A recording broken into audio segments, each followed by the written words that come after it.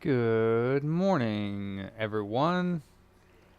Once again, if you need a repair done, you can head to computerbooter.com, which is on the screen there, and you can message us through Discord or Instagram or Facebook and get a hold of us and talk about mailing in a repair if you need. Otherwise, stay tuned for some more of this Color Classic analog board, which I'm pretty much done. Just need to solder in all the caps, and I have one left to find that I didn't know where it went. So I gotta look on the board and find out where that one goes.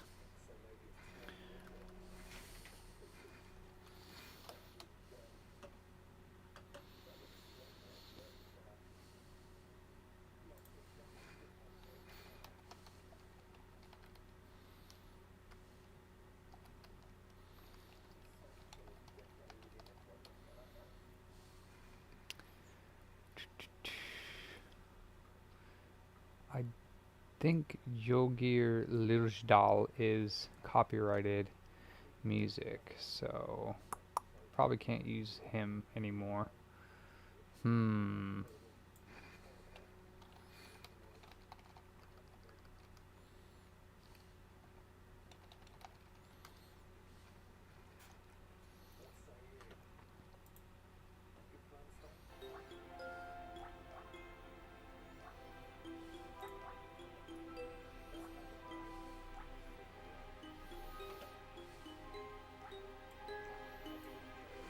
Okay.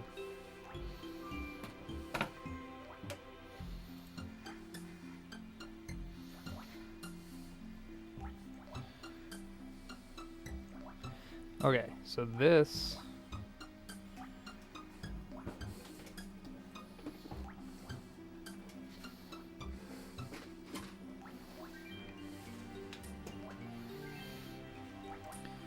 is a 10 microfarad 16 volt cap.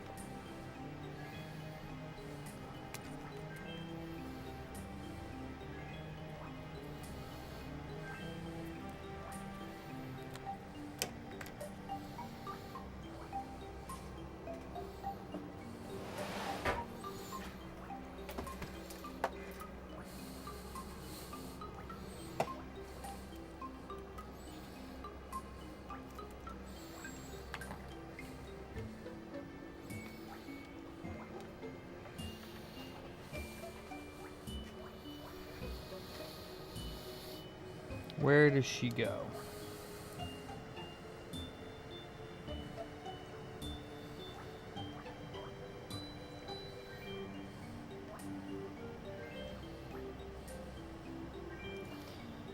Is it under here?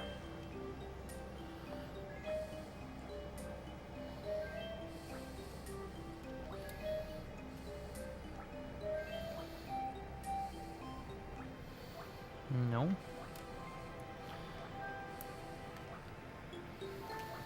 Is there one on the neck?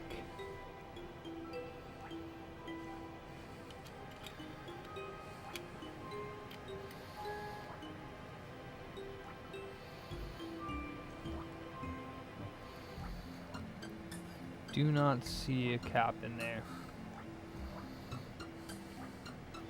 So there's like a crazy phantom 10 microfarad cap. I have no idea where it is.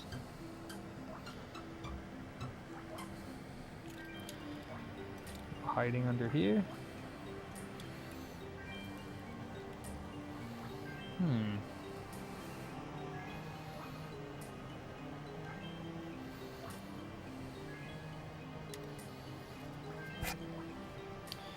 Well, let's see the diagram.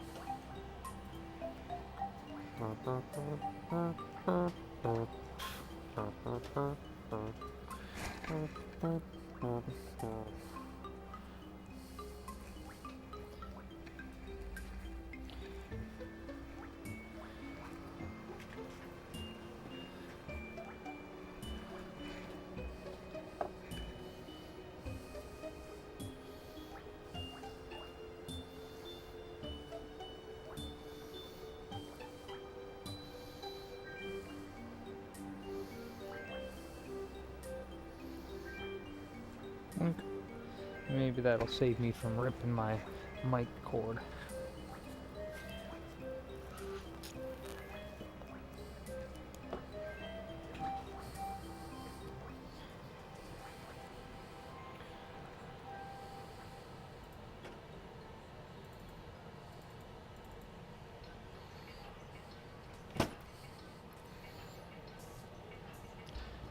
Microfarad 100 volt. What is this?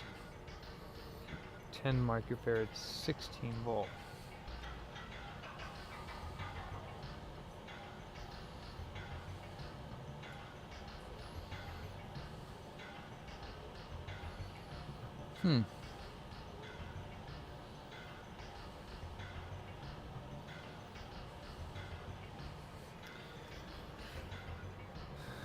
Doesn't appear to be on this board here. 1 microfarad, 10, 100, 100, 133, 101.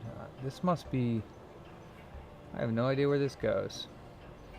This is an extra cap in that kit. 100, 2.2. Oh, 10 microfarad, 100 volt. Goes right here. That's the only one. And it's already in there. As far as I can tell, let me double check. Yeah. Already replaced it. 10. That's the only 10100 in the board, so they must have just given me an extra 10100. Very confusing. Alright. Now that we got all the caps in, I'm going to double check the orientation on all of them, just so that nothing blows up.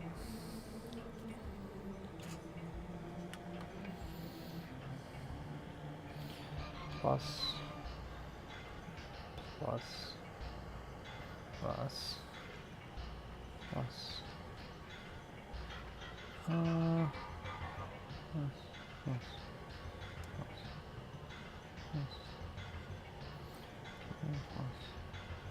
plus, plus. Perfect. Plus, plus, plus. This one, plus on top, plus on top, plus on top. Oh. No, that's right. Plus to the left. These ones, plus to the left, plus on the bottom, plus on the...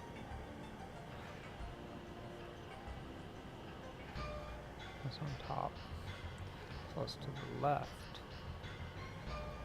No, plus to the right. Plus on top. Plus on the bottom. Hey, Scott.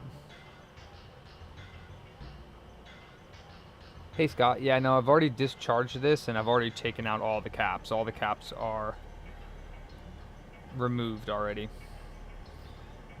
and replaced. These are plus, oh, yeah, plus on the bottom, plus.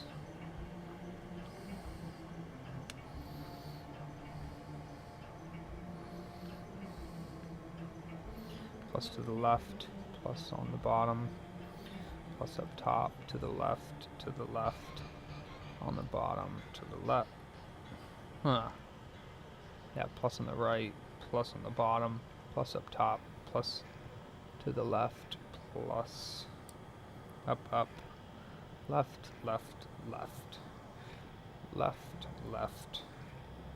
bottom, top, right, top, left. Okay, all of the caps. Yes, this is a... Haha. Yeah, dude, I went home at 3... What the fuck time did I go home? Oh, I went to bed at like 11... Or I went to home at like 11:30 yesterday.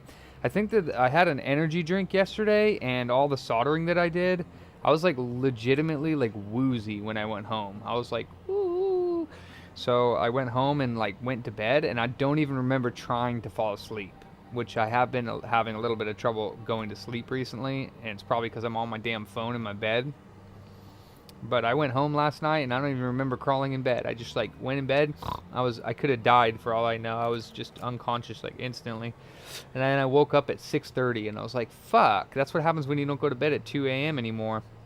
You wake up at the ass crack of dawn. So I woke up at 6:30 and I was like, now what am I going to do? So I got up at like 7:30 and had my coffee and I was like, all right, I guess I'm going into work early because usually I wouldn't be here till like 11 or 12, but I got here at like 8 and I was like, what the hell am I doing so early? I have no idea. Anyways, all of the caps are already replaced on this. Console 5 was nice enough to send me one extra 10 microfarad 100 volt cap. So now I just gotta solder them all in. Hooray! Legs galore on the bottom of this thing. Legs galore.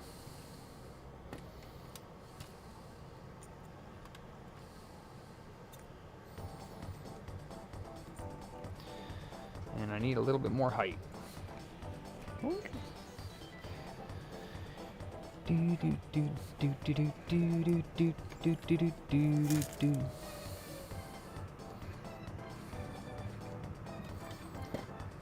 And I think I might have left my FR301 on overnight because I think what happened was I was leaving and I went to go check it to turn it off, and I turned it off and then I was like, oh no, wait, I gotta clean it. So I stuck my cleaning pin on it after I turned it back on, and then I forgot to turn it back off. It's happened a couple times. I just left the damn thing on.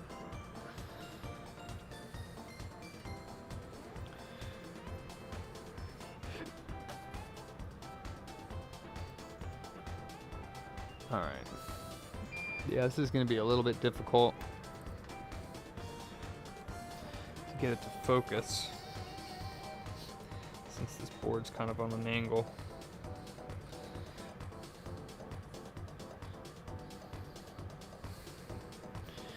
Time to get to work.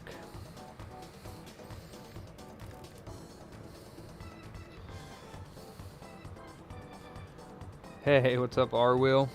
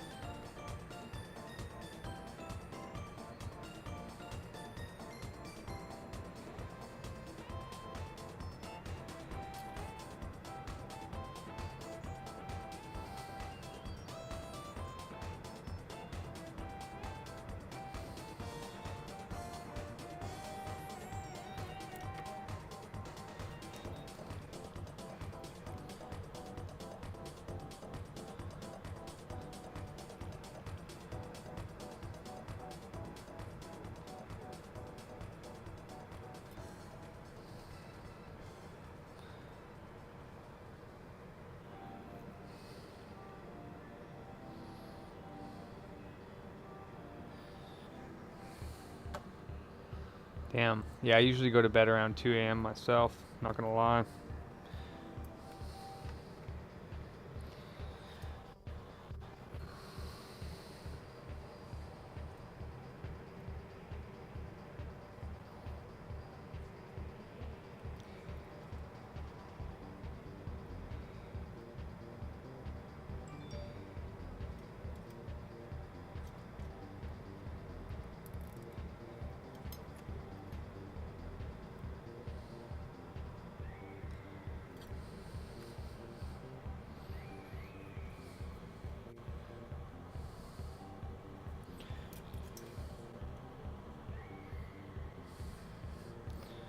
I love it. R-Will, I love it.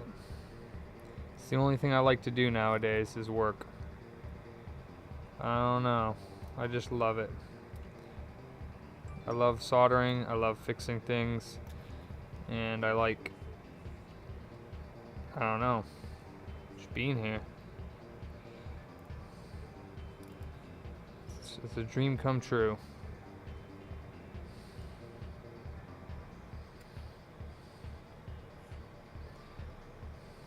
Being able to do this for a living is more than a dream come true for me.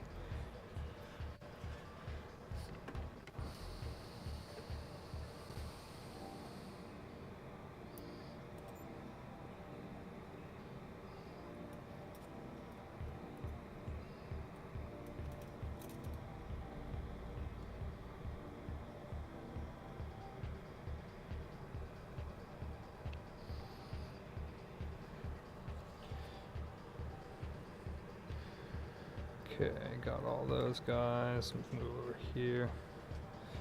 There's a lot of caps on this board, I'm not gonna lie. There's the voltage mod that I need to fix. Hopefully it does fix it. Doesn't break it more. What I need to do, apparently according to the document that I looked at, I have this done wrong. So you score that trace, and then this guy is actually supposed to go over there.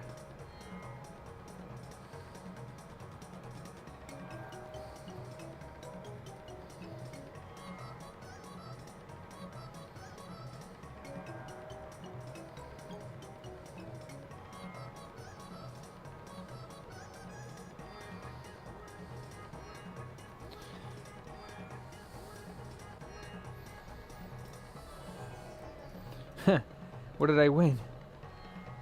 Yeah, for sure, bro. All they want to do is sit around and do nothing. Play video games. Not going to get you very far. I'll admit, when I was young, that's all I did was play video games too, but I still had passion to do something and drive.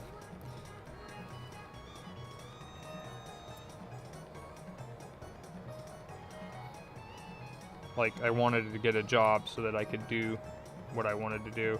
I don't like that. I'm gonna redo this.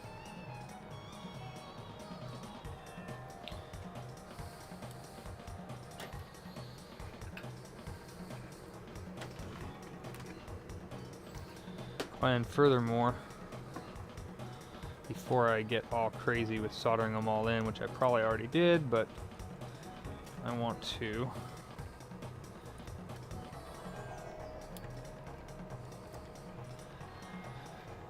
use my hot glue gun, because there's a few of them that are supposed to be glued down for some odd reason. These ones were glued together.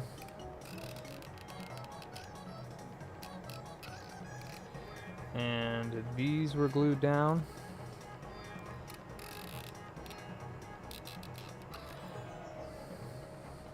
I'm not sure why they're glued down, but there's got to be a reason behind it.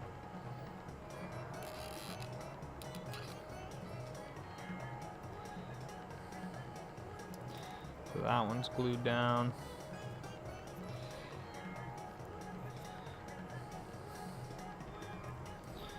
And then this little dude was glued down.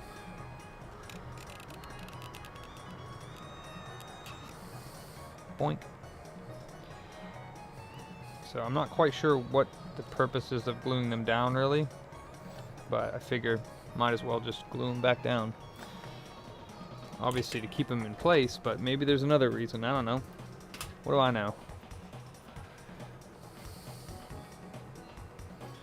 And no need to have the microscope, I'm just gonna solder them back in real quick, because there's a lot of them.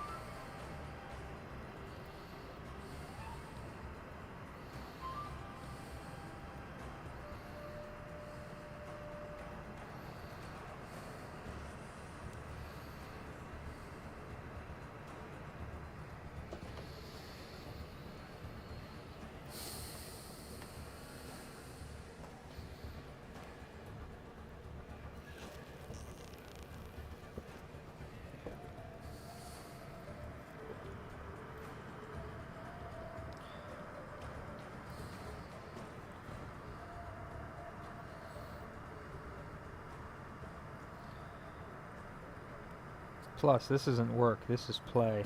This is my color classic. My Mystic. Yeah, buddy. I got OS Con caps coming for the motherboard, which are like solid electrolytical caps. I mean, I guess they're not electrolytical at that point, but I don't really know exactly what I'm talking about. But yeah, from what I understand, those ones don't have anything to leak. The OS Con ones, Panasonic's, and they're like real low ESR, real good caps. And I was watching this other guy on YouTube that does a lot of his retro Mac stuff, and I have a shit ton of retro Mac stuff. I used to be really into collecting for the Mac, since it was like the first computer that I ever used was a Mac SE, little black and white screen dude. And since I grew up on that, you know, I have really fond memories of that Mac SE. So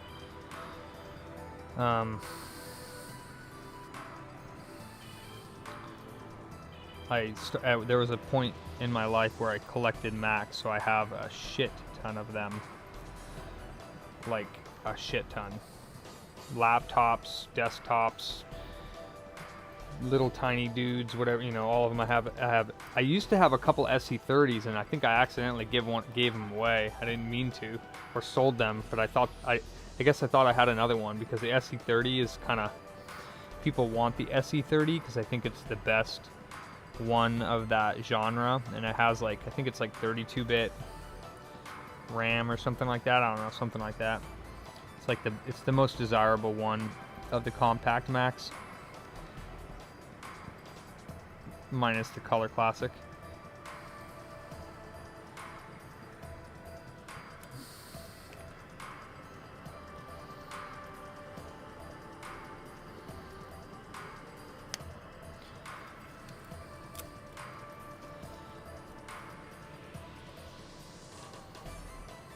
I think the Color Classic might be my favorite Mac that I own. Might, quite possibly.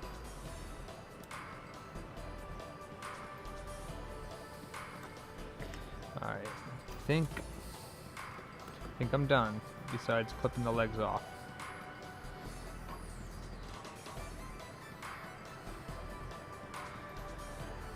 Just take a look around, make sure there aren't any empty ones.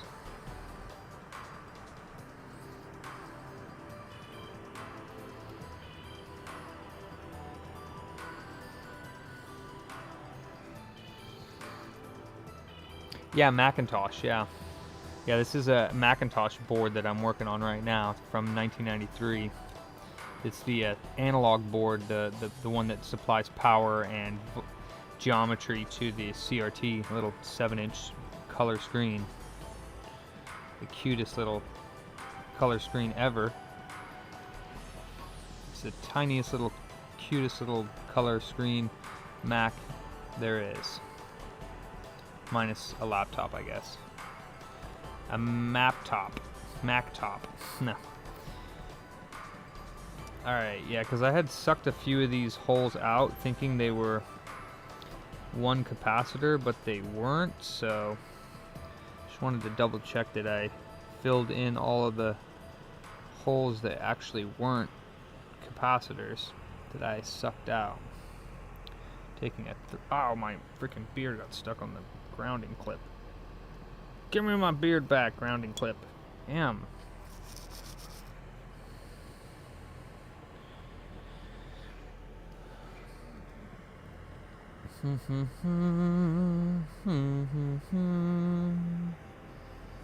Booter's back. Back again.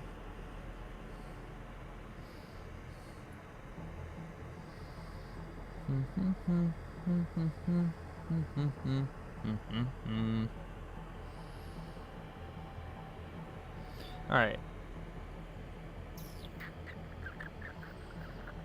Looks good to me. So let's just do that last little mod thingy. Well, let me clip off the legs first, and then we'll do that last little mod thingy.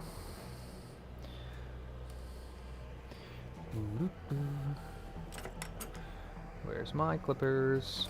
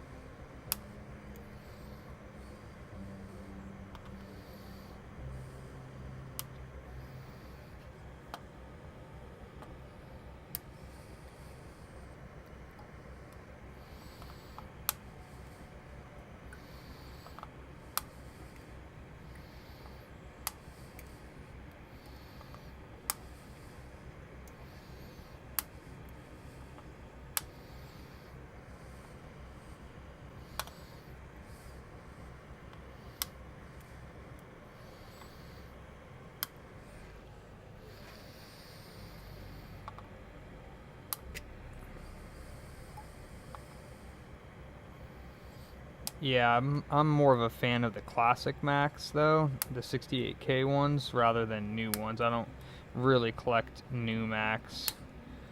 I have, as far as classic Macs go, I have a Mac. I have Mac SEs. I have Mac Pluses. I have a 128K Mac, which is like the original compact classic Mac that came out.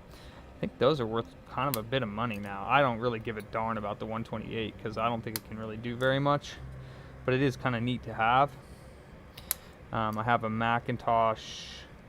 I guess, I mean, if you're like really know what you're talking about, some of them are Apples and some of them are Macintoshes, and they are different apparently.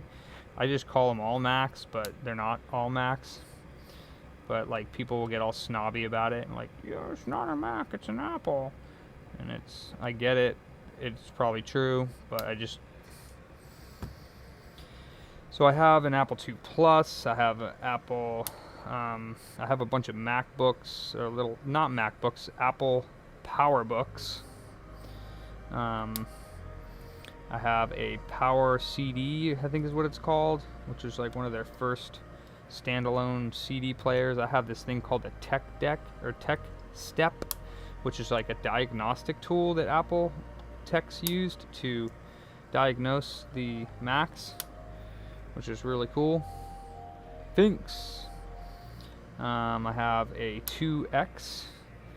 I have a beige G3. I have 2 iMacs, the old bubble CRT ones. I have one in the box, and I have a special edition graphite one, which is also a computer that I grew up on. Really, really like that computer. Had an ATI Rage Pro 128 megabyte card in it. Could play Quake 3 Arena. Heavy Metal FAK. Halo 1 was supposed to come out on the Mac too originally. It was a Mac exclusive, and then shit went down and Microsoft bought it and it was down. But I was following the development of Halo originally on the Macintosh. Apple. The Apple. That's fucking awesome. I missed one. So yeah, a lot of people probably didn't know that Halo was supposed to come out just on Apple, on Mac, at first. And I think Microsoft made the right choice in buying it because it's extremely popular and successful.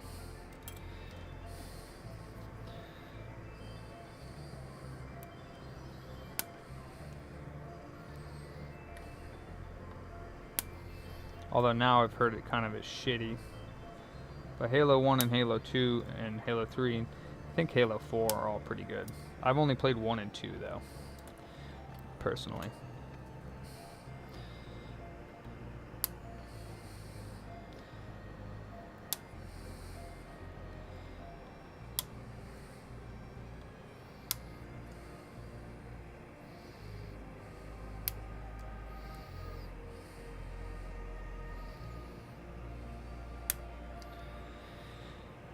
Whew, a lot of legs.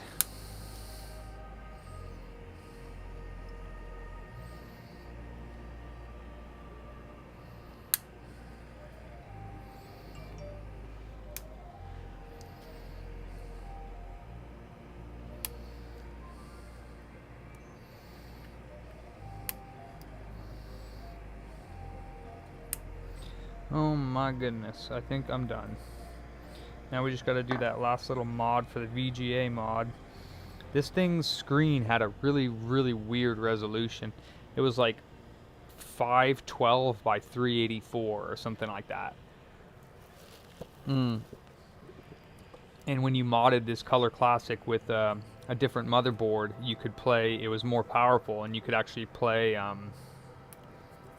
like Marathon, which is another Bungie game that a lot of people don't know about. The people that made Halo, they first made a first-person shooter called Marathon 1 and 2. I think the second one's called Durandal.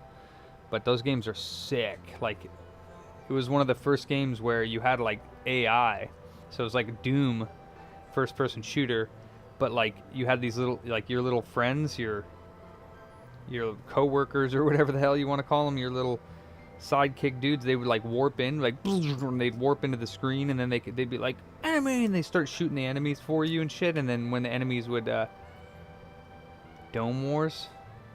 Yeah, and the enemies would get killed, and they'd be like, area secure, and they like, and they disappear. But there was a map just like Doom, and I thought it was better than Doom. Way better sound effects for sure. It was friggin' awesome. Dome Wars, huh? Was that kind of like the one with the tanks where you shoot each other? Because that sounds like a kind of like a clone game.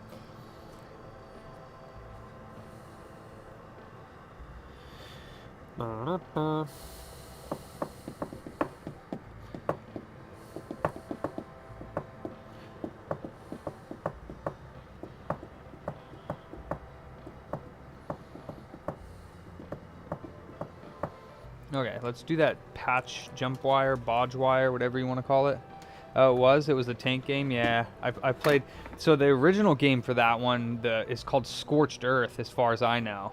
That one was sick. Scorched Earth is still a lot of fun. It's got like burrowing missiles where like it would like hit the ground and it would be like and like burrow into the sand, and then the sand would collapse and your tank would fall, and if you fell too far it would hurt you. It had like nukes and all kinds of crazy weapons, and it was super basic graphics, but it was an awesome game. I remember playing that game in Network Wars and stuff. There's another really fun classic Mac game called Bolo, which was like you were these little tanks, and they were like little like top-down view, and you could like move around the screen on this little tank, and that game was a lot of fun too. Kind of reminds me of another game that I played called Return Fire. Return Fire is awesome. And actually, I didn't realize recently that there was a second Return Fire, but they made that one like fully 3D. I'm not sure how well it works. Okay, here's the mod. Let's do this.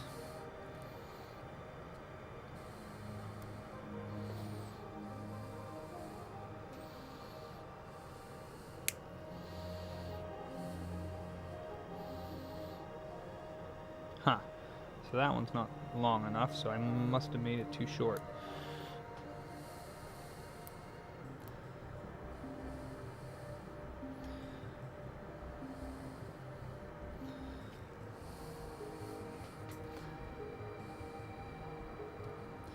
Yeah. From here to there.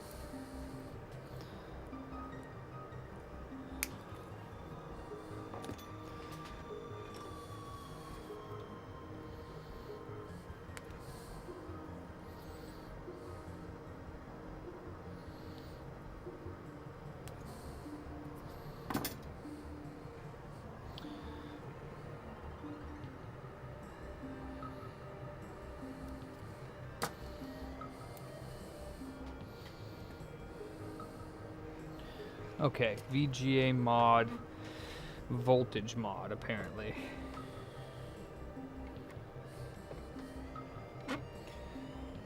So this apparently brings down the voltage on some of the components on the high voltage area for the CRT to make them last longer. Something like that, I'm not quite sure.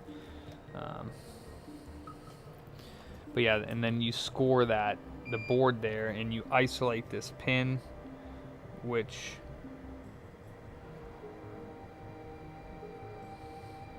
I guess, stops something, voltage from going somewhere.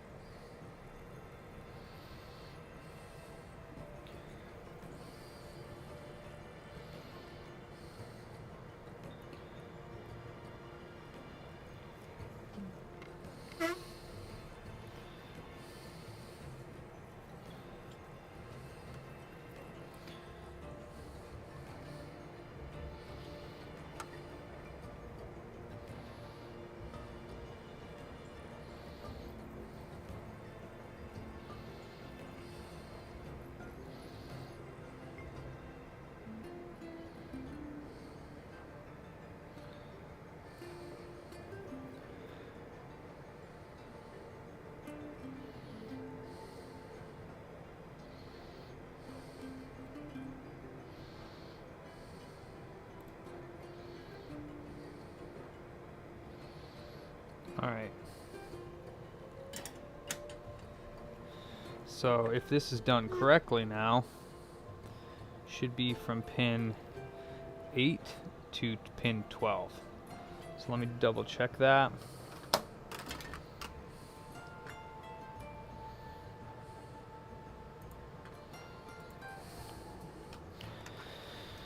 Color Classic 640 by 480. High res upgrade. Not the high res upgrade, the VGA video modification. So it says the Color Classic has a built-in screen of 512 by 384 with the somewhat hidden option to get 563/84 in a pinch. As many people have noticed, isn't much screen real estate. Most games made about 94 require 640 by 480 minimum. And even if you're not playing games, a little extra screen, or in this case about 45% more, never really hurts. Okay, blah blah blah. There's another one that's not recommended. You must use a logic board other than a stock, Color Classic logic board. The CC board will not output a VGA signal and will be unable to drive the monitor. Okay. Power pin isolation. Pin 8 to left of pin 7 is clearly marked, blah blah blah, must be isolated, blah blah blah. Blah blah blah, blah blah blah. Photograph one of the underside of the analog board around ZP1 with pin 1 isolated.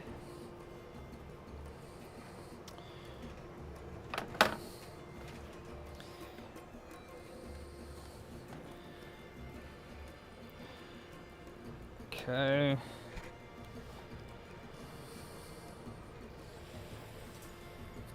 This is the key difference between the VGA mod and the so-called high-res mod. The voltage added to pin 8 is 68.4 volts, give or take a small margin. In this modification, while in the so-called high-res modification, it is 80 volts.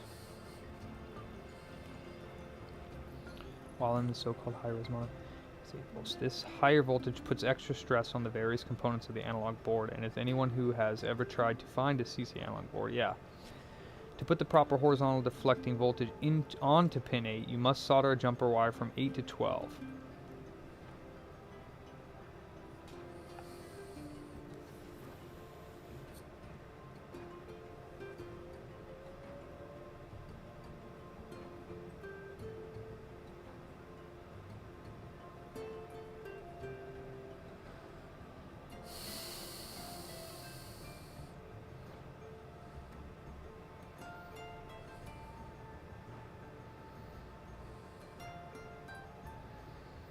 Okay, so this is the part I don't understand. I didn't modify the wires in the harness, as far as I remember. But I also didn't do... To allow the read off short explanation of sense coding. Blah, blah, blah.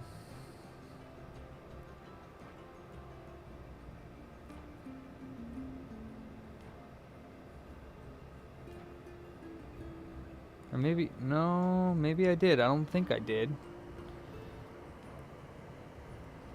Oh, J70, oh, I did. Okay, so J78, I did remove it.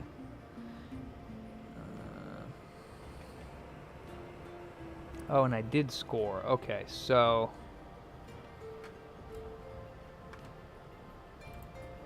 So it says remove jumpers J78, which is... down here, right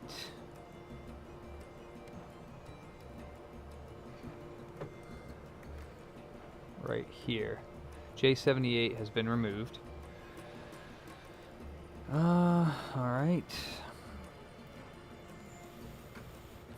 Once pin 20 has been isolated, you must solder a wire jumper from pin 20 to pin 24 on the analog board connector. And isolate pin 25 with a Dremel.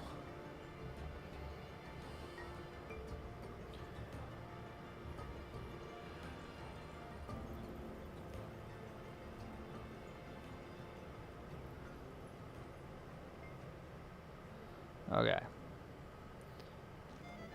Once pin 20 has been on, you must solder a wire jumper from pin 20 to pin 24 of the analog board connector. See, I don't think I did that.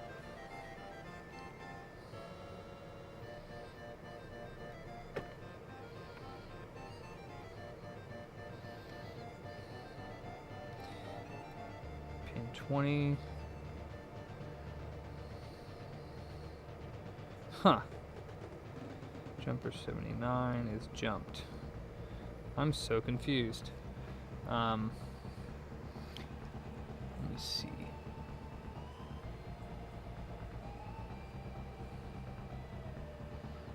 Huh. That's super weird. J79 on his is not soldered. Oh, that's weird. Mine's different, but it definitely works because I already did it. Maybe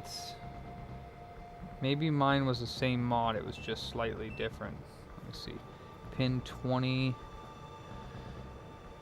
and pin 20 and 24. 21, 22, 23, 24. Definitely not.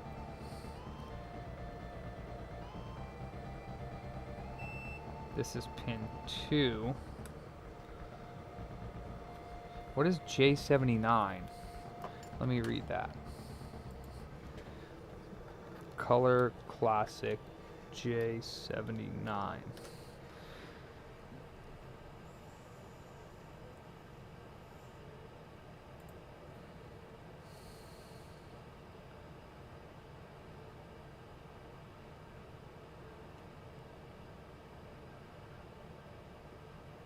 People emulated the after found some solution. Thanks to James.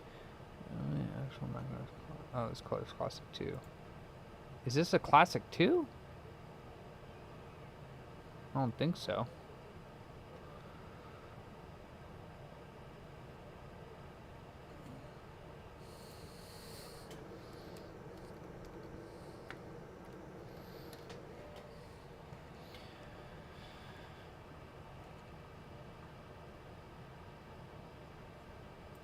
Well, let me see what this dude says. Well, hello, my friends, and today... Hello, my friends. Alright. So he removes J78.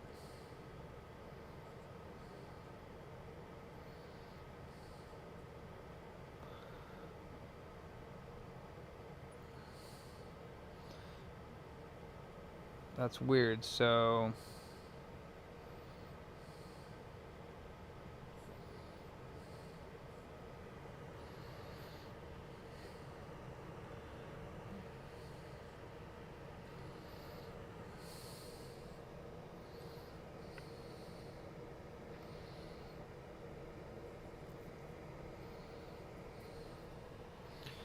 Why does he cut that? Why does he cut it there? Okay, so he scores that and he scores that. Man, there's like so many different ways to do this mod.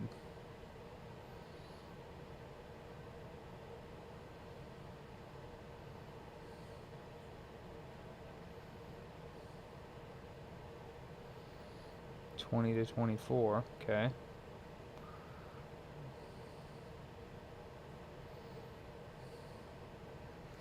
Alright, well, mine's isolated down here. Oh, wait. Nope. How the hell does mine work if I didn't isolate any of this? Man, I am so confused. I thought I cut that, but it looks like I didn't.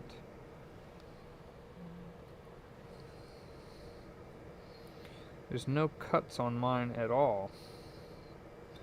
Just pin 2, no, 3 is connected to pin 20. No. 20, 19, 18, 17. 17. No. Pin 20. Yeah, pin 20 is connected to pin 2. Pin 2 is connected to pin 20.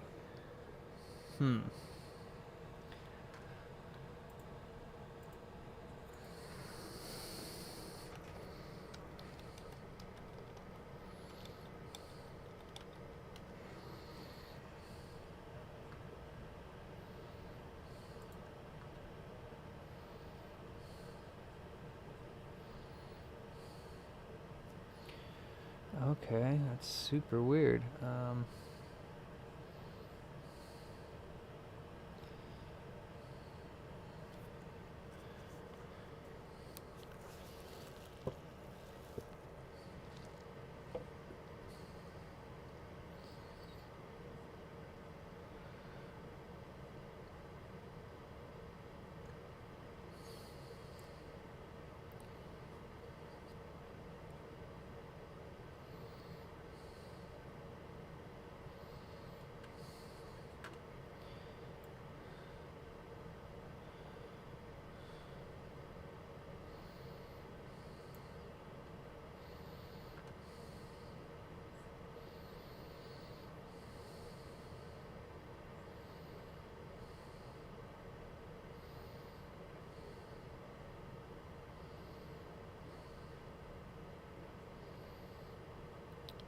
Like an arcade machine, Luke?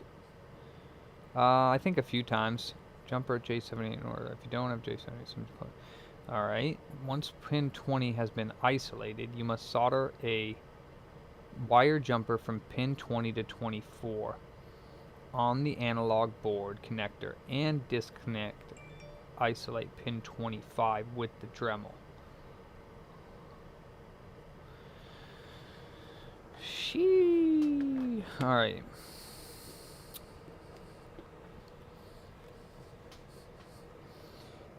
So pin 20, 1, 2, 3, 4, 5. So yeah, that's the one that he disconnects.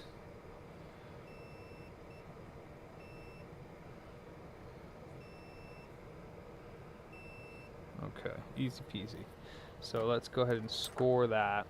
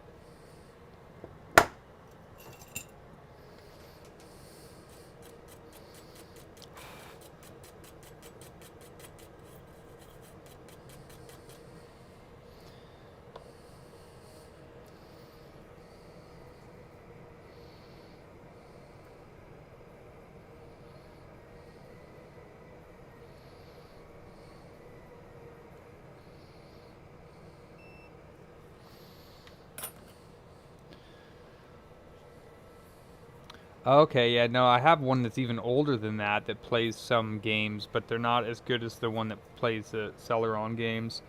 But I have one that plays some funky ass games like Craps and this like game show trivia where you like answer questions.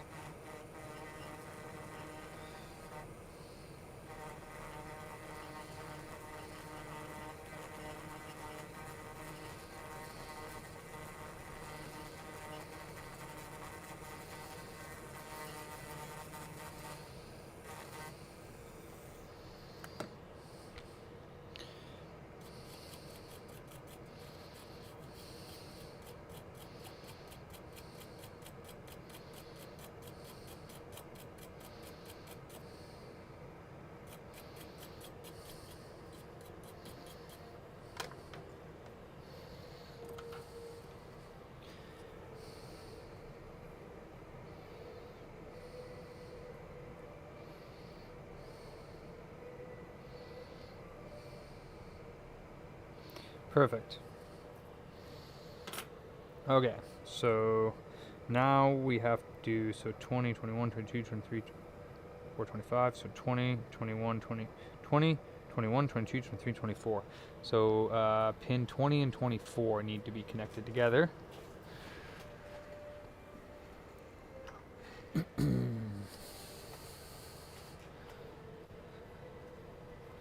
That'd be pretty cool, Luke. Yeah, I don't know much about the Mega Touches, but I mean, yeah, you should be able to do that no problem.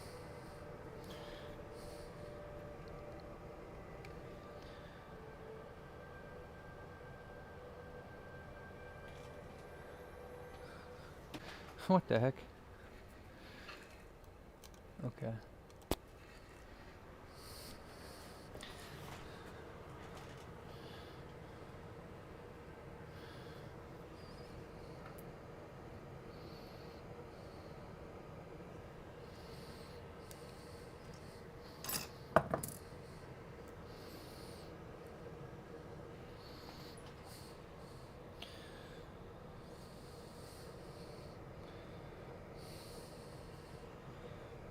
Twenty, 21, 22, 23, 24.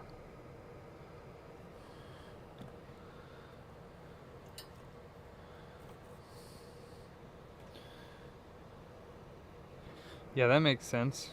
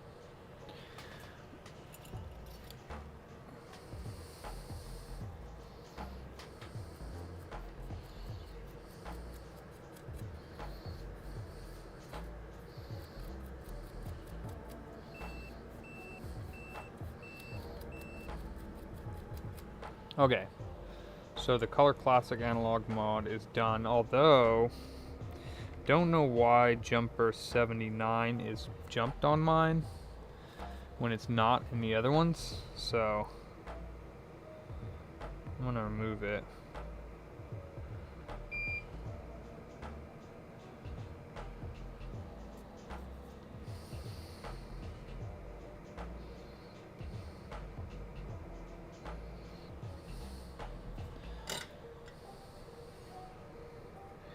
That's probably some sort of sense line as well, and it was probably a different mod, but I'm gonna do the one that was recommended. So maybe that'll work better.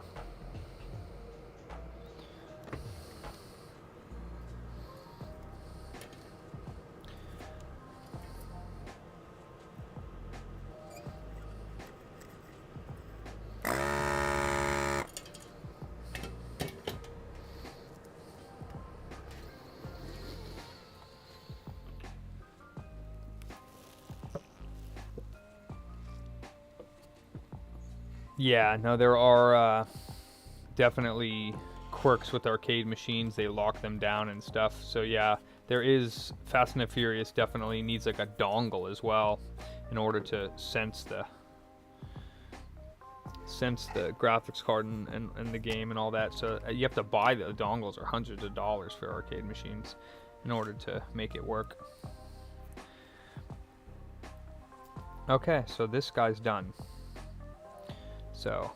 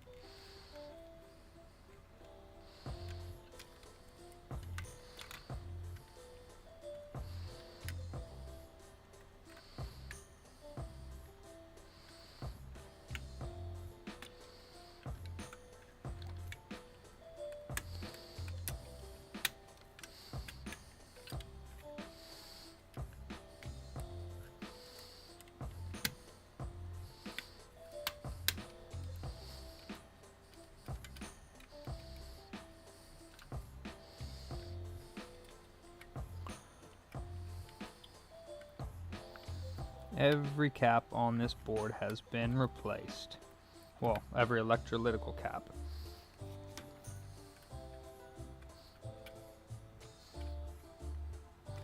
So my Color Classic hopefully should last for years to come.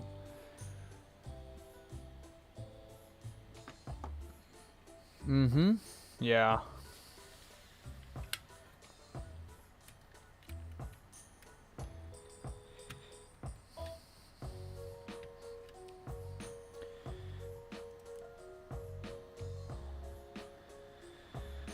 Okay.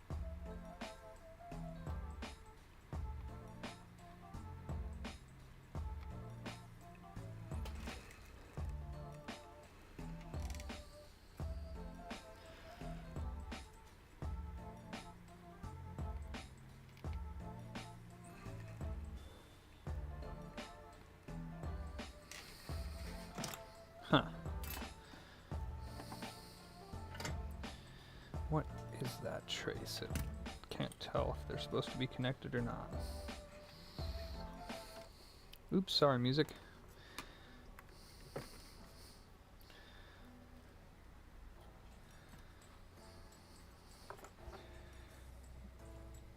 Okay, they are.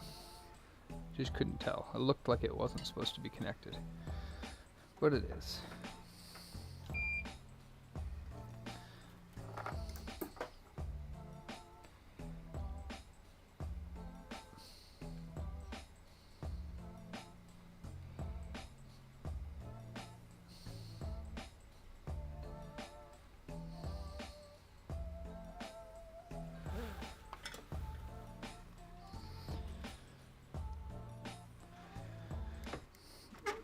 Oops.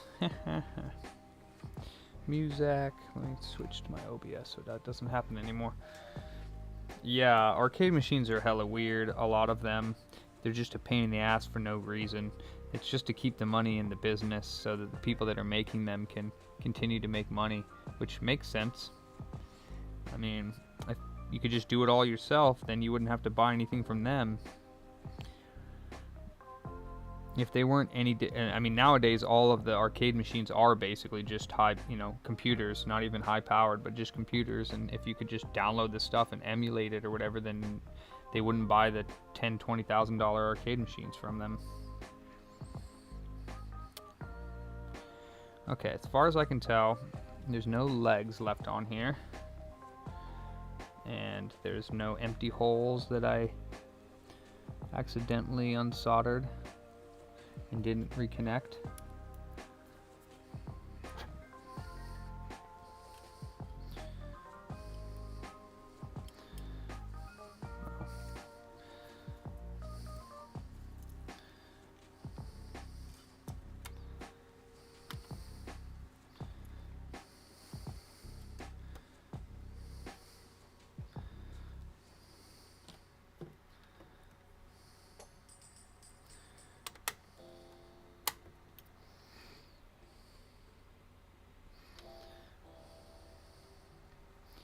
Yeah.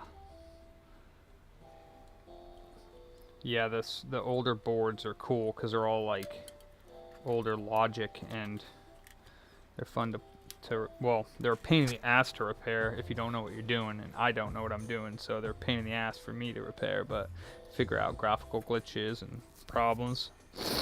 But I have a lot of equipment to try to work on them, but I haven't.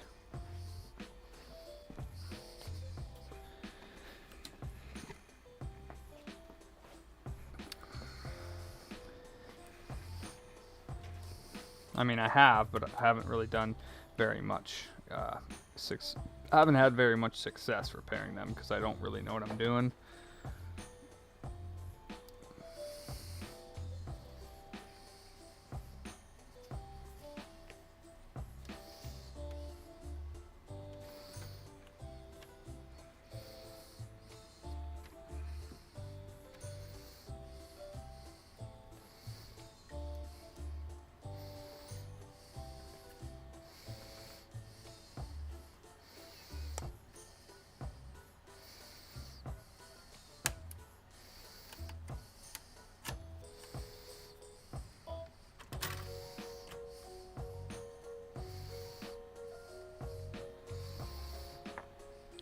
Okay, the board is back in.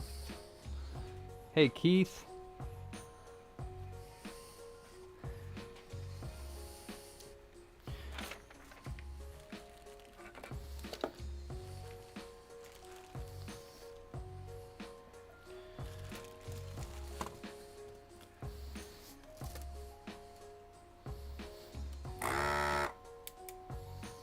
Just turn that thing off. I'm done with it.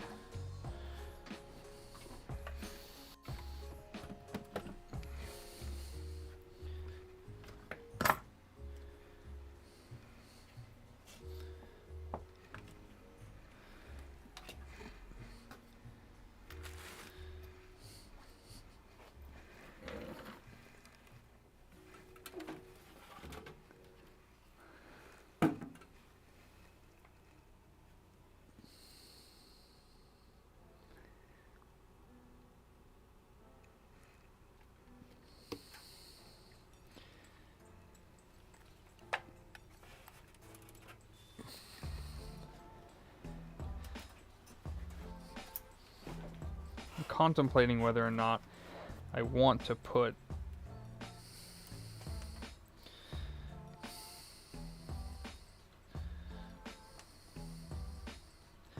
this back in, because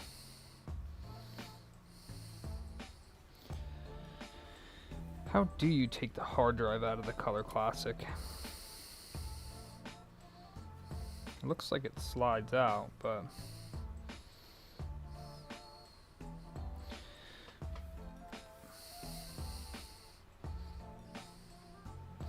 yeah, you know what? I think I'll leave the analog board out for now because I'm going to be getting the SCSI to SD and the spicy o'clock, which I'm going to have to. Hey, radio. Yeah, absolutely, man. Anytime I see a live, I love watching and learning. That's fun stuff. Yeah, I'm going to leave the analog board out because I have other stuff on the way for this. And if I put all of it together, then I'll have to take it all apart again, because I think in order to get to the hard drive, you got to take the analog board out. I could be wrong. Actually, I think I am wrong, but I'm still going to put this aside for now. Yeah, that's interesting stuff, man. That tool that you were using for the RF or whatever, that was pretty cool.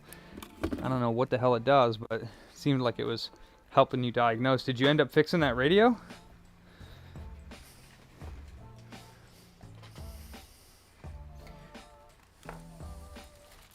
Here is the LC575 board, which I ordered 60 nanosecond video RAM to replace this video RAM right here. Because I believe this is the video RAM. And it's Mitsubishi.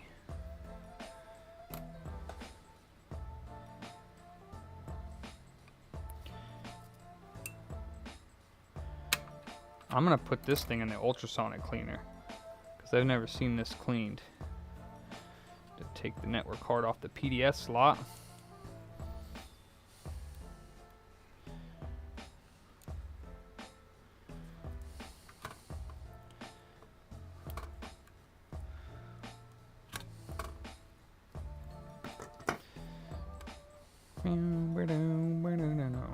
Yeah, this board is filthy, so hey Sypha, you built a signal tracer. That sounds legit. Oh nice, you got it going. Yeah, I had it up on the side over there when I started my stream, but I wasn't able to pay attention to it. That's great. You found, so there was another one that, I know you were working on the one transistor that you took off, and you must have found another one that was bad. That's awesome. Yeah, that is a Mystic, Luke. This is a board. This is what makes it a Mystic right here, is this motherboard. This motherboard comes from an LC575, and it has a full 68040 processor in it, which is what the Mystic is. So I actually ordered the back of this motherboard, sticks out of the back of the Color Classic, and there's this plate that goes over the back of the Color Classic that exposes the oh no, you know what? Yesterday I was soldering a lot and I got woozy at the end of the day, so I wanted to make sure today that if it had anything to do with that. Yeah, so this is the LC575, and actually it's a really dirty board. So I'm going to put it through the ultrasonic cleaner, but first I'm going to remove these old caps in preparation. But yeah, this board is... well, actually, maybe it's not filthy. It just has this weird sheen to it. You gonna focus for me, buddy? I don't know if that's dirty or what. I don't know what that is. Just looks weird. I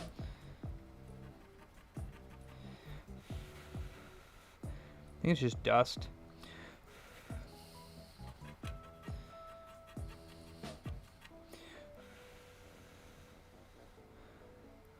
I don't know, I guess that's just how that board looks. It does have some dust on it, but maybe I don't need to ultrasonic it.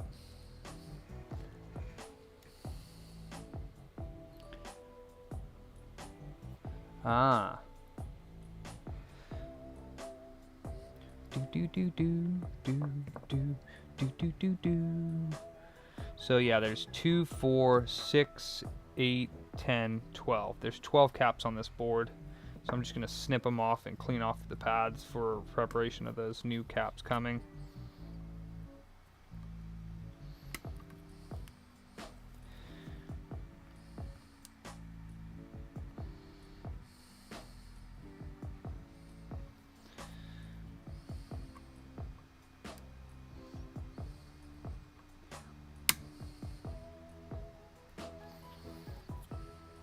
Could use heat, but I'd rather not.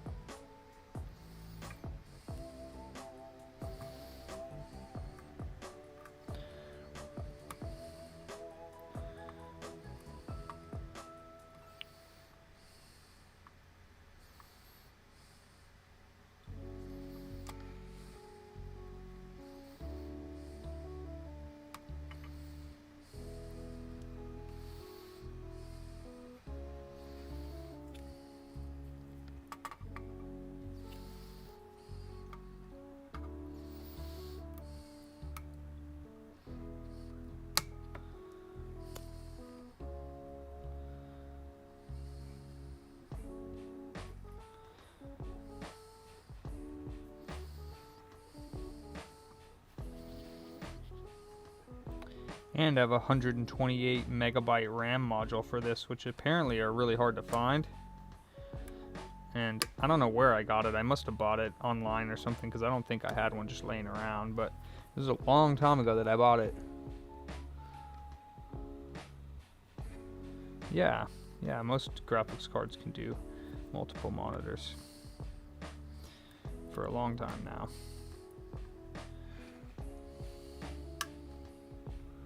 Oh, off each port of your 2 GPUs. What's up, Glenn? Alright, 4 more to snip off.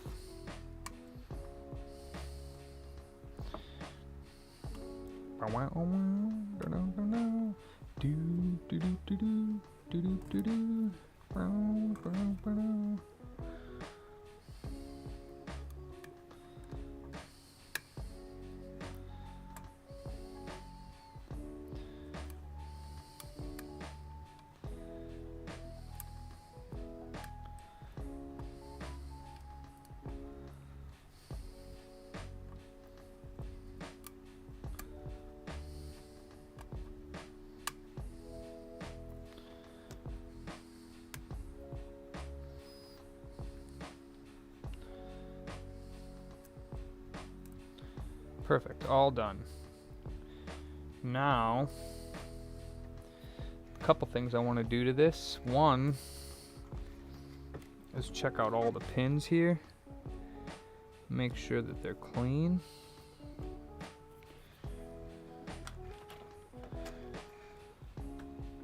You want to focus for me today? There you go.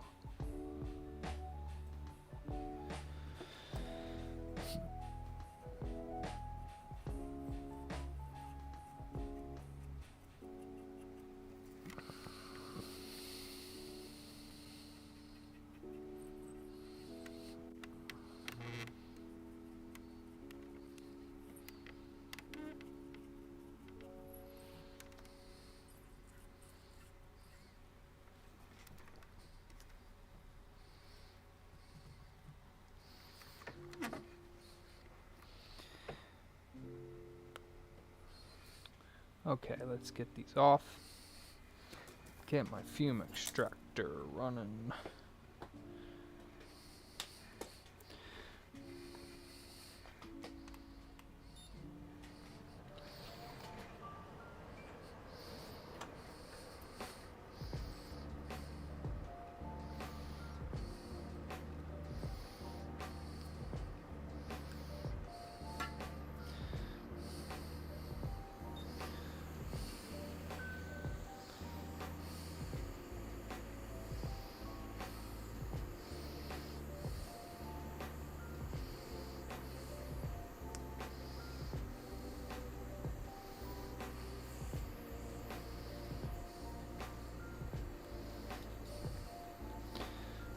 darn end from my fume extractor here always gets melted, so I always have to like heat it back into shape.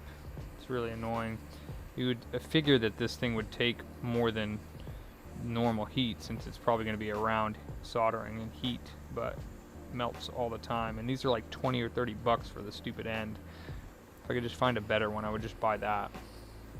I don't even like this end. I want one of those ones that's wide, the wide like rectangular looking ones, but I don't know where to find one. Or maybe I do know where to find one, but I don't know if it's going to fit on the end of this tube that I have.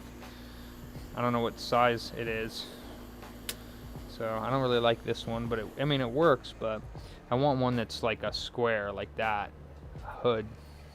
Every day is a good day, yeah. Oh yeah.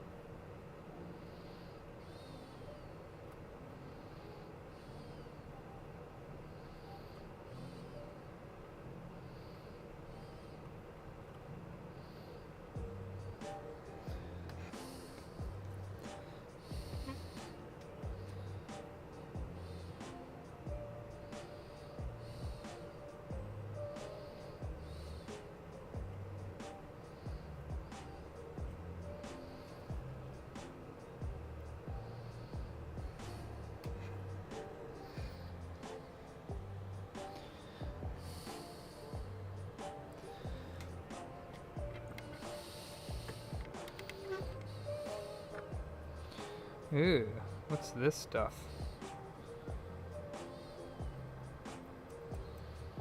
I don't like that.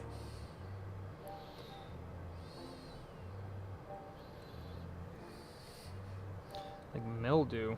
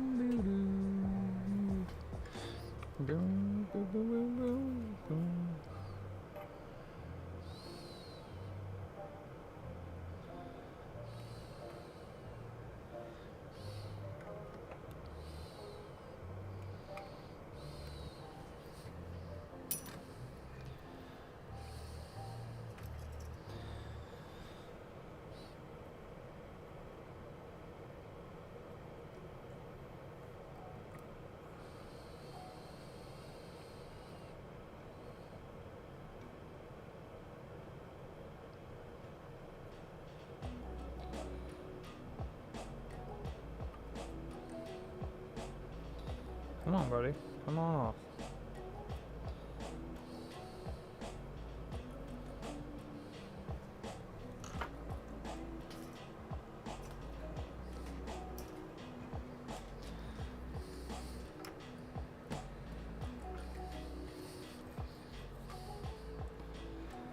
Booter's back. Back again. Repairing shit. Breaking shit. Starting fires. Booter's back.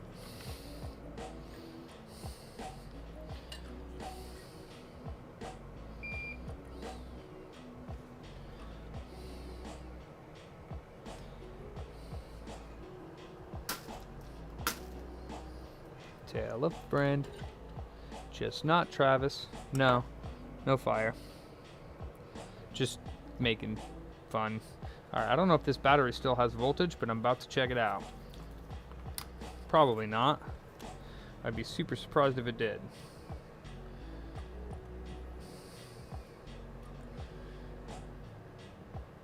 Yeah, no.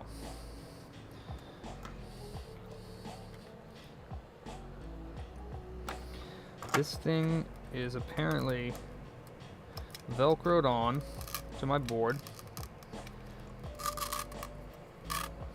And I guess computer clock battery may explode or leak if inserted properly, recharged or disposed of in fire.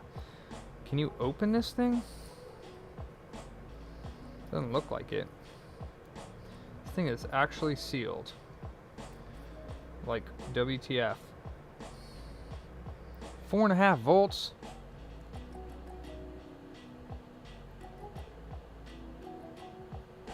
I like probing it. Yes, I do. Hey, Raul. Not many, actually, Raul. Not many.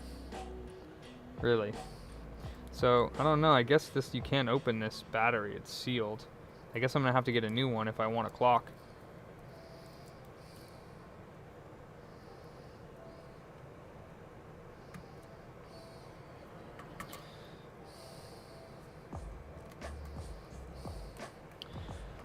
Okay. Oh shit, there's two more. Two more that I forgot to remove. Oops, sorry, microscope.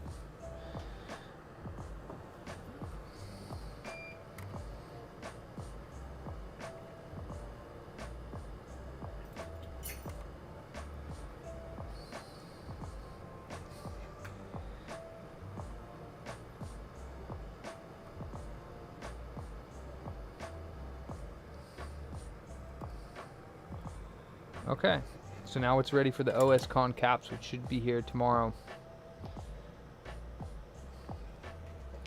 Same shit, different toilet. That's a good one. That's what I like to say. I mean, I am waiting for the caps to come, so I might as well throw it in ultrasonic for a couple minutes. Might as well. Won't hurt anything. Take the battery out. The battery that's dead. Plus, I want it to be beautiful.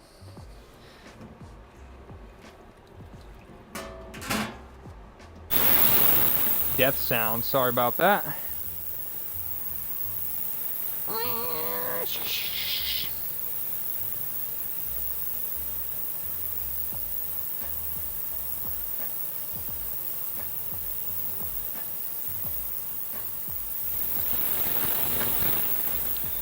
All right.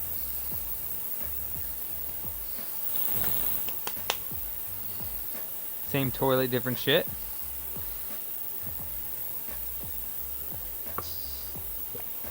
What's up, Mikey Mike? You know what I think would be fun to do? And I really hope that I left this unplugged, but I'm pretty sure that I didn't.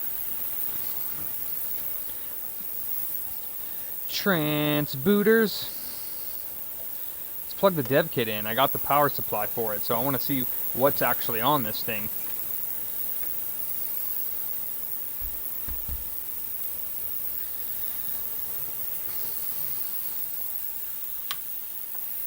But I have a feeling that I accidentally did not plug in the sidecar, which means I gotta open it back up to plug the sidecar in. But I'll double check real quick.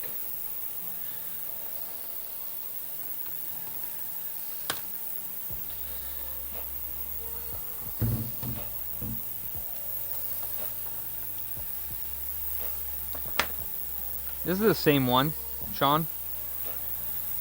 Yeah, the same one. Weren't you in here when I was working on this before? Yeah, XDK.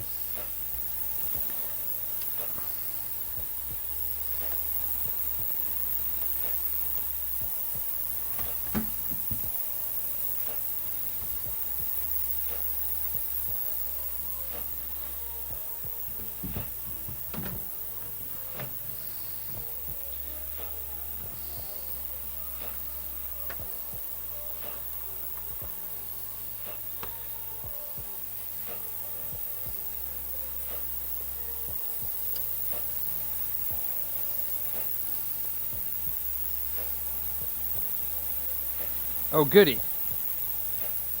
Oh, goody. I left it plugged in.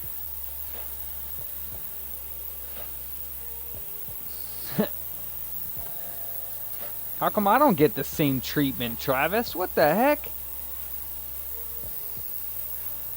What the? He comes on and just rags on me, but Sean gets sexy bitch? What the? You're fired, Travis. Get the hell out of here.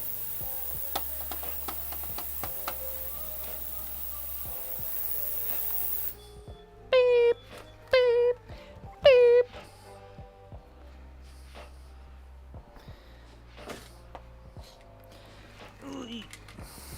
What mistakes? Shit, Travis. Be careful, you're gonna get on the NAMBLA watch list.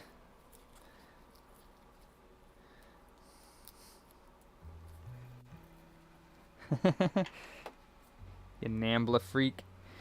Alright, let's see.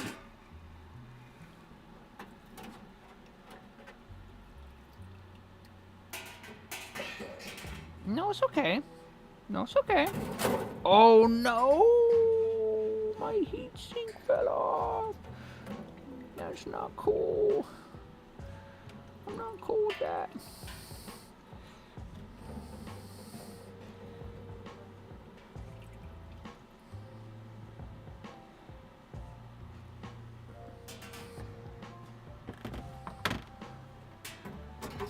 Well, I guess the ultrasonic thing does a good job if the heatsink fell off.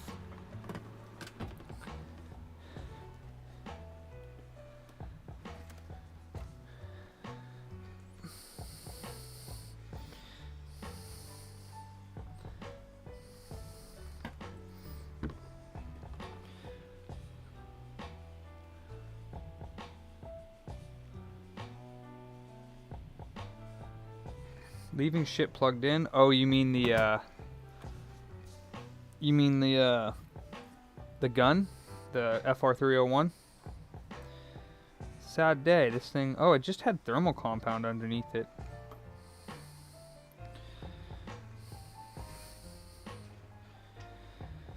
Really? Had it stuck to there with thermal compound? That's all I put on there?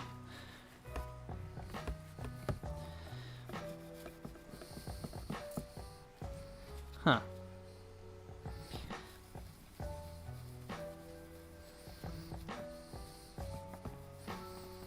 Oh no, it looks like there might have been some super glue around the corners.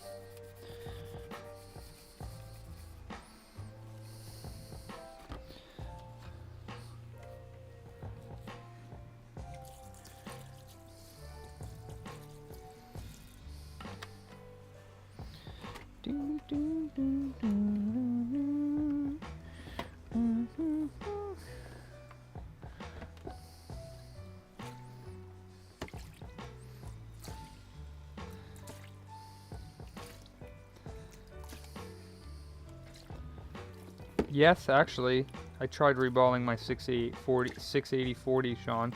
Didn't go too well. So that's why I made it a mistake. Color Classic. That doesn't really make much sense at all, but neither does your question. I gotta get shirts made for that, Sean. Did you reball it? Did you try reballing it?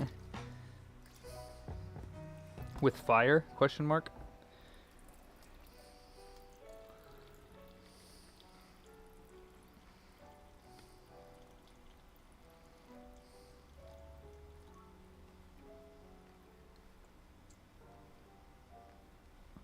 Now she's super pretty.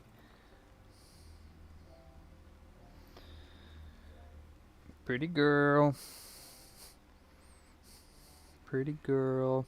That stuff is amazing. It does so well against thermal compound, or the not thermal compound, the flux that I have. So stoked that that works.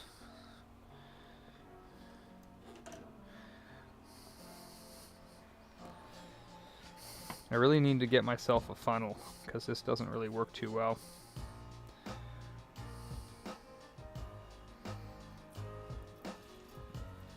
I did a pretty good job this time. Usually not so much.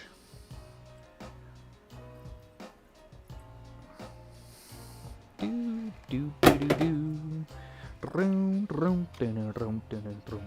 Beeps. Beeps. That is a LC575.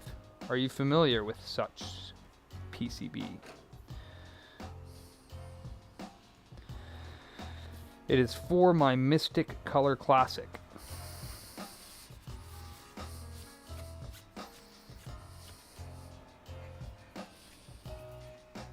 Alright. So here's the VRAM for that, which I ordered upgraded stuff from Drake over in Europe. I think, wait, he's not in Europe. Hold on. I ordered the Blue Scuzzies from Europe. Do do do do. And the Spicio clock from Japan.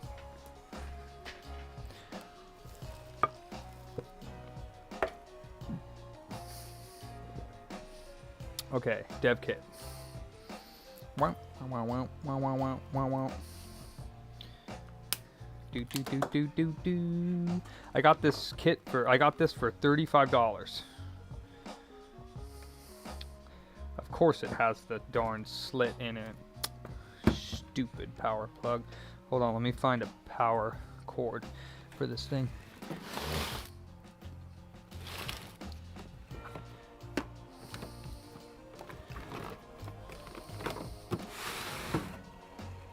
If I would have known the 213 watt power supply was like 2 inches longer, I wouldn't even have bothered looking for it in my stuff because I don't have it.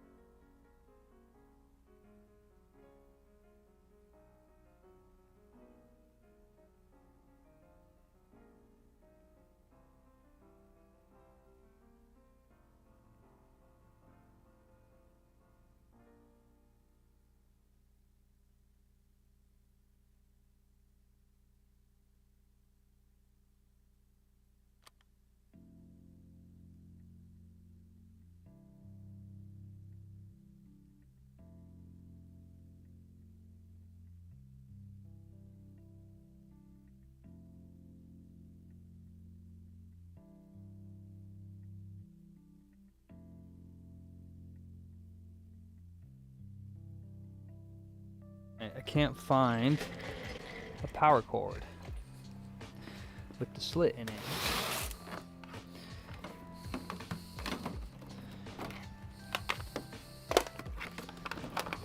Do I have one? Nope.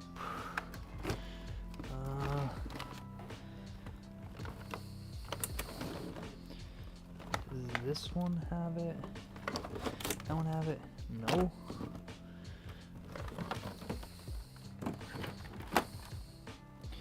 Neither of those have it. This one doesn't have it. Oh my gosh.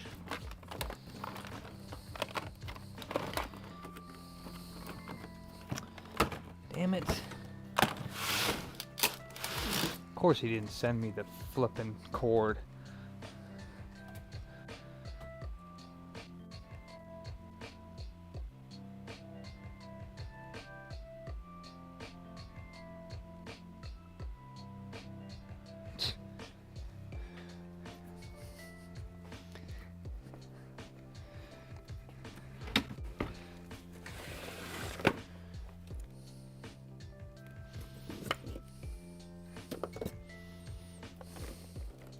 I really don't want to hack it up. I don't. I really don't.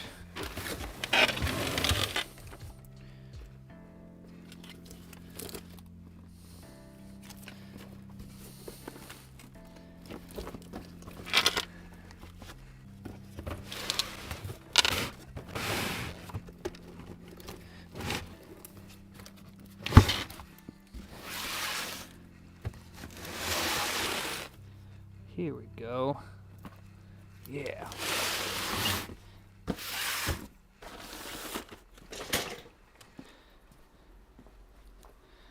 Looks like my gloves just gave out.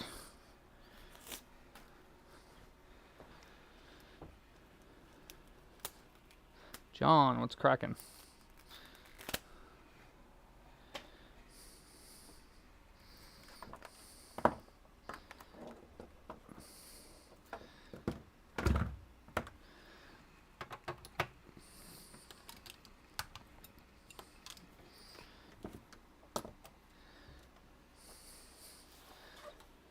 Hey Vic. Alright, let's plug this guy in with the dev kit power supply.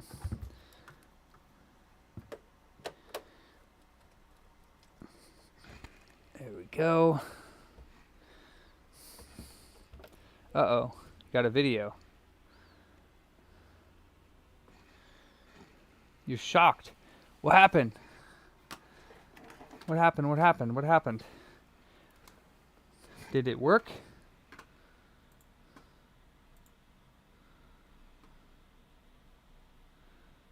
Oh, are you talking about oh, you're talking about Phil, I'm assuming.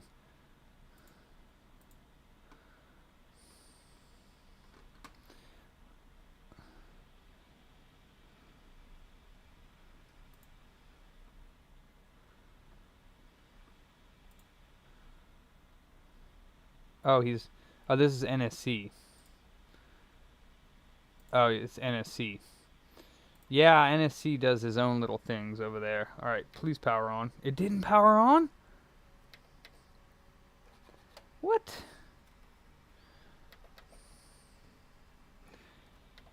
It's not powering on.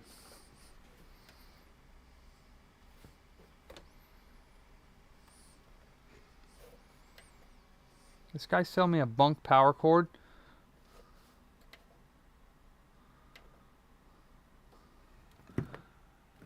Did this guy sell me a bunk power cord?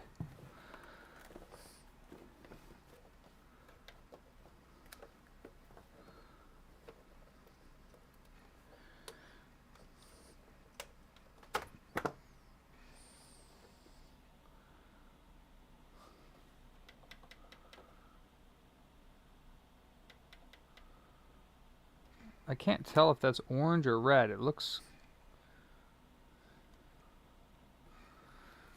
Yeah, no, NSC, like I said, he does his own thing, man. I know, that's red. Alright. So that's orange and kind of slightly red.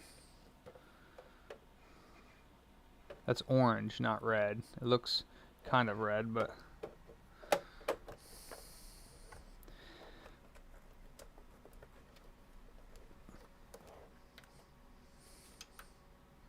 Damn it. No, I don't think so. So, what's up, Corey? Yeah, see when I unplug it, you'll see it turns red. Watch. So that's orange. I guess not. Unplug it. Yeah, it's all the way in.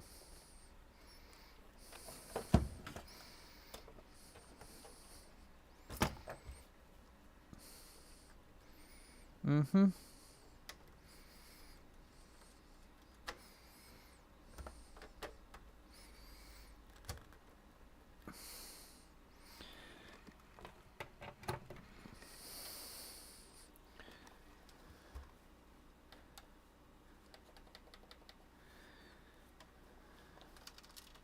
Guess I'm gonna have to open it up to make sure it's actually all plugged in. Maybe it's not plugged in. Pretty sure that I tried the 360 power cord though, because before it did work, but it was because the sidecar was unplugged. But it turns on without the sidecar plugged in, John. So I don't know. I don't see how that's possible, considering that the console turns on without the sidecar plugged in.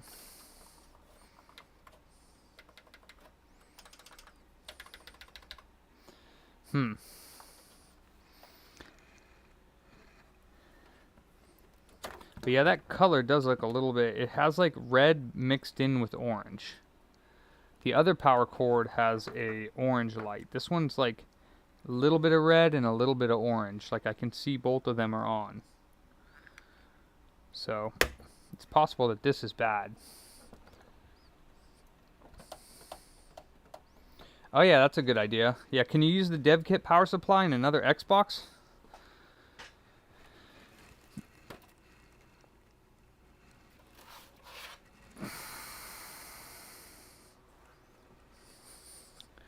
Okay. It's probably the sidecar, to be quite honest, which kind of sucks because that's the whole reason I bought the dev kit power supply.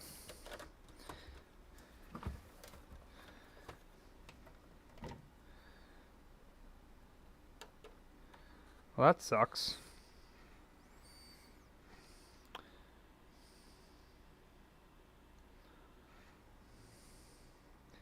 It does power on. That sucks. So maybe something inside the dev kit is bad. Inside the... Damn. Did I just waste my money on this power supply that I didn't need because the darn sidecar doesn't work?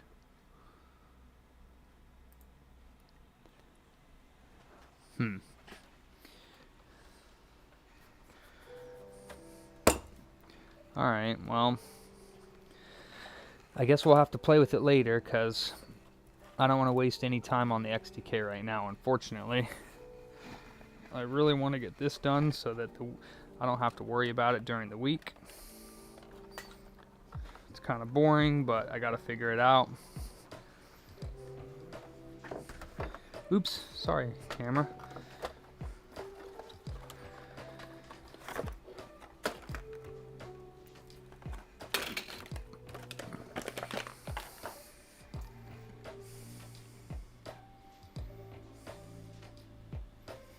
Yeah, me too, Sean. Me too. Me too. I also want this turbo to be working so I can give it back to the customer and collect my payment.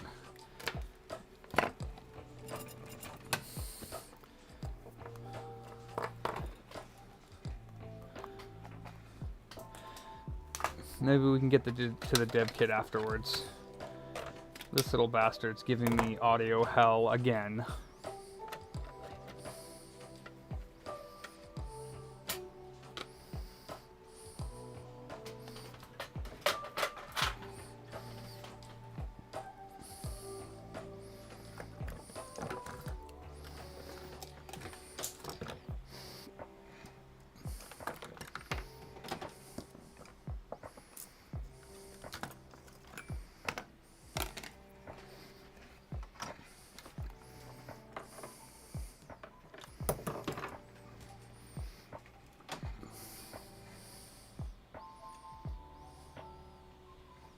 Oh, Sean, yeah. You said wasn't, it was without the sidecar plugged in.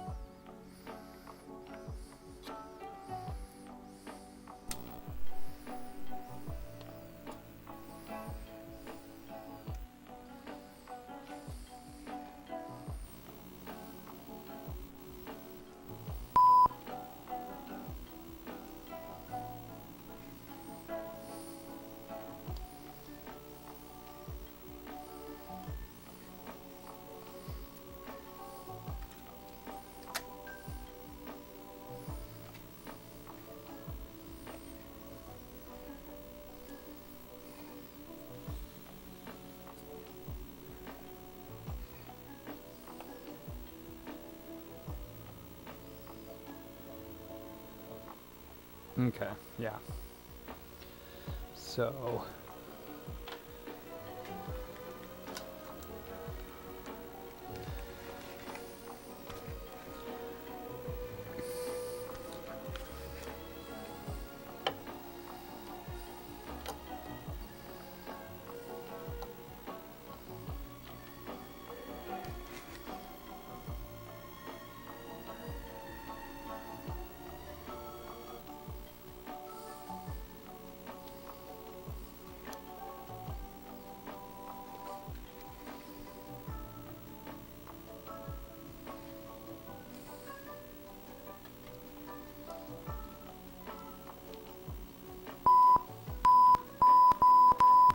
center's channel's a little bit weird.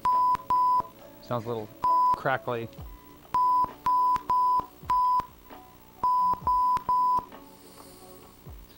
So center channel's crackly, and CD audio and voice are almost non-existent. Yippee. Oh boy.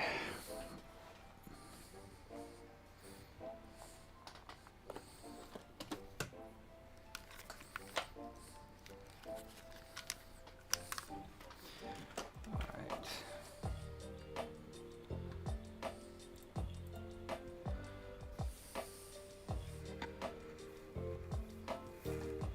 Turbo.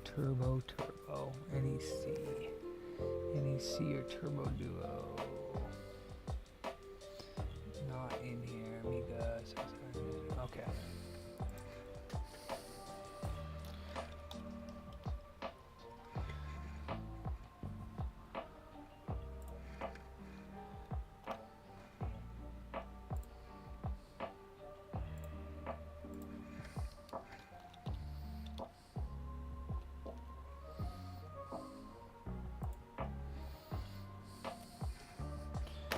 Yeah, it's crackly. That means that it's probably got a bad ground somewhere.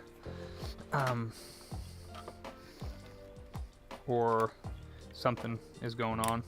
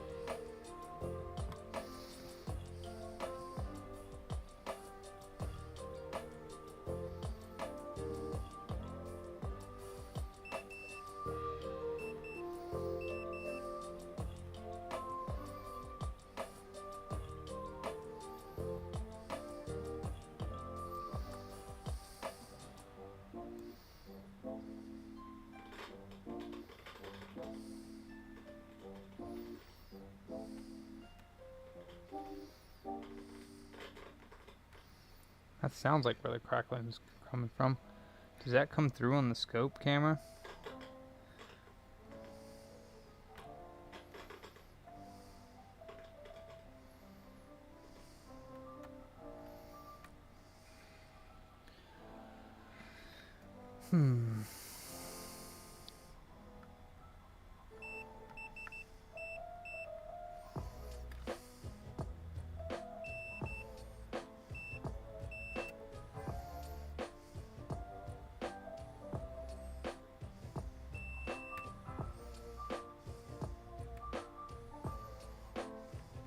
So not all capacitors should have ground. I thought they all should.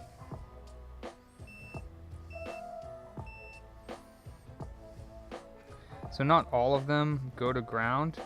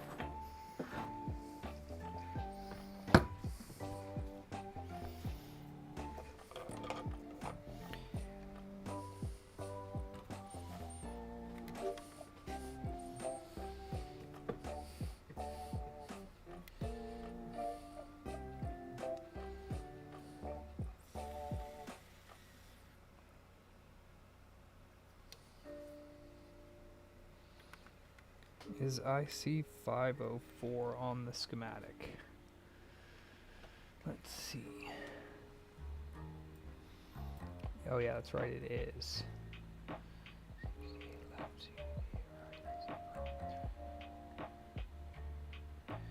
CDDA comes out of jack 2, jack 1, DIN left and right.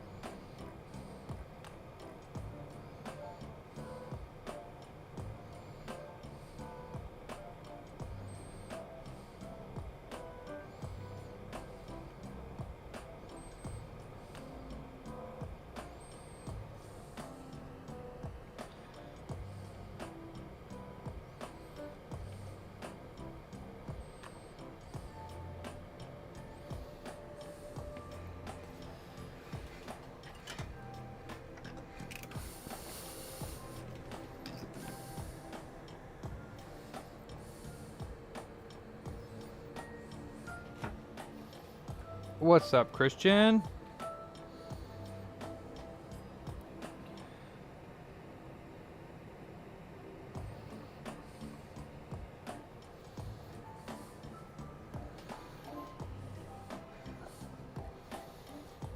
Ha! Jesus. You're like the king of getting banned, Christian. The king.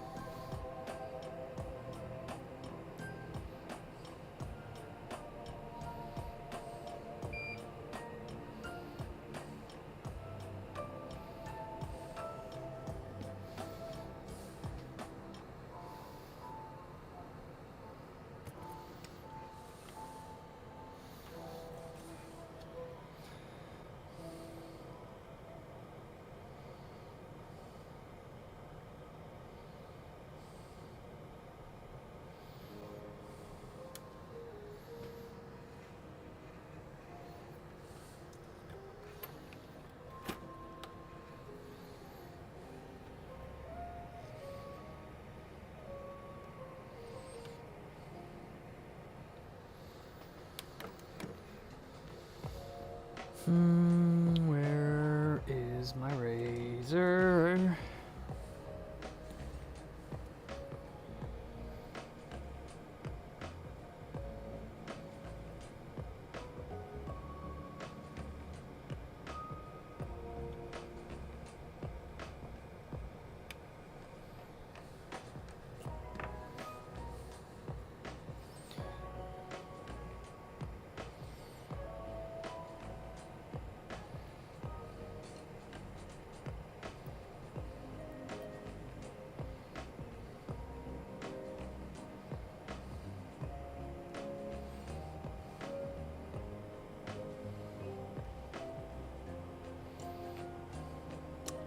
Come on, dude.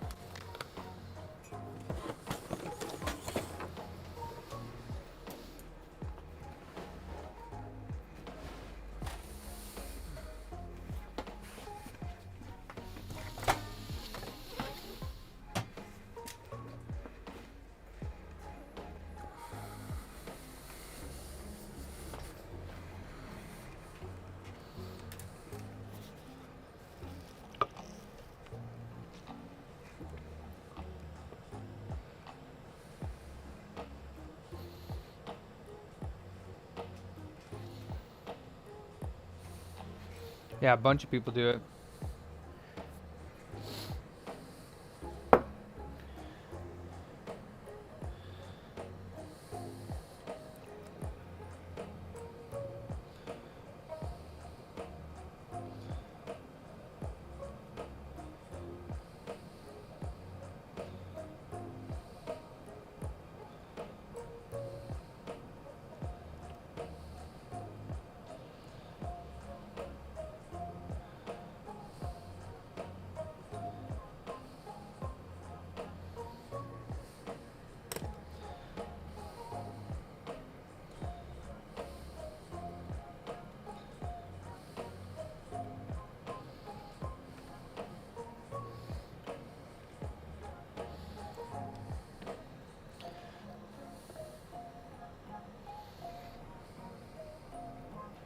He's from Texas, is it?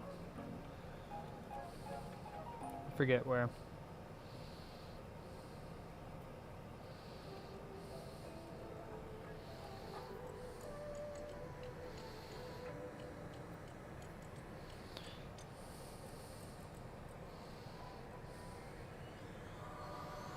I don't know where I put the trace wire that I had. Must have lost it. Alright. That's fine.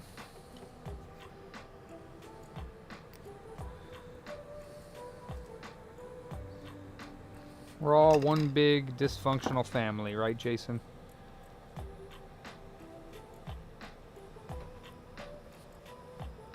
Oh, of course, yeah. Oh, Colorado, that's right. Yeah, Micro is awesome. I've been watching Micro for a long time. Joshua. He's great repair guy.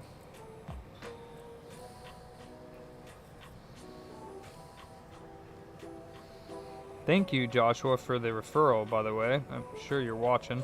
He pops in here from time to time.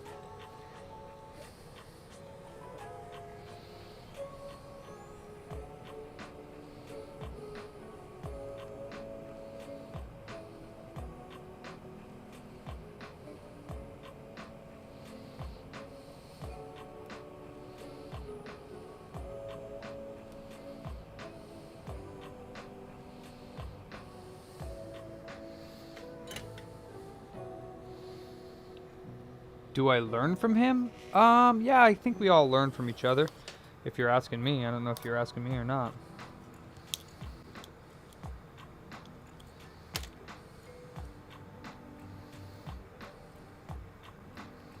I mean, he's already a professional, so.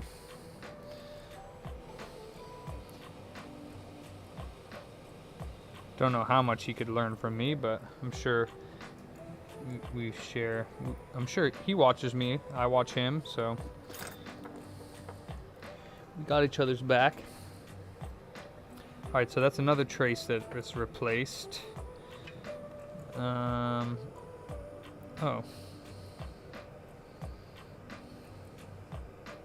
I guess I never finished that one after I was gonna run it.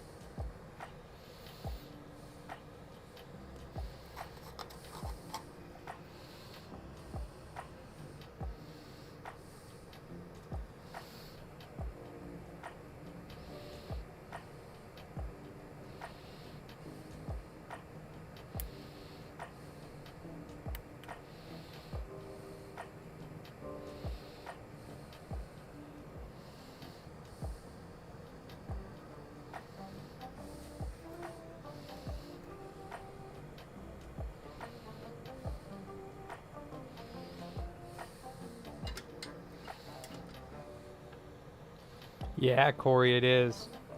I'm just going through and basically repairing any of the traces that I think look questionable.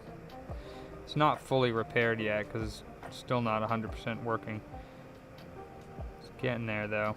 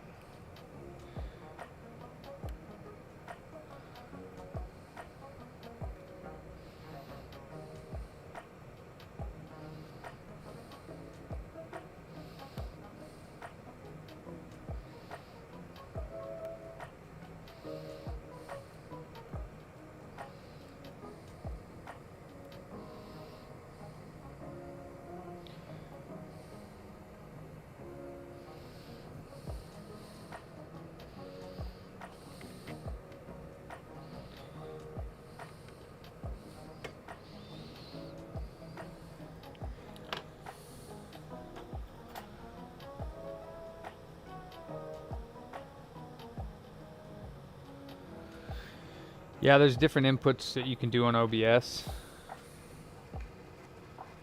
You have to learn how to use OBS to add video sources. You can add whatever whatever you can have hooked up. Just sucks that I don't have a flash card because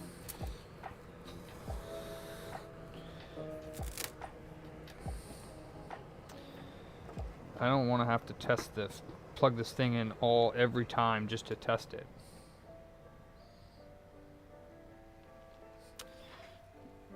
But it's the only way that I can test the CDDA and PCM, ADP-PCM sound. So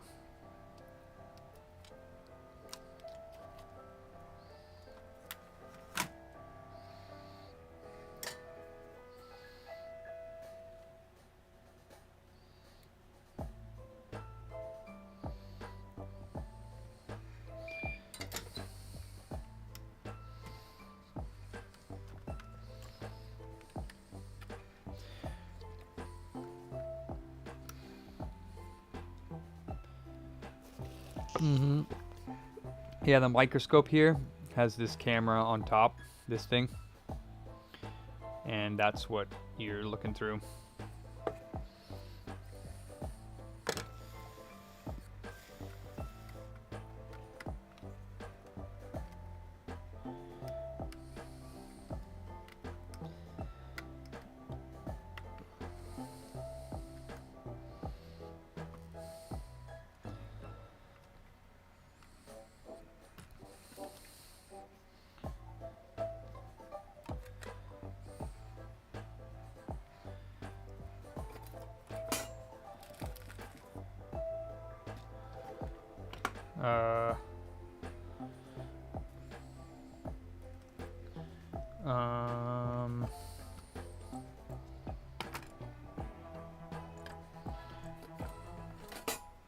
Okay, where did that get off to?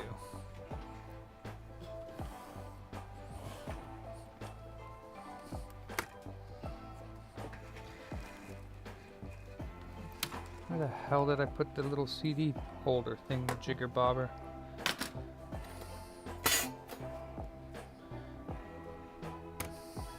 Shit. There it is.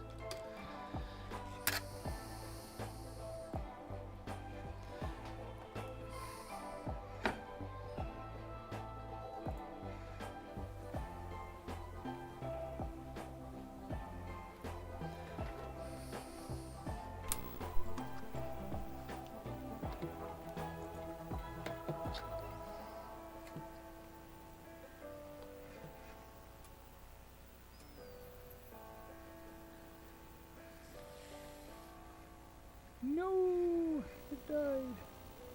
Let's see.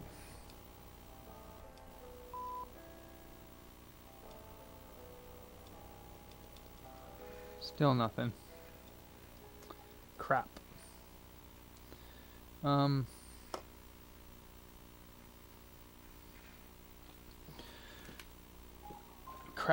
Crap.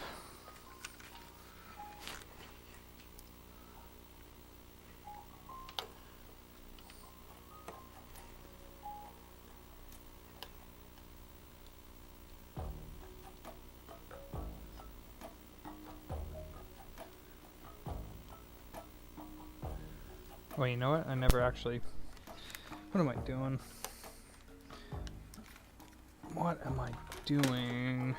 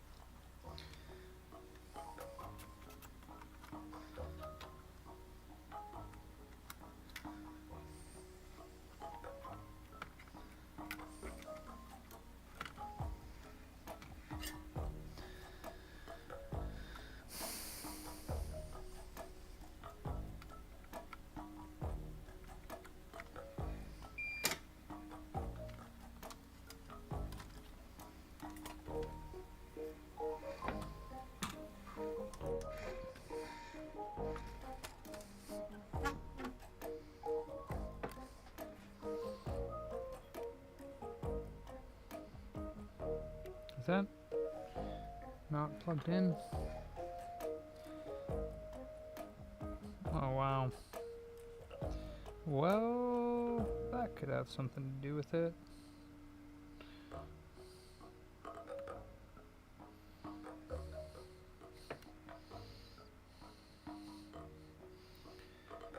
Now, where are the other traces that I ran? Not getting the sound input, it ain't gonna work.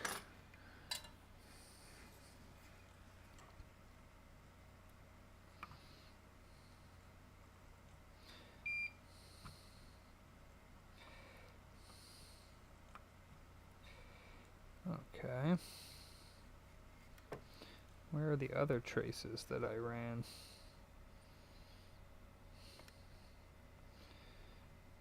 Gotcha.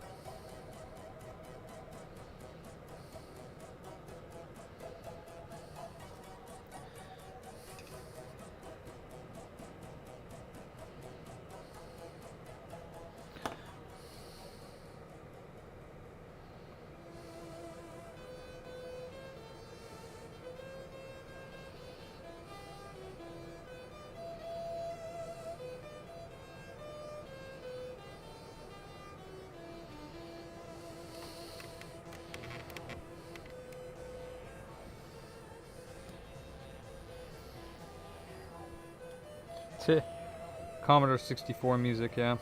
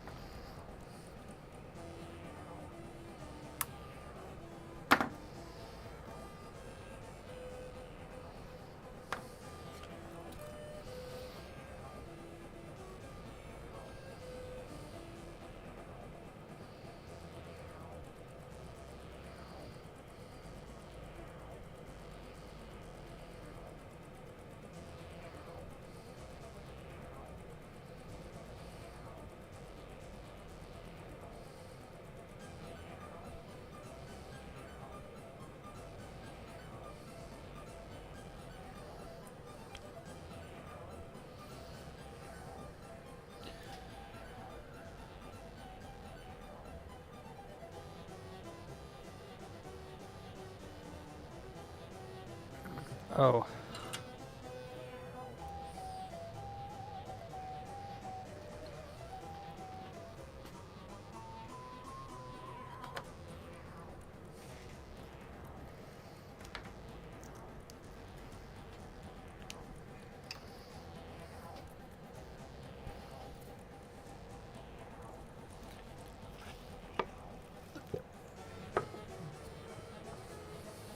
Okay.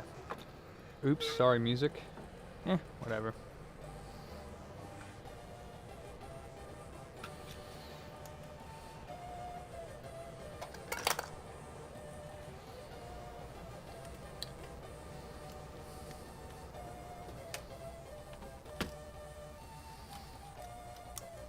I'm not even doing like real diagnostic work on this. I'm just like patching, checking, patching, checking.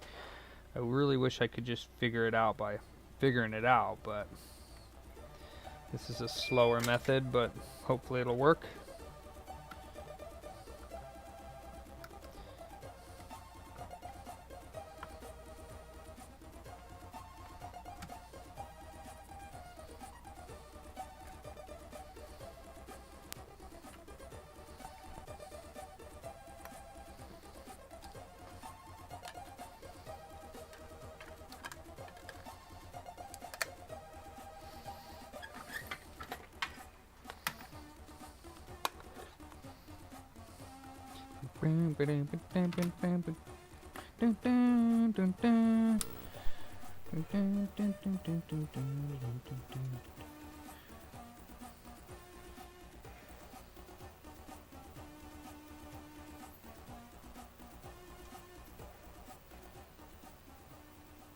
Load error.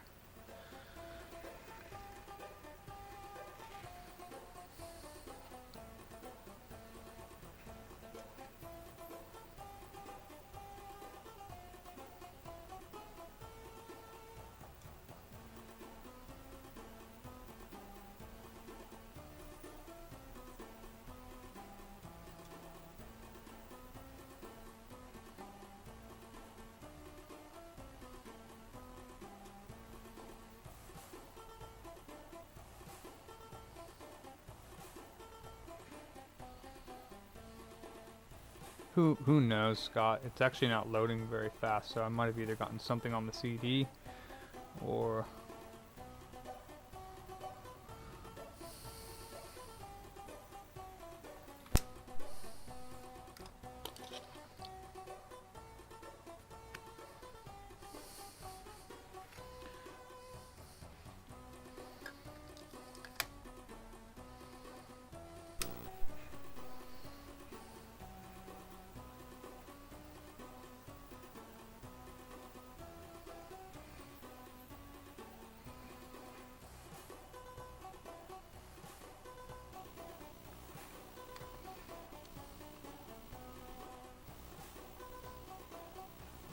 Never give up. yes. Never give up. Never give up. Never give up. Can you hear that? Because like the scope sound is. Never give up.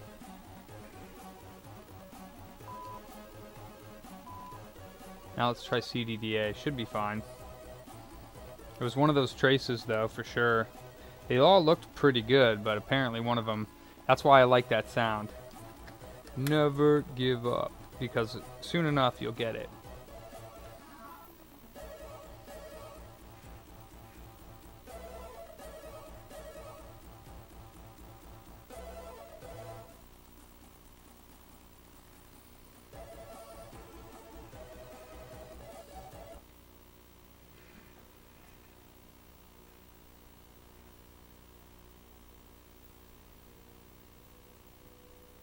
I mean, I can hear the music.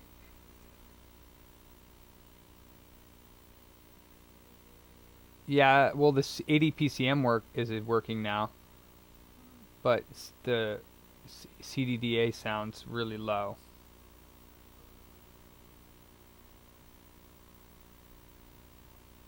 Let's try the CDDA from the main screen.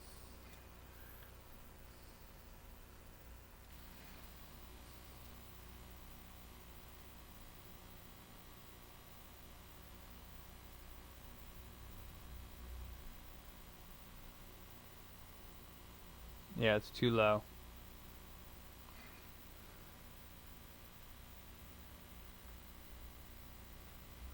Oh, haha. I didn't put the last, I never put the last, audio amp IC on.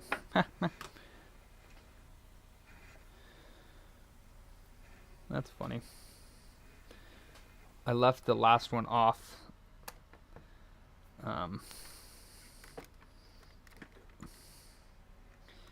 Matter of fact, I took it off. Where the hell did I put it? Huh. Might have gotten sucked up into my, might have gotten sucked up into the air extraction, because I don't even know where I put the damn thing.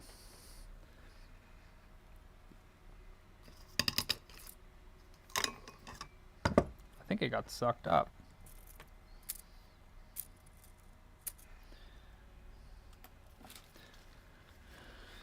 Alright, well, when I open it next time, it'll be there. Let me see, make sure it's not under the board.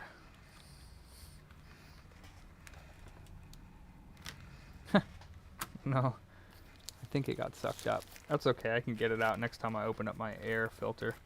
I think the ones that were on the board are okay, so I'm going to put one of them back on.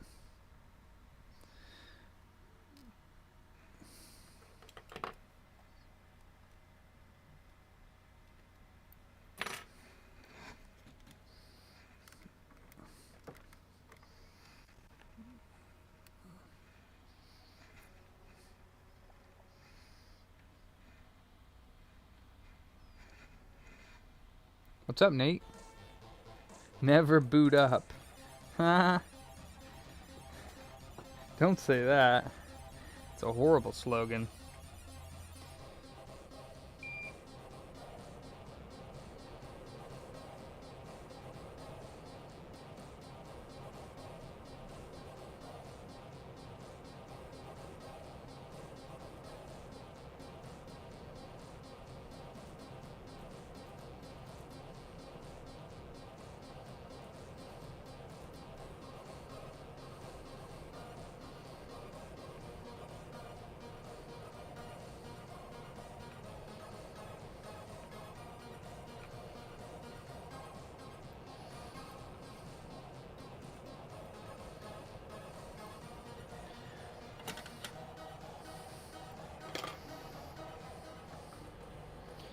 Darn it.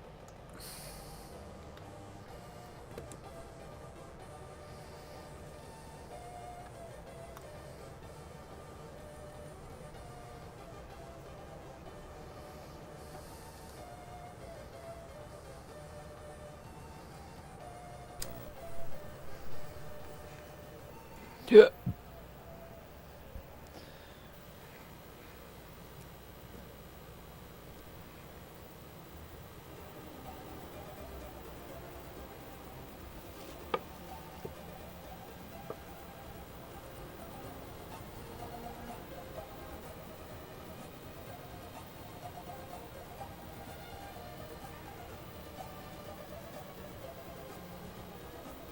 Can't even hear it.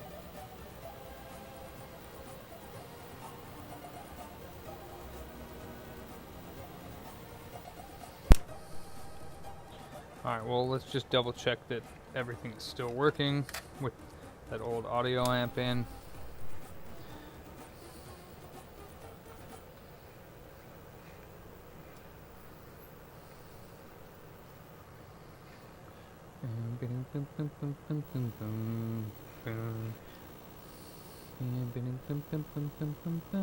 Never give up. Holy Christ, that's loud. I'm so sorry.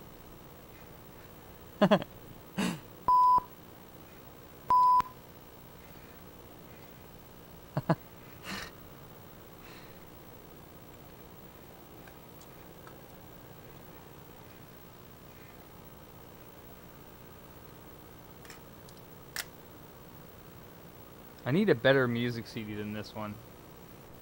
Never give Oh, up. Jesus.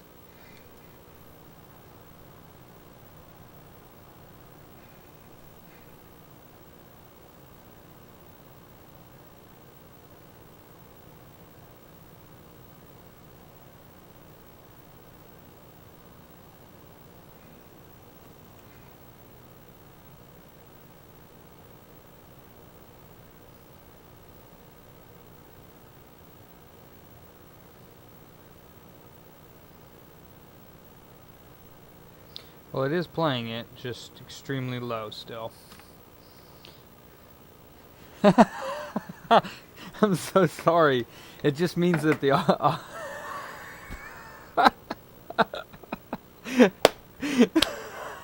I hope you weren't doing delicate work, Vic.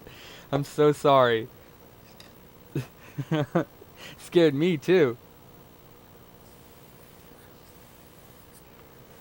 She was so loud. Who did I frighten?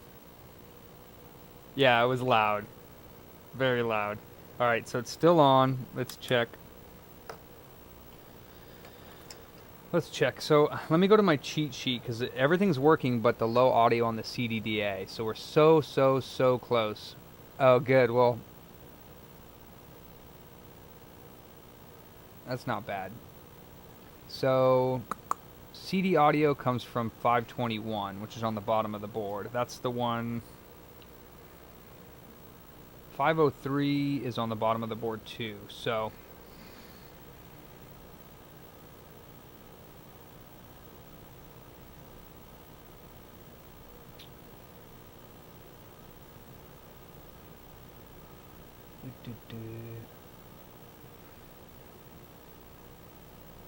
huh?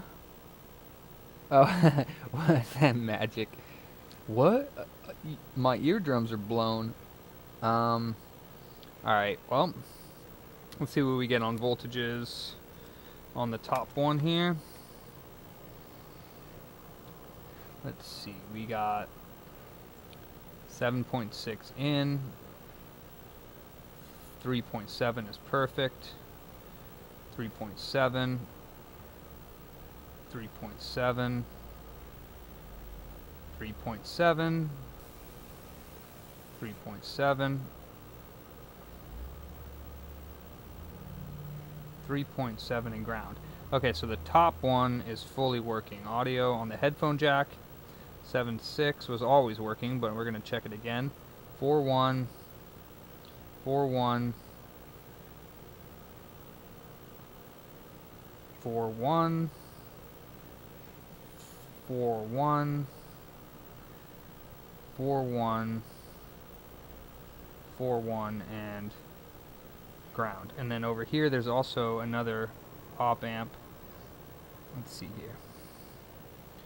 3.8,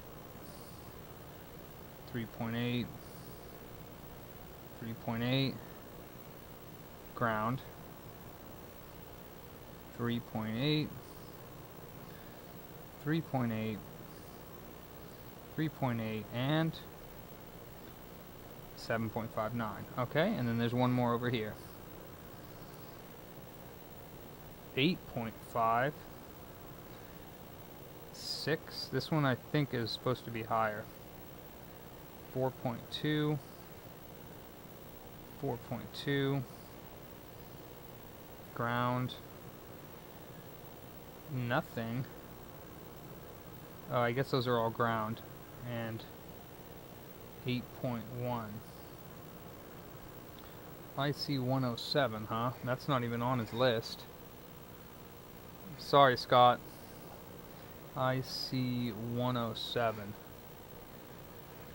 Pin 1. Okay, so Japanese incoming 8.2, pin 3 outgoing 7, pin 2 and pin 1.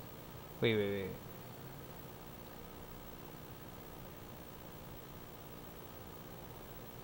Japanese incoming 8.2 on pin 3. On pin 2 and pin 1 should be 8 volts. IC 107, however, does not get relay voltage. IC 108. Pin 8 will be connected to. Okay.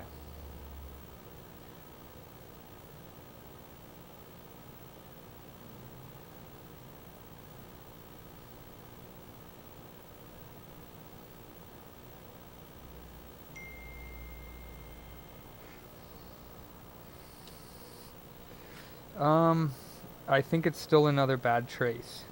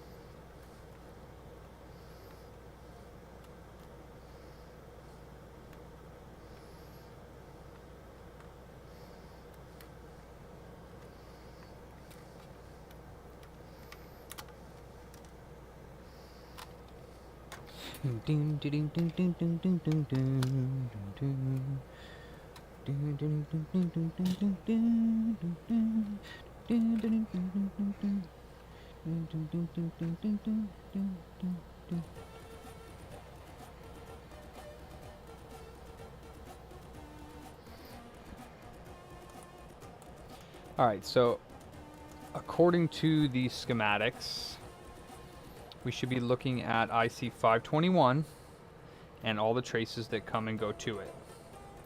So this is IC 521.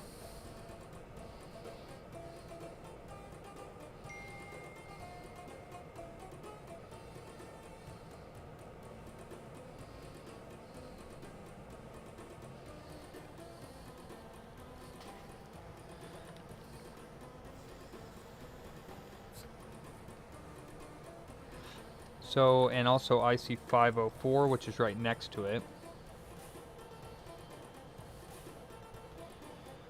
Nice.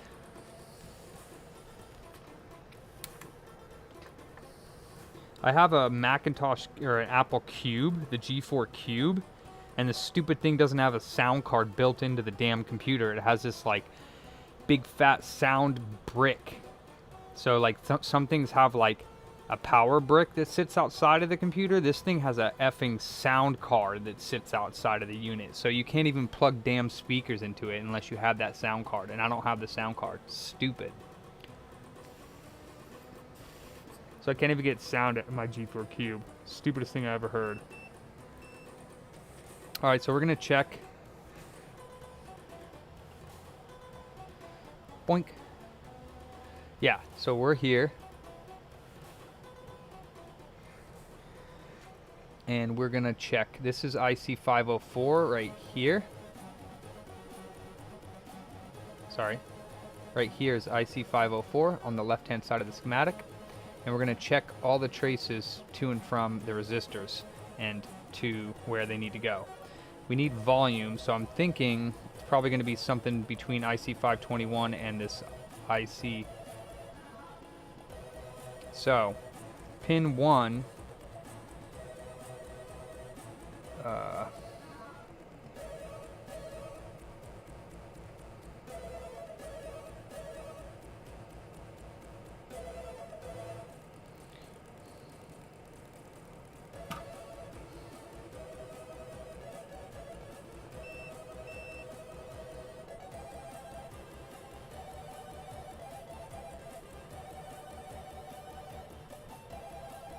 Huh?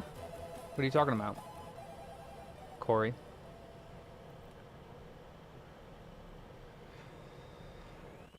Oh, 149CB. What do you know?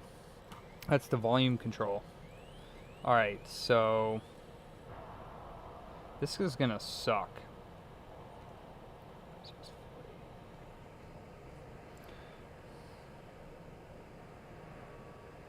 Okay, R640.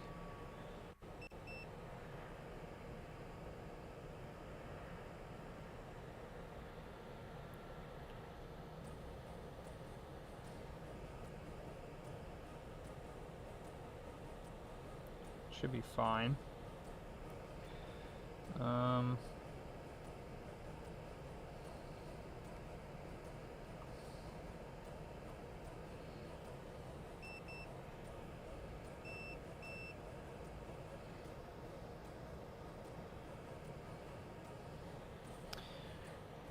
It comes from volume control. I almost just want to find a possible bad trace and just run it. Oops. That is very close, but it wasn't touching. Okay.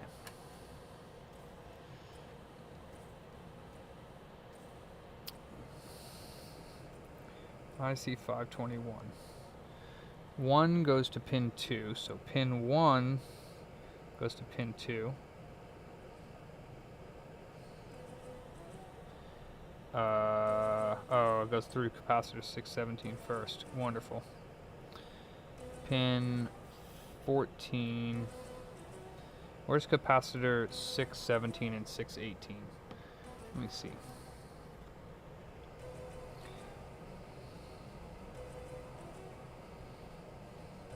Right there.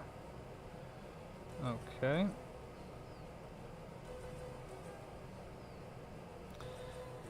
That's fucking awesome. Okay, let me see.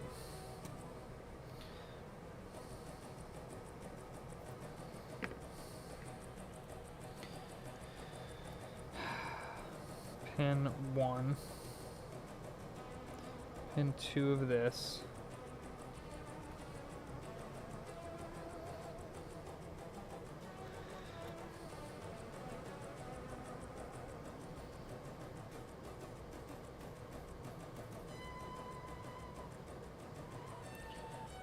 Capacitor 617. Oh wait, I'm looking at 505. Fart.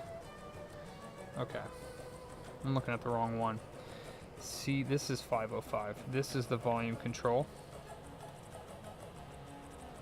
And then 618 and 617 go to pin 2 and 14. So here's pin 2.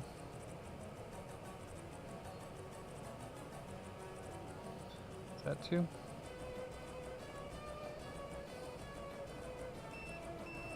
Okay, so 618 does go to pin 14, but pin 2 I think is broken. Ah, damn it, it's there. Alright, so volume 1 and volume 2 on the schematic.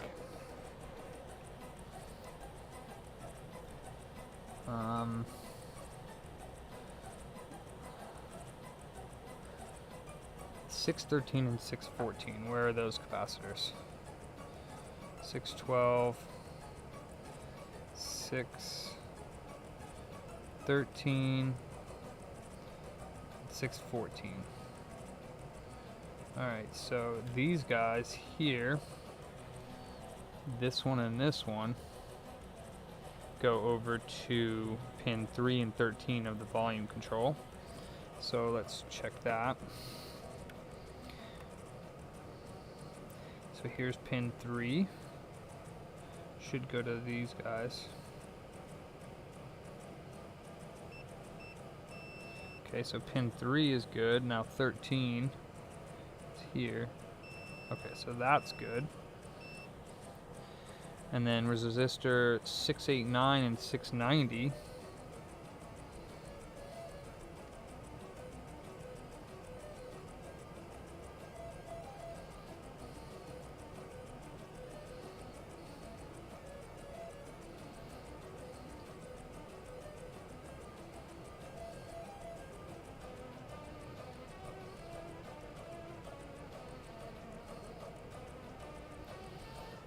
$689 and $690.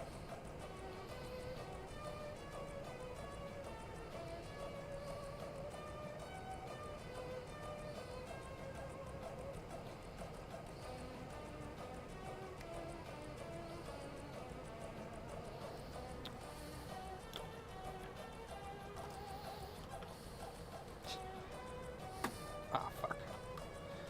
689 and 690.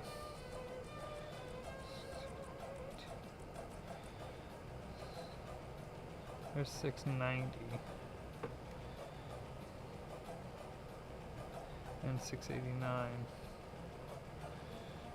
Okay, so those two dudes go to, let's check those values. Stop it. Stop that.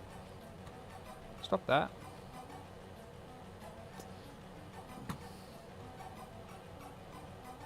Come on, man.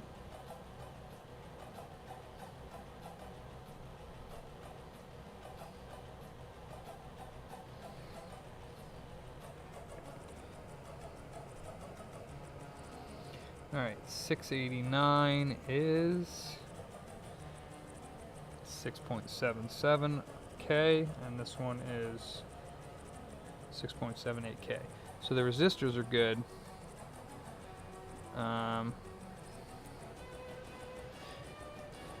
boom, boom, boom, boom. Boom, boom, boom, boom, boom, boom.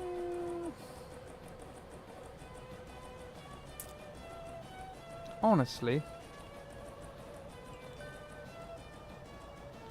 Fuck. I hate this stupid thing.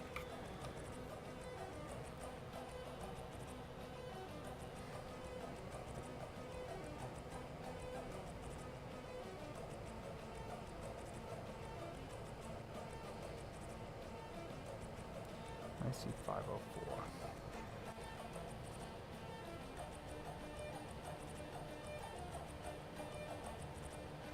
Alright, let me...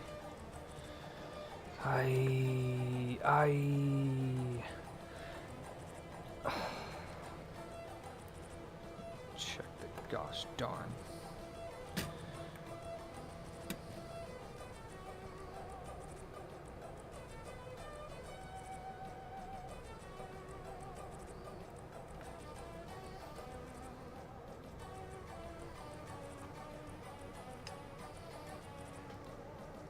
I don't want to work on this thing anymore, man. I want to do something more fun.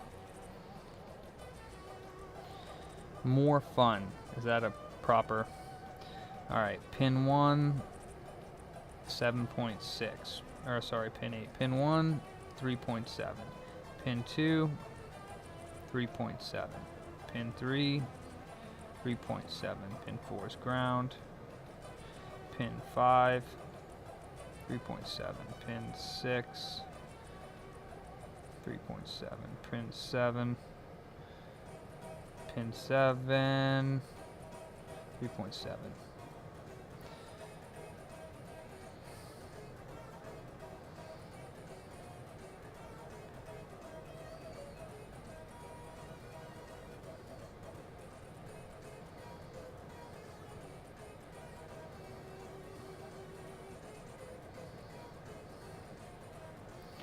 One, two, three, 4, 5, 6, 7.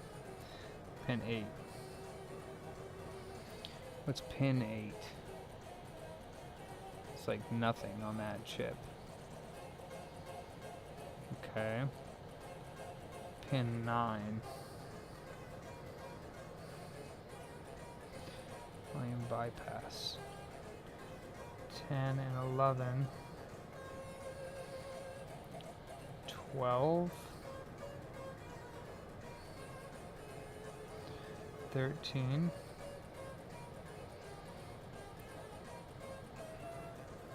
14.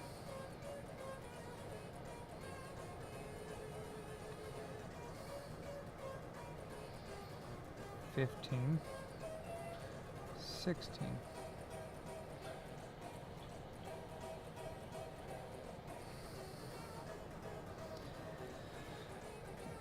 4, 5,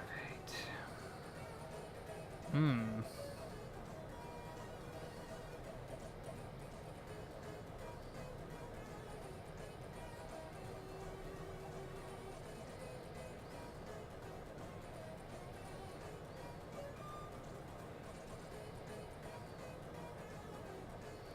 There's our problem.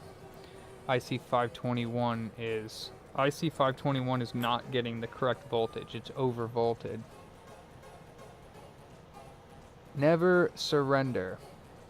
No, it'll come. IC521, and this is what I don't quite understand. I think it's just a trace. So IC521 is supposed to get the same 3.6 volts on all the pins. And it is not. So, which ones is it not getting? Let me see.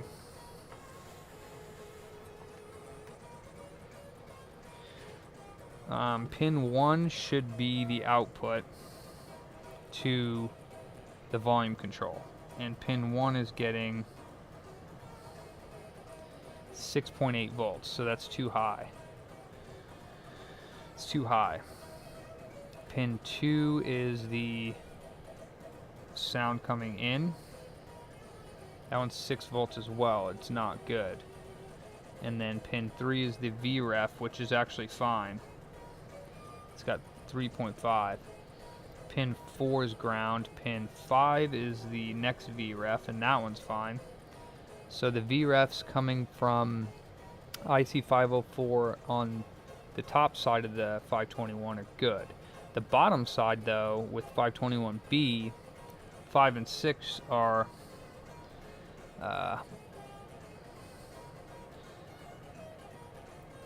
5 and 6 should be the same, and it's getting 3.5, but then 6 is getting 6 volts. So pins 1, 2, and 6 and 7. 1, 2, 6, 7, and 1, 2, and 6 and 7. 1, 2, 6, 7. So that's basically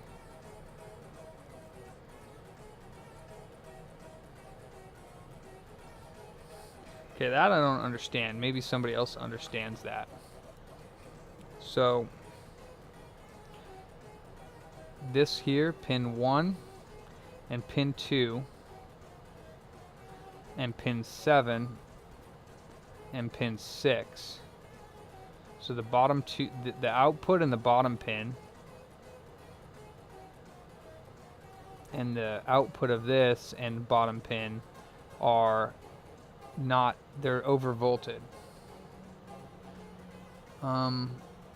So we need to look at pin 12 of the volume control.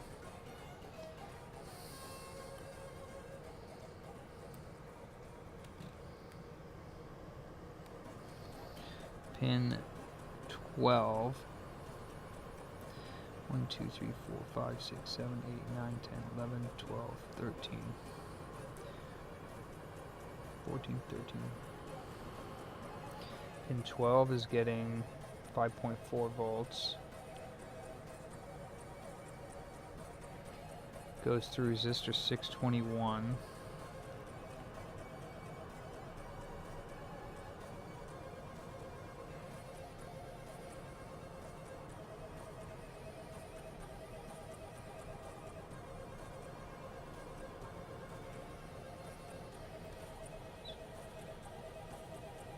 And 623. Oh.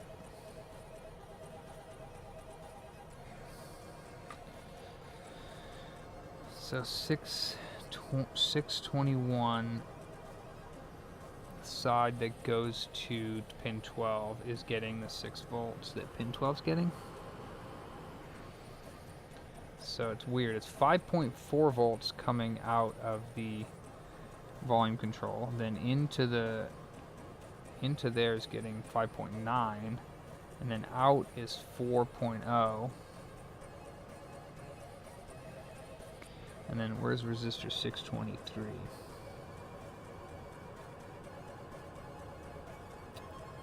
It's got to be on the back, huh? Of course it is. 625. 625 is getting 4 volts on one side, 6 volts on the other, so that's the same. Okay. And resistor 695. That one is getting 6 volts on one side, 6 volts on the other side.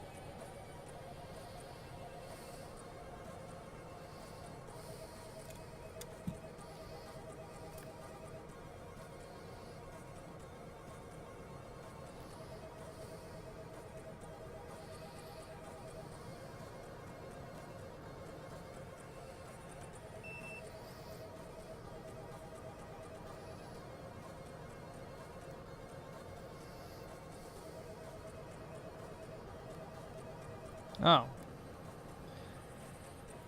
think... Oh, is that 521? Fuck.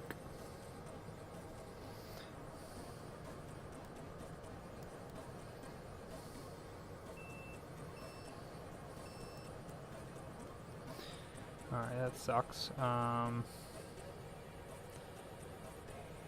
See, the VREF is good, but the voltage coming in from the volume control bypass is not. It's so weird. 625. Damn it. Thanks, Magic. 625.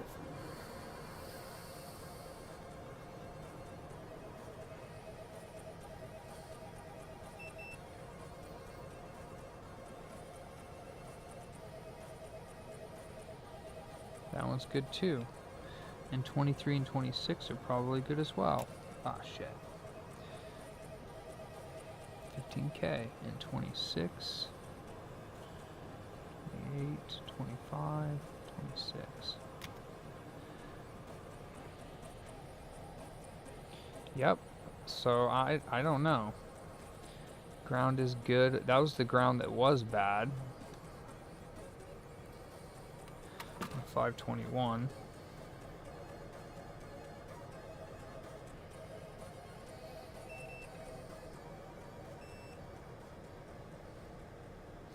What would make the voltage too high on the op amp? I don't get it. I don't fucking get it.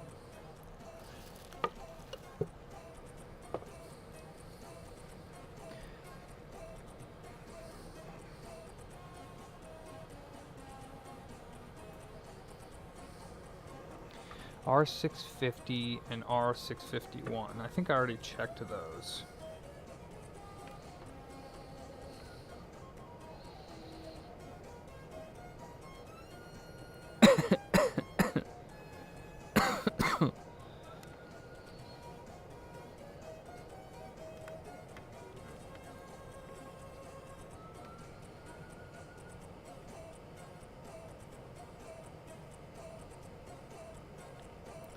Could it be these traces? Let me see. It definitely could be, yes. Let's just run those because I am running out of ideas.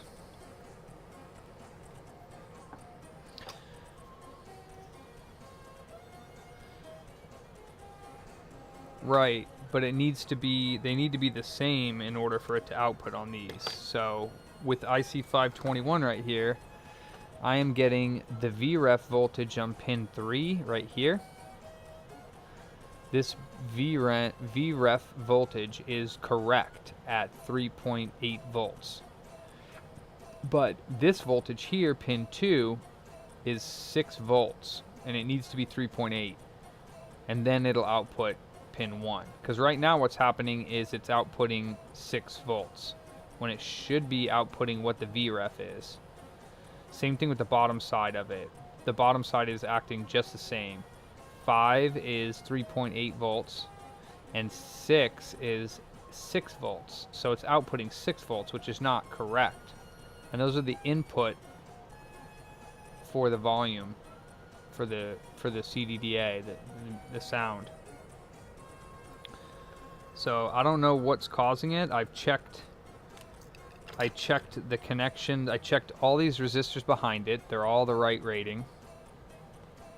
I guess the only thing I didn't check is if R21 connects to 23, and if R25 connects to 26, and if R26 connects to 23.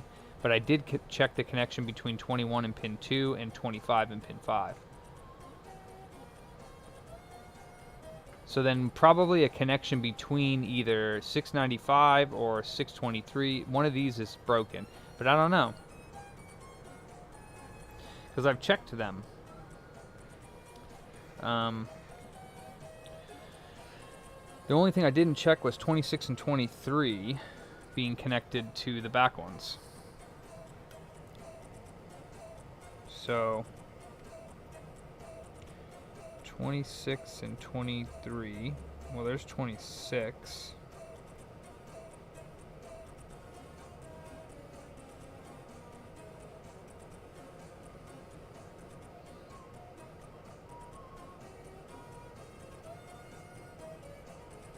Oh, okay, and resistor. Actually, didn't check that one at all. Hold on.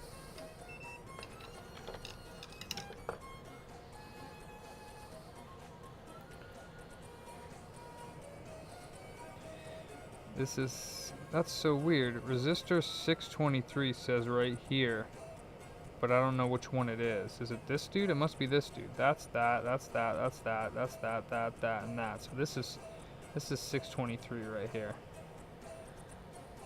15K. And 623 should go to 21. Wait. 623 should connect to part of 621.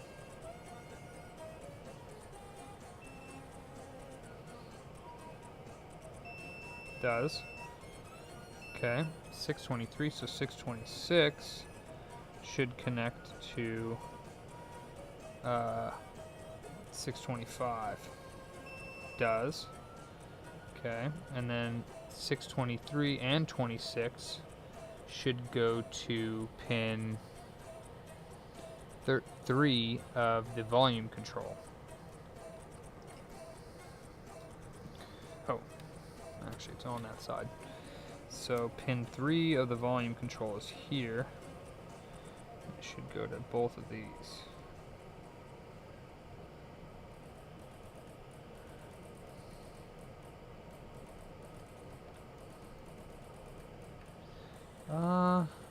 Oh, never mind, that's 505. It needs to go to 504.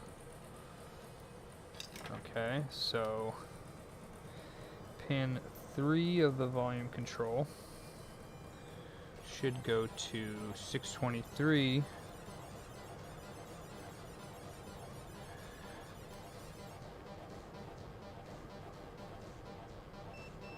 Okay, that does, and 626. And it does. Okay. Okay, so I verified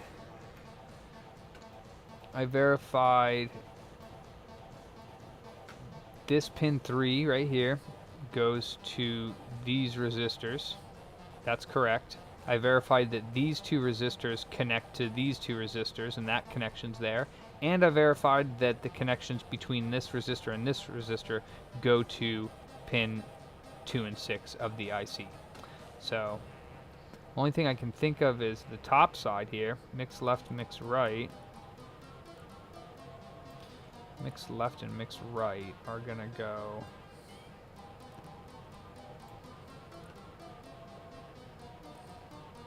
Mix left and mix right, then go through IC 506. That's on the top of the board, but that one's working properly.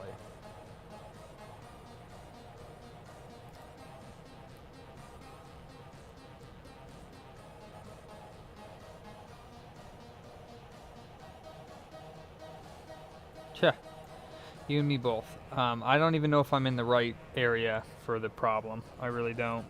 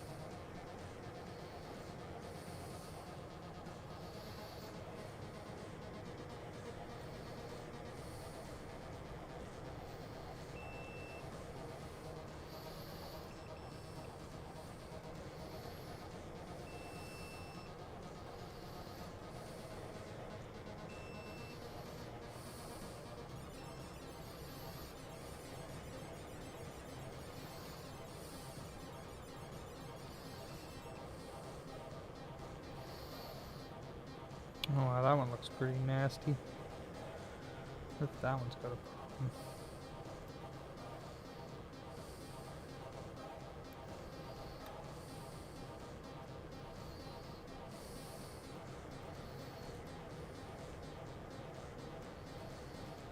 Alright, hold on a second here. What about... I think I saw that before. That one looks disgusting. I don't know if it's got a problem or not. That one and that one look absolutely terrible. And that is what? C322. Is that anywhere near what we're looking at?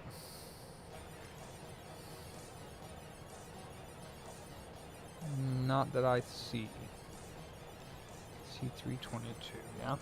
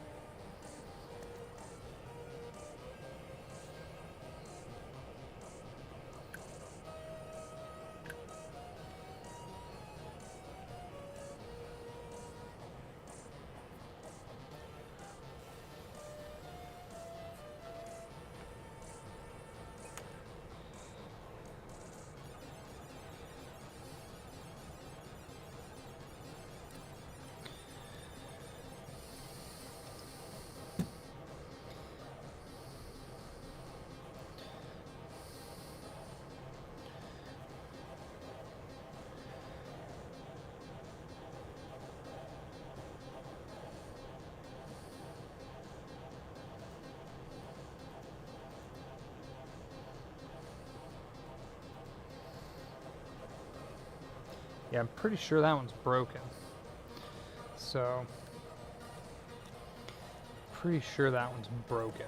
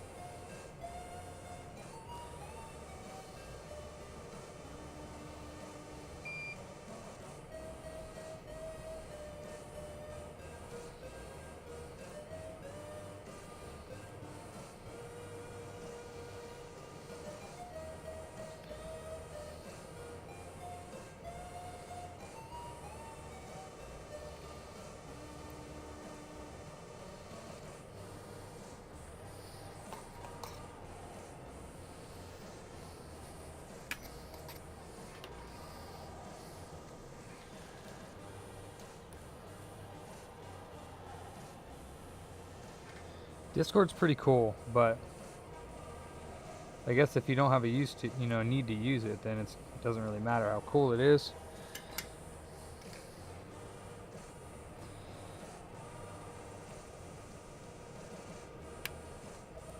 That one flew off into oblivion.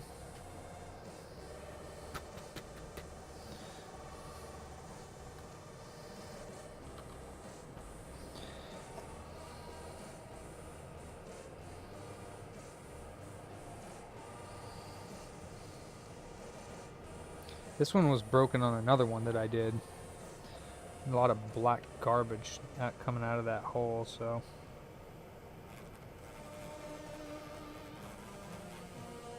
And that actually goes to pin 3 of IC521, so.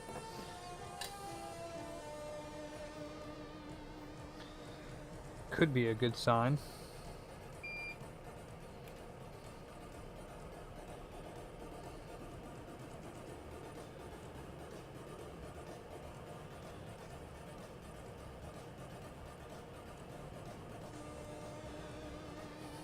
Do do do. Wow, wow, wow, wow.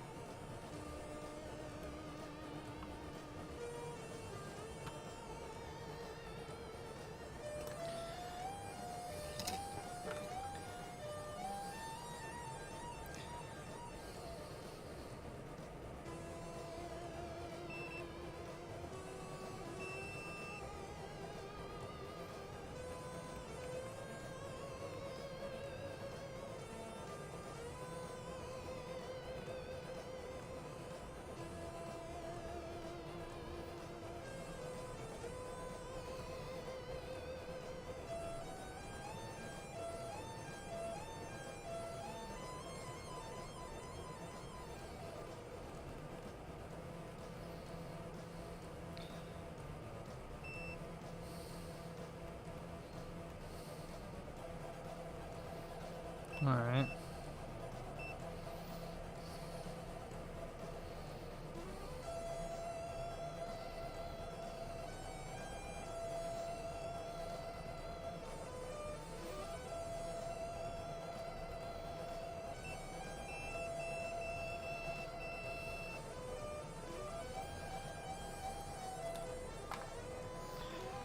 Do you think that fixed it?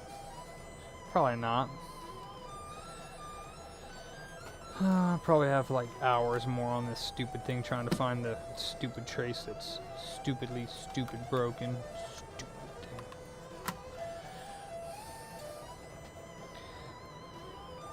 I like doing this. It just sucks that it takes so long for one console. Like, for one of these stupid consoles.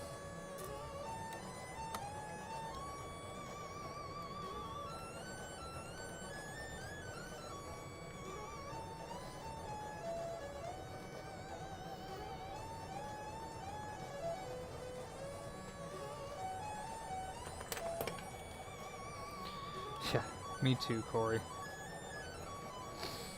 Let's pause the music for a second. Boink. And let's turn on the scope. And let's turn on the CD. Let's see what happens.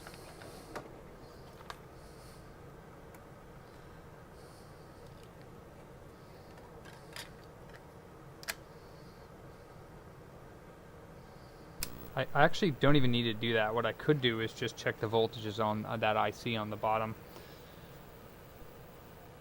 What looks... Oh, Carl, it's a Turbo Duo. Come on, baby.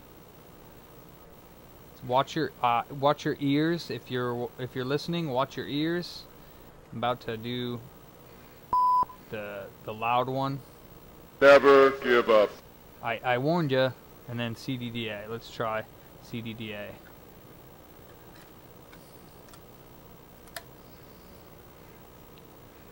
Come on, baby. Come on, baby. Hell yes. La, la, la, la. You fucking bastard. I got you. Got you. That's how it's done, folks. Whew, man. It is old school. Matter of fact, I'll put a game in right meow. Thank you, Corey. Thank you, thank you, thank you. That is a pain in the butt, these ones. I'm telling you, these ones are a pain. I need to remember that pin, or that these vias go bad. Yeah, I don't know how loud this is. Let me look at my thingy. Oh, that's really loud.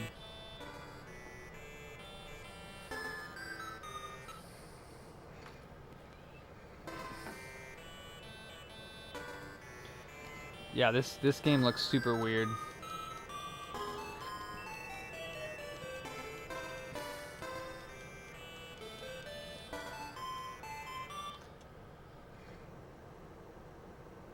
Oh!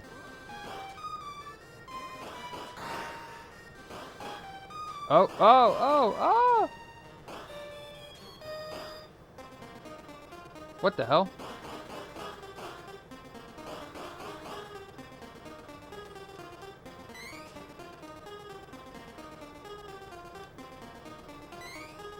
can't shoot anymore? Oh. Oh. Oh. Oh! Oh, that was kind of cool. She like took a step out. Ah, I like that little animation. Whoop. Makes it look nice. Give me that. You run out of bullets though. Oh, I like that animation too. Tick, tick, tick, tick, tick, tick, tick. What's that do? Ah, ah. Ah.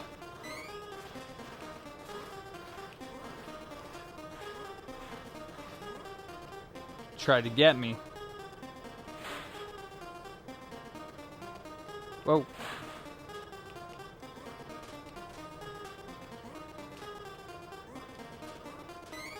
This game's actually kind of cool. Ah. Where am I supposed to go? Eee.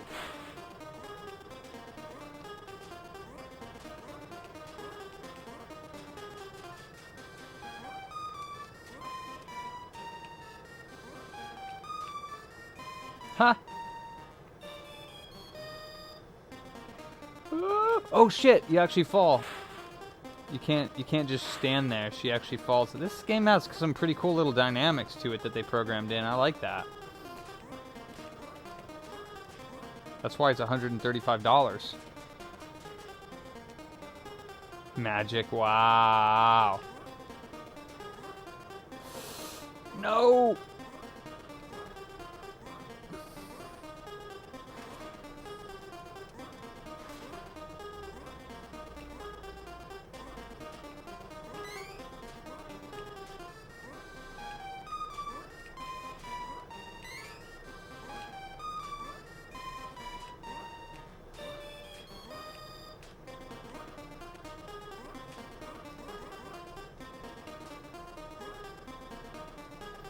Damn it. Aww.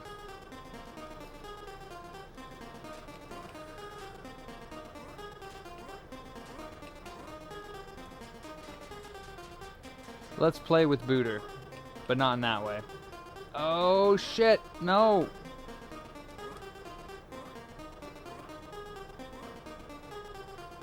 Ah shit.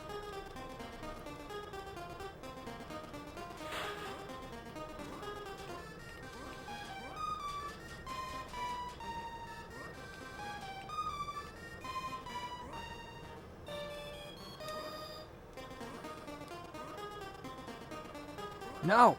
No! No!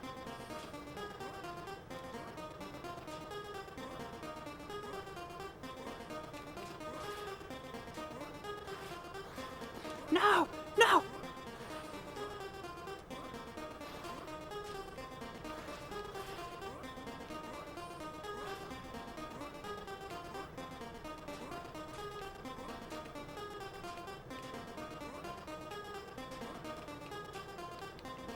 What? It's not even how you get in the door. I have the key. Oh. What? That's hella weird.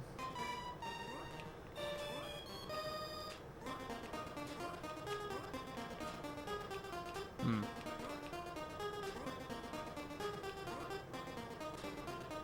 Come on, ghostly person.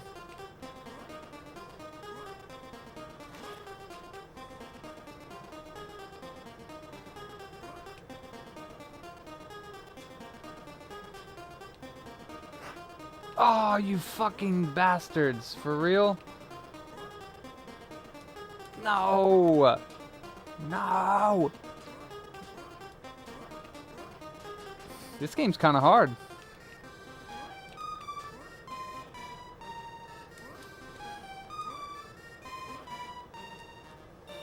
Alright, I'm done. I'm done. Pretty cool though. But it's working great now. I'm happy. Let's put this piece of, awesome system back together. Flippin' done, bro.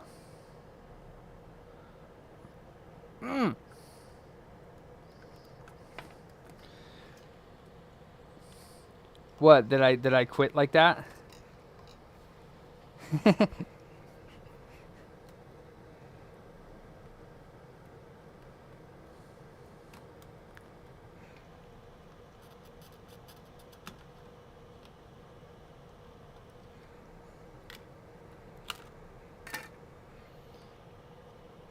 What's Chinese special?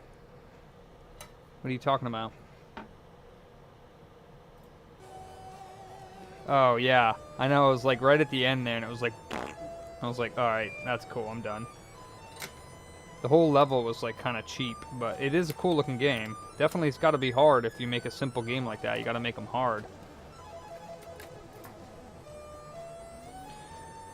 Alright, I think I'm just going to like drop it in my ultrasonic again. Nah, it doesn't need that much. Oops. Sorry, music. Doesn't need that much cleaning. Let me just clean everything up all nice.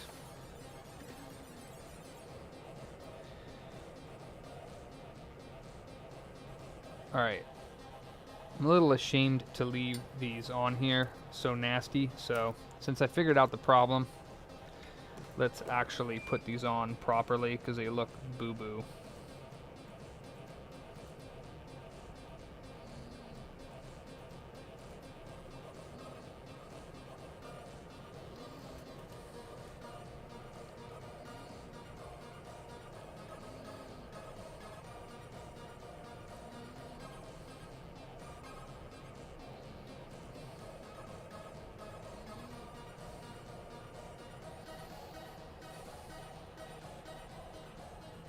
Yeah, I wouldn't.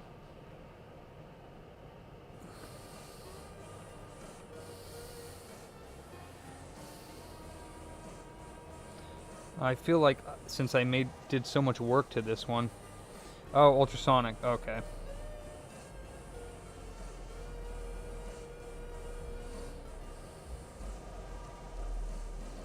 I've never really seen ultrasonic do any harm, personally, but I'm sure it can happen.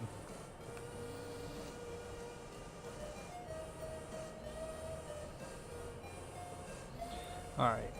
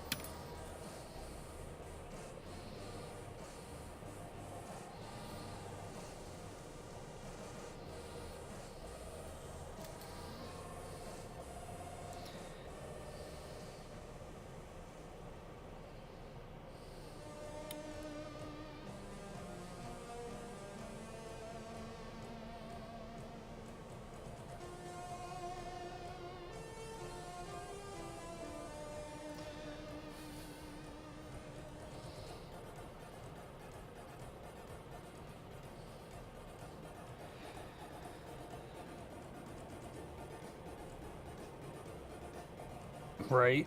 Just do whatever it takes, man. Let's get it done.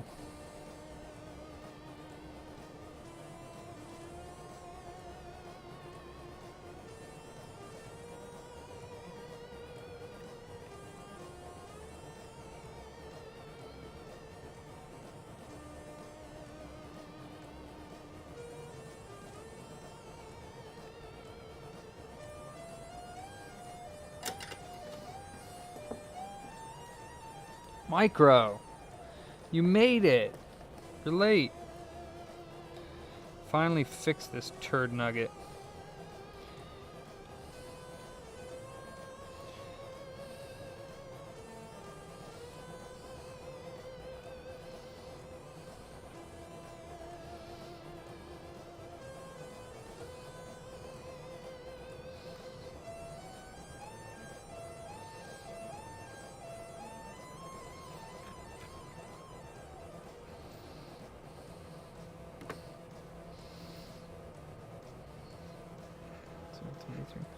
think I just want to throw it in the ultrasonic cleaner because it's got like all the caps still have juice around them. I'm just going to throw it in real quick. Makes it easier. Get on to something else.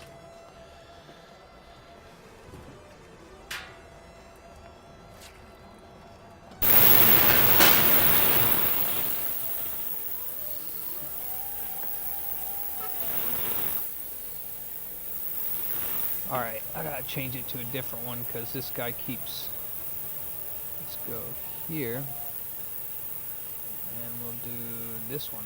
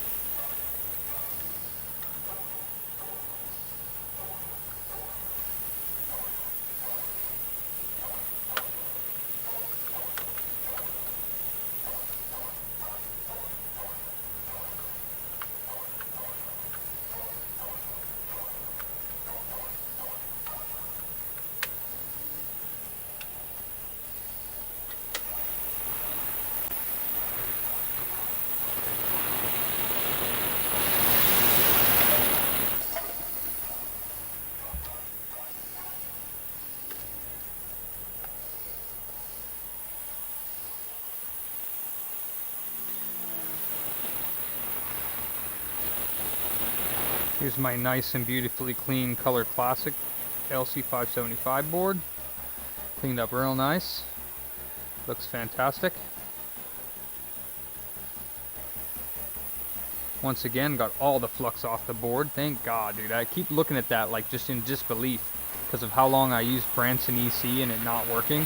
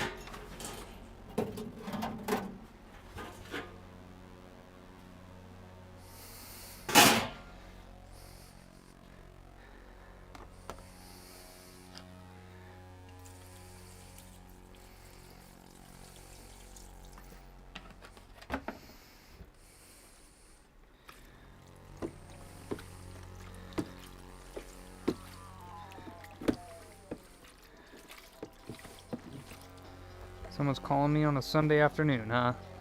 Okay.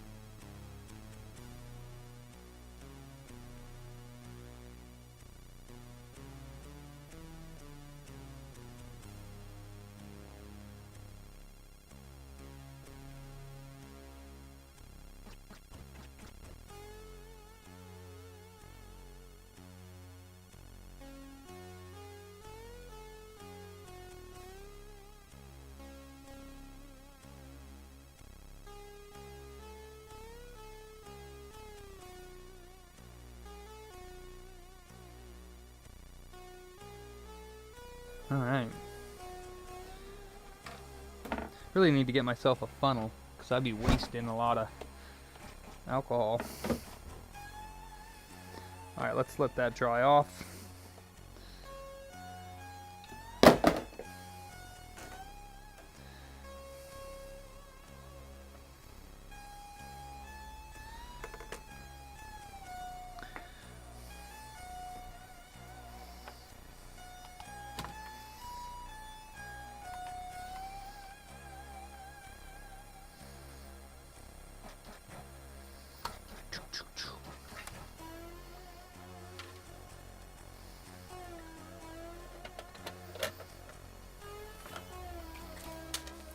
Nah.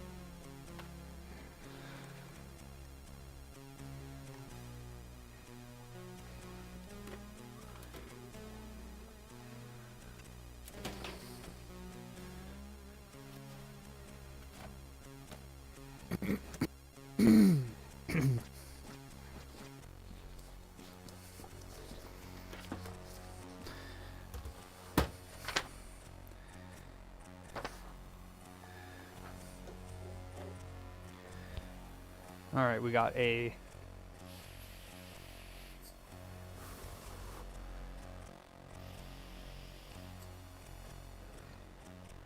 OG Xbox not reading discs.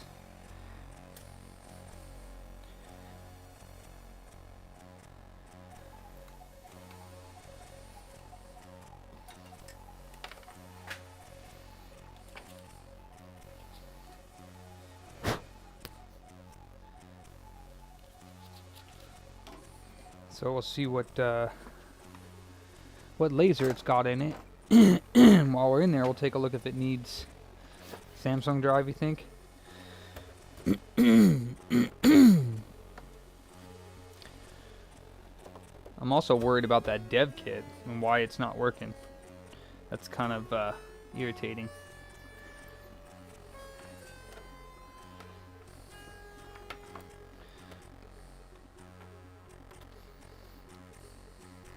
Wonder what I can do about it.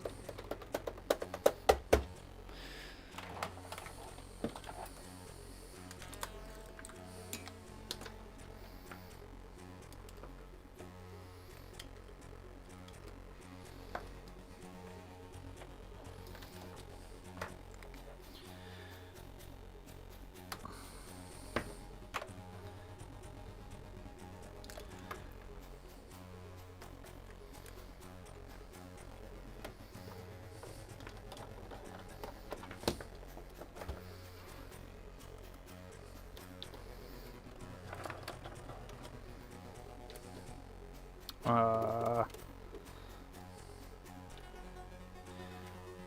it unplugged?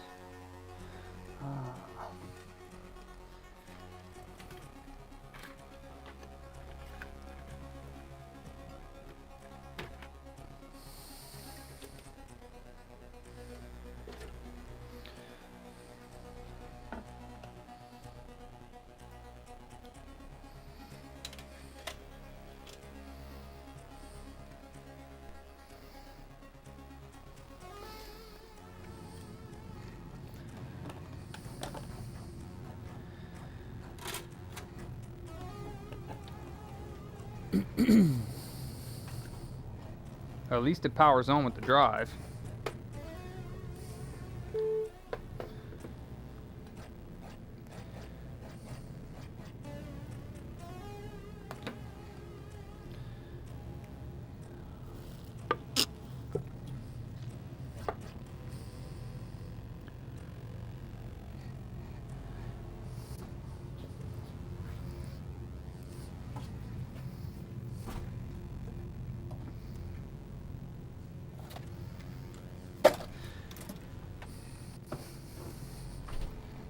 Huh. Yeah, see, it's not even saying, like, it can't read the disc. It's just blinking the green light on the front, which I'm not sure what that means.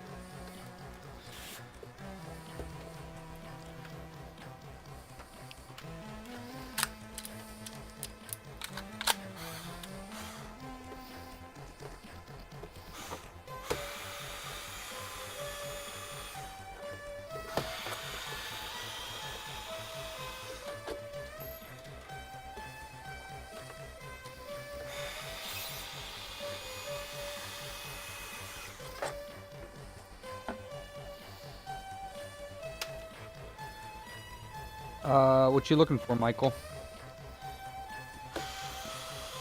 I don't think we have that command on ours. We only have Discord, Instagram, Facebook.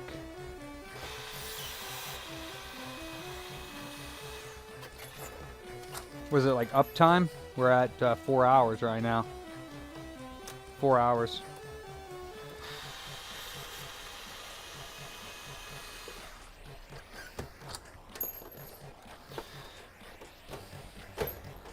Ha! I'm good. That's cool though.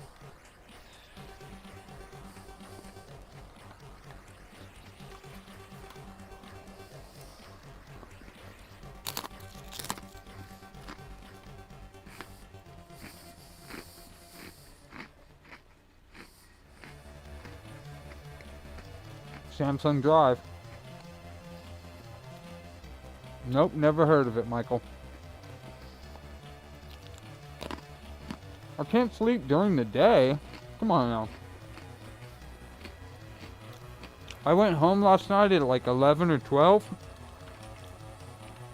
And I passed out instantly. And then I woke up. I usually go to bed at like 2. I woke up at like 6:30 and I was like, what the hell am I doing up at 6:30? But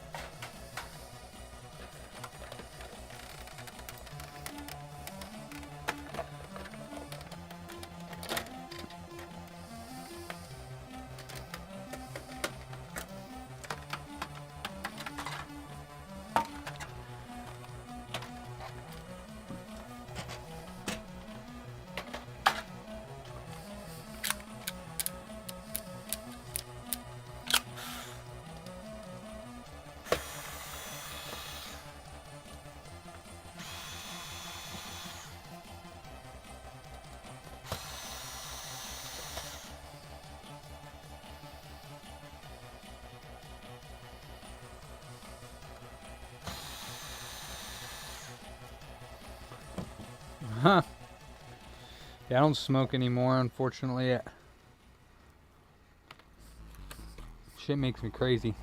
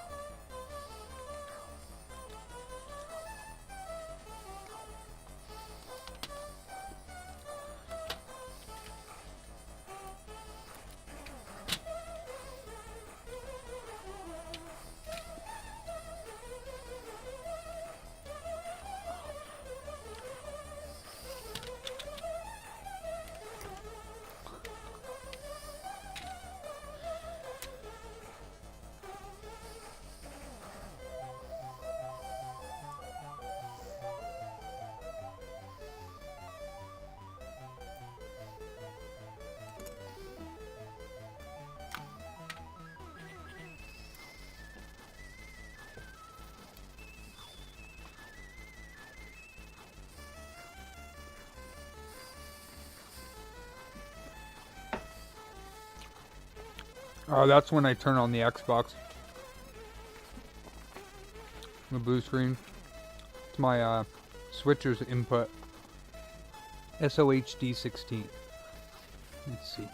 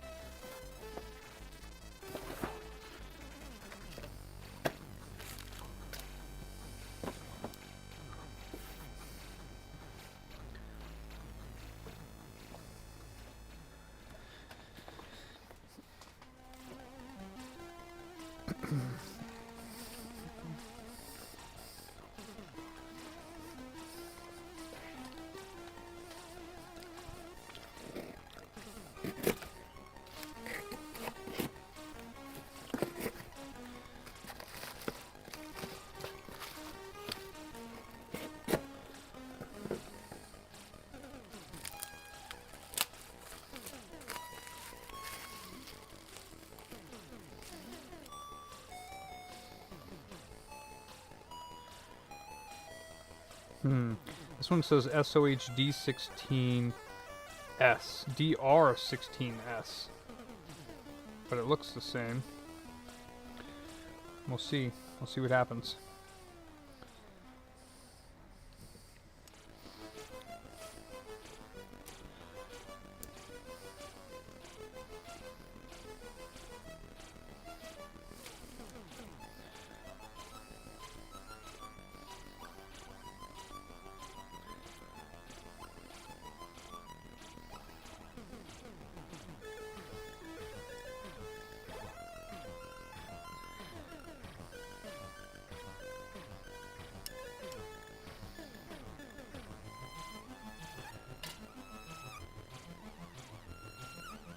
Oh, thank you, brother. Yeah, no, definitely.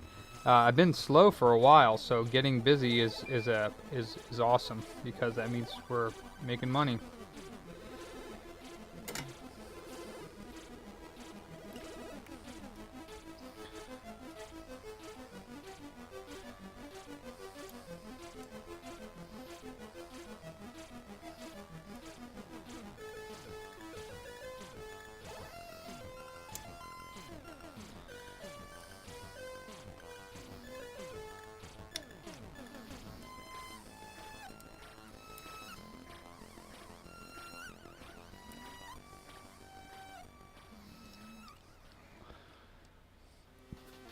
I'm not faithful that this lens is going to fix it because I think out of all the DR16S's that I've replaced, I've had maybe like one work.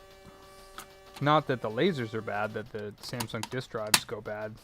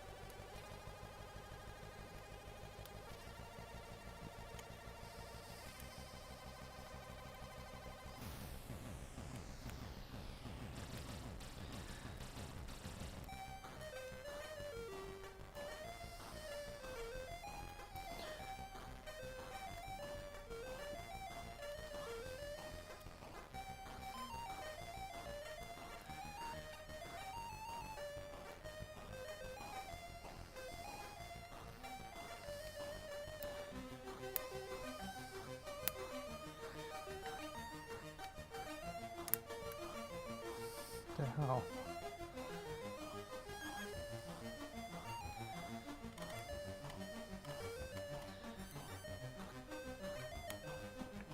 There we go.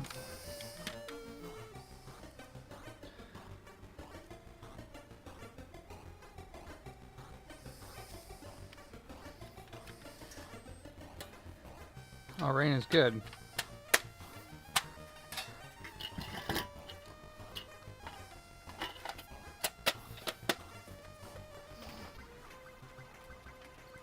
Okay, can we fix a Samsung Drive for once?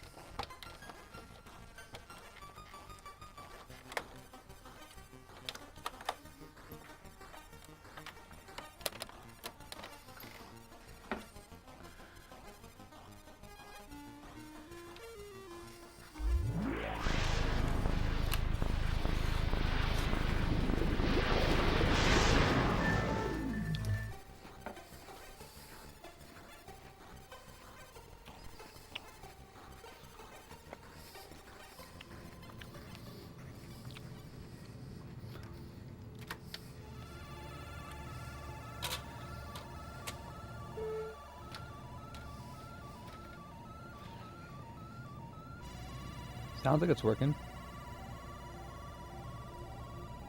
Never mind. Yeah, sounds like it's spinning. Come on.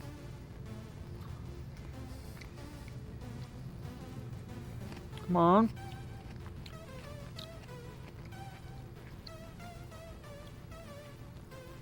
Maybe not.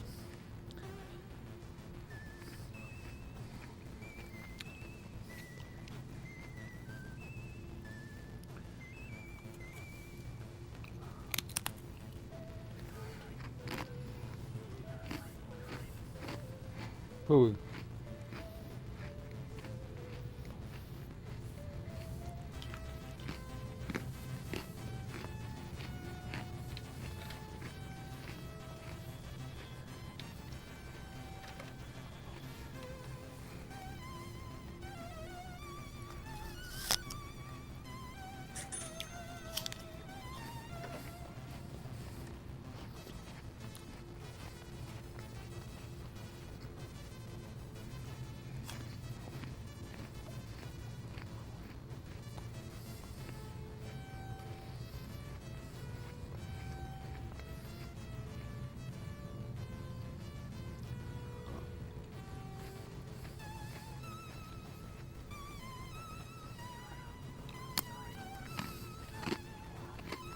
Damn.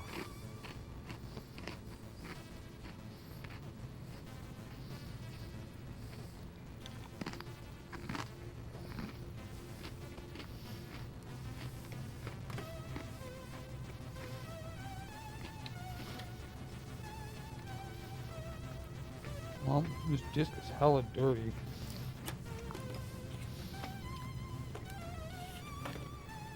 But usually it tells you when it can't read it, and that's the one thing that confuses me about these drives is if you can't read it, usually it says disk is dirty or cannot be read.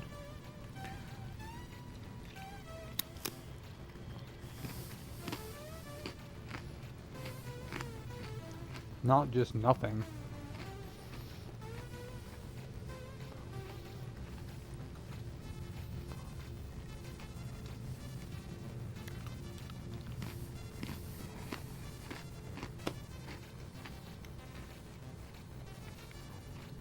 No, I don't get it.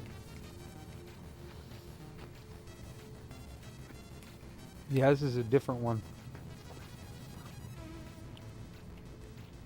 Different than the last one I worked on, if that's what you're asking about.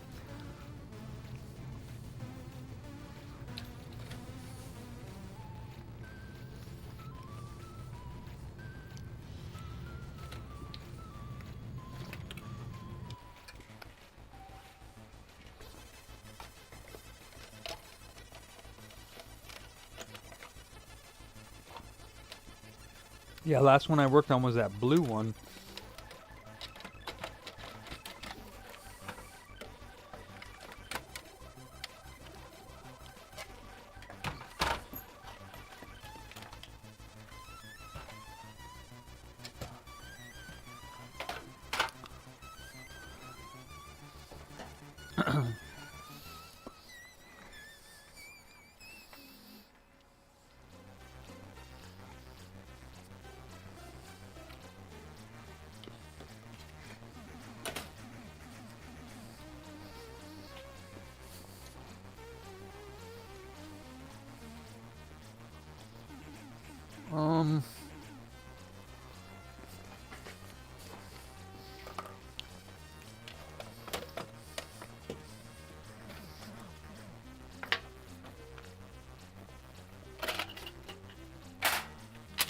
It could be that the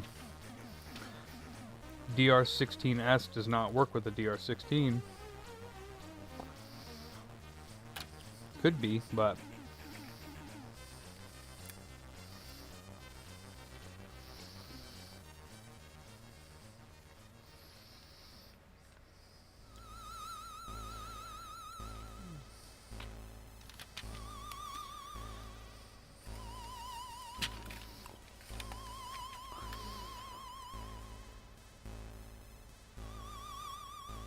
could also be that the ground thing that I soldered on there is still connected, or desoldered, because it looks like maybe one of them still is slightly connected. Let me see.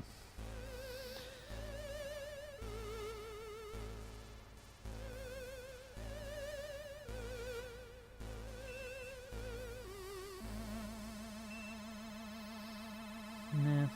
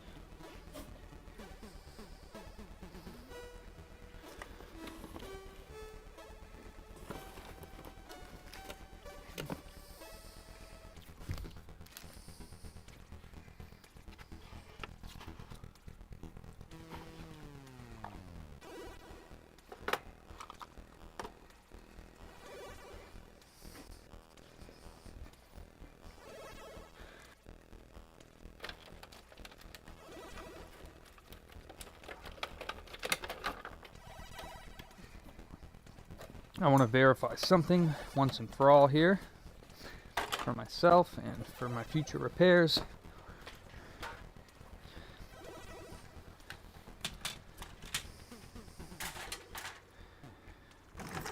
Here is a working Samsung drive, supposedly. Pretty sure this is working. Although, is this the same one? SDG605. Yes, SDG605. But the power connector is on the opposite side, which is a little bit weird. Does this have the same laser in it? It doesn't have a laser in it. Okay, this is probably not a working drive. Wonderful. Great.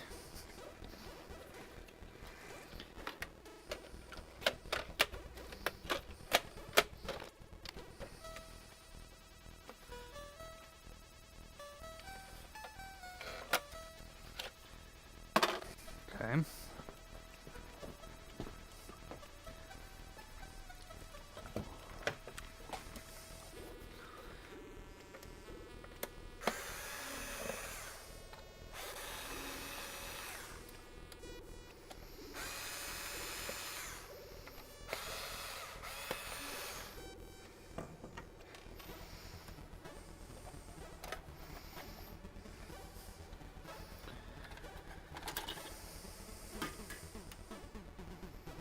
Oh, weird.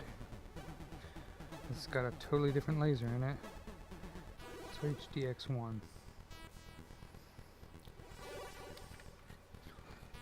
Interesting.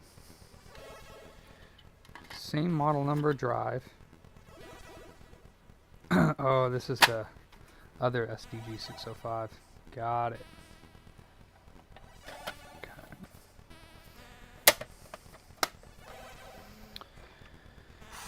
I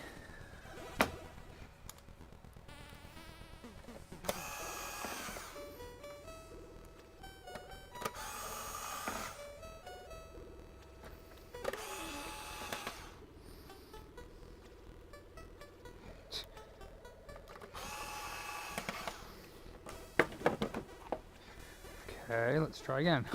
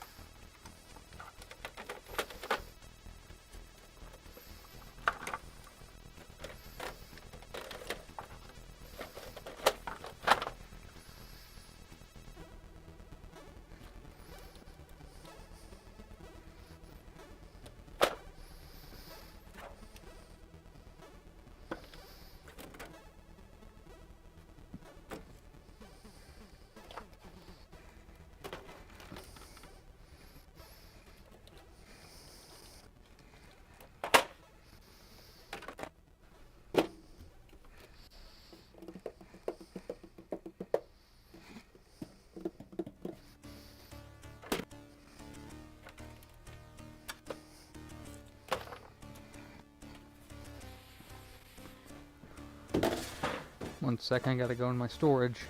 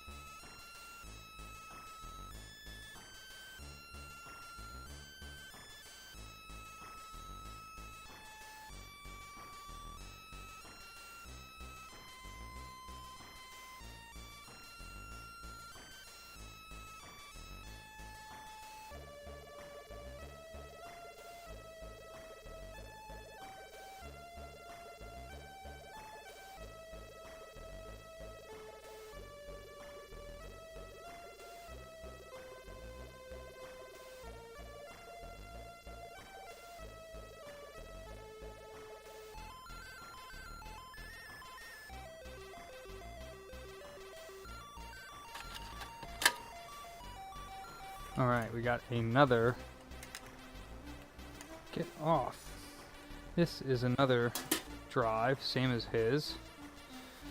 And I'm going to just try this laser, because this is a D16.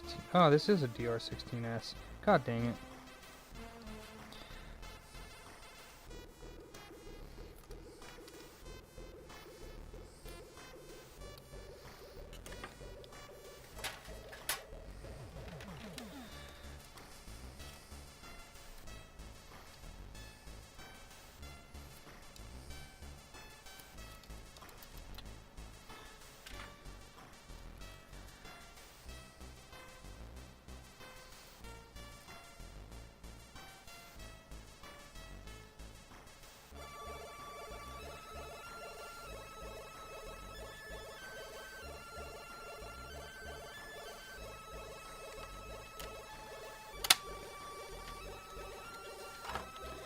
I think I might maybe put a new one in this one too, and maybe the DR16s don't work with the D16s. Could very well be.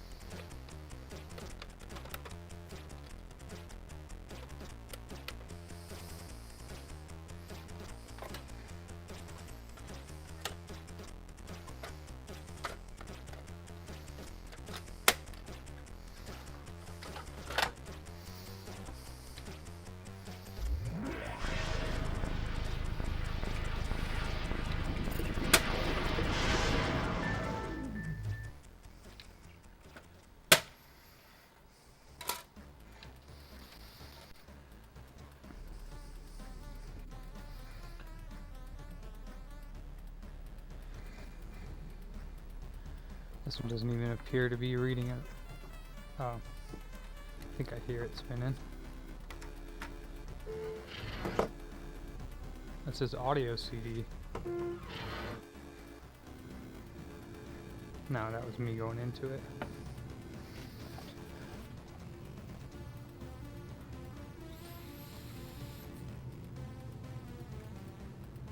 Yeah, I think this drive is bad too. Like the IDE board, because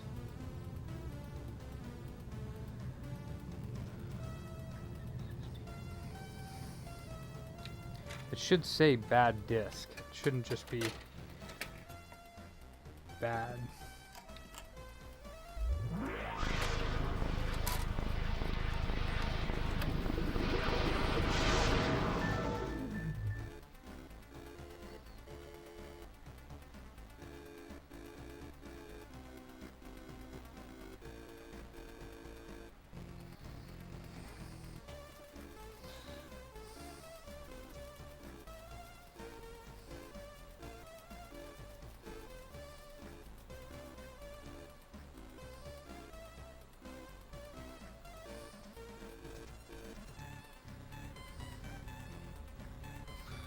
Yeah.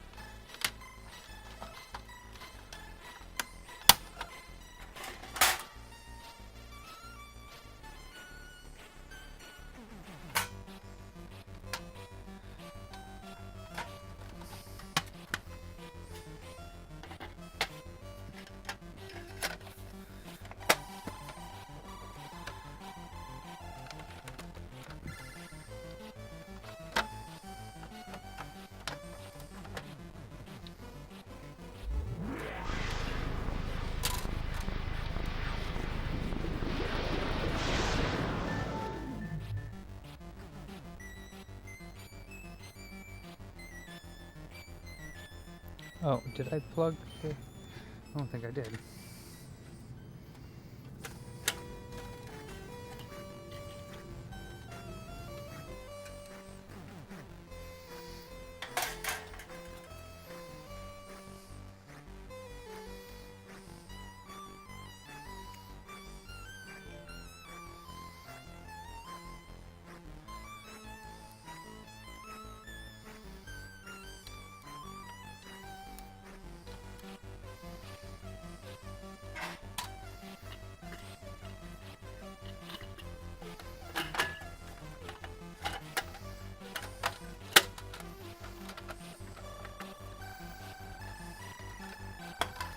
Oops.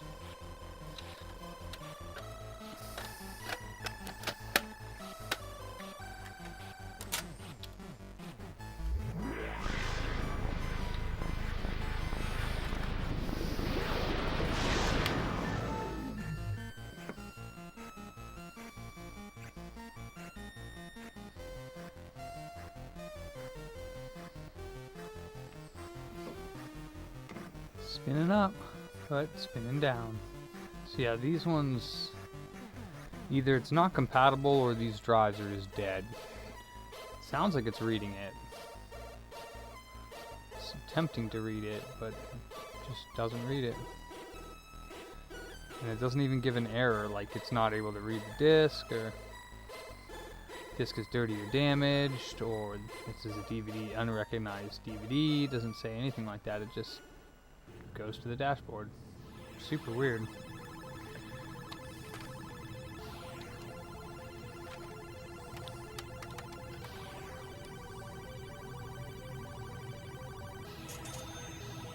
Damn.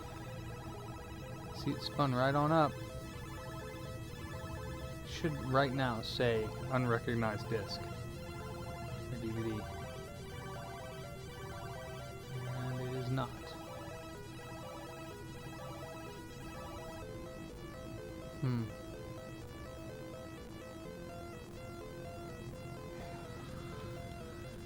Okay.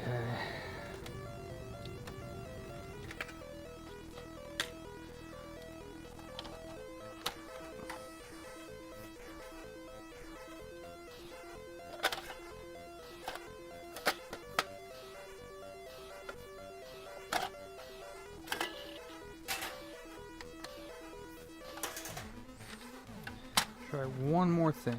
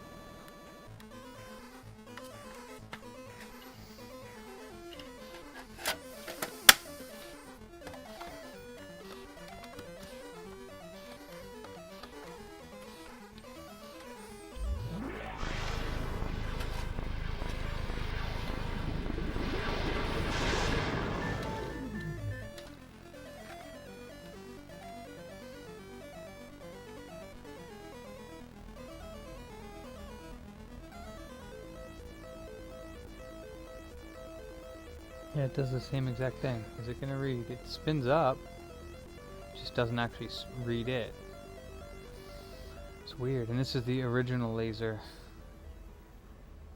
Spins up twice. It does like the same exact thing on both of these. 3, and then it just doesn't. Ooh, and then it does that.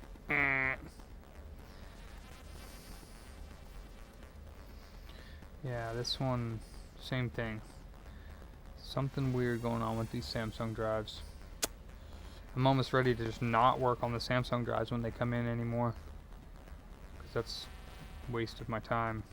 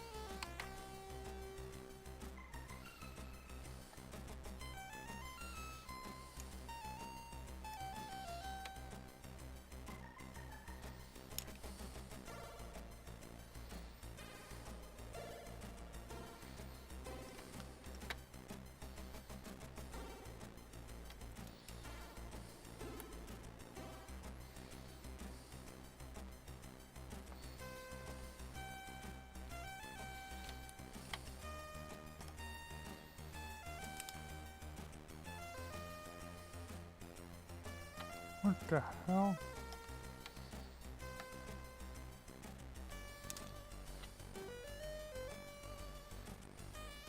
Oh boy, that's not good.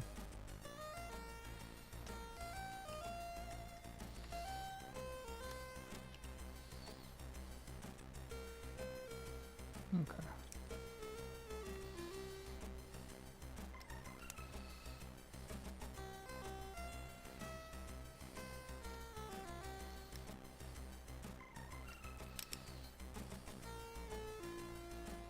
Okay.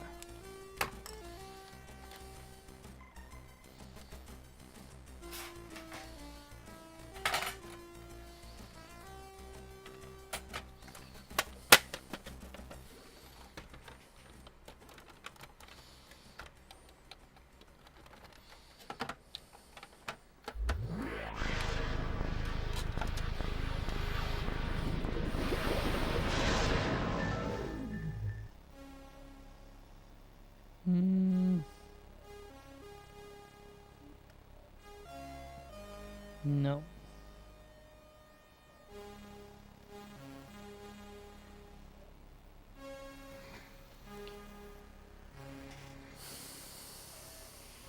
Mm-mm.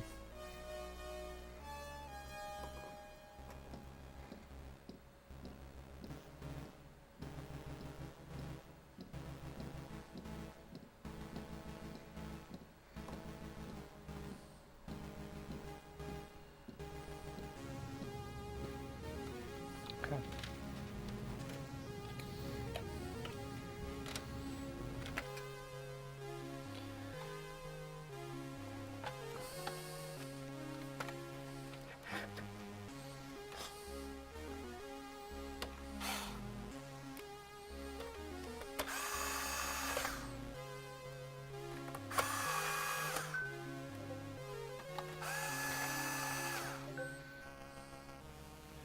Jeez, oh man.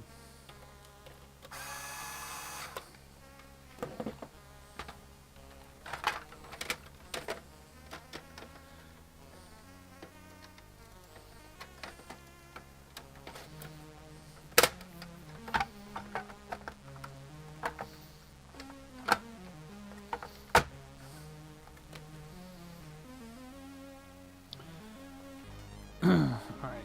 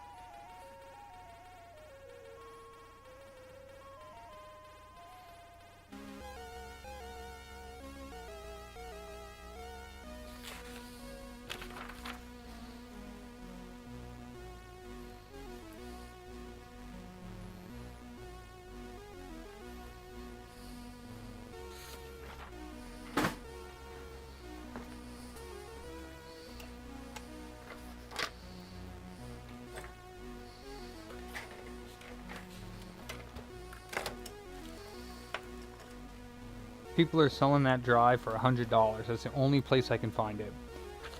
Yes, sir, Glenn. I'm a reptoid alien. Shapeshifter. Rasta reptilian shapeshifter. Oh man, yeah, this thing got this. When you see that SDG 605, just run. And only people are selling drives online for $100, so it's the only one I can get. So it's like $150. It's just not worth it because make $50, sell a drive for $100. Just not worth it for the customer. They can get we sell working Xboxes for less. So.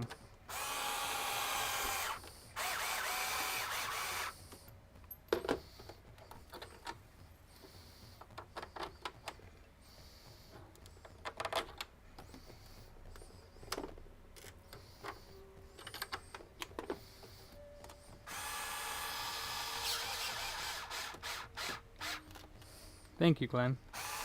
Nah, I just love doing stuff, so I don't like sitting around. I don't have anything other to do. Nothing in my life going on right now besides repairing shit that I like doing.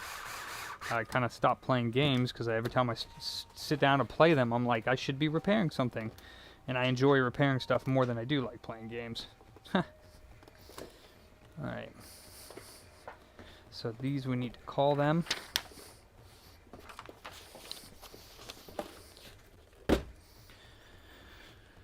Alright, what's next? That is 44. And plus I'm back.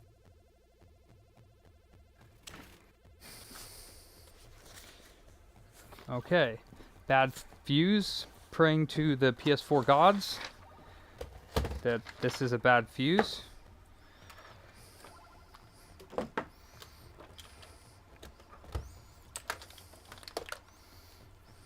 Oops. Sorry. Every time I move this cable, it messes up because I gotta make it go above my camera cable.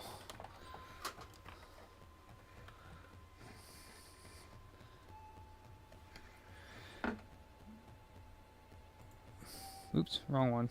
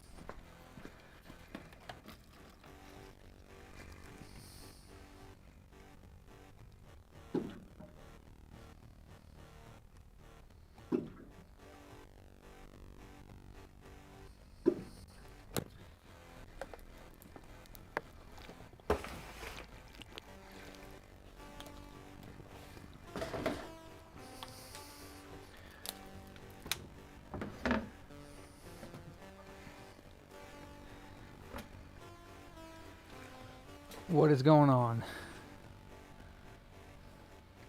Ha.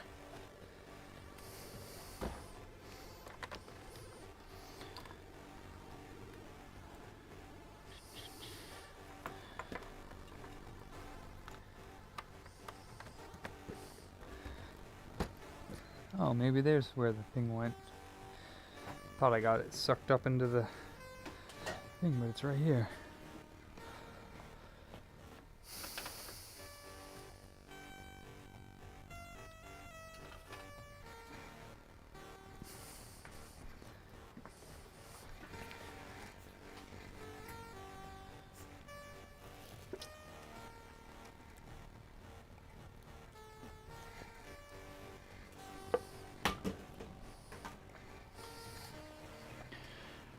And they can't turn their PS4 off properly. I want to get to them, Scott, but it won't be for a little while. It's 2 o'clock right now, so I came in here really early, so I got lots of time. I'll probably do some delidding, because I have those 2 Frankies that I did. Both of those, the RSXs are running too hot, so I'd like to delid both the RSX and cell on those, ultrasonic them, and then check the temps. So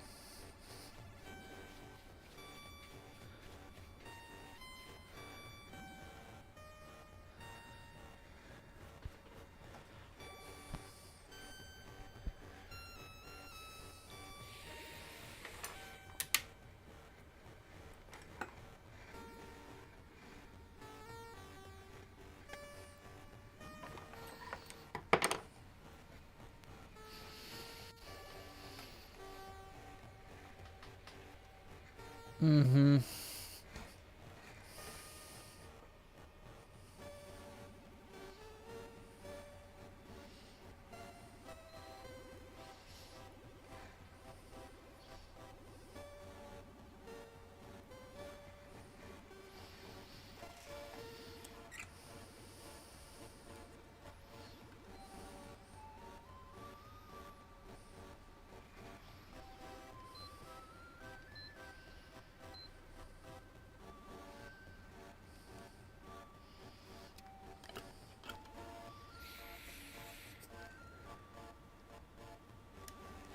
There's actually a disc stuck in the drive. Cockaholics Anonymous. I like that. Tick-cock. Never wears out. Well, till you die.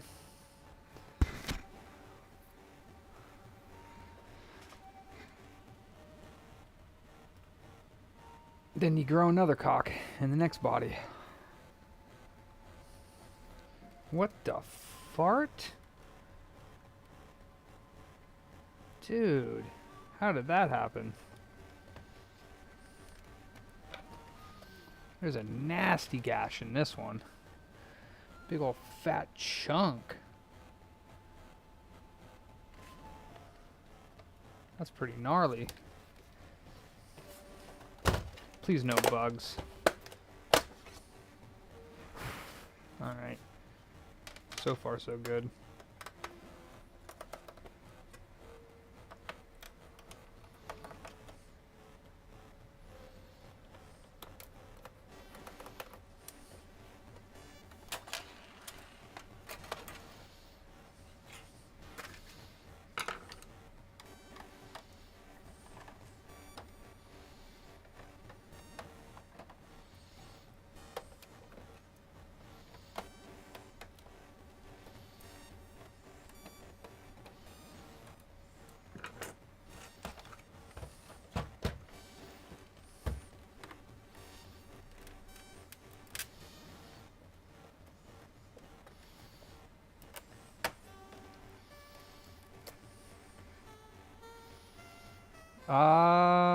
I've seen Victor earlier.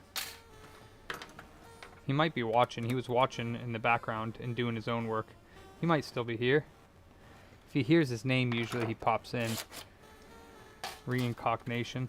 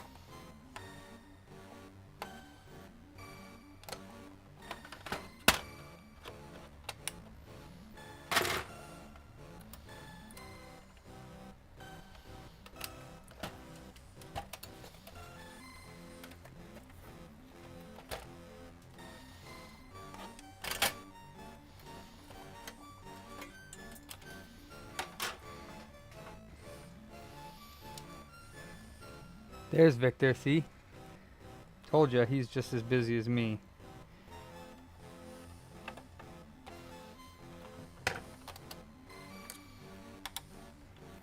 Dude works just as hard as me when he's working.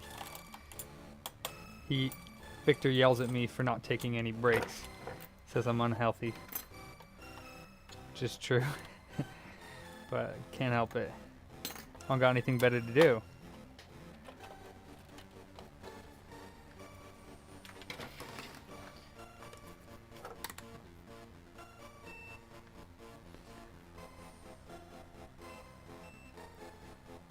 Oh, that's not a good sign. Fuck you, PS4 Slim. Fuck you. The mother effing... I want to start doing injection or voltage injection on here and see what's getting hot, because these fuses are not blowing on the Slims, yet the disk drives aren't working. Alright, this one was jammed though, so let me see if I can open the drive and maybe see if there was something causing it.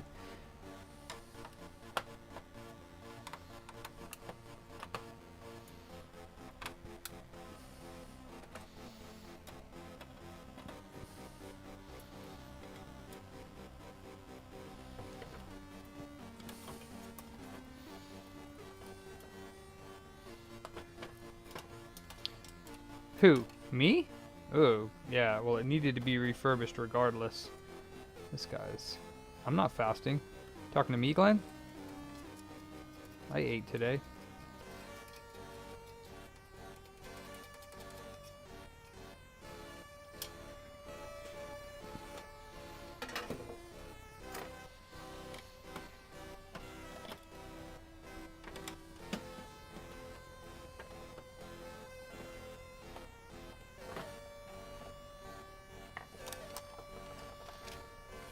Yeah.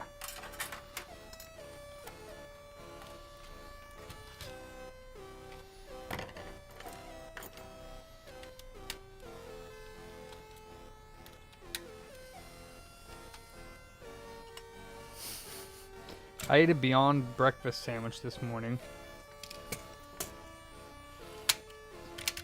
So we can take to see if a lot of people say, oh, it's the disk motor that died. So you can take this, which is 5 volts.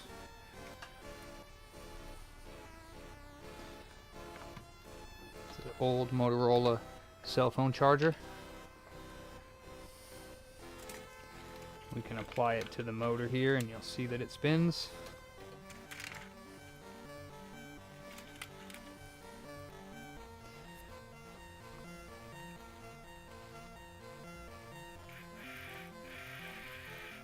So yeah, it's not the motor. Motor is running. Okay. It's not the motor, and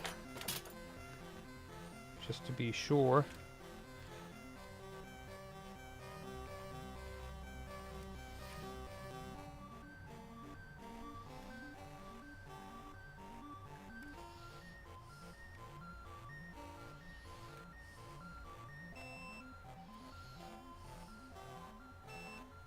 it's not that button.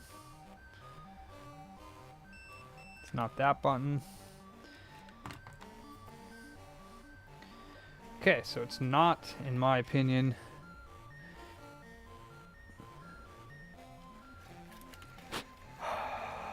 the NOR? That wouldn't cause it to not even take a disc in. I mean, it would still try to take the disc in.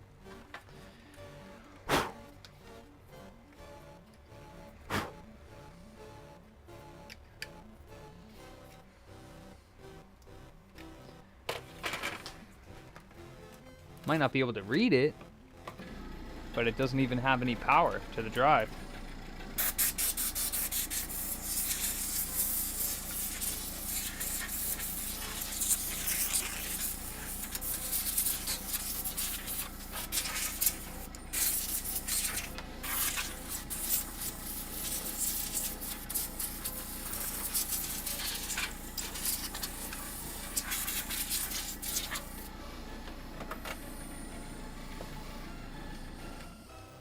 Oh.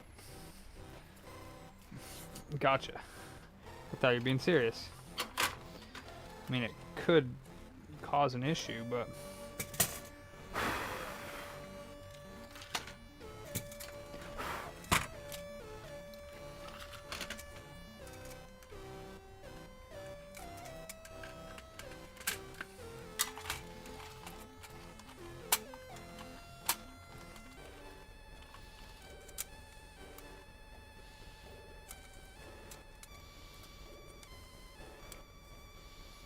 Hmm.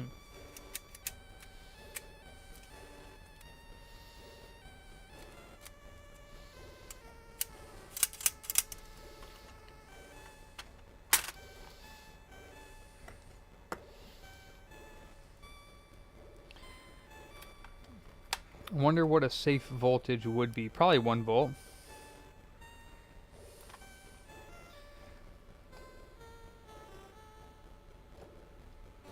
The whole PS4 or just the motherboard? The whole thing. While it's on. We need a nice clean game experience here, guys. Only other thing I can think of is that the laser's causing a short. Or, you know, again, the damn Renaissance chip dies, and that's what happens. What am I doing here? Like that.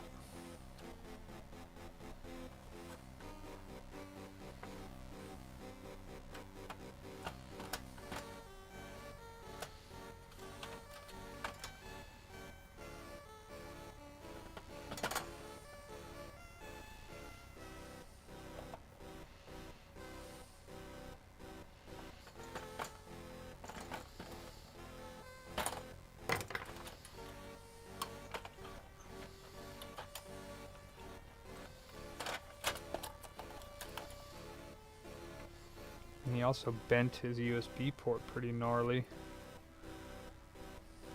Darn near broken off the board.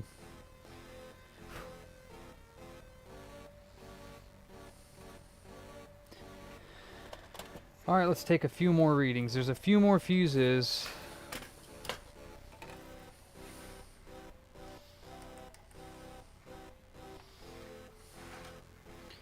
But I've never seen those go bad. So usually if the ones on the front are not bad, then these usually aren't either. But we'll see.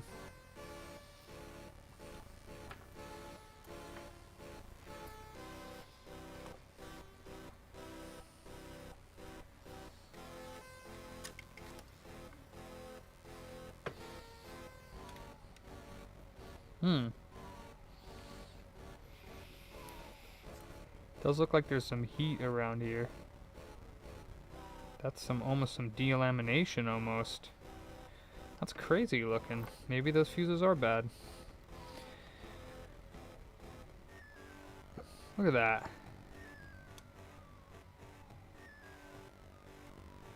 It almost looks like it delammed there. Almost. I'm not sure what that is. Could just be the board, but looks weird. There's a bunch of solder balls around here too. All around the chip. Wonder what got that hot. To cause a bunch of solder balls.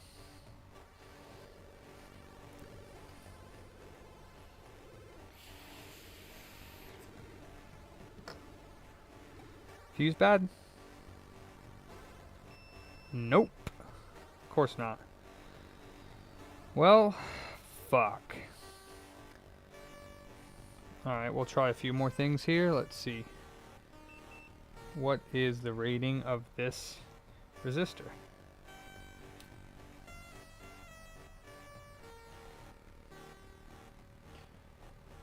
.7, which is about right, I believe. This is 10 ohms. 10 ohms, yep. And then these are like 5 to 10 ohms. 10 ohms.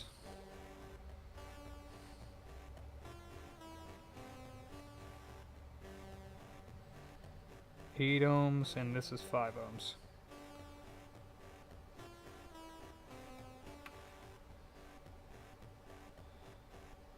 .5. And diode. Diode is 1.5 volt that way. 0.6 that way.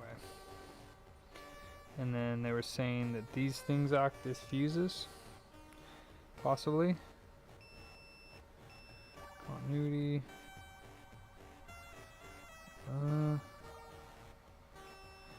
one's got continuity. That one doesn't. I'm not sure. This one I think is not acts as a fuse. This one's 8.86 ohms. This looks burnt.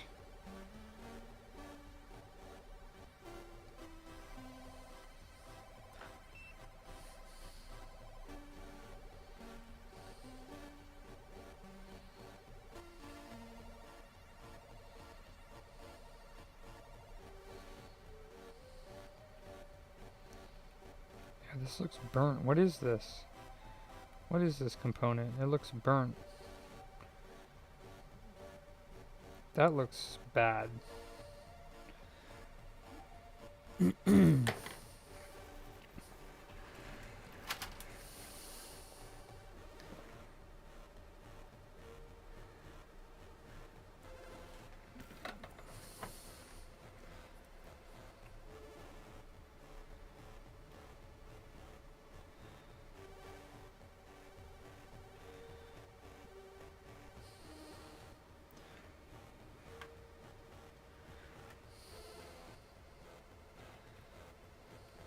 I guess that's just what it looks like.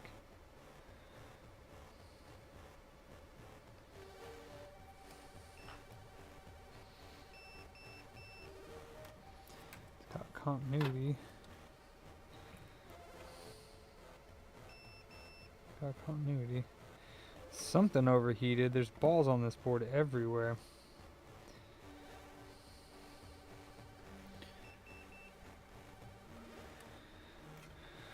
Alright, how about this one? 1.8 and 1.1, 1.9, 1.6,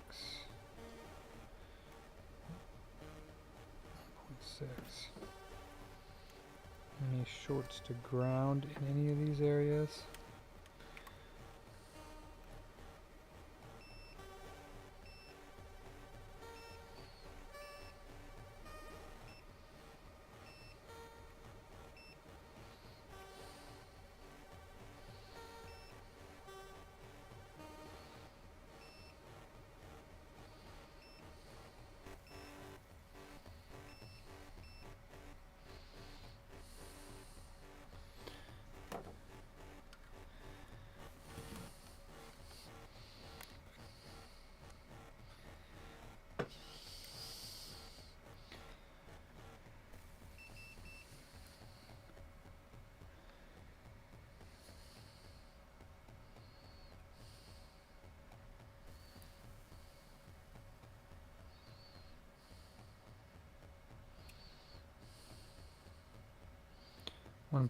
.2 volts and 1.3,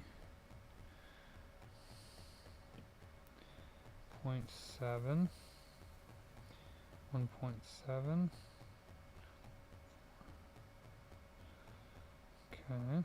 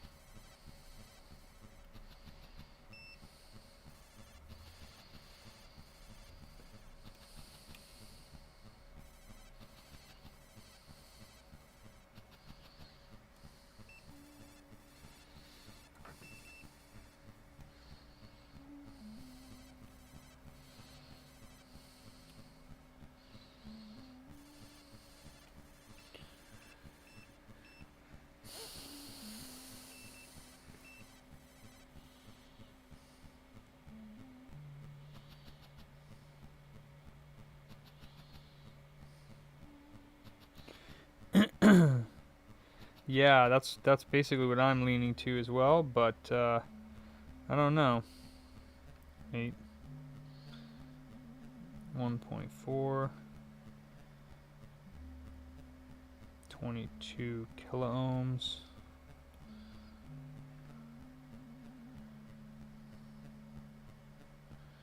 Kiloohms. I guess it wouldn't really matter if I look at these because those are just coming off the Renaissance, but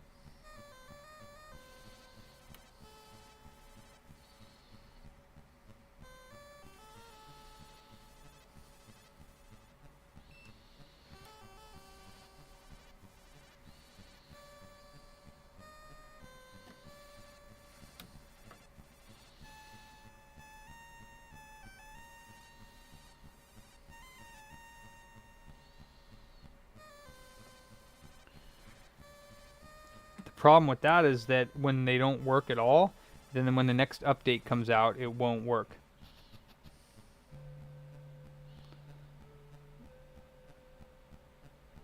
Yep. Yeah, if it doesn't take a disk in, it won't update either. Usually in my experience, when it has this fault, they won't update when the next system update comes out. So it's a paperweight. So it's not even worth selling to anybody.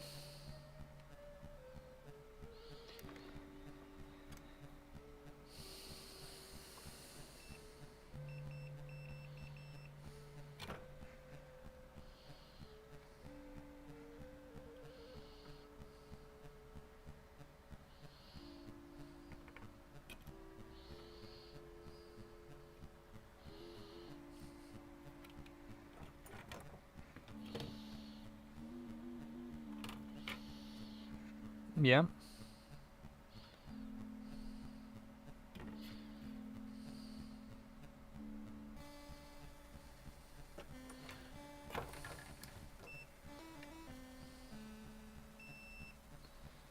See, the solder balls are around here as well. There's a couple of them here. What the hell overheated? That looks pretty gnar.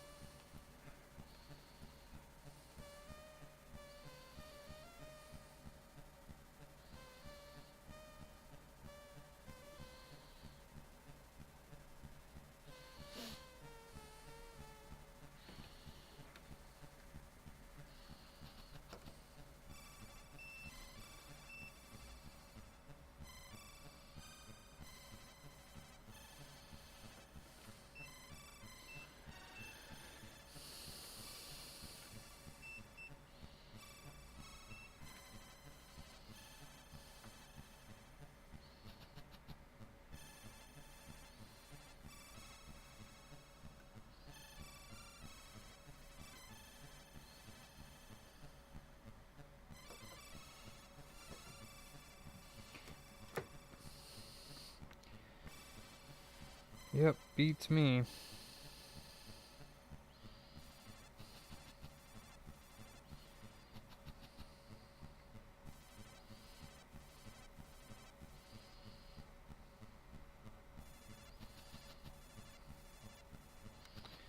I'm tempted to do some voltage injection to see, but there's no short, so why would I do a voltage injection? Nothing is short.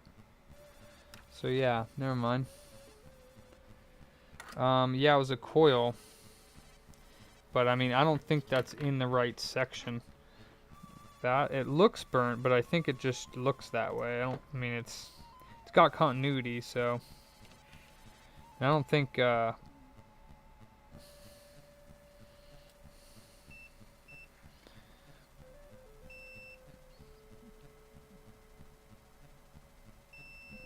I don't think that's not even in the disk area. It's by the hard drive connector. I don't know what this area is here.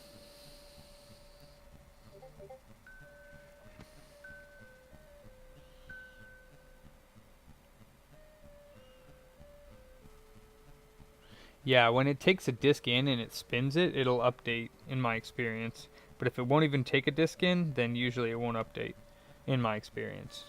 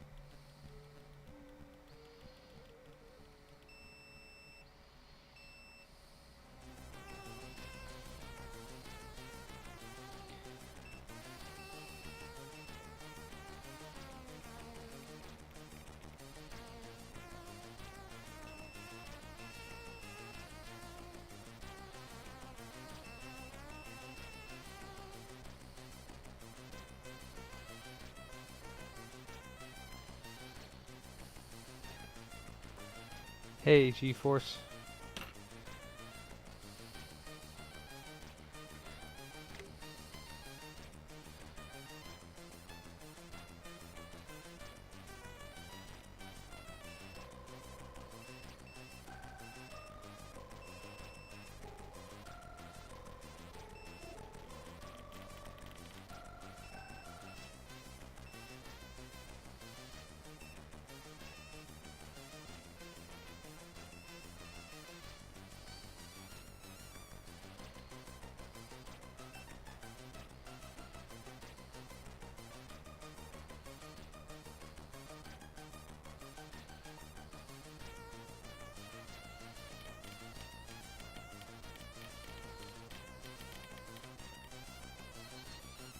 That beats me.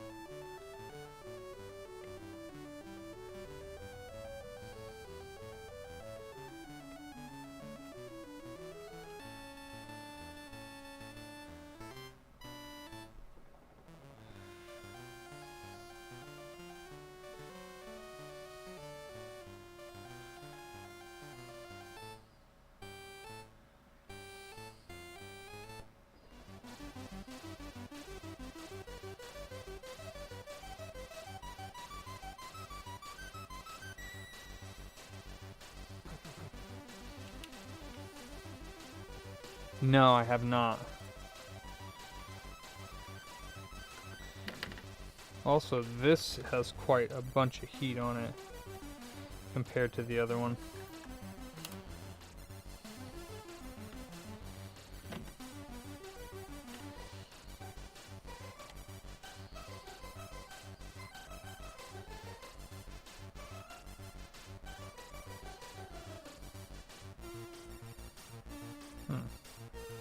Different rating as well.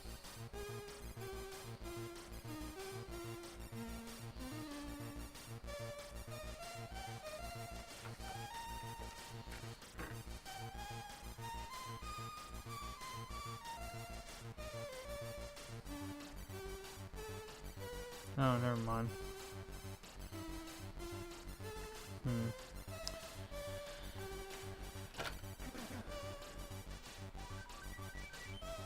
Oh. I just want to know where else disk drive power is generated. I know it's, yeah, it's just right in that area that we were working. Nowhere else.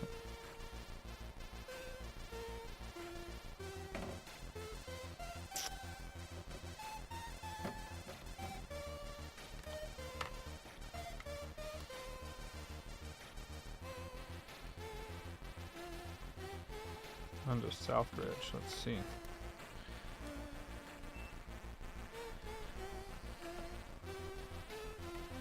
Oh, well, there's some heat over here.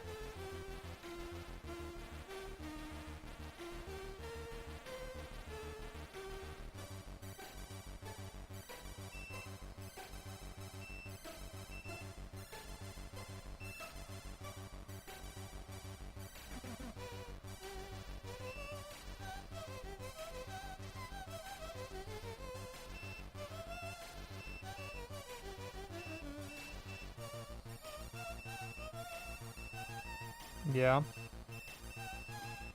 These are shorted under Southbridge. This one.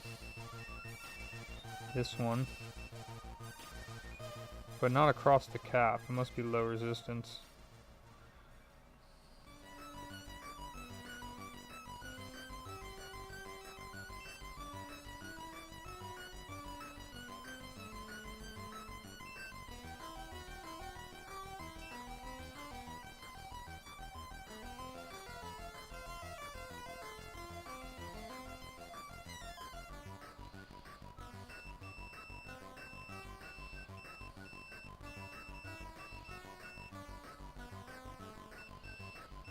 These three.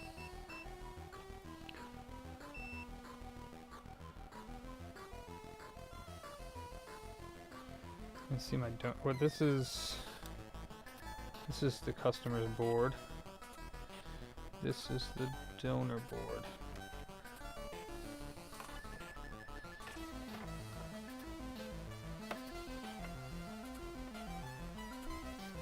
No short.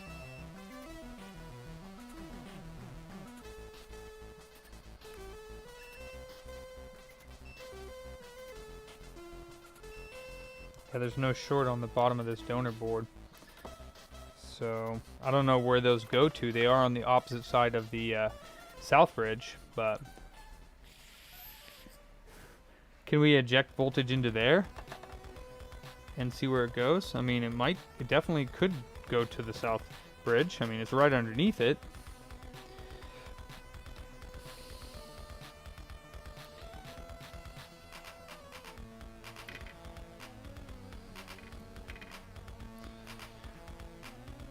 No. Okay. Gotcha. It's a line coming from a VREG? Oh, really? Where?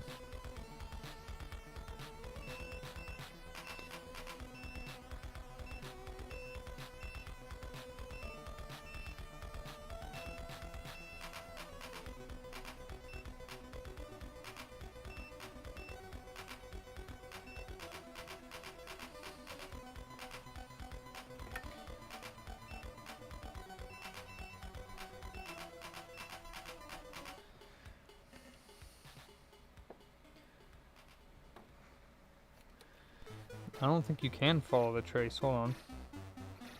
It goes to this right here. That's it. It just goes to these pads. And then it goes to this via, which is definitely Southbridge. So I would assume that all these little tiny holes are from the Southbridge.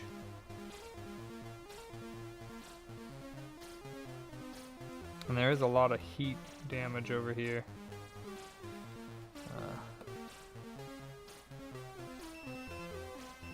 These are just coils though, or ferrite beads.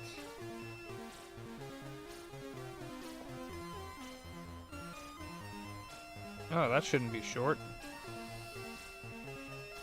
This diode over here, that's a diode. That shouldn't be short.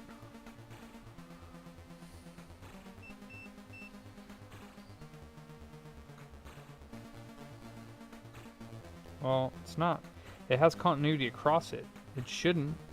It's got negative 0.4 volts in diode mode and open line. Should it have continuity? Diodes don't have continuity, do they?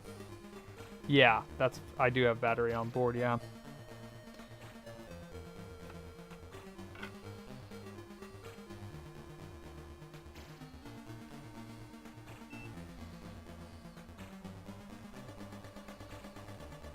Yeah, but the pads don't have continuity.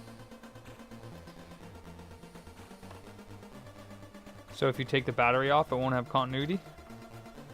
Oh yeah, that's right, I don't have the battery on there.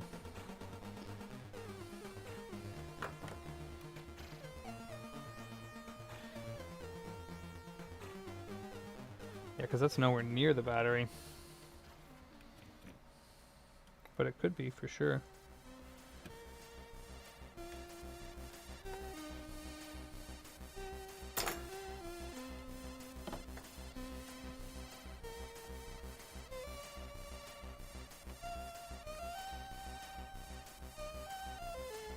Oh yeah.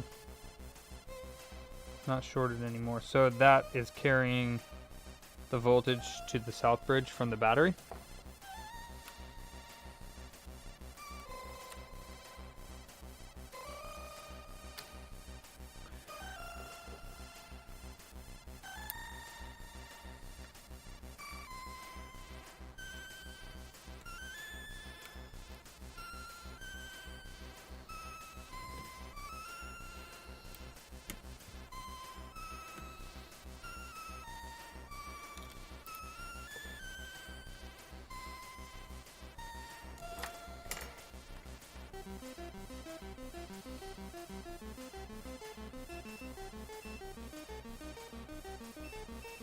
Sure enough, the short is gone with the battery removed.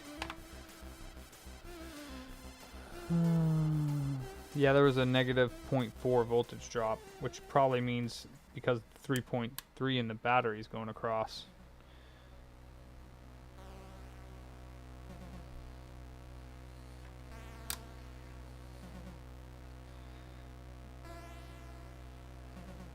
Yeah, there's 3 volts coming out of that diode when the battery's in.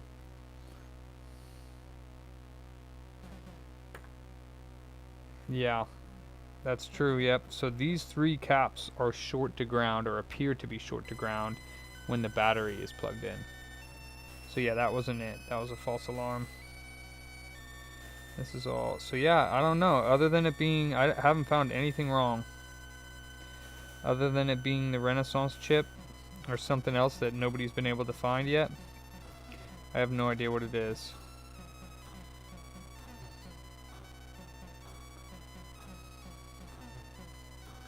No idea.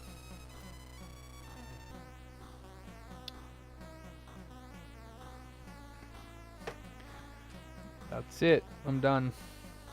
Unfortunately, this is one of those slims that is gonna go to the graveyard. I have no idea what's wrong with these. It sucks that it happens. Happens on the second model of the CUH1215s as well.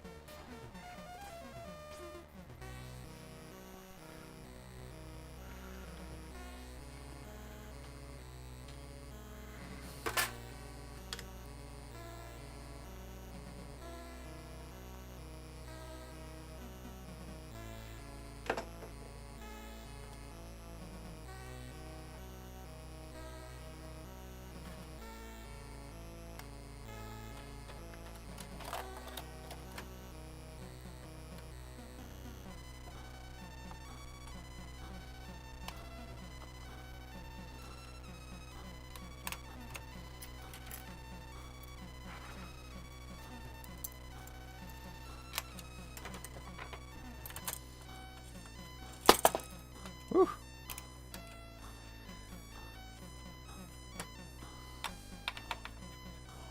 Oh shit.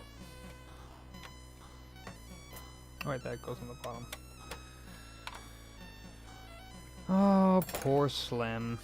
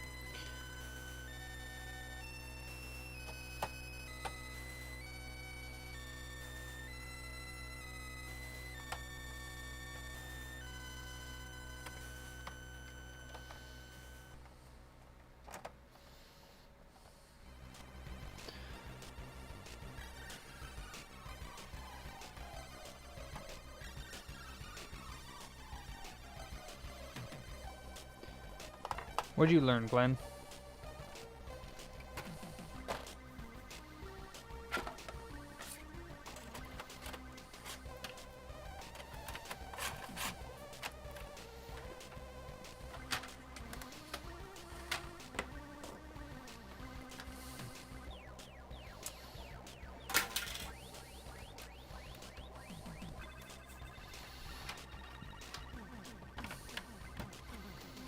Let's see if a disassembly and reassembly magically fix the drive.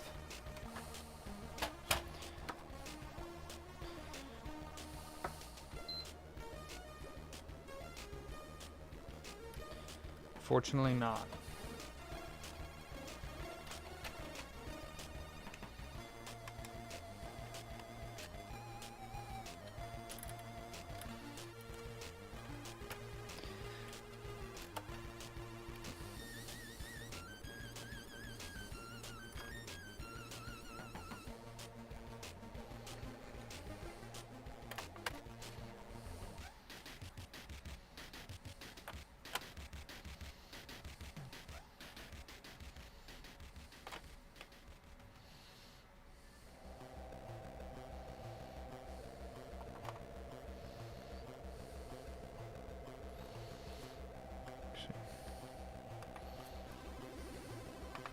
Yeah, that's a good piece of advice. Don't buy a Slim.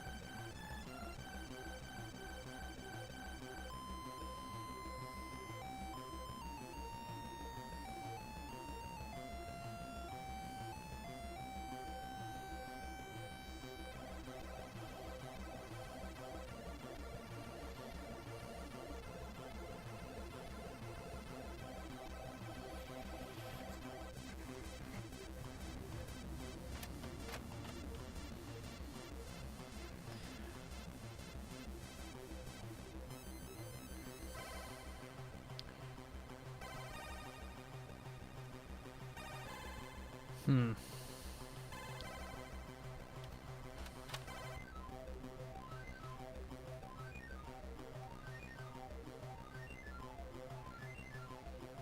.8 volts. 1.8 volts. Nothing on the outside.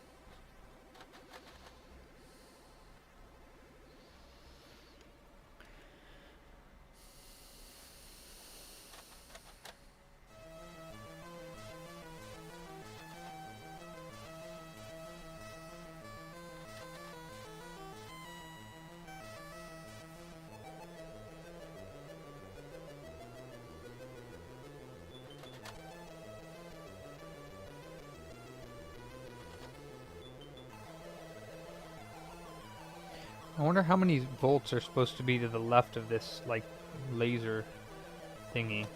1.12, huh? Just seems like an odd number.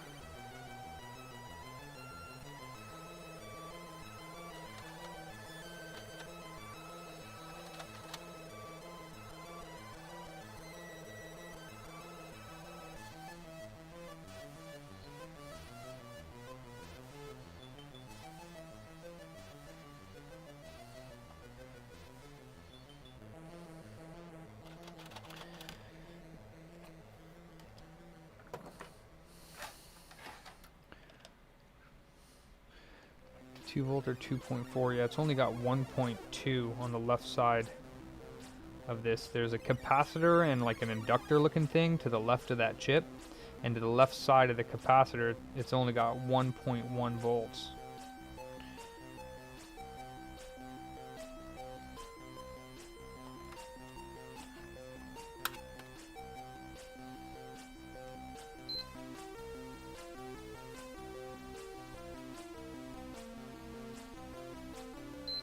No, no drive swap, but I don't, this is exhibiting the same, the drive would do something.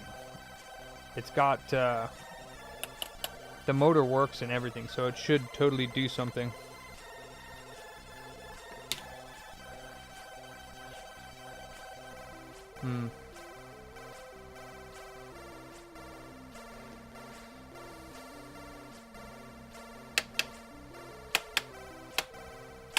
The motor would spin or do something.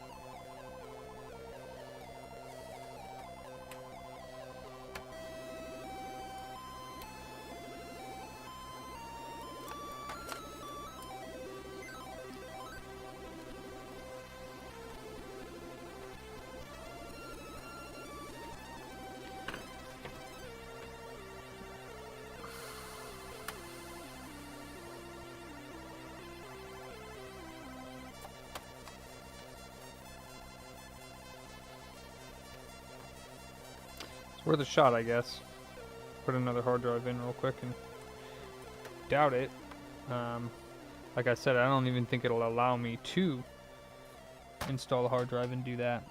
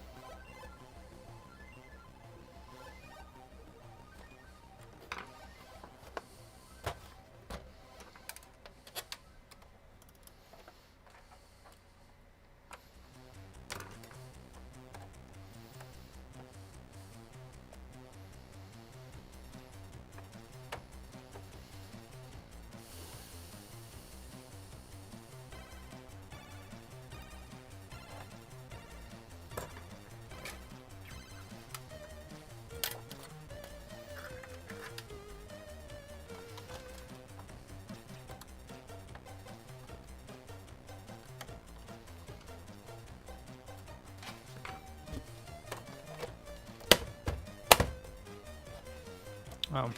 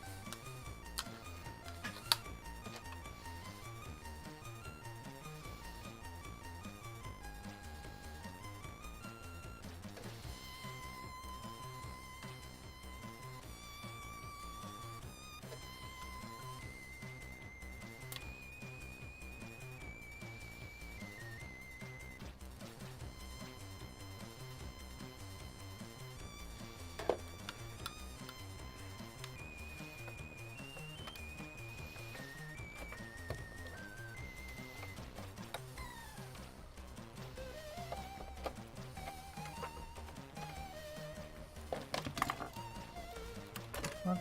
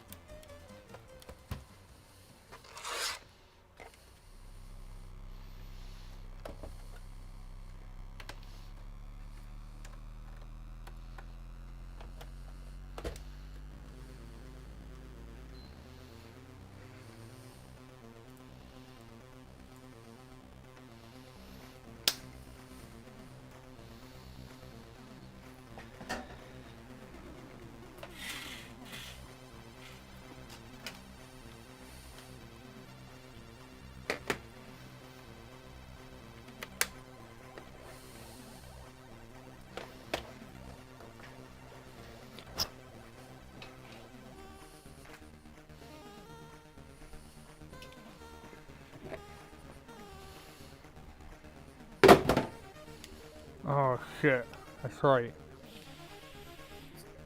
It's got the broken USB port. Let's see.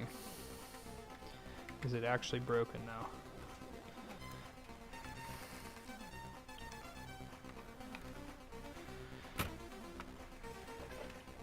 Ha, it's not. That's crazy.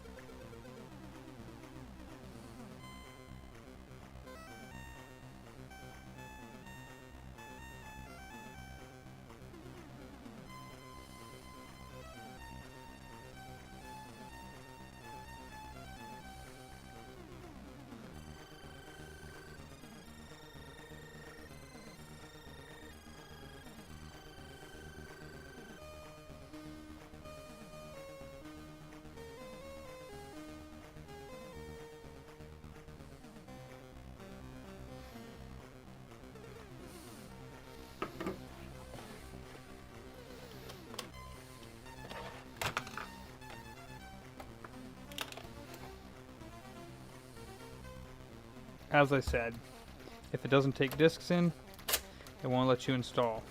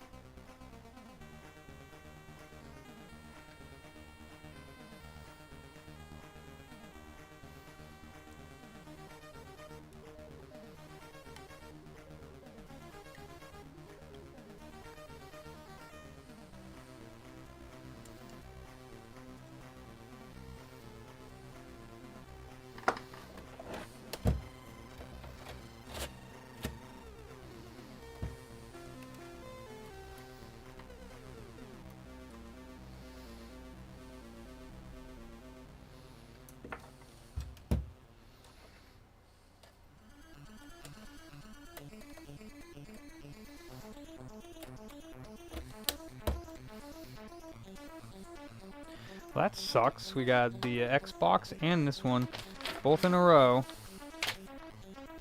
Not repairable.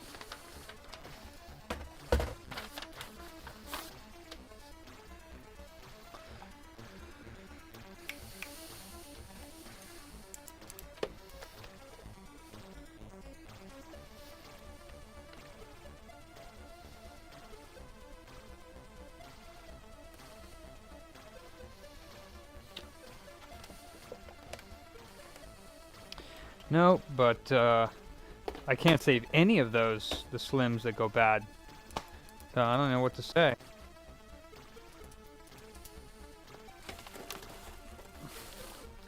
Alright, Nate. Can we fix a PS4 Pro power supply?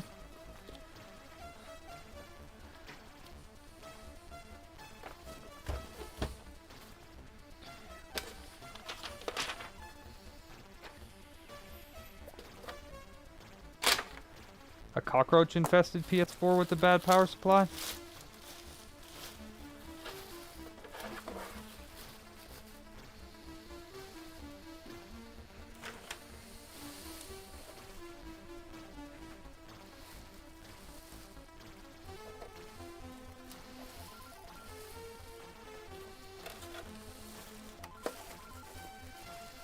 Let's hope they're all dead. Oh, a couple of them came crawling out. So let's hope the rest of them are dead.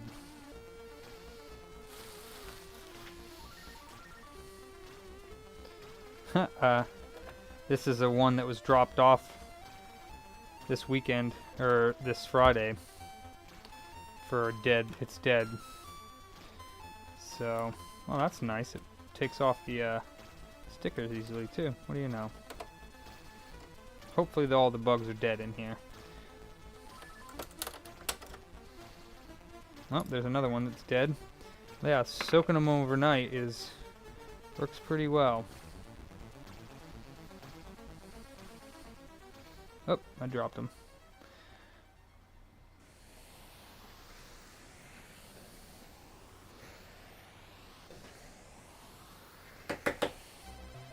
Matter of fact, let me make sure my bottle is filled up to the brim here, because who knows, there might be some more. And oh boy, I'm on my last bottle. I better hurry up and order some more.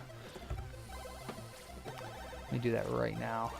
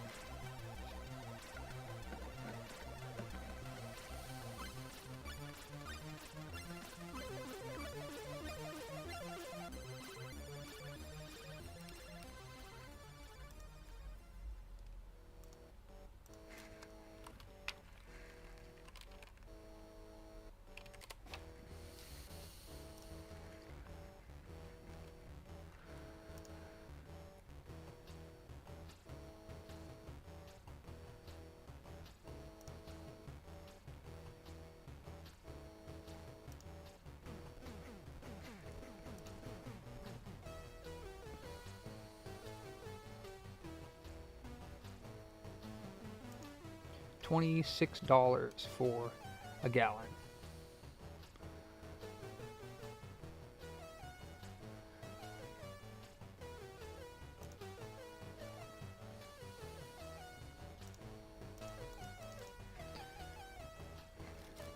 Hold on.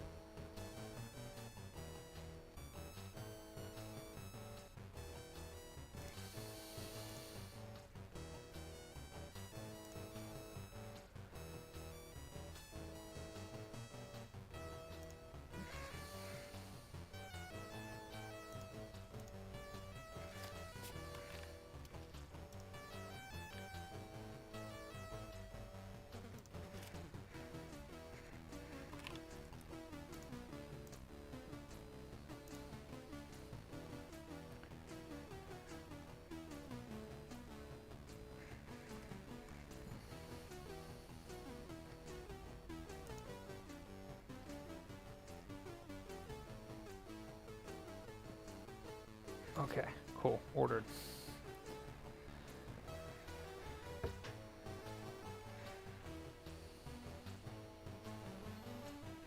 Yeah, it sucks.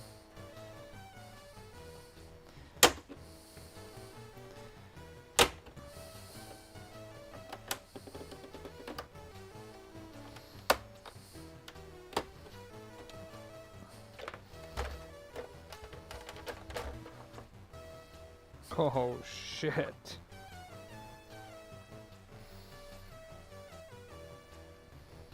Fuck.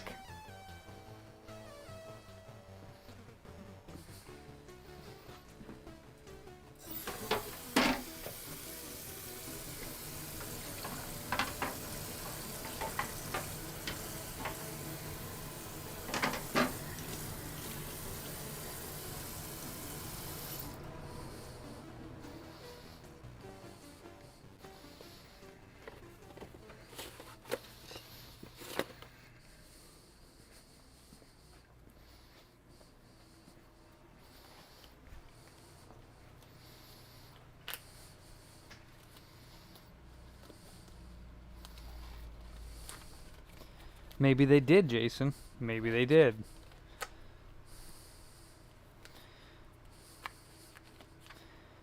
Good thing you don't have to live with me, huh?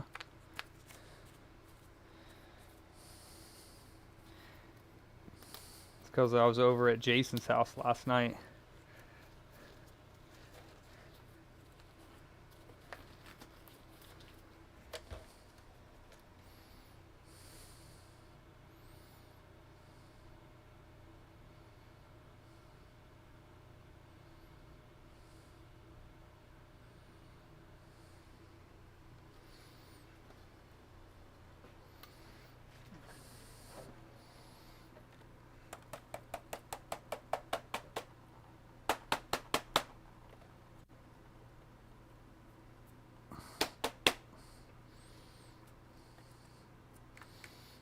Oh, fuck, they stink.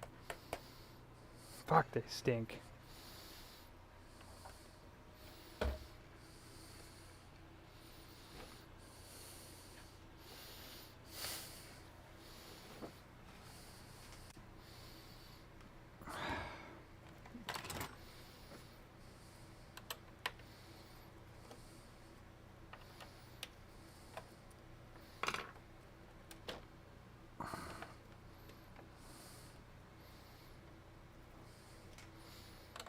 Ah, it stinks so bad. Hold on a second.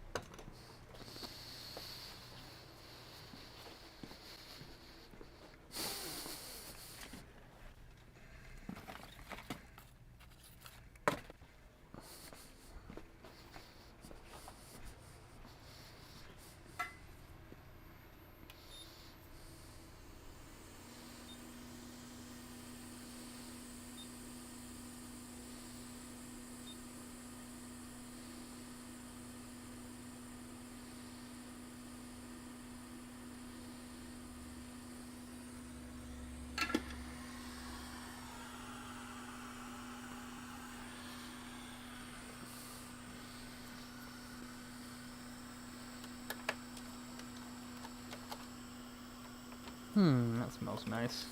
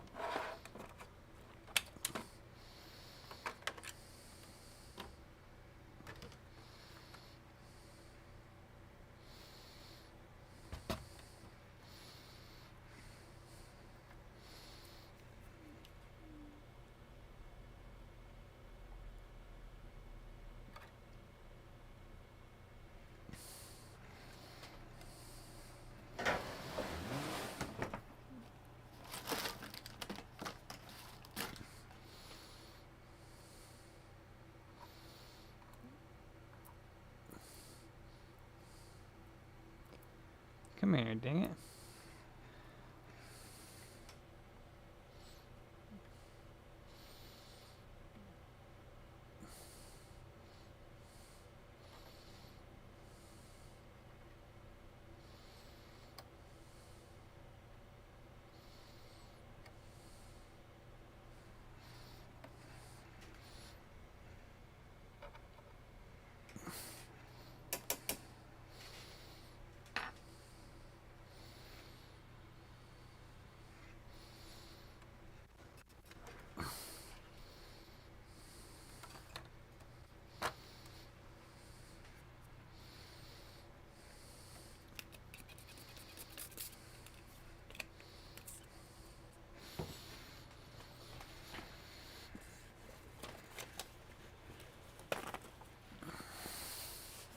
Yeah, well, they're all dead, so even if that's why that's why it blows up, because they get inside the power supply. Oop, gotta put this with this.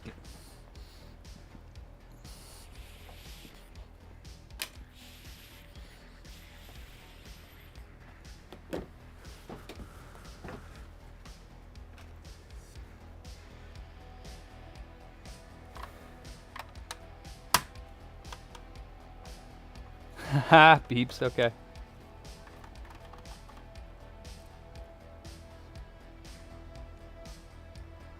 With a J? What do you mean? This is a incense. I don't smoke the herbs anymore, unfortunately. Well, fortunately, but some might say unfortunately.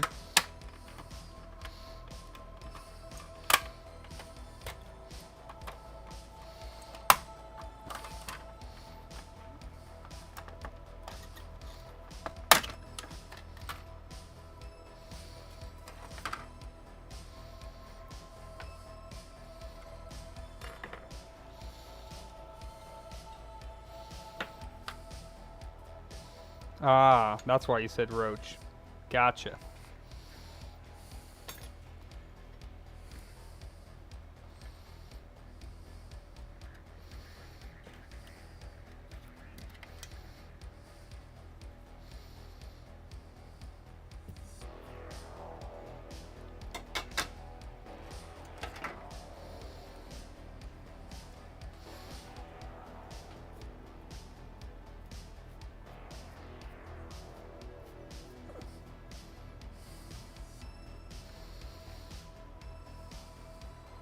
Actually, doesn't look too bad.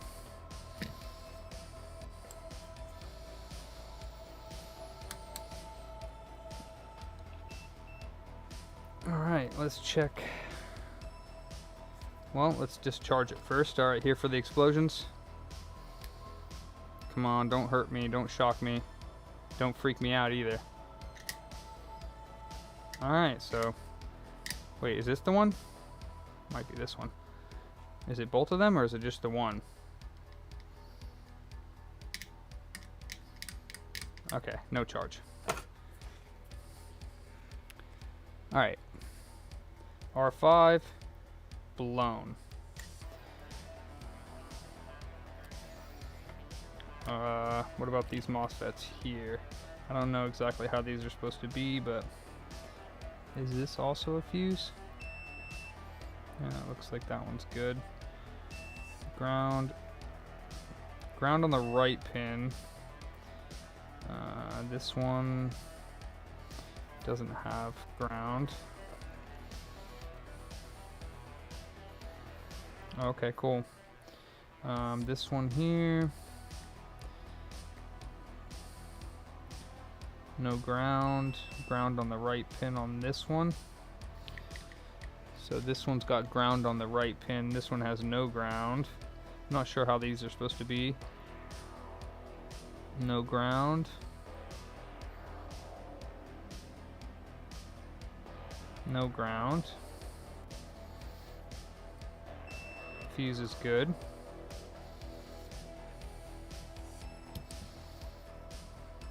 Oh, there's our problem.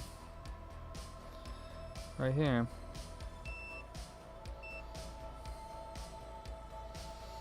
There's our problem. Oops, darn music. Just getting into that song. Alright, this is our problem, I would have to say.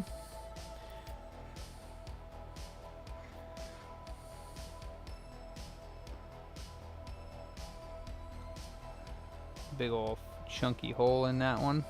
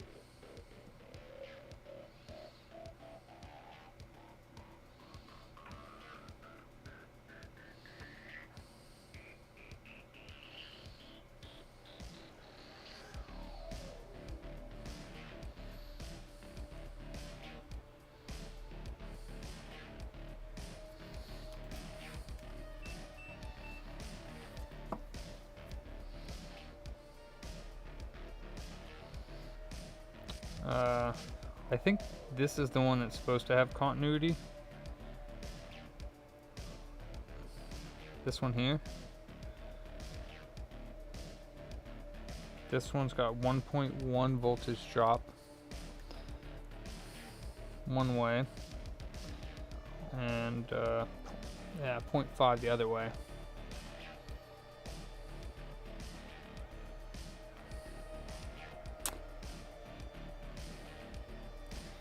Yeah, this one? I thought it was supposed to have continuity. Maybe it's because the MOSFET's grounded, though. We should take the MOSFET off first.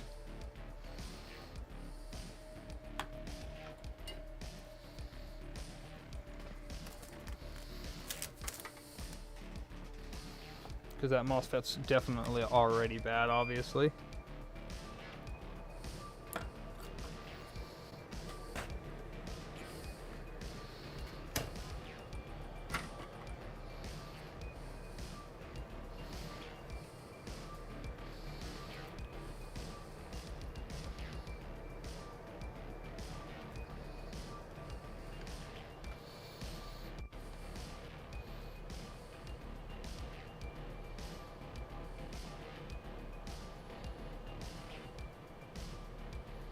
Okay.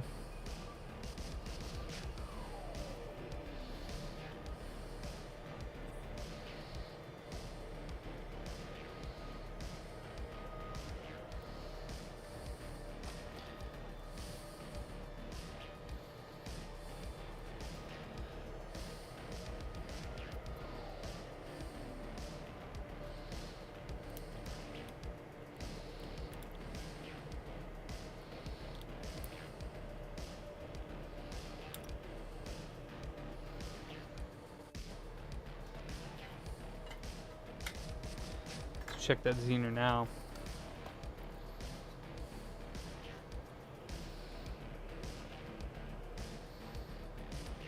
Zero and 0. Okay, so you're saying that that's bad, huh?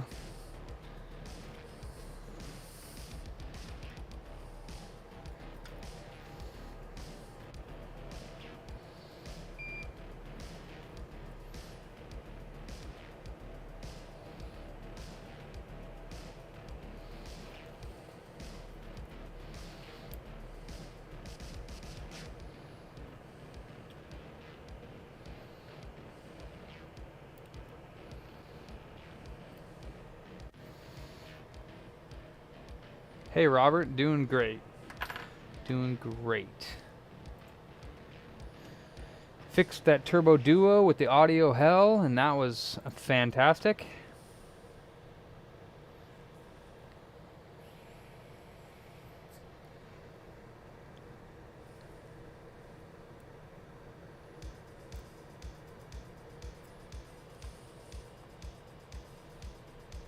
Better do it sooner than later, Ryan.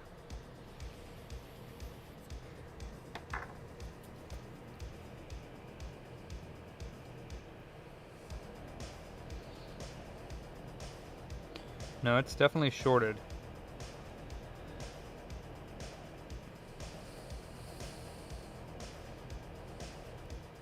Yeah, it's definitely shorted.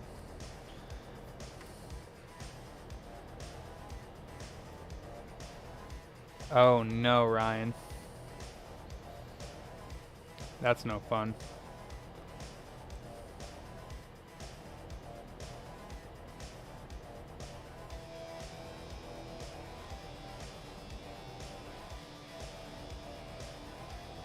Damn, that sucks.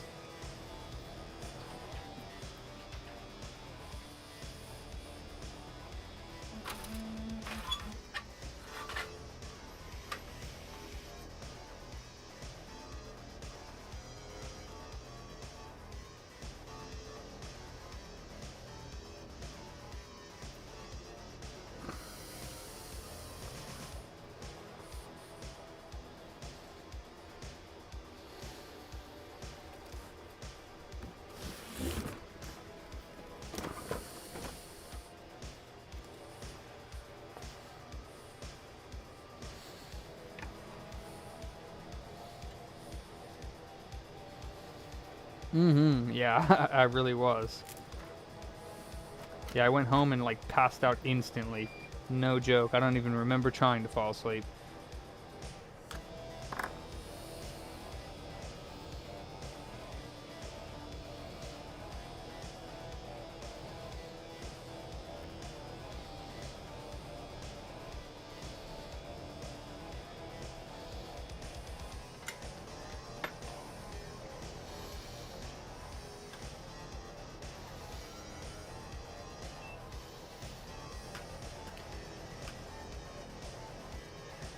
The zoo is all 1K near serial socket. If bad, mini diodes. Also bad, replace resistor only.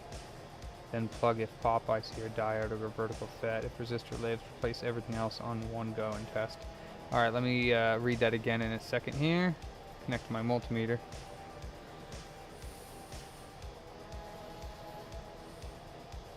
For y'all to see.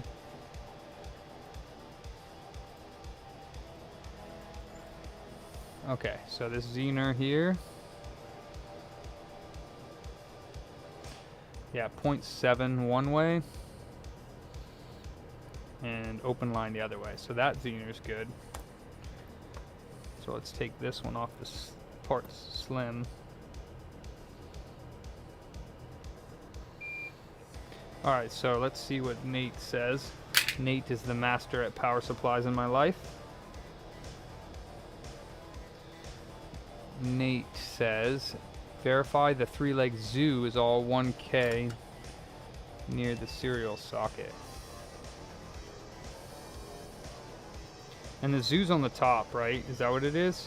Or is it on the bottom? Near the serial socket. You talking about this dude? The FERD?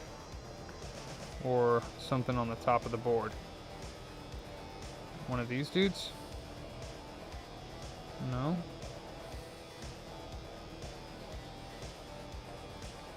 Bottom size 3-leg MOSFET. This one in the top corner? Very small. The O-arc. The zoo. Verify that the zoo has 1K plus near the serial socket. Alright. 1K in what? Across the legs?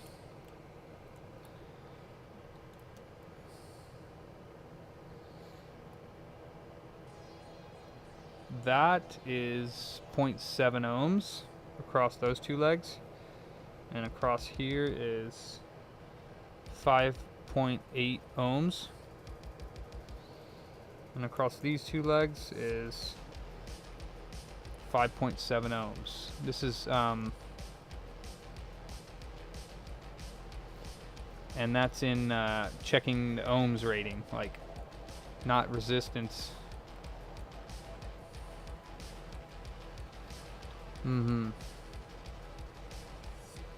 Bad, huh?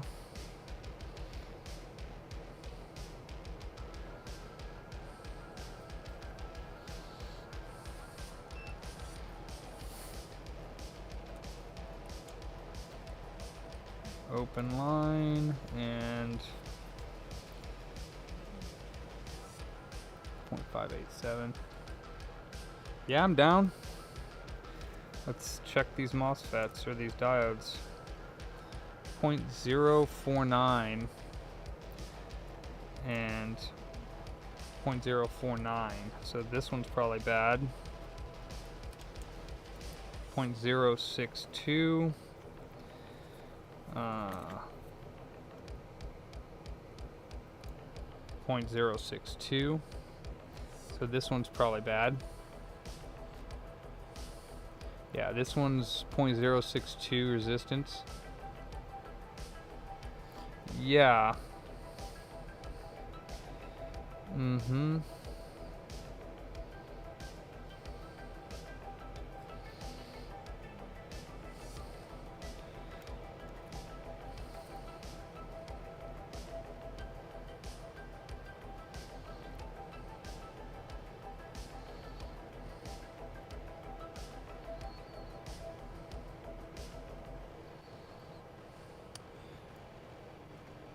Those ones seem really short.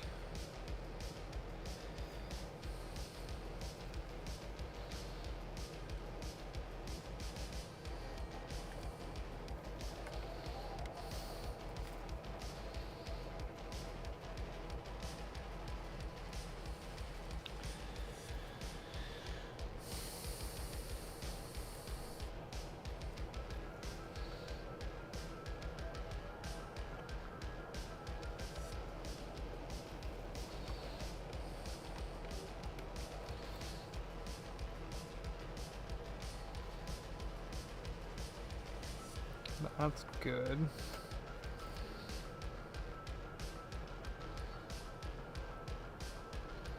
These ones are really low as well.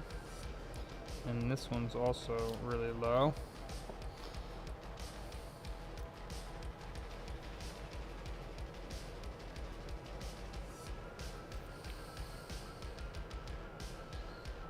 That looks good.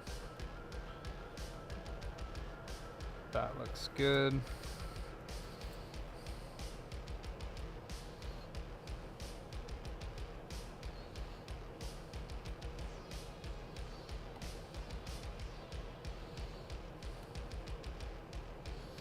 This one's not measuring anything across it at all in diode mode. This one looks good. That looks good. That looks good. That looks good. Big old ball of solder right here. So I don't know. These two are really low. I'm not sure if they're supposed to be. These ones are 0.048 voltage drop both ways. So those are sus.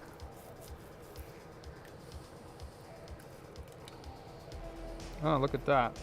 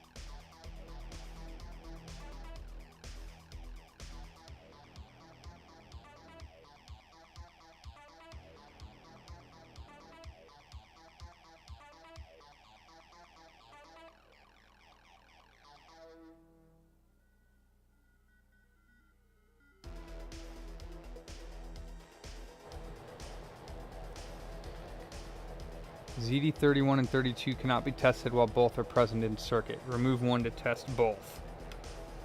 Okay, same thing with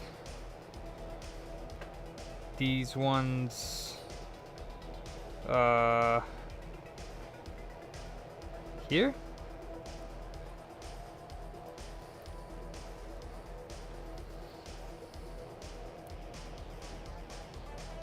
No.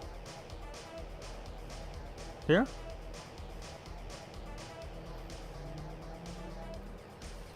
Getting 0.1 volts on each of them. Computer booper? Yeah, but check out this. Whoop.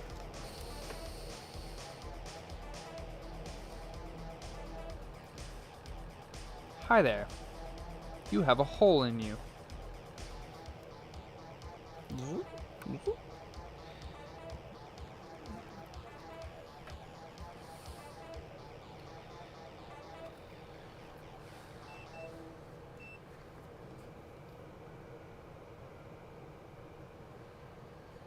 151 ohms. Not quite sure what it's supposed to be.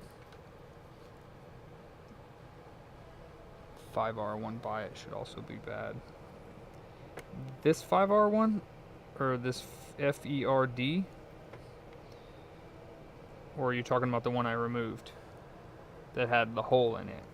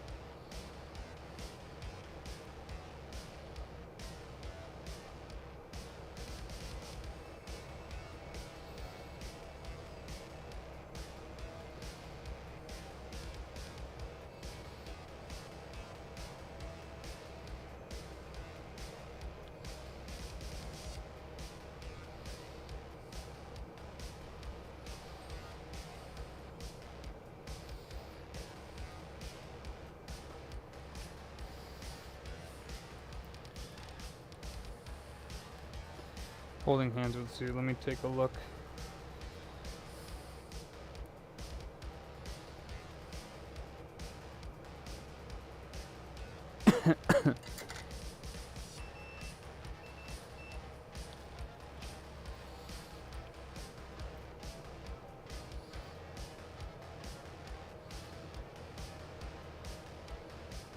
Okay.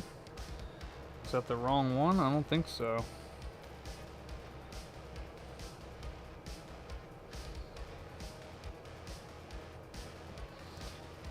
Alright, did I blow it with heat or is it just bad in circuit? Let me leave this one out for now. This one might just be bad in circuit.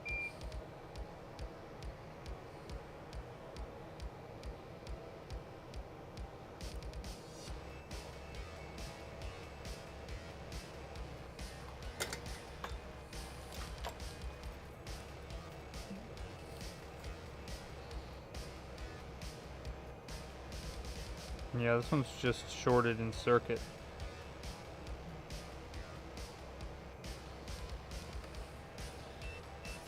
Actually, yeah, these resistors are shorted. They should be 2.2 ohms, I would assume. But they're not. They're short. They're 0 ohms. Or 1.5, 1.3 ohms. Okay. Yeah, I'm in resistance. Diode mode, that is.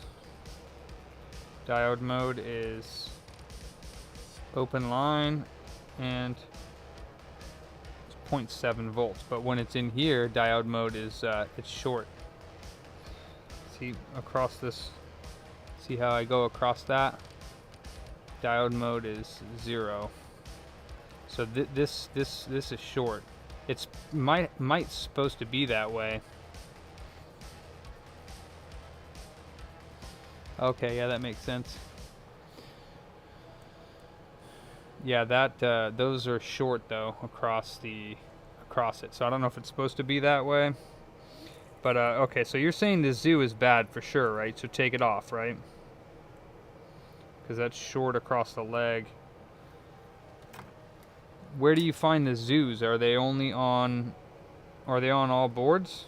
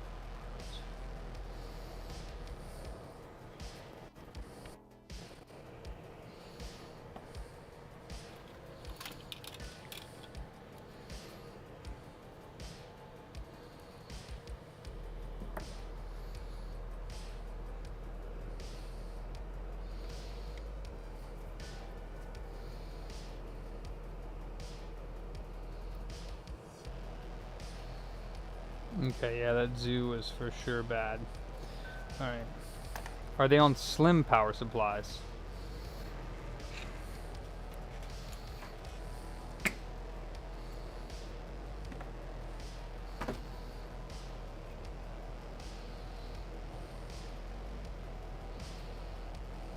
There's one.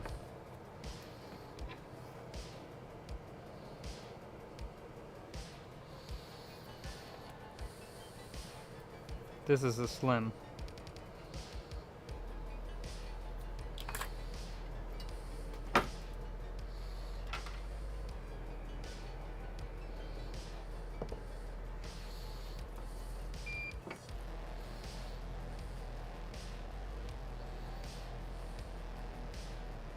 On the slim or on the pro, Nate? Test the 5R1 on the slim or on the pro? On the board I'm stealing parts from?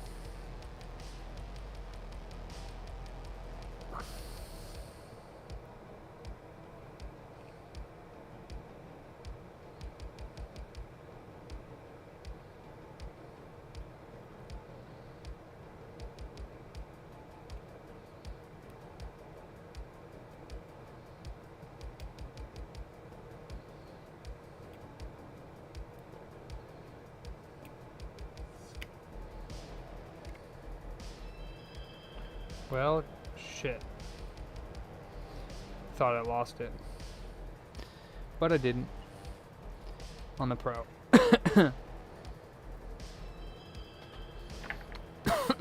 The 5R1. So here's the zoo. Where is the 5R1?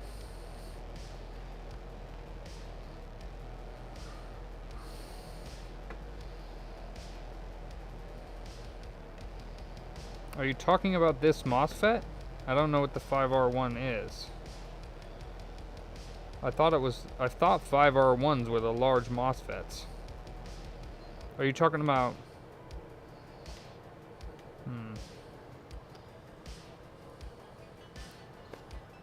Oh, 5R1 right next to it. Sorry, you said holding hands with the zoo. Okay. That's a resistor. R46.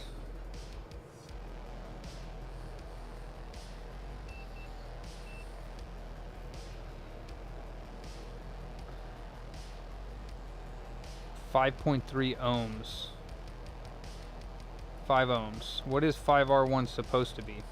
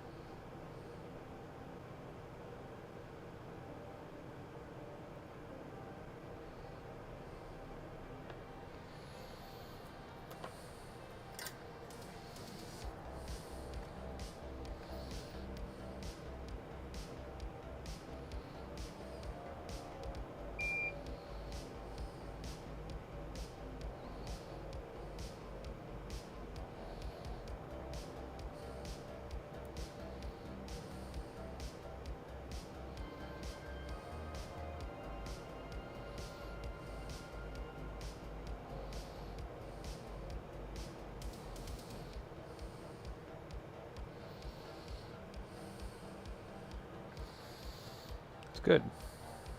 So 5R1 is a 5 ohm resistor, or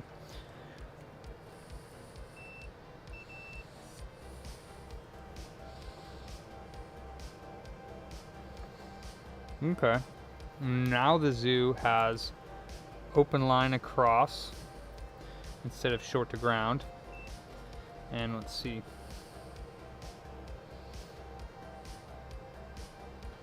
$10K across the two legs, and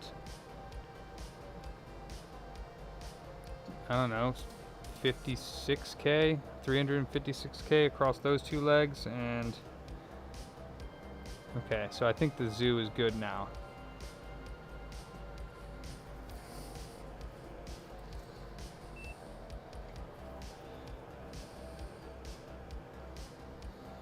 Open line 0.5, open line 0.7. It charges the caps, the high voltage caps with the zoo.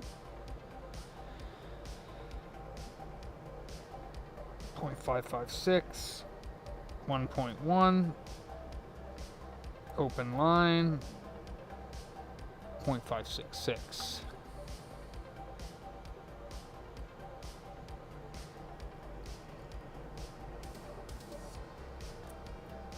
What else we gotta check?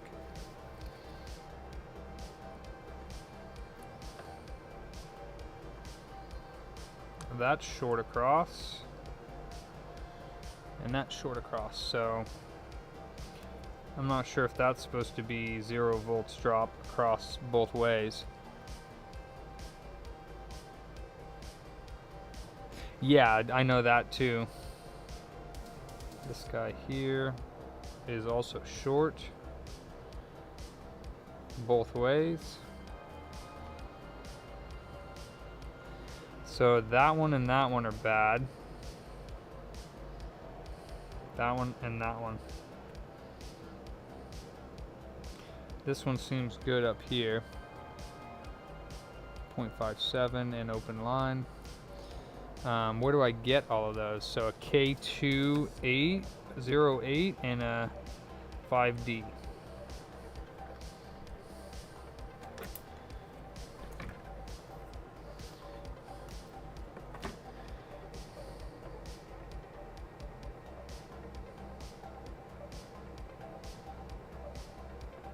How about this K2NX right here? You think that's a replacement?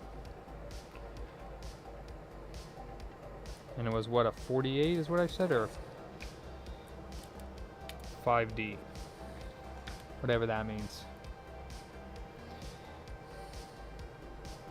There's another K2. 45. 48. 48.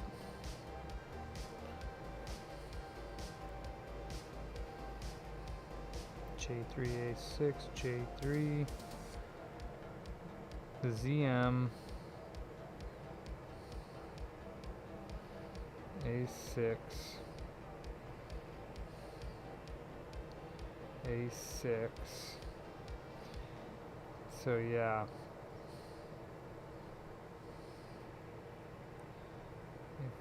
45. Yeah, all the nasties are gone. Well, at least for now. I've been working on the power supply for a while. There's probably some more dead carcasses in his system, but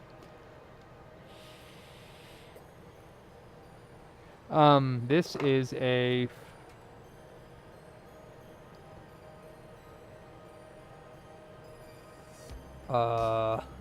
ADP-300FR. Yeah.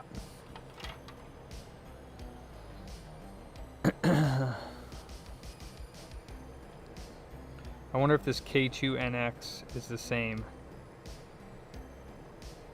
And then like this 45 is next to a 125. Because it's in the same area. Like you got the Zener over here. It's right next to the same like basic thing.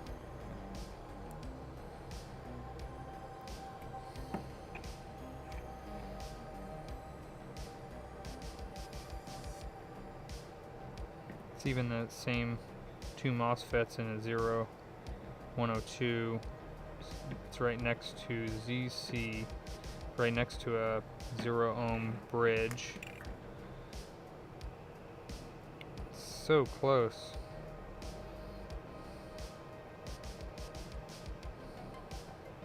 But there's a ZM there. ZZ. I have other boards though, Nate. I could probably just find them. I don't have any 300FRs to steal parts from, but I have other boards.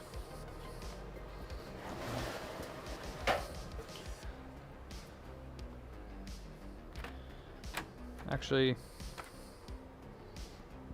I have a CR.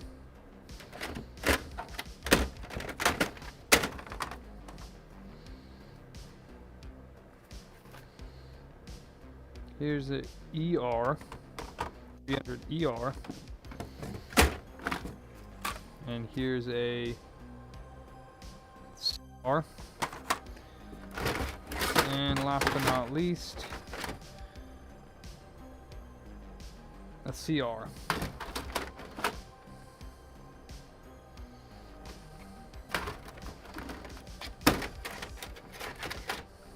So I have CRs and ERs, but no FRs.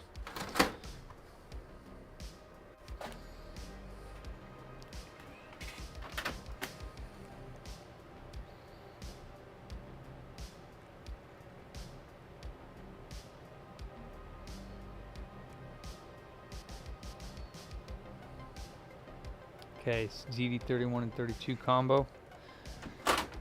You said pull them and test them. Okay.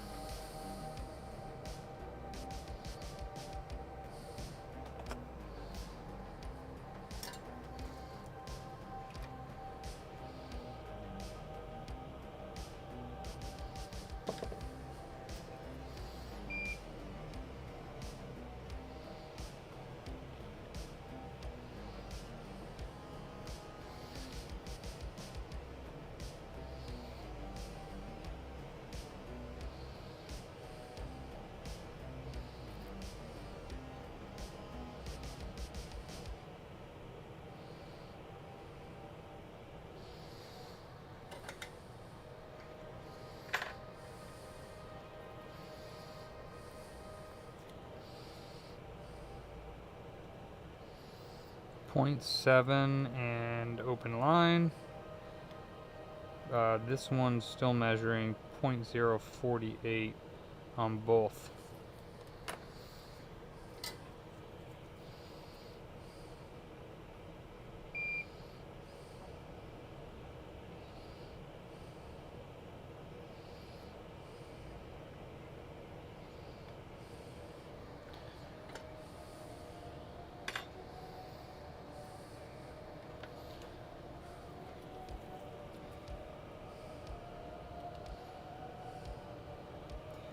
They're both good out of circuit. Wait.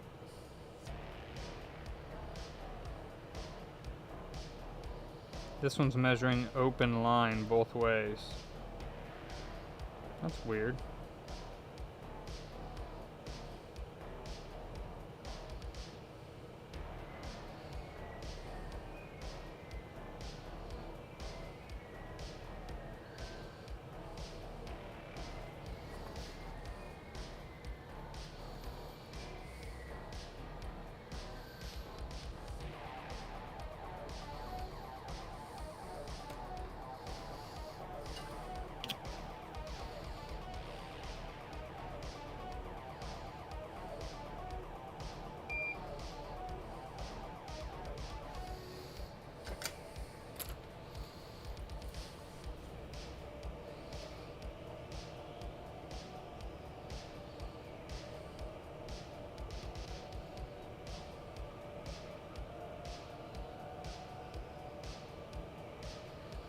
Yeah, the diode, this one's doing open line.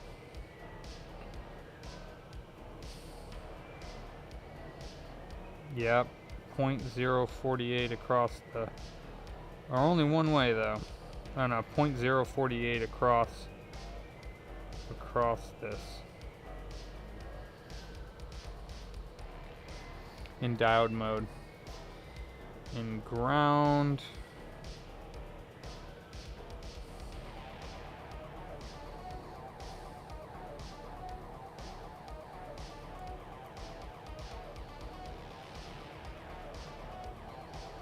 Actually, I don't know where ground is on these. Where is a ground on this board that I can use? Which one is this as ground? Over here by the power supply. I don't know where a good ground is. Maybe, is all this stuff ground? All those lines? The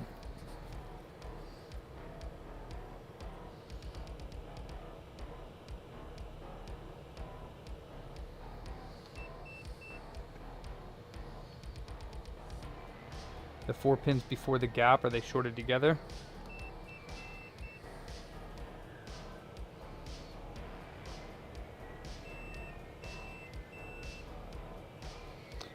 The first pin, the third pin and fourth pin are shorted together, but not with the second pin. First pin is shorted to the third and fourth. The second pin is good.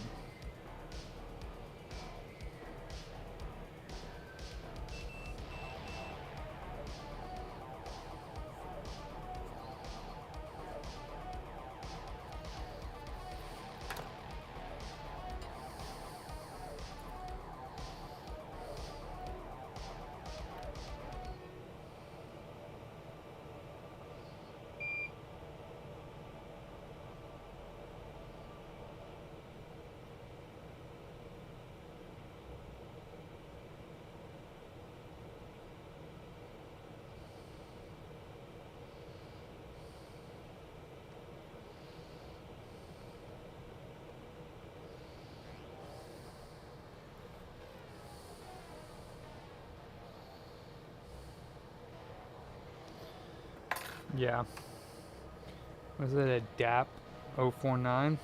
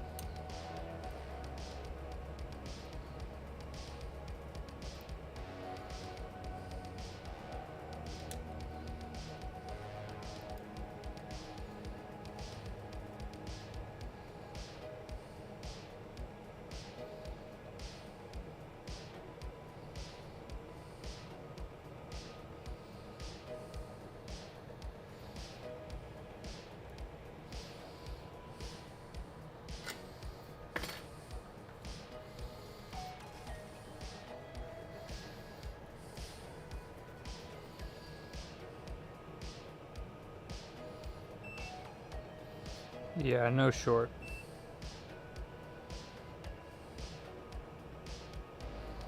Oops, what did I just knock over? Nothing? This is what? A DAP. What is this? DAP what? DAP 049? Yeah, I don't know if I have any of those. Where would you find that? On Just the Pros? Or is it on...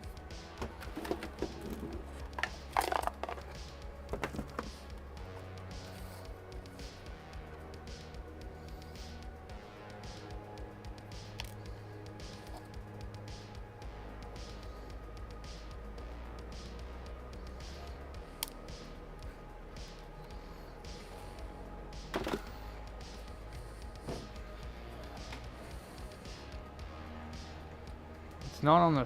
Oh, on the Slim Pro? You said it's on a Slim Pro? The other chip looks damn near the same. Wonder what's the difference. This other chip looks pretty much the same thing. DDA-011G. It's even got the same legs missing. Oh wait. Yeah, it has the same legs missing. It looks like almost in pin it's identical to this DDA-001AG.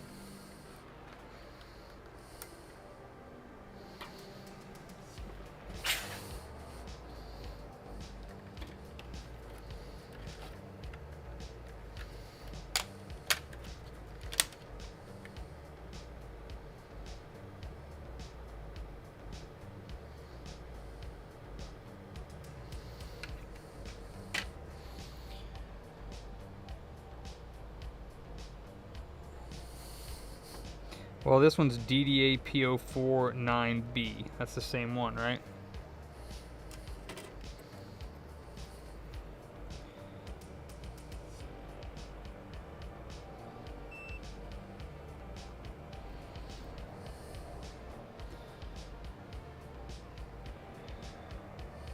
I can't read my chip anymore. That's the chip, right? DDA-P049B?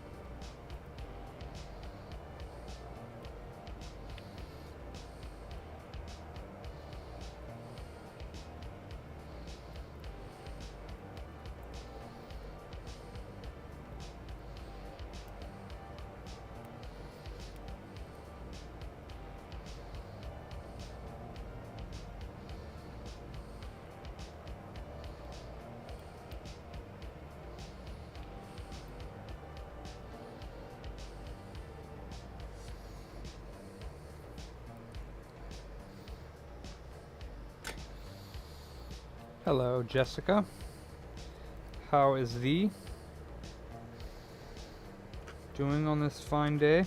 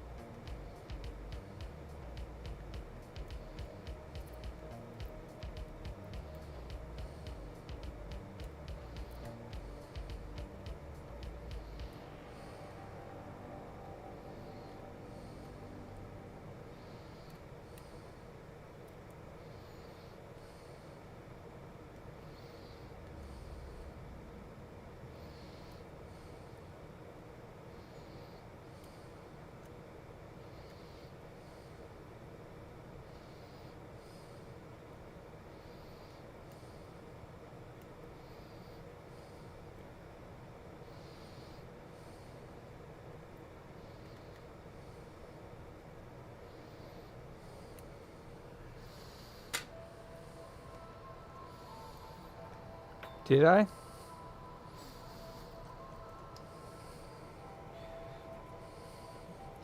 I think I said I'd double whatever you doubled. Or I would do whatever you did. Maybe, oh, maybe I said I was good with just 5 or whatever the hell you said.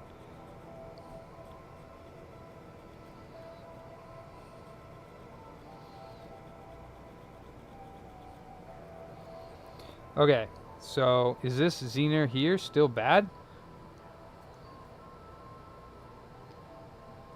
Okay.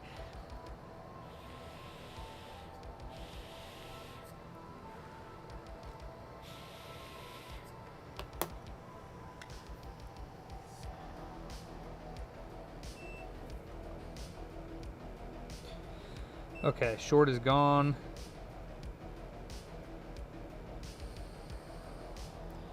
And it's open line across these again, but this Zener doesn't have any diode mode reading.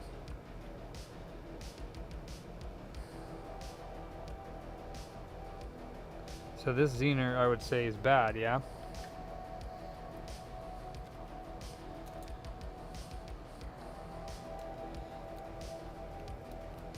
J3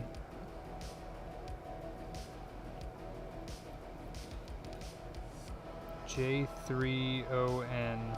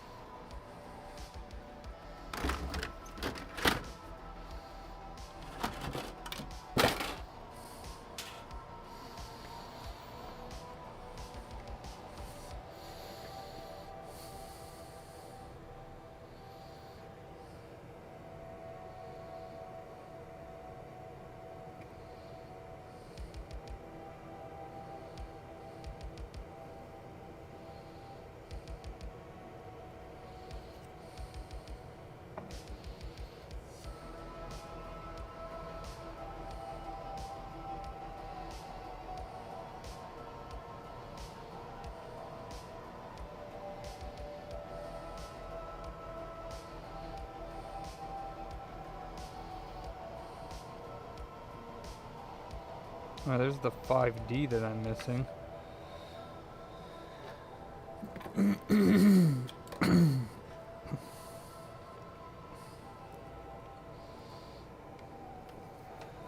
$5D and then whatever resistor 40 is. I don't know what it's supposed to be.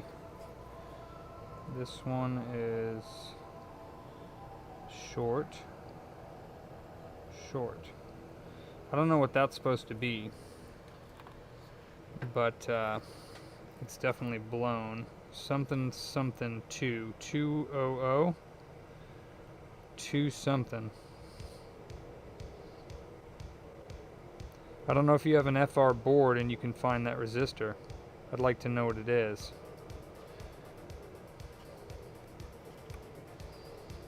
So I can replace it.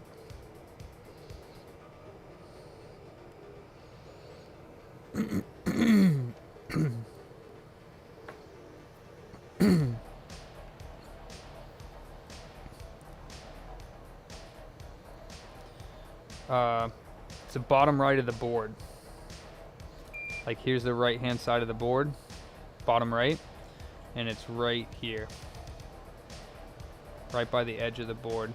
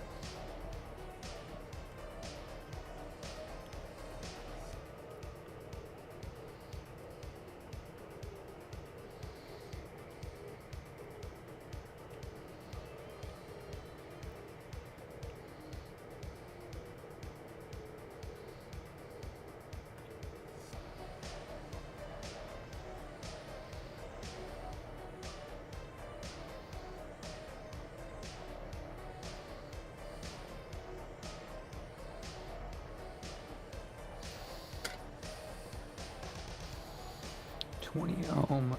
20 ohm, huh? It's definitely not 20 ohms. And this thing's definitely shorted.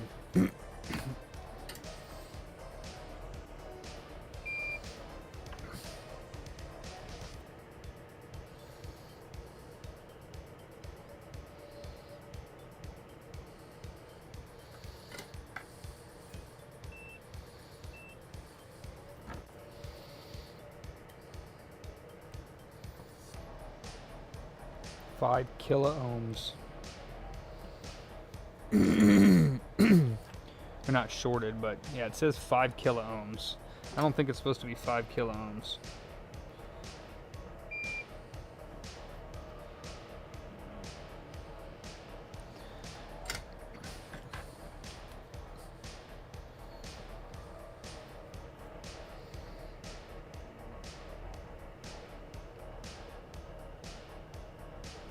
Yeah, that's bad.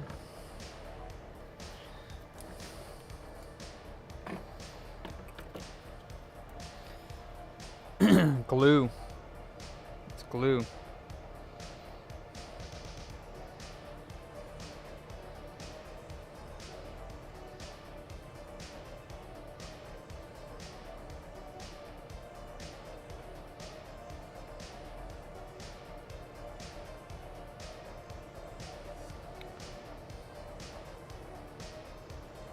So 201 would be 200 ohms, right? Because it's the third, there's a 200. It's a bigger one, I think. Or is it?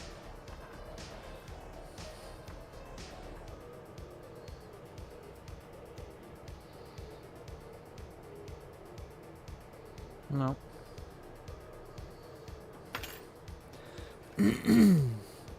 Yeah, it's glue. That's okay. Here's a 200. I think you're right. Because 20 is 20 ohms and 0 is the multiplier. Or not multiplier, but how many zeros are on the end? Maybe it is the multiplier. I don't know.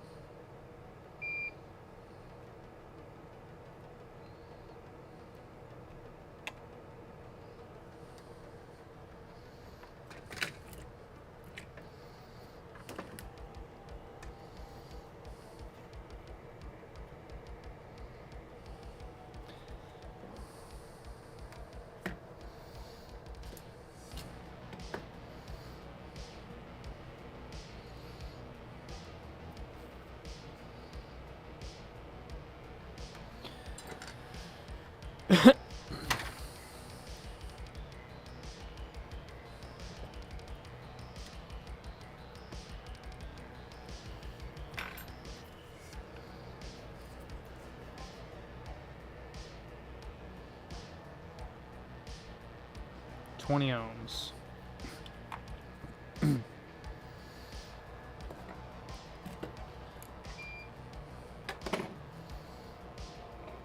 Now, where did I see that? Shit, I forget the number now. Is 5D? I saw a 5D somewhere. 5D.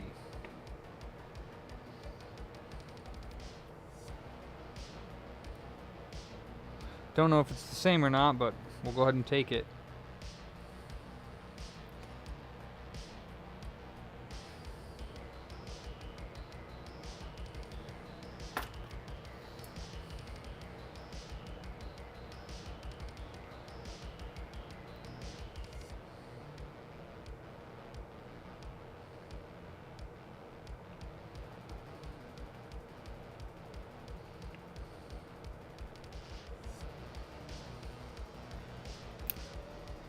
Fuck.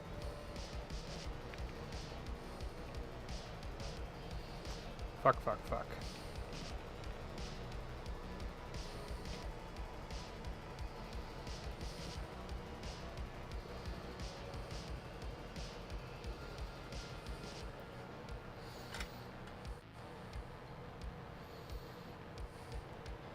No, this is a different board actually.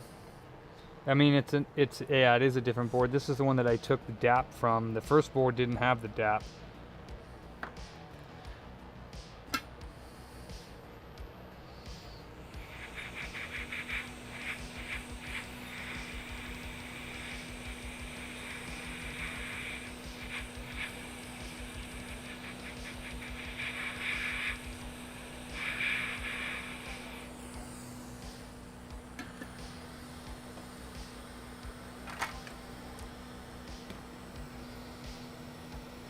Now, question is, what orientation was this 5D at?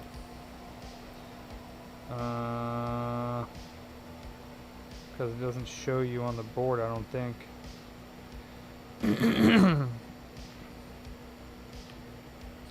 Do you have your board handy as well to see what direction that 5D goes? I don't think it's marked on the board. Oh yeah, the line's right there. Never mind. I see it now.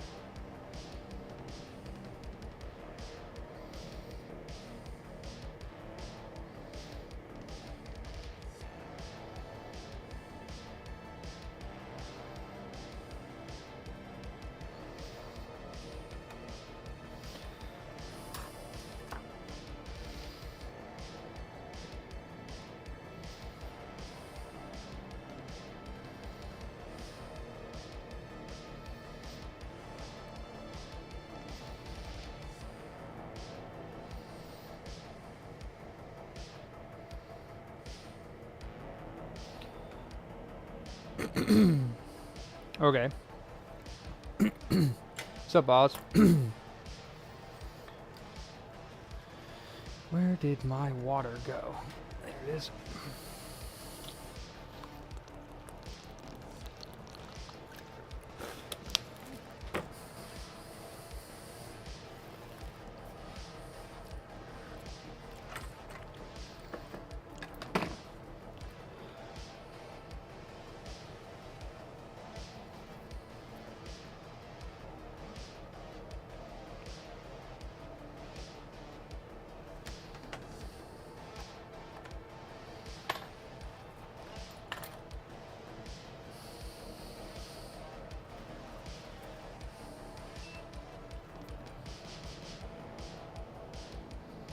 .6 voltage and 0.6 voltage, and the ohms rating between the legs is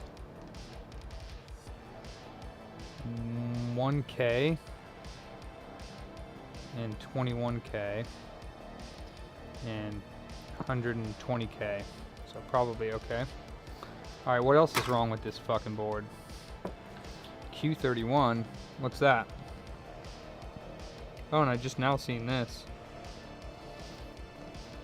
I just put the board down and there it was. That's cockroach feces and pee. 0.061, 0.061. So that's probably bad. That's probably bad.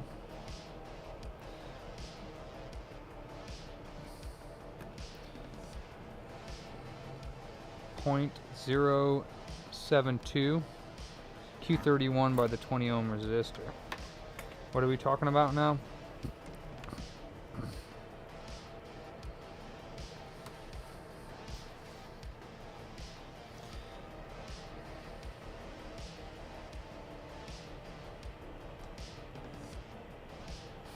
D21 or Q9? What are you talking about? Q31.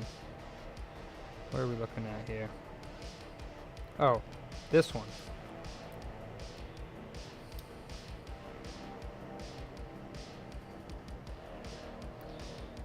.748 volts. open line, open line, open line, 0.592 volts, diode mode, and ohms reading, 1.1 mega ohms, 0.8 mega ohms.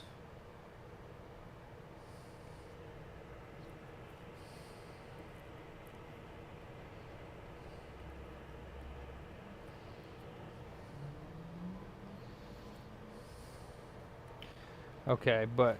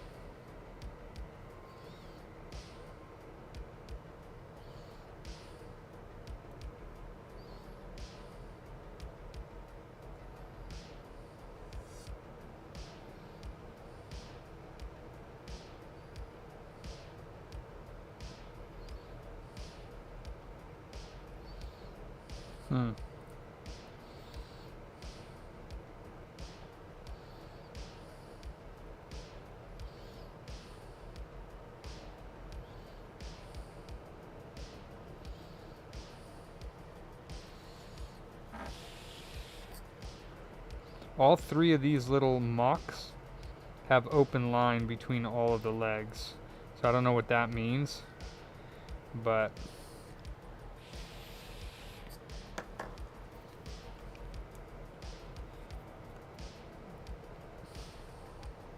open line on this diode and 0.7, open line 0.7, open line 0.7. But all the mocks, I don't know what those mocks are, but they have open line between everything.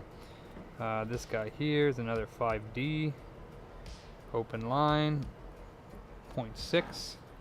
But this is a problem here. Another 5D with 0.061 across of it.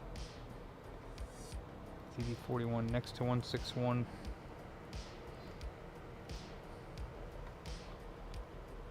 CD41R60.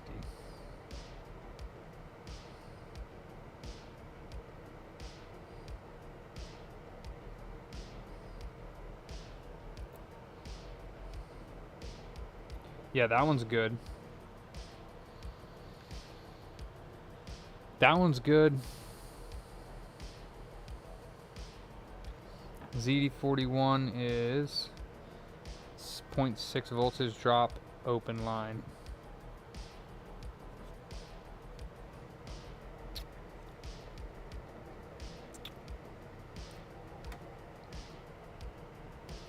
Here's another 5D. This one also shows, maybe it's just in this the way that it is. This also shows 0.079 voltage drop this way and 0.079 voltage drop this way. On D63 you have 0.027. Okay. Alright, well that's what I'm getting. Ish. 0.061. And then same thing on this one down here, to bottom left of that D82. It's getting the same rating. It's connected to these three legs, I believe. Both of them are. So it must be something related to that. Open line 0.5, 1.2, 1.0, 0.6. And then these ones as well, I think.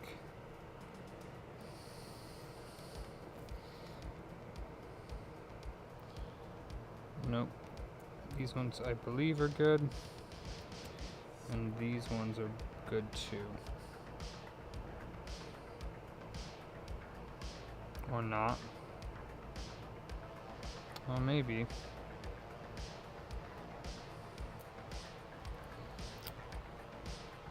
Okay. Then that looks okay. Then, I mean,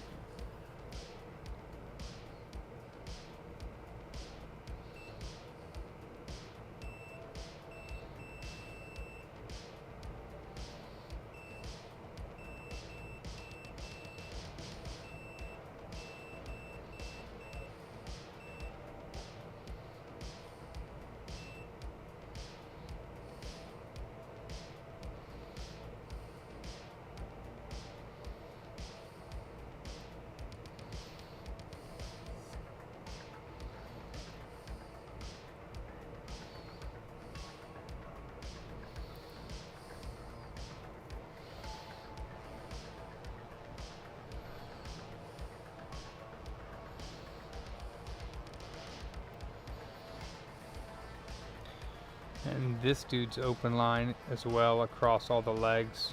If I test it, open line, open line, open line, open line. So, and that's top right corner of the board.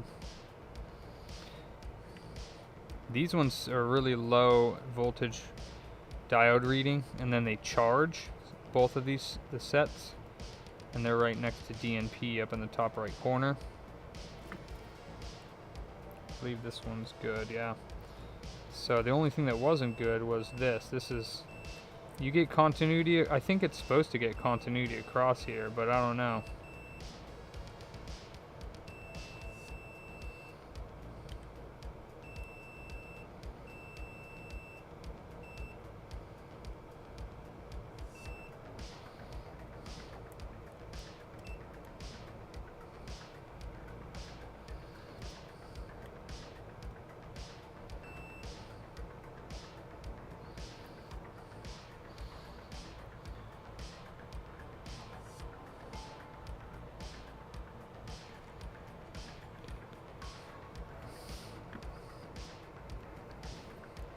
Yeah, I verified all of the other diodes and they all seem okay.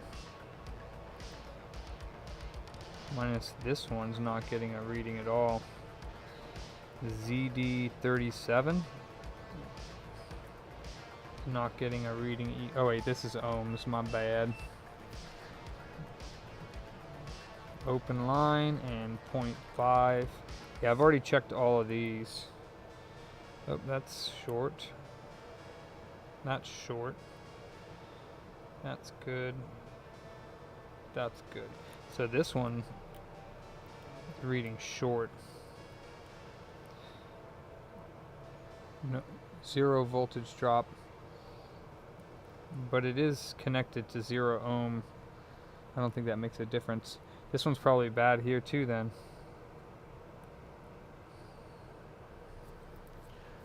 Woo-wee, this one does have a lot wrong with it.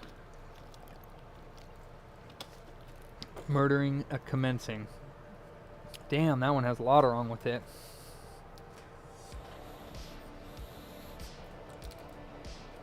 K2.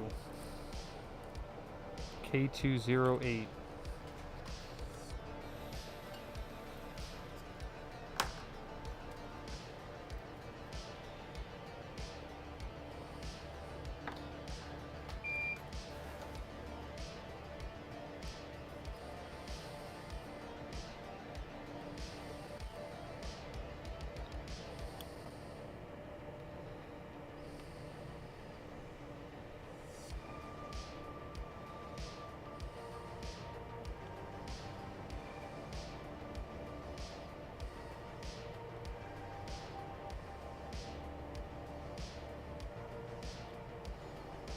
I can't get there fast enough.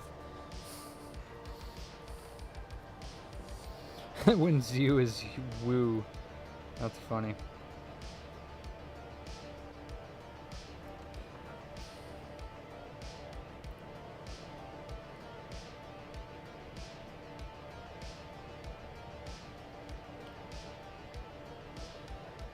K208, right?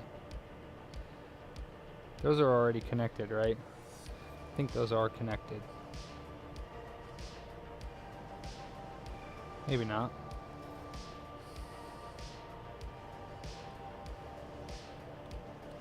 Oh yeah, there's a small line there.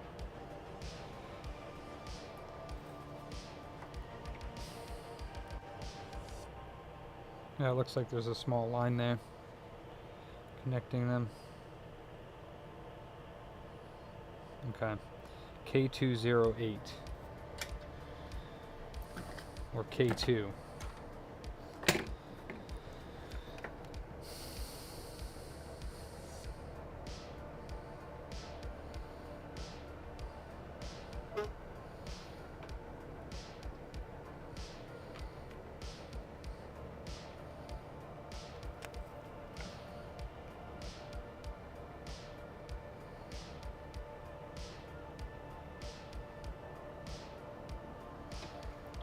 Is this the one? Yeah, I guess it is. Huh. This one doesn't have it on it. I thought this was the one that I stole D from. Where's that at? Maybe I was looking in the wrong spot. Yeah, doesn't look like it has that K2 in it. Well, poop.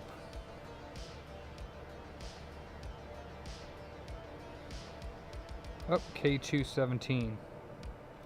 Alright, we'll try that K2 there.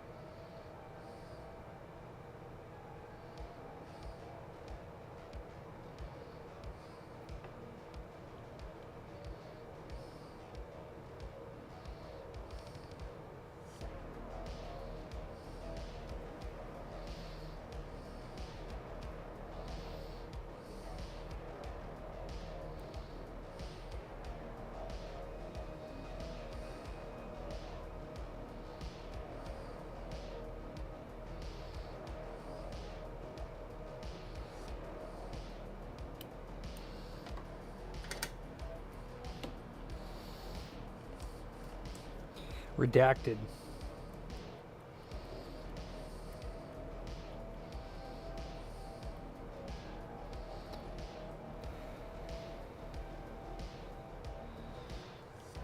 Hopefully the numbers at the end are just like the lot or whatever.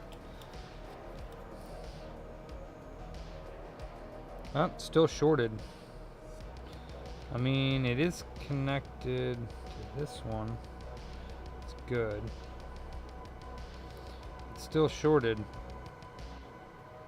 0 voltage drop both ways.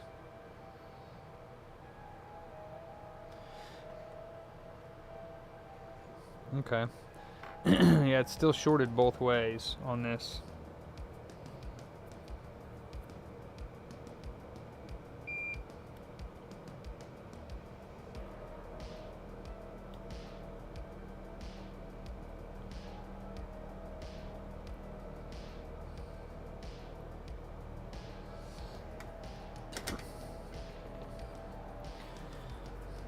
D22 is good. It's not shorted off though. So we get open line this way and 0.7 that way. But it is shorted across here. So maybe it's just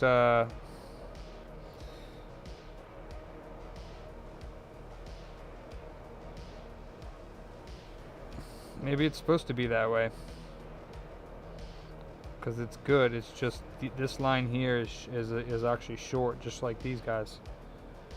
Even though it's open, it's that was diode mode. It's continuity mode.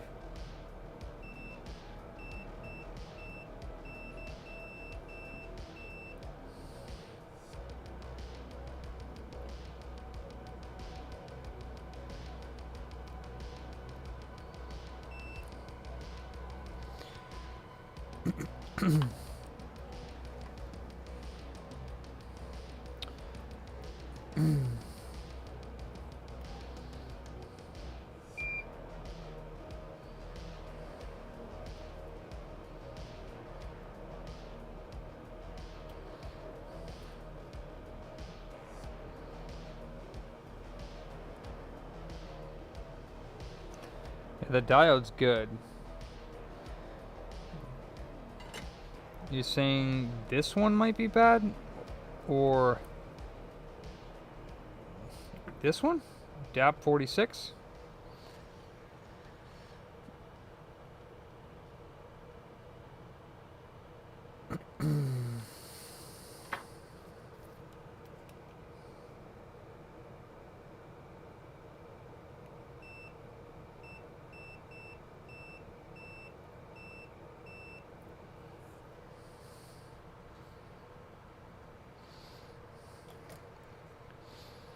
So 41 and 46 are interchangeable then, if it's 46 on mine and 41 on yours.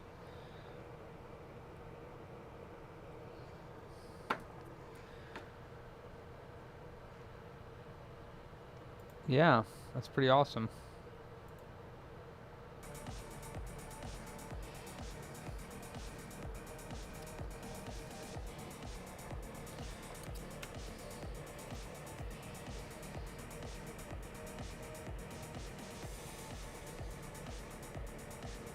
This one does not. Oh, it does have glue on it.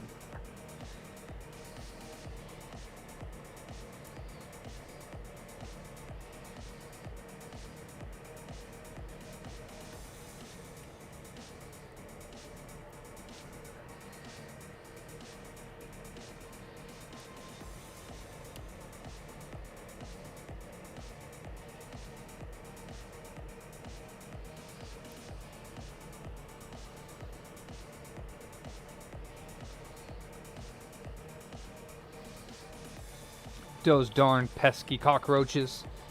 DAP-41 or DAP-46? DAP.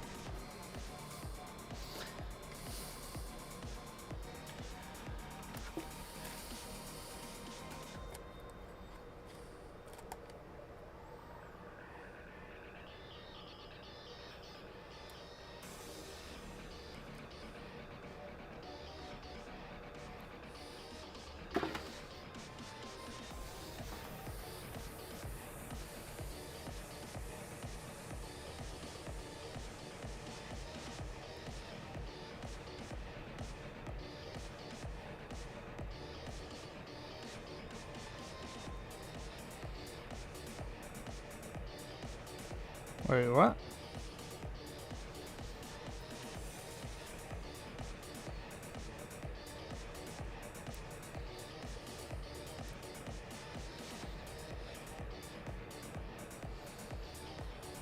It's supposed to be like that? With chip out, will do.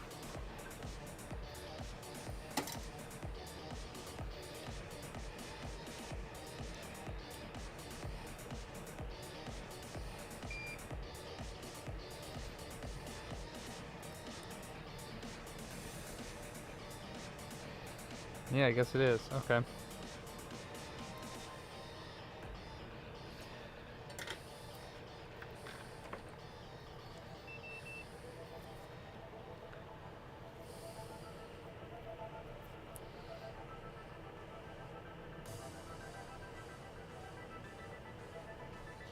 Yep, diode's good.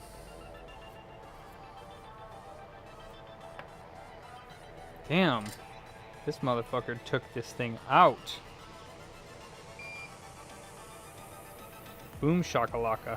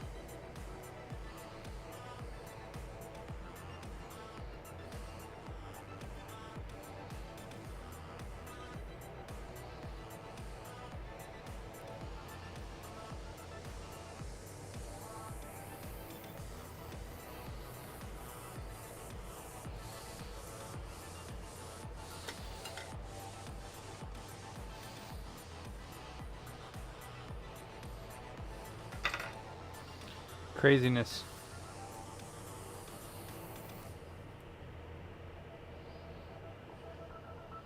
.5 that way. 0 that way. Okay.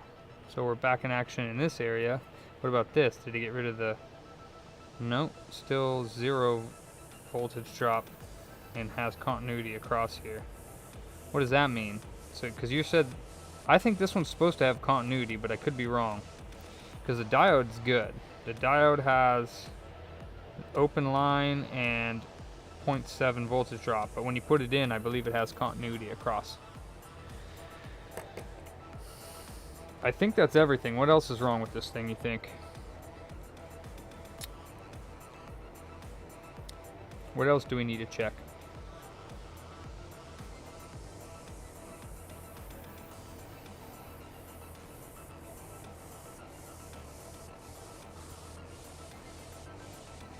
Oh yeah, that one.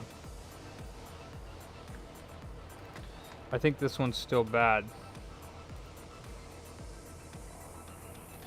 I think this J3 is still bad.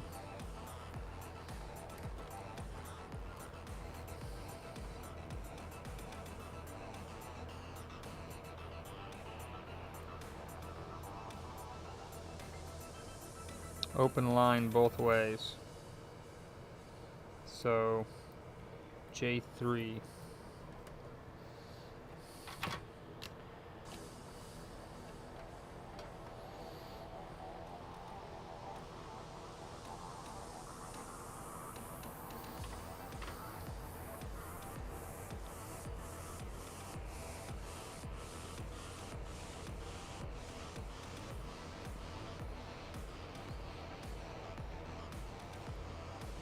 J1.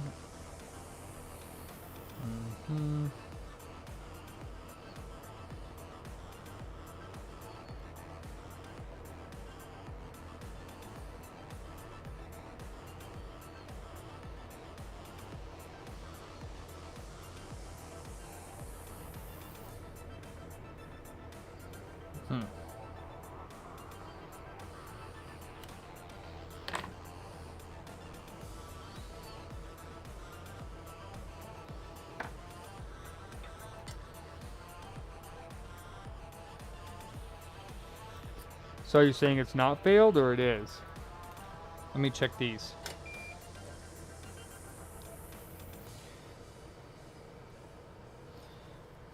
Yep.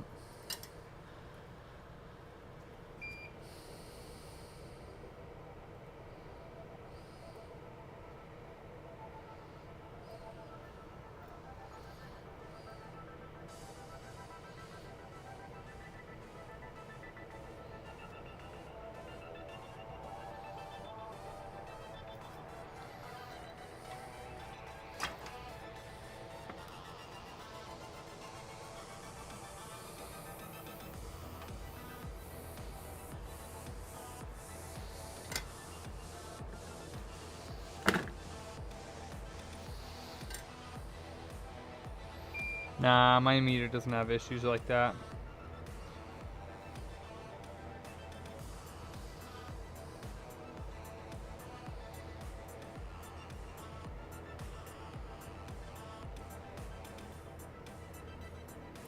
Oh! Come back here. Rascal.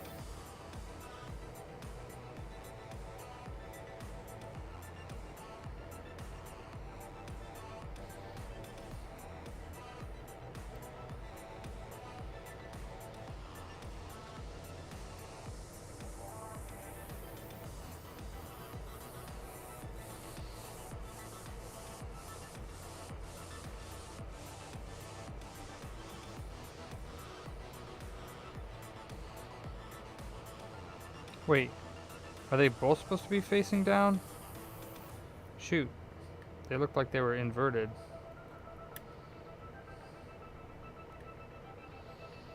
They're both supposed to be facing down on this one.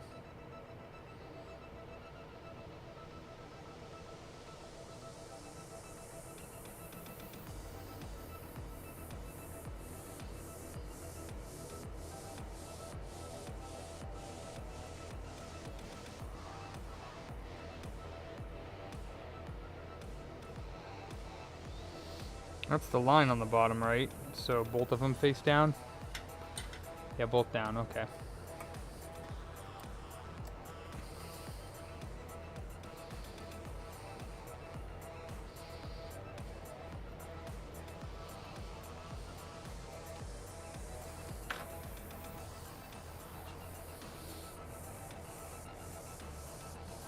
.522 and open line. This one has 1.8 across the top. This one has open line. Not sure which one, if it's right or not. This one's got 1.8 with black on top and 0.62. This one has 0.536 with red on top and open line the other way.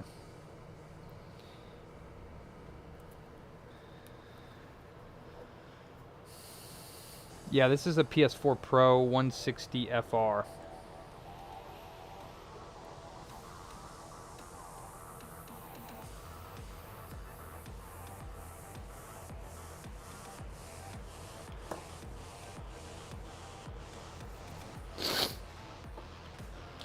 Oh my goodness, this one is crazy.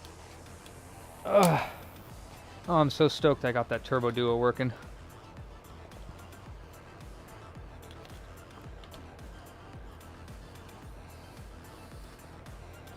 I think $200 is honestly a really good price for finding that issue. Like, I think a normal recap should be about that because it takes about that long just to do the recap. And then if I have to do any more reconnaissance afterwards, I should probably adjust my price a little bit.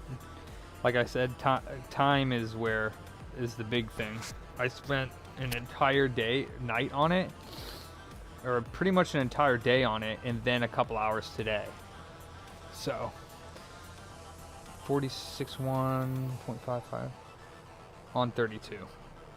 On 32?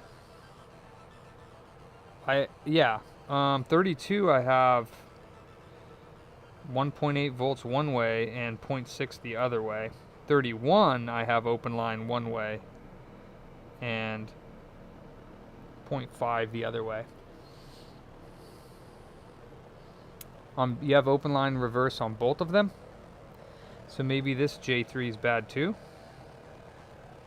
Maybe?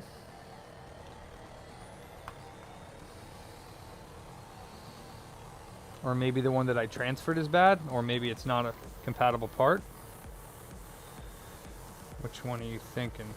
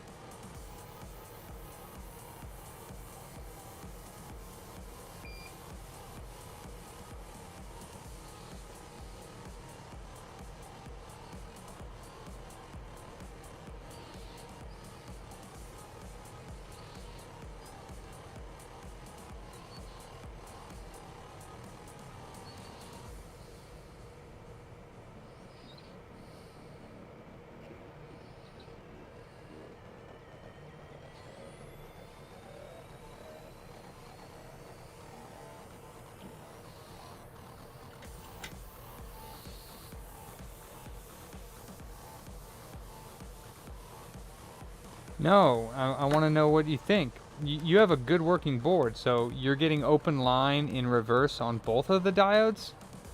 Or just on one?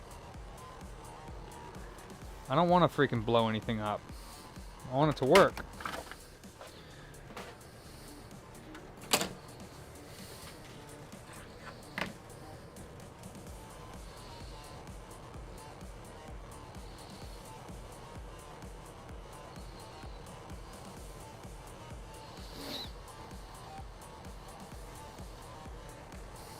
You tell me, Nate. What do I do?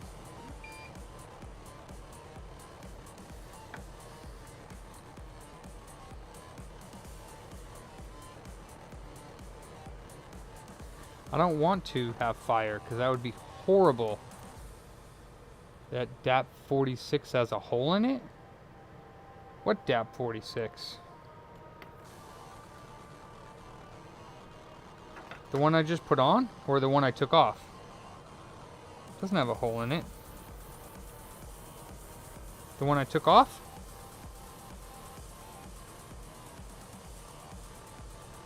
On the donor. Oh, the donor. The one I was just taking parts off of? Oops.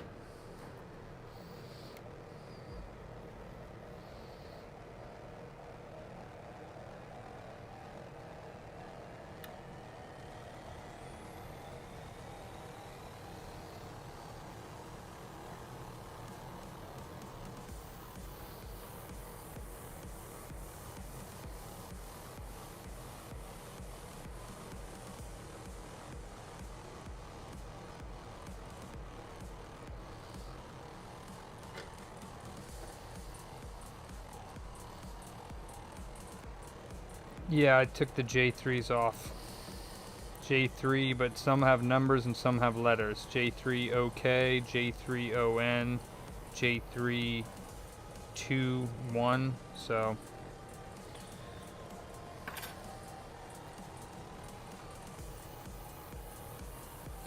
okay, well, I'm still getting open line. I'm still getting 1.8 volts across that one. 0.625 open line. Oh no, 0.5. So I'm still getting some weird reading. Oh, maybe this one's bad.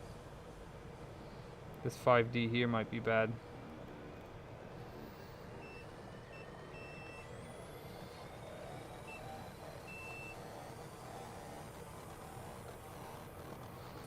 It's probably because of this 5D right here. This 5D is bad.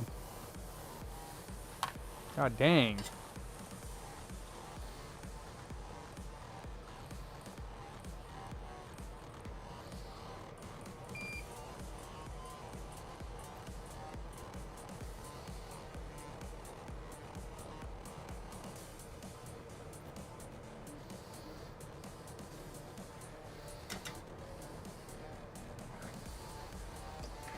Damn, yo.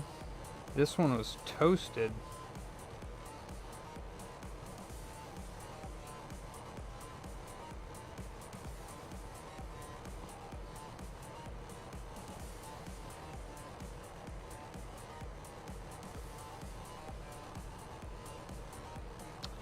This other board that I had a bunch of 5Ds on.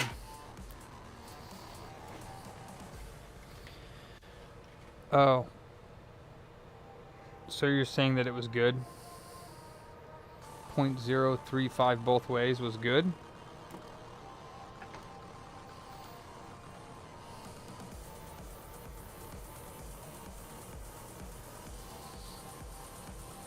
So you're saying that was good? Yet, when I remove it... Wait, never mind. Alright.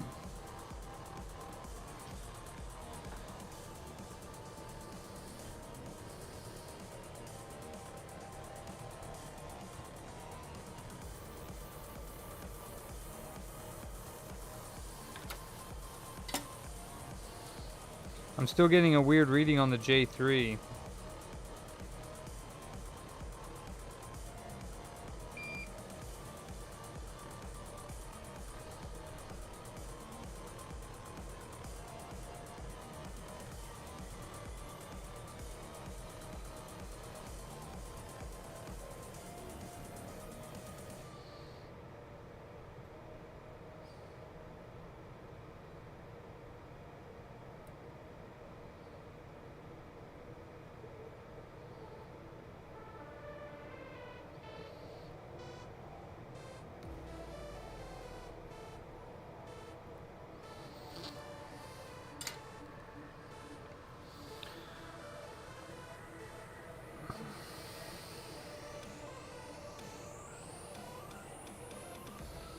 I don't know why my ZD32 and 31 are getting 1.8 voltage drop across and open line, and then, open line on the other one.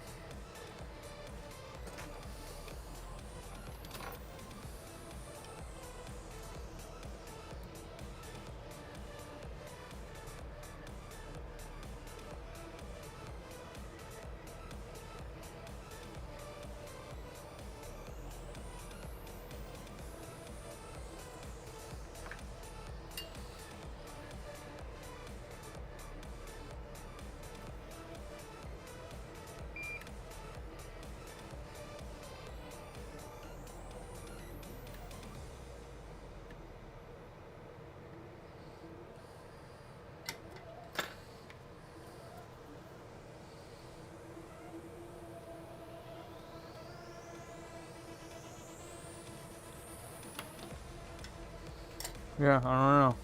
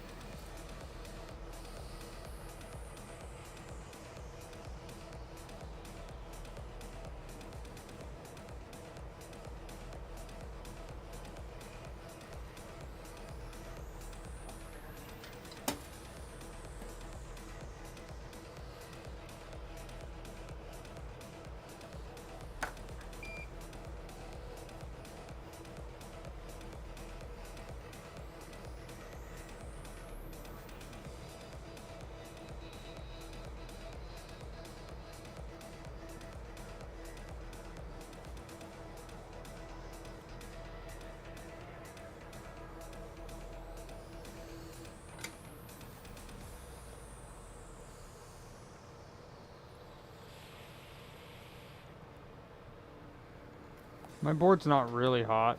Damn, little tiny pile of little diodes over here. It should be cold now just by hitting it with the iron over there. It's not really heating it up enough to really stay warm, and I'm still getting the same readings.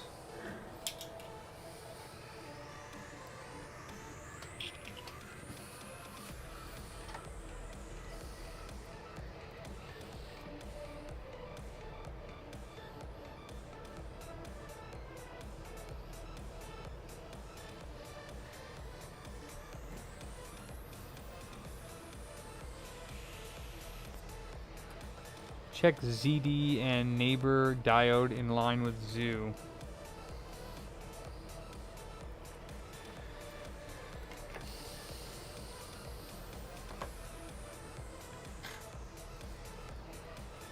This guy here? Yeah, this guy's good. Open line. Wait, open line. Open line. Huh. Hold on. Open line. 0.5. Open line. 0.5. Oh. Open line. Open line. So this one's supposed to be open line both ways? Or is it shorted open line? The Zener open line 0.7.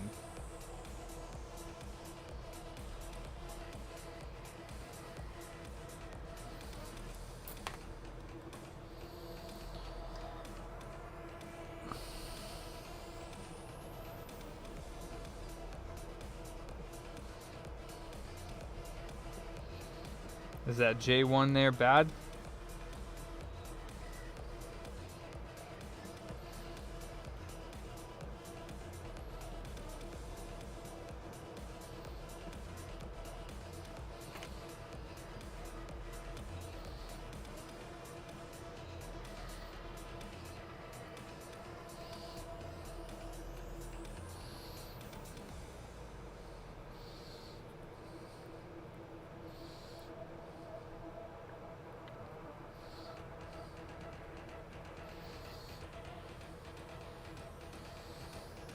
Telling you, my multimeter doesn't troll me.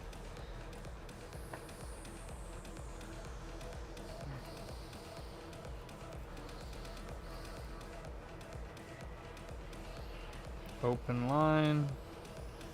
Open line. Open line. 0.7.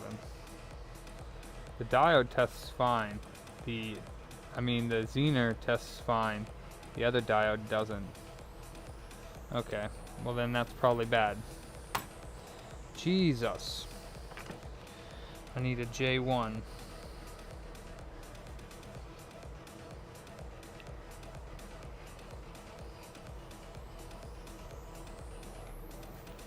I've seen a J1 on the other one. There's a J1.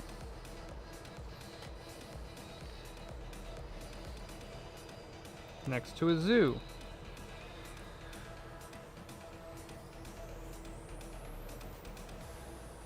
Okay.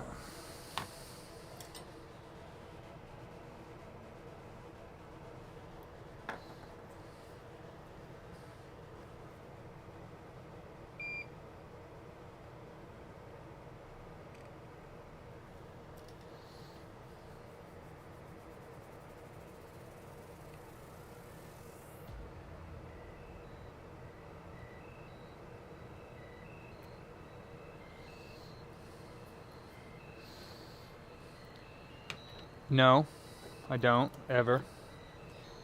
Repairs is my life, bruh. My life. Quite literally.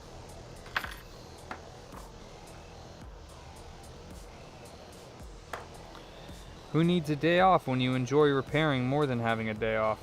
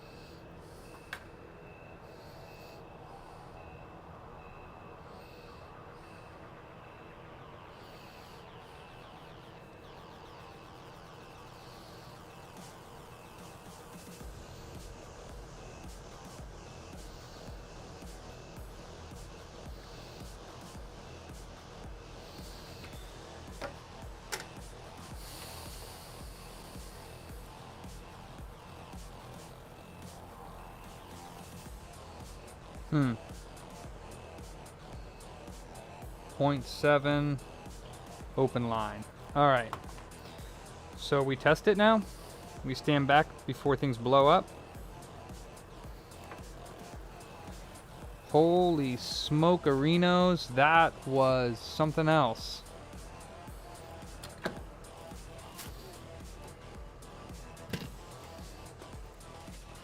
That was something else right there. And I bet you, just because these things are such a pain in the ass, it's probably just going to blow again. Because there's probably some silly-ass little problem that we didn't find.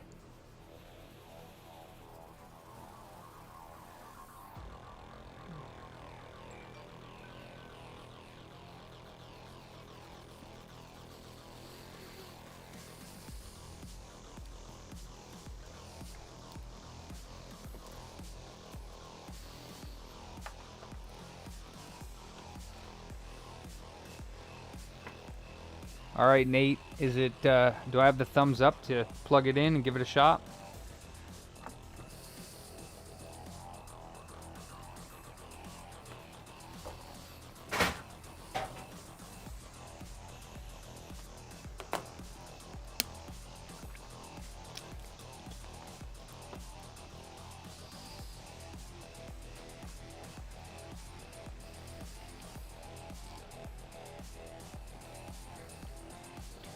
Let's say the... Ah.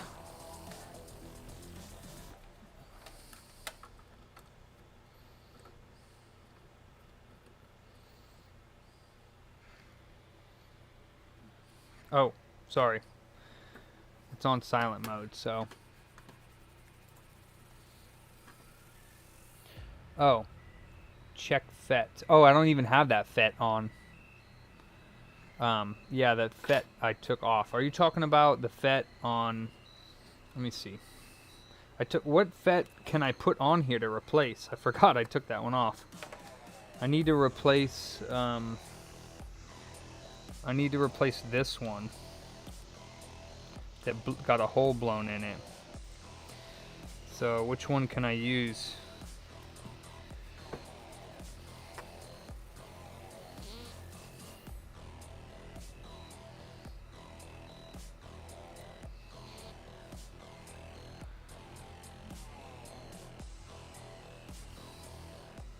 Oh, you mean these? Pretty sure these are good. Oh, and that resistor is also bad on the other side.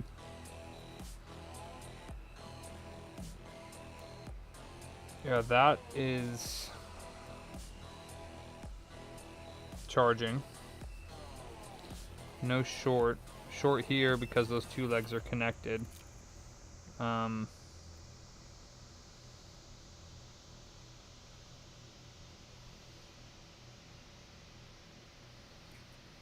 There's only two on this board.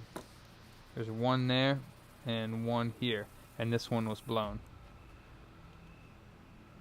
No, the through-hole ones. Oh, I did check them. We do need to replace the resistor though. Which FETs? Which FETs? Set 1 here on the... Which FETs do you want me to check? There's 2 here on the... This is set 1, set 2, or set 3, or set 4. Actually, that's the bridge rectifier. 1, 2, or 3. Which ones do you want me to check? 3N65M.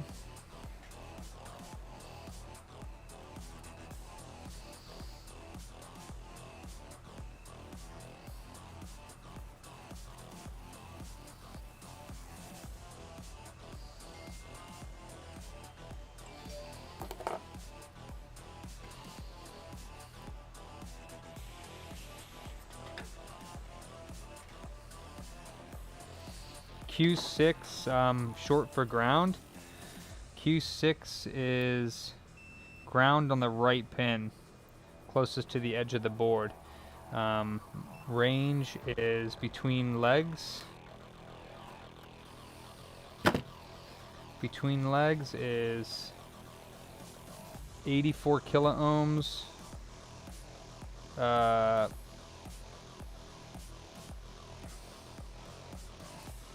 reading open line between the middle and right inner leg, and between the outer legs it's got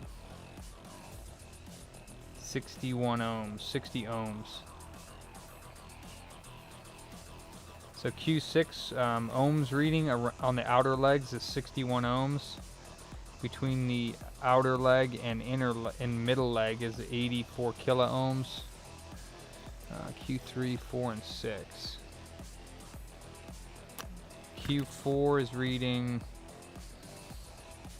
0.7 mega ohms between the inner and middle leg, and between the outer and middle leg is 10k, and between the outer legs is 10k. So that one looks okay. Q6 might be bad. Okay, I'm getting 10k on 0.7 mega ohms and 10k, but not 10k on Q6. Q6 I'm getting 61 ohms.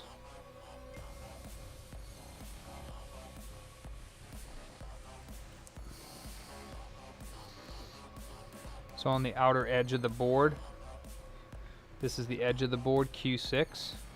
Between these two legs, 60 ohms. Between the inner and outer open line, and between this outer and inner, 8 mega ohms. It does sound bad. These FETs over here both look okay. 10k and 10k.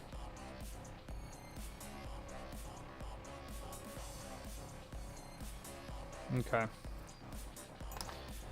Okay, so then that FET needs to be removed. Is that in slim boards?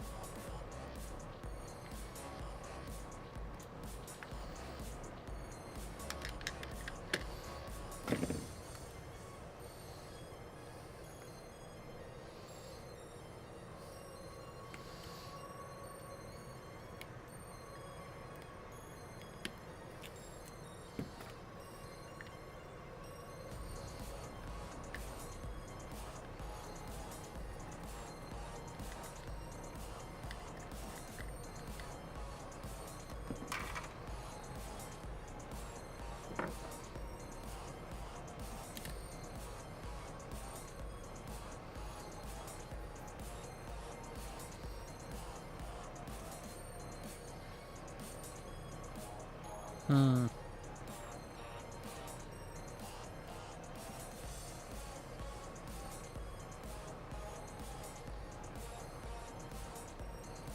Hmm.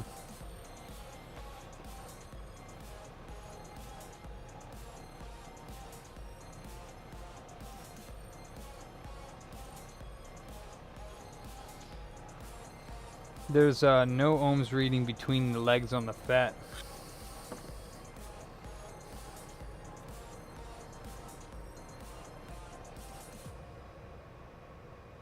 Mm-hmm. Still 60 ohms between the legs. He said likely 1612A3 chip. Where the hell is that? Jesus, man. Might as well just bought another power supply. This thing's fucking toasted. Where's the 1612A3 chip?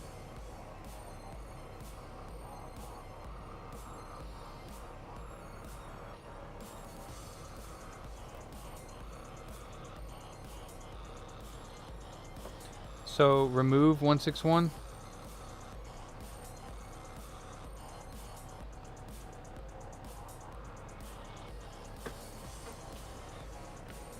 One 1612A3 if the FET still has pads. Okay.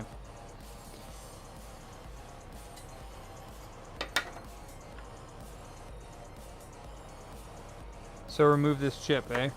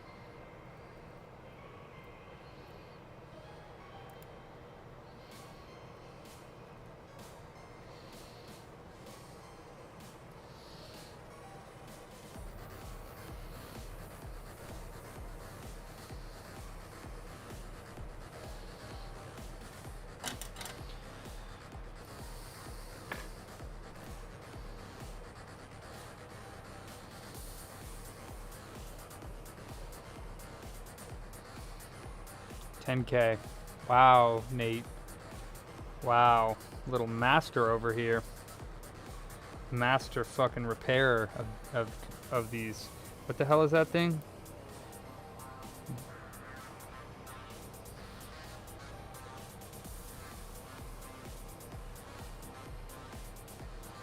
R85 down by DAP 49.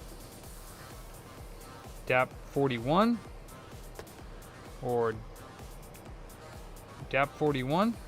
Or DAP 49? I said resistor 85. Check the value of it before removing. So put it back on.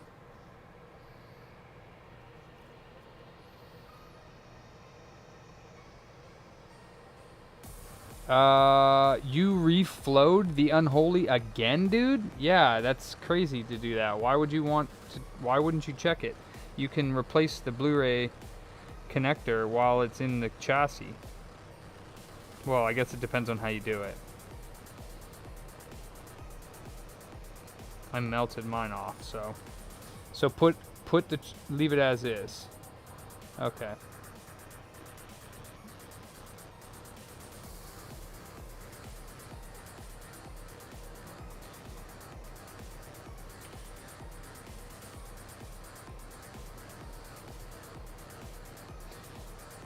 $10K, but it's $10K.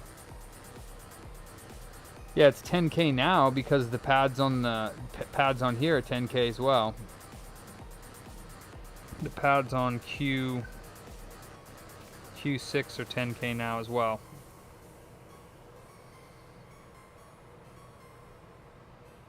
$10K.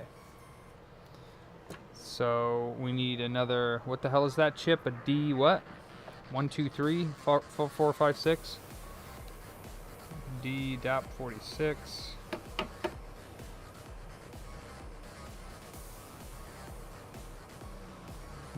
One 612A3.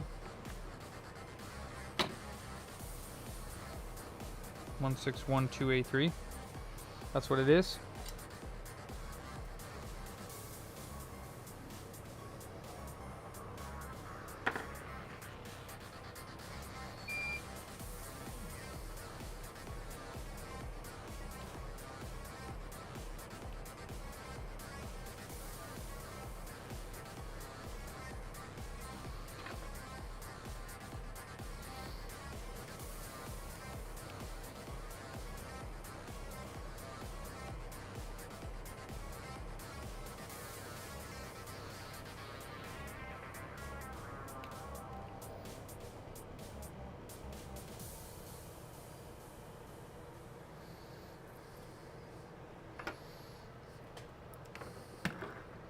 That's pretty crazy, Nate, how much was wrong with this. So, DNP012 was bad. DAP 4146 was bad. 1612A3 was bad. Bunch of diodes were bad.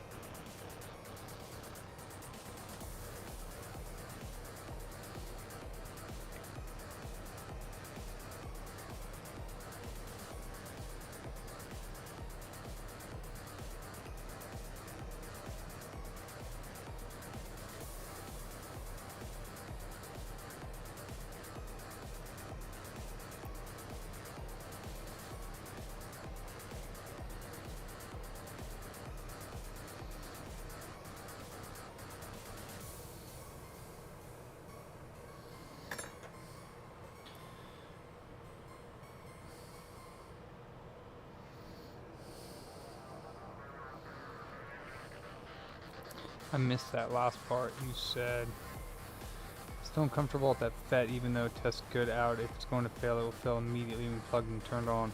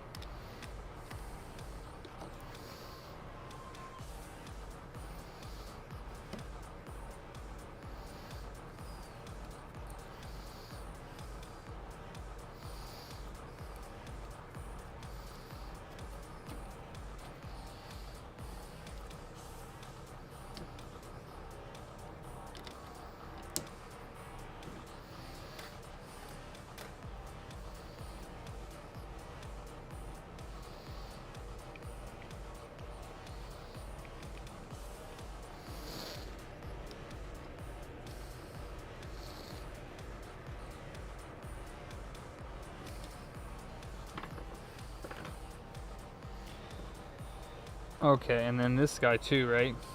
That's the last one, right? Because that thing can't be open, can it? And this is the same one that's in all the other ones, right?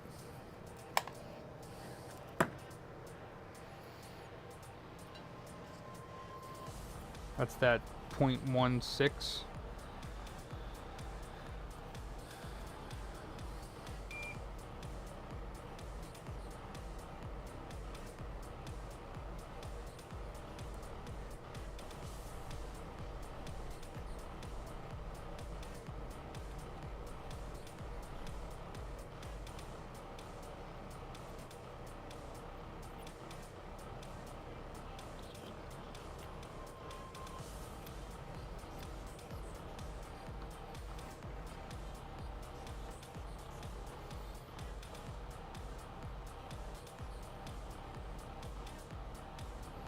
Okay.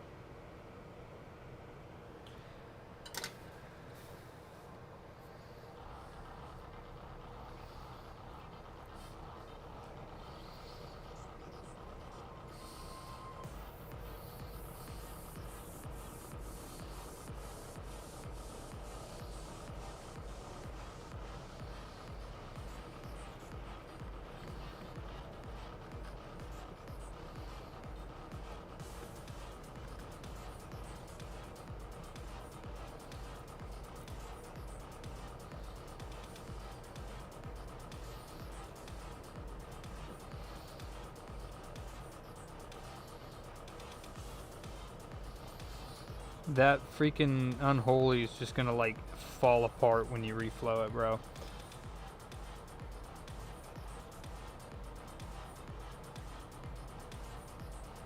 Gotcha. Yeah, I mean, once I plug it in, I always assume that it's gonna have power in it.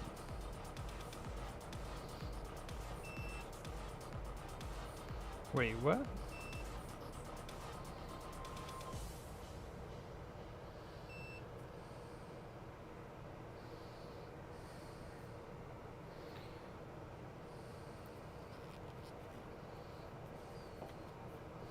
That's a little bit weird. This little dude here has a trace that goes up here, up, and then to the right, but it has continuity with this point. It's a little bit weird.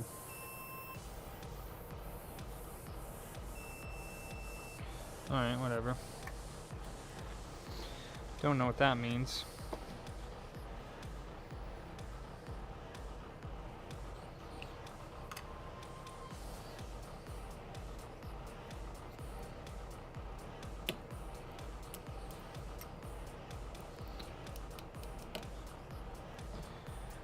Okay, so we need the FET.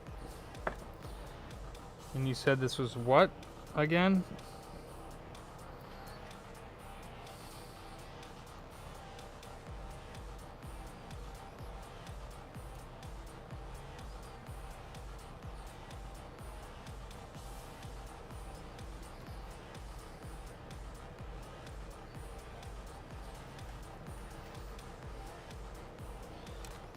In this thing?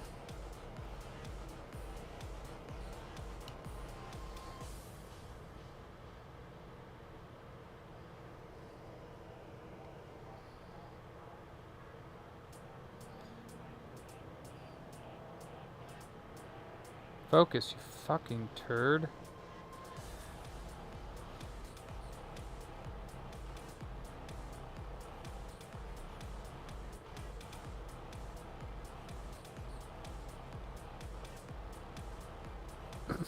No hole in that. Is that what you're talking about? What's the NTC? I don't know if that's what you're talking about. Are you talking about this yellow guy right here? Yeah, there's no hole in it.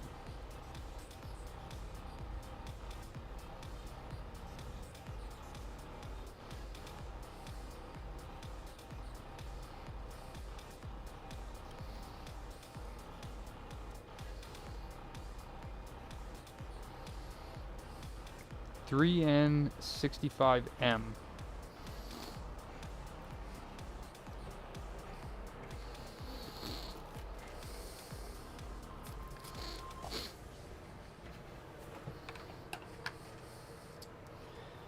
Can I use any of these? TK5P65W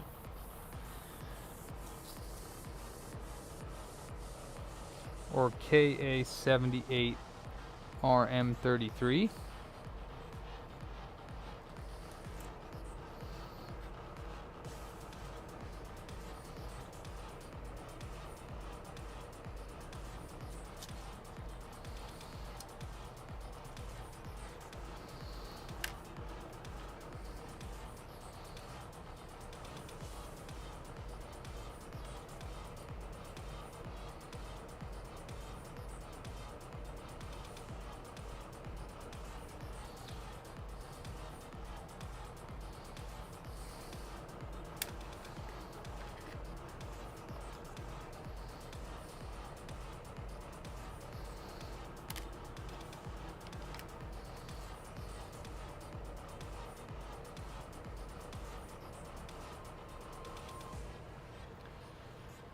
Okay. 3N65M. I don't know where to get one of those.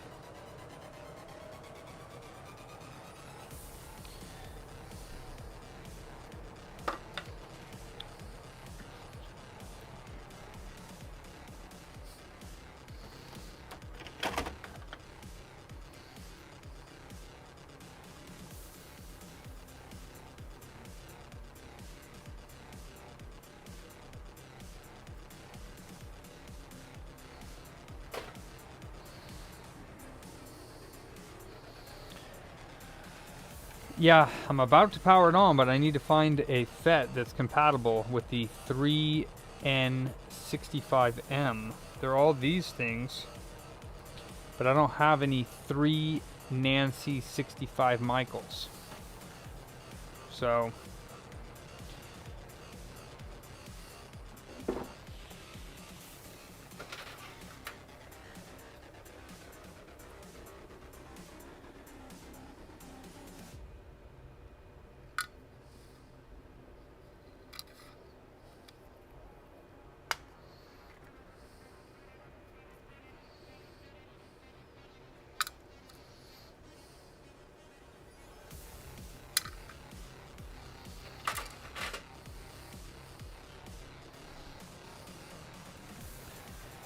huh. Yeah, I don't know, Nate. That's what's gonna hold us up, because I don't know where to get one of those.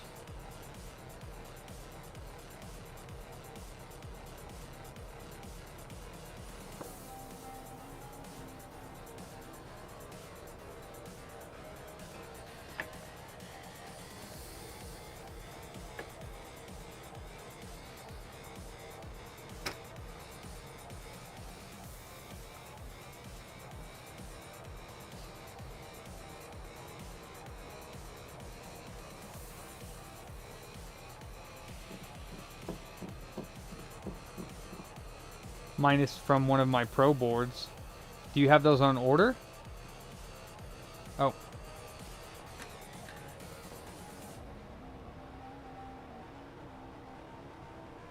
Same old shit. I fixed that Duo though.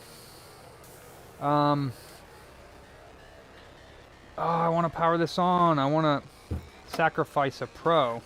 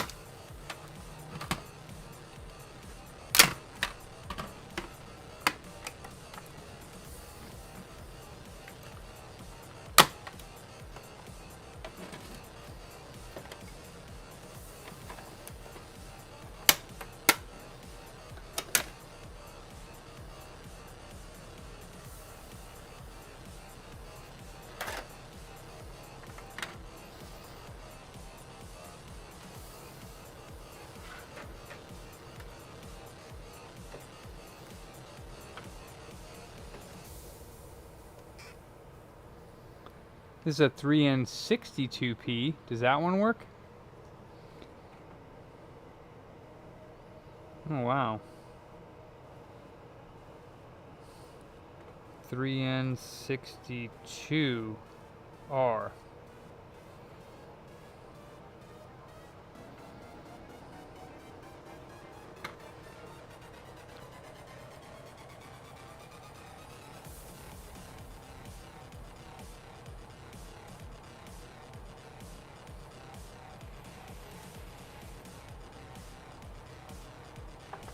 This is a PS4 Pro power supply. It is a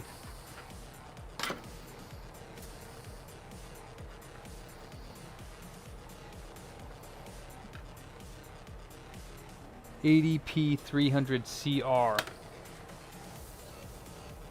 Will that one work? The 3N62K?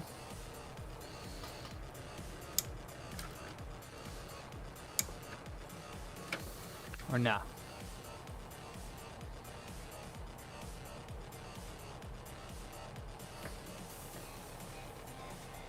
So you think I could use it?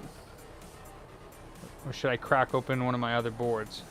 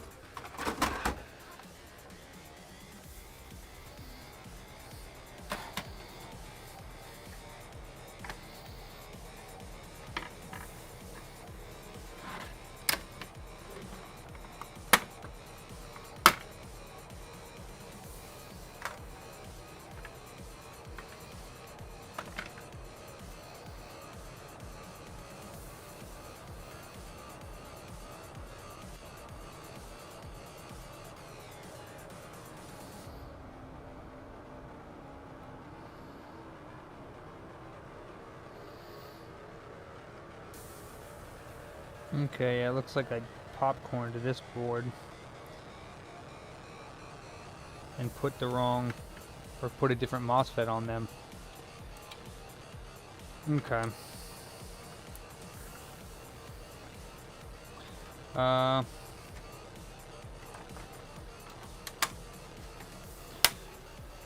should have taken it parts from this one, because this one's even in worse shape.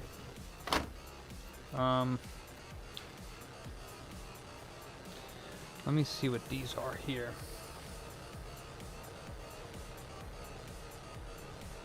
Alright, well, you know what? Let me try one of these, because I'm feeling daring.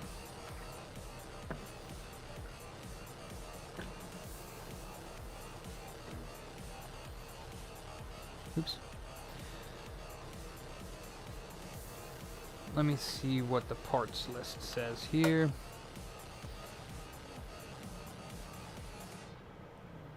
Three N65M.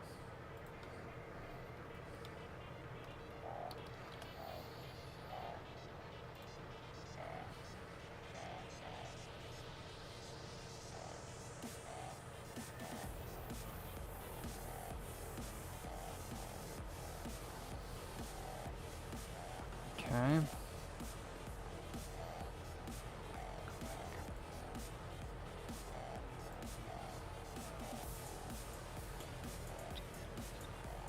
That's not what I wanted.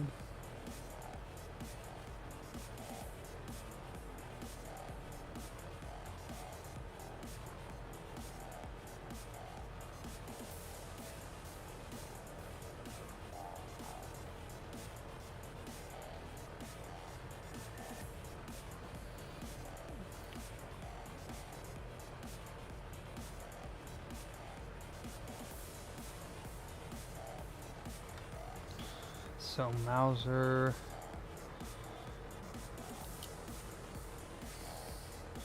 TK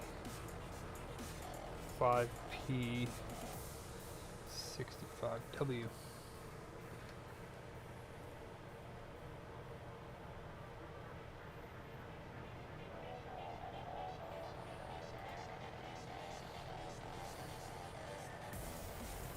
This is 650 volt. Go back to mouse.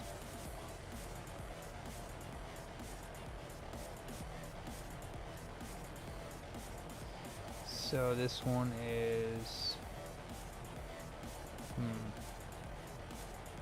let's see here. Sheet 650. Alright, that's actually what I want to see.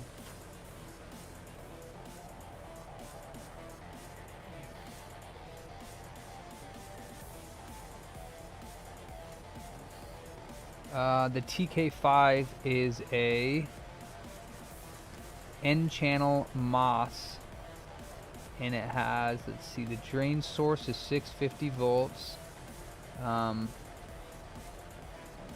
Gate source says plus or minus 30 volts, and the 3NP65 or whatever is 25 volts plus or minus. Drain it current for the suggested chip is 3.5. This one's 5.2. Oh wait, never mind. Drain current, that's pulsed, is 20.8. It's a little bit different, the drain currents and the currents. Power dissipation 60. Power dissipation doesn't say.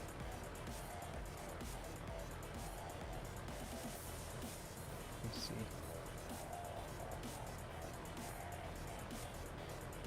Oop, that's not what I wanted.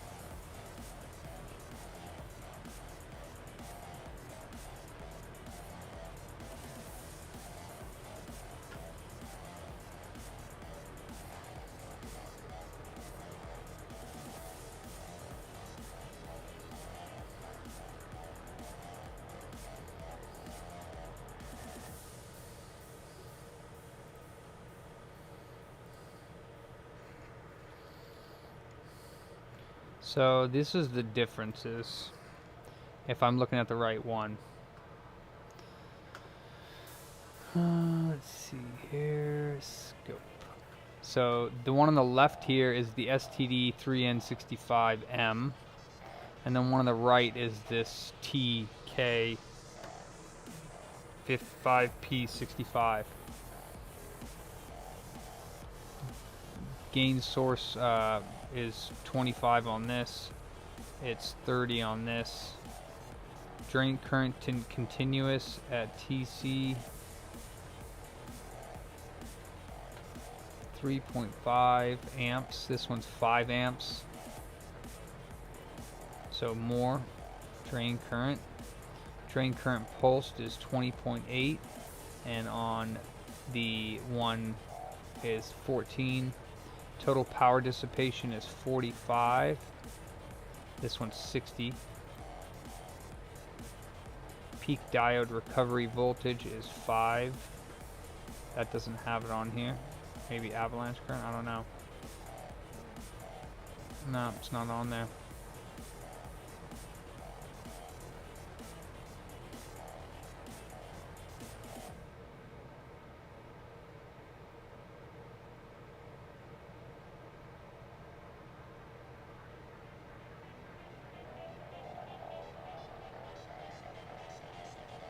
Yeah, I don't know. I don't know. This was recommended, I think, for slim motherboards, slim power supplies, is what I got it for originally, I believe. Whatever. We'll try it out. See what happens.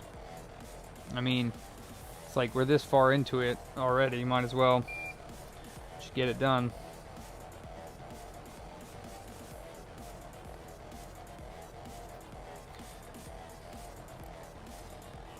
What do you mean same channel? It says it's an N channel. What other channel is there? Aren't they both N channel?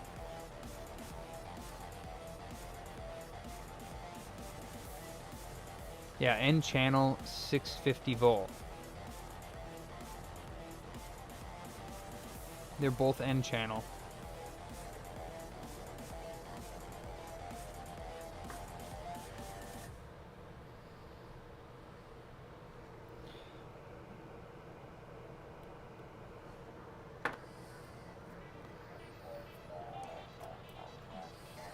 Okay, well.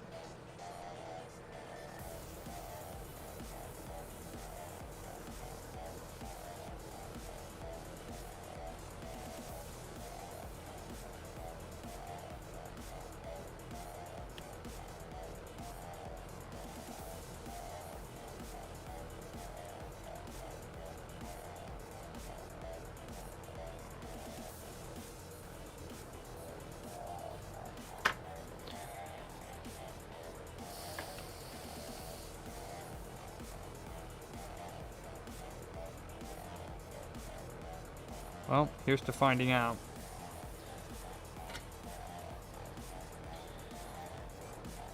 So I'm leaving the resistor out of it. The 0.16 watt or ohm resistor, I'm leaving that out. You want to see if something blows up now? Did we do everything? Was there anything else I needed to check?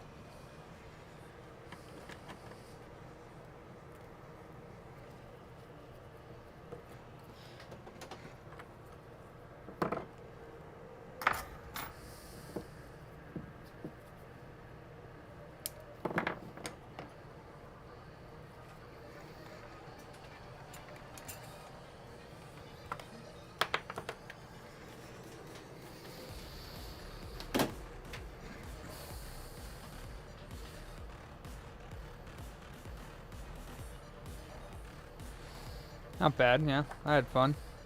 So, are we plugging it in now and seeing if shit blows up or what?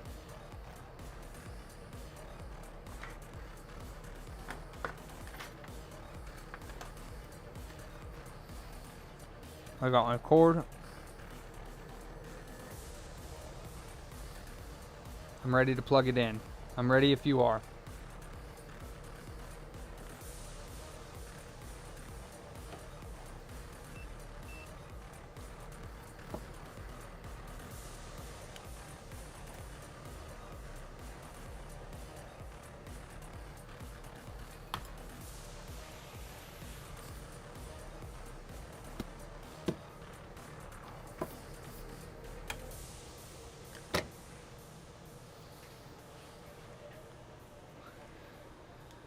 Yeah, if nothing blows up, here we go.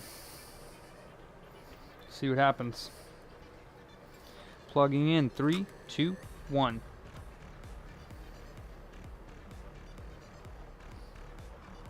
Okay, nothing blew up. Let me unplug.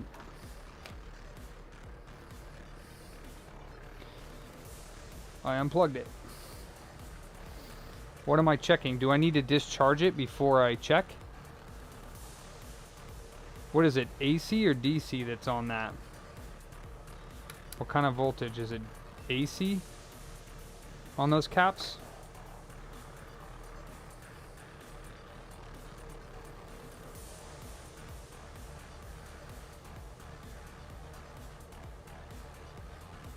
That's kind of scary, Ryan. 100 point. Is it AC or DC?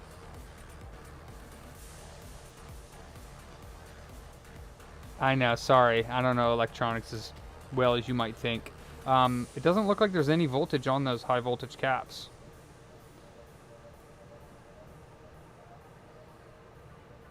So I don't know if it received voltage.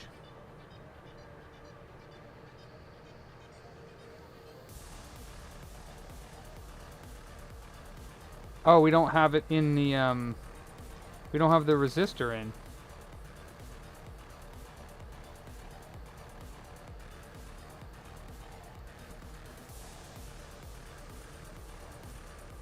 Yeah, I don't get electronics as you might think that I would, fixing them. But yeah, AC is alternating current, DC is direct current, but I don't really understand like I should. So, it's whatever, right? I mean, it's not, I'd like to learn everything, but there's no voltage, as far as I can tell, on these big caps. Okay. You said the caps are before the resistor, but there's no voltage on... There's no voltage left on them, so they didn't charge. As far as I can tell. I have it on DC, and it's not getting anything. Unless this is not ground, this thing, but I would assume that it is. It's not plugged in anymore. Actually, yeah, ground would be here. Ground, power. Yeah, there's no voltage on those big caps, so nothing reached where it should have. I'm still not going to touch it or anything, but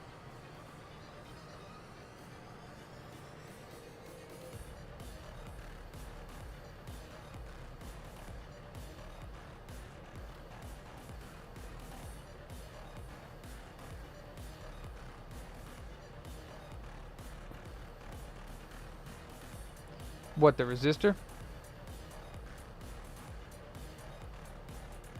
You want me to replace the resistor? Or you want me to check some things first?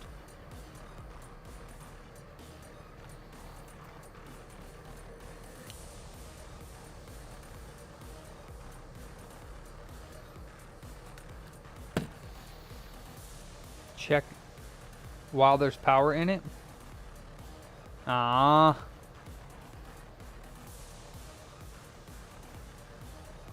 Sorry. Check those first when then put resistor. So while there's power in them, I can check them not without any problems. ZD31, everything got deleted, unfortunately.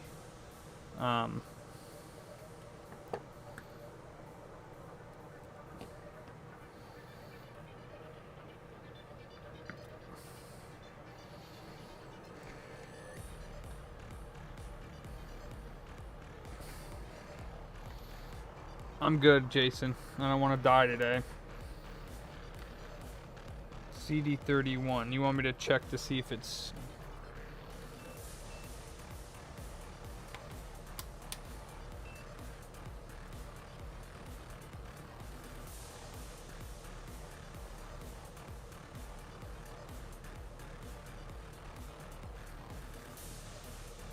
Oh.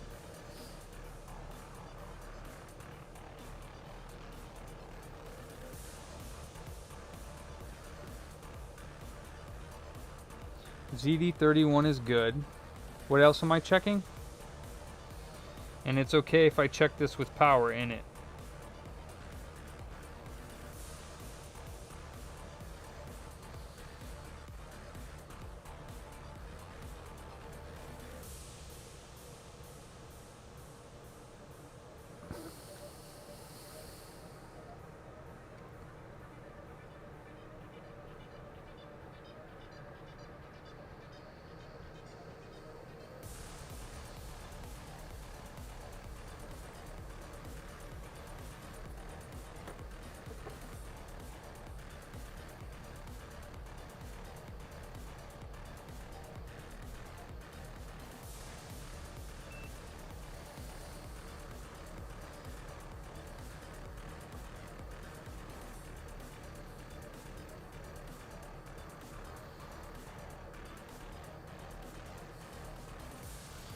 Sorry, type again what you want me to check, because it got deleted.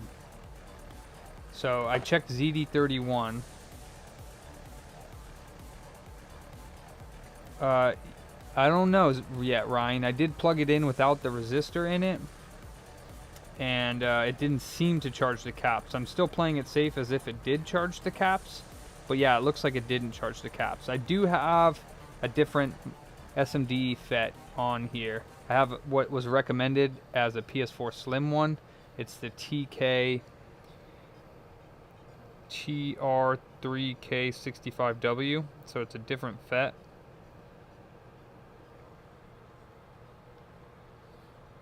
But I'm still waiting to see what it is that you can just short those caps with the insulated screwdriver. Yeah, 32 DAP 49 pin 123 and 161Q6. Okay.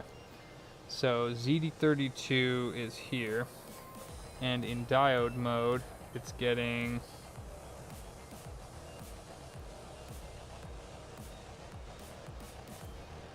open line and 1.8, so that's good. Maybe yours has power in it, because now I'm getting that open line. Let's see if we get shorts on ADP-049. No. What am I checking on 161? I don't know that. Pins 1, 2, 3 to see if they're shorted.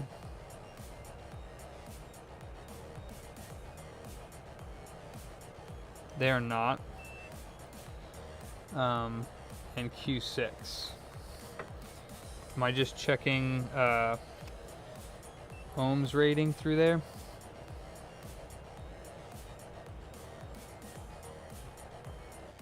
$10K.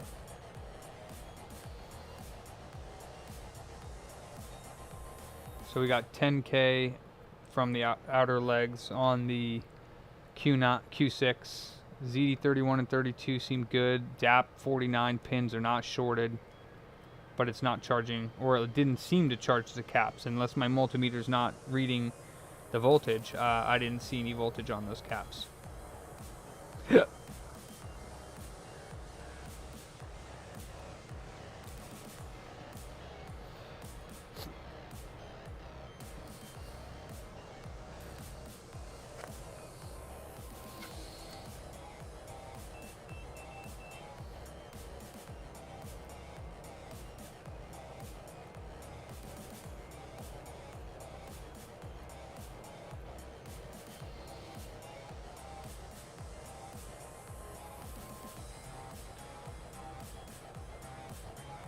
Why possible boom? I don't want a boom.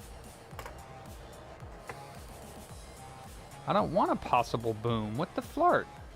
If there's no voltage on those big caps, then what is going on? That's what I want to know. What is going on?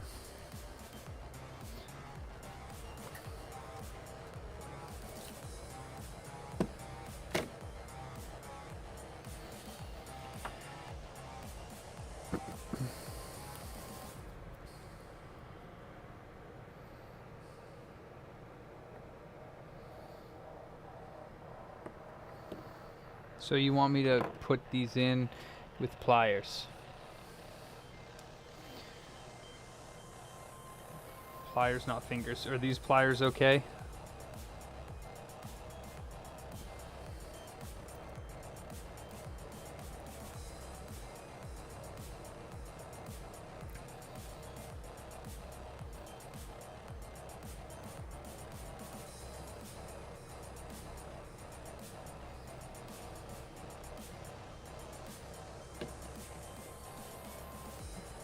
I tried reballing it, Sean. Didn't work.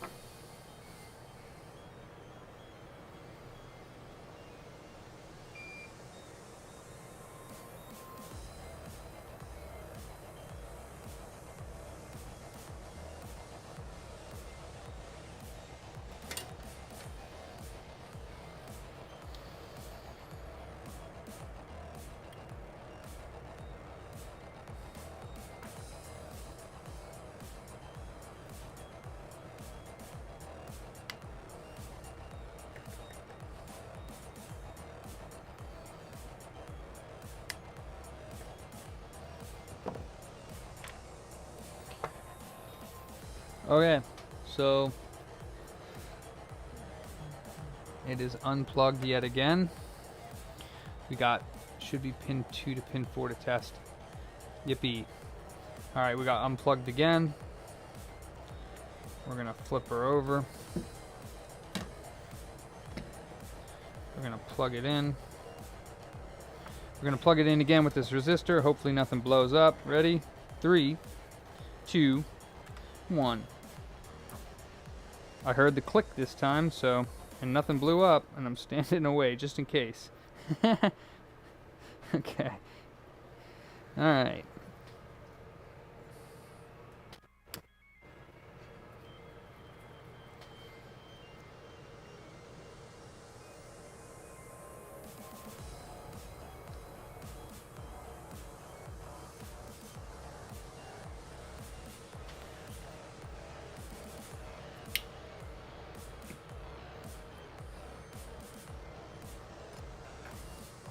Please don't blow up.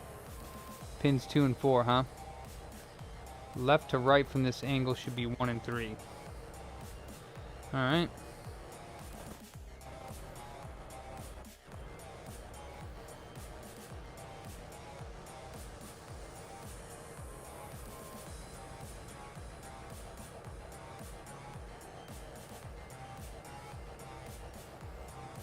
Nothing.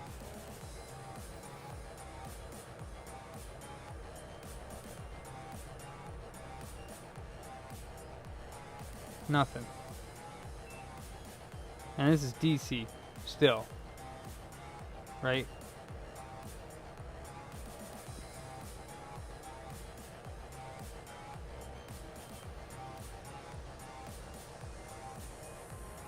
Nothing.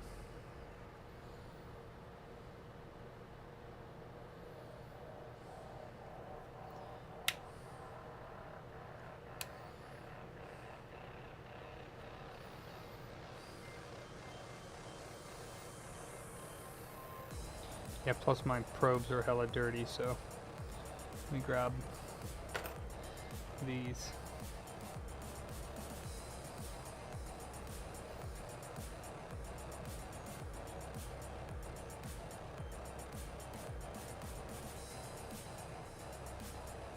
Nothing.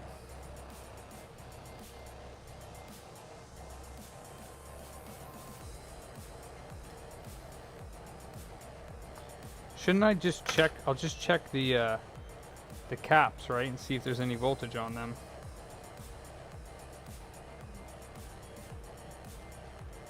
Yeah, there's no voltage on the caps unless it's just not able to read them.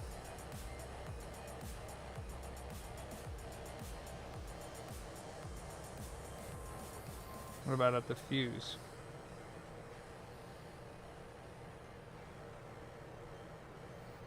Is it just not able to read it? It's doing like weird things.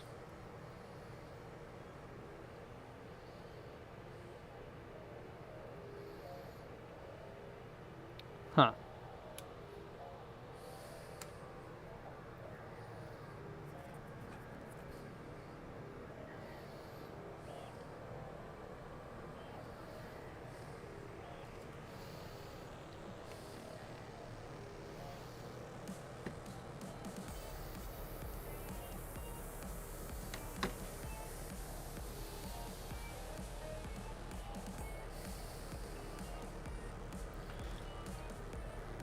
So, it should be 5 volt standby and AC/DC standby.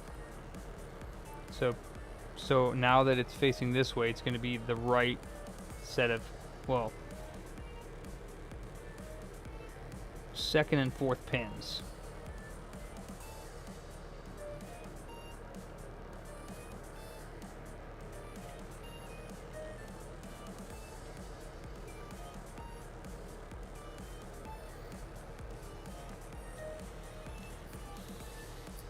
Right?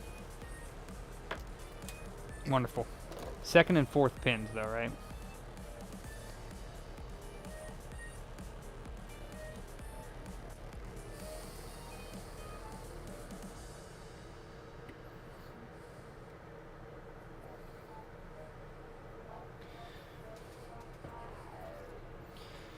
Get some some sort of protection on my face so that it doesn't blow up.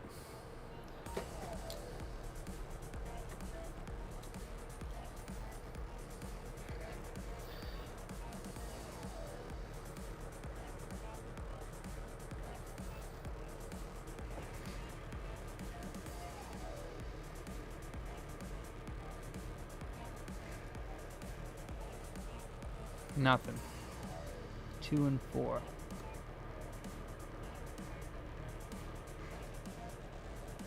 Nothing. It's not doing anything. Maybe the FET that I put on there was bad. Yeah, I can plug in that, but I just don't think it's getting voltage on the big caps for some reason. I don't know how that's possible, but it wasn't charged when I took it out either, and I tapped it. So something major is going on, and I don't know what. Let's see, where is the cord? The cord is here.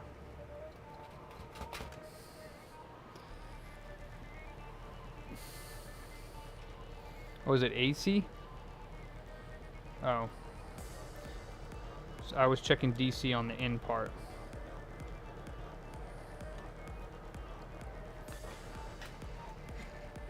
On the fuse then? Is it getting AC on the fuse? Is that what you're asking? Oops.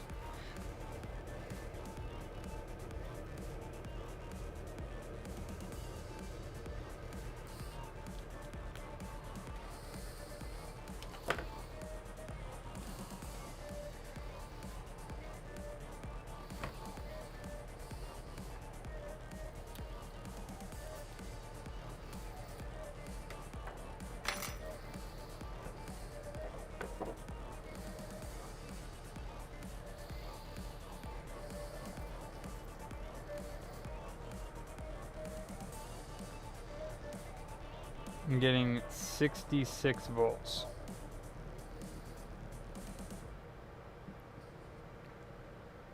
I'm getting 66.6 volts actually, AC.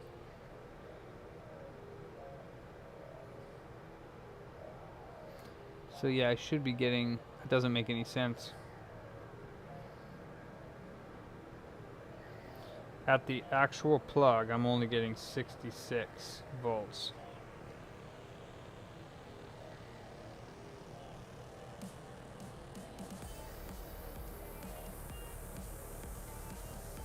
.6 volts, more or less.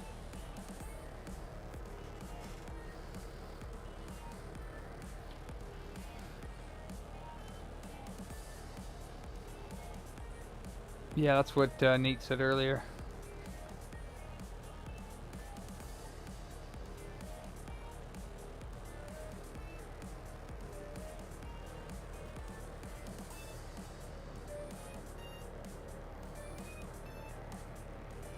Yeah, 120 volts.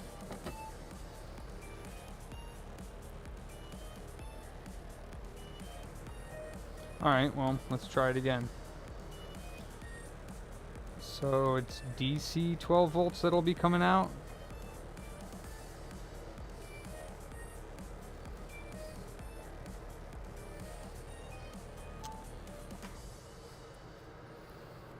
And it's 2 and 4.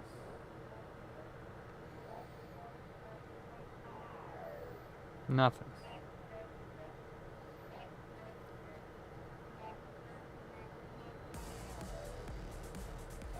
Nothing.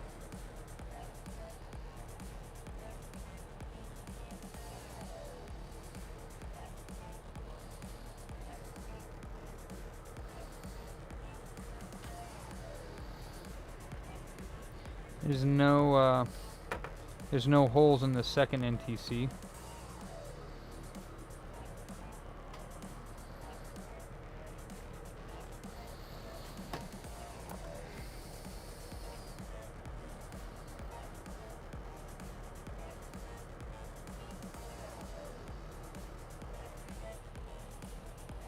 Yeah, there's no holes in it. I see it.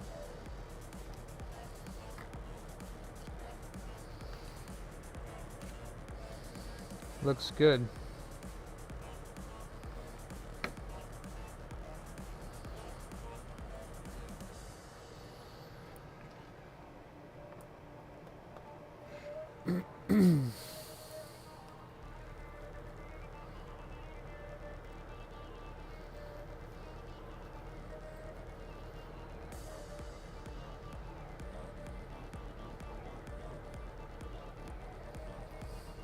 Yeah, it's not.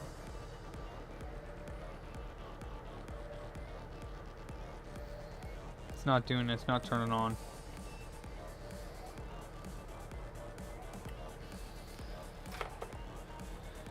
Not sure. That sucks.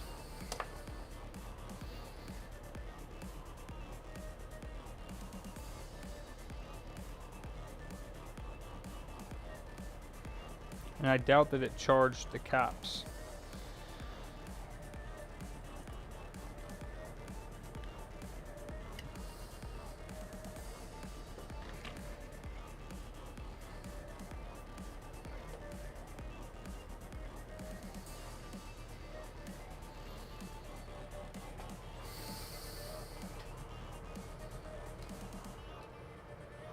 Maybe it did, but...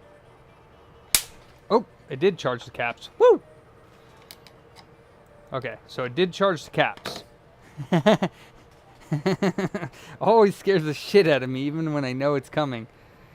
God dang, that's scary. Okay. Woo! Got my heart bumping.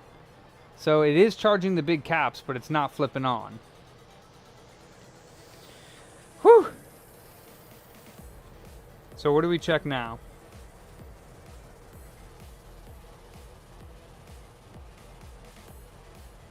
TNP012. Oh, that's the one up top.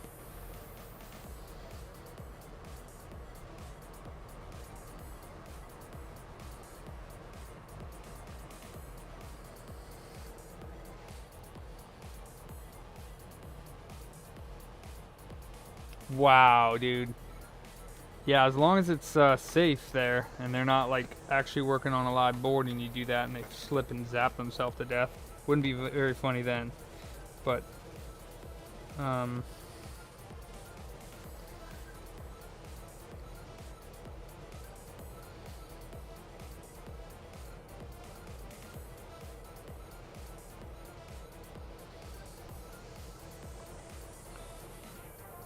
and I don't think it's the MOSFET that I put in that's not 100% right.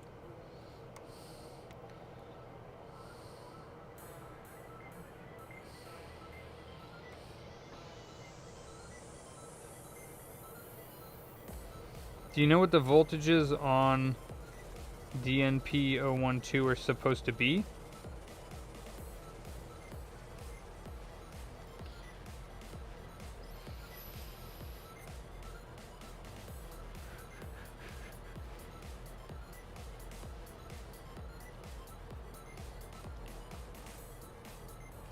Oh, you know, oh, we did replace that resistor. Never mind. I was thinking we didn't replace the resistor, but I think I did crap my pants just a little bit.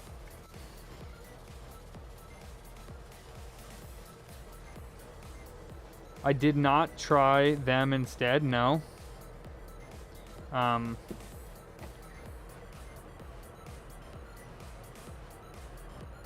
But that's ground and AC in detect, so I don't think...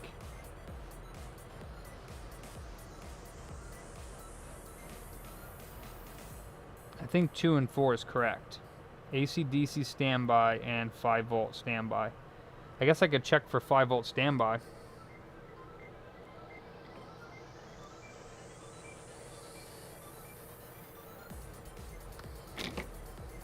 But then I'd have to discharge it again.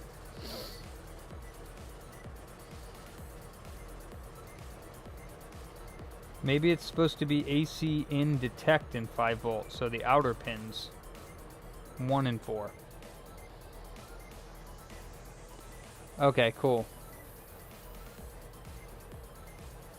Yeah, but I just discharged it, so I'd rather wait, but I think there's something else wrong. But nothing blue, so maybe not.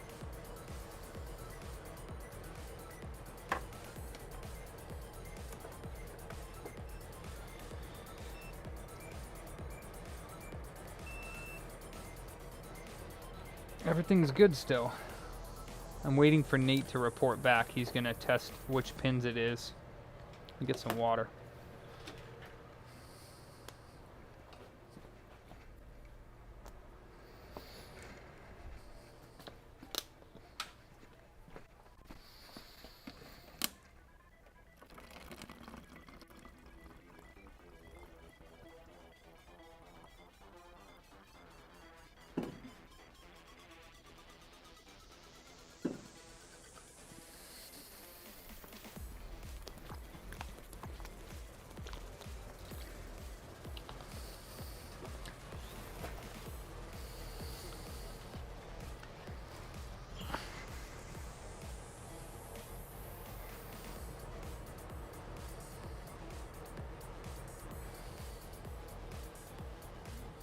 Voltage standby to ground, that would be pins 3 and 4. I think it's supposed to be AC DC standby to 5 volt standby.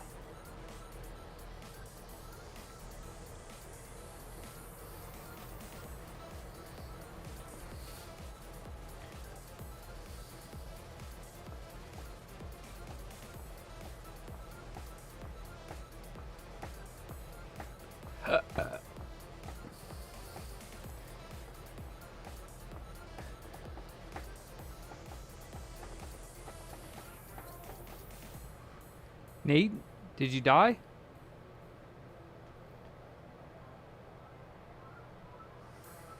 Nate killed himself with this power supply while he was testing to turn it on. It's like...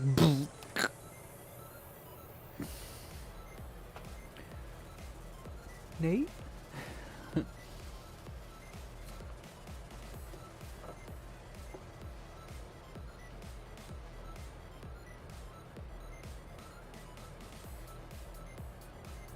Yeah, I will, Nate, or it's 2 and 4, yeah, so.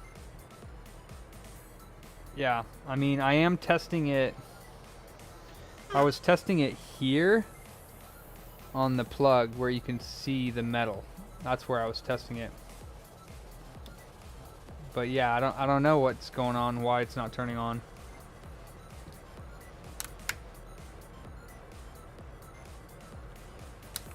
What are your voltages at that DNP-012? Because is that the one that makes 12 volt? Maybe I can plug it in and test the voltages around the DNP-012 chip.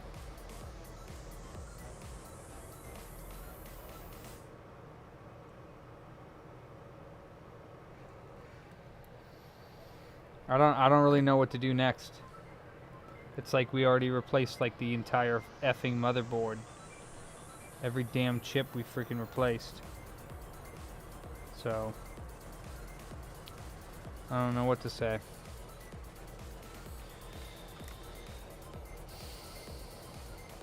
That chip is good. All the diodes we replaced. Nothing blue. The only thing is this has continuity, the Zener diode, and I don't know if yours did. You never answered that. That's the only thing we never fixed, is this Zener diode. Oh.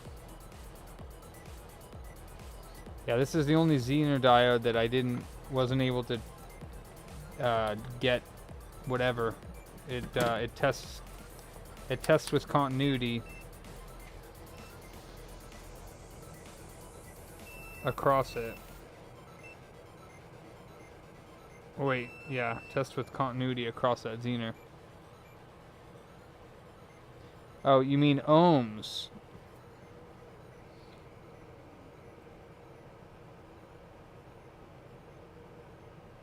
Yeah, 1.4. 1.4 ohms. I was doing continuity mode, but it does test 1.4 ohms. Is there voltages that I can check on DNP-012 that you are aware of?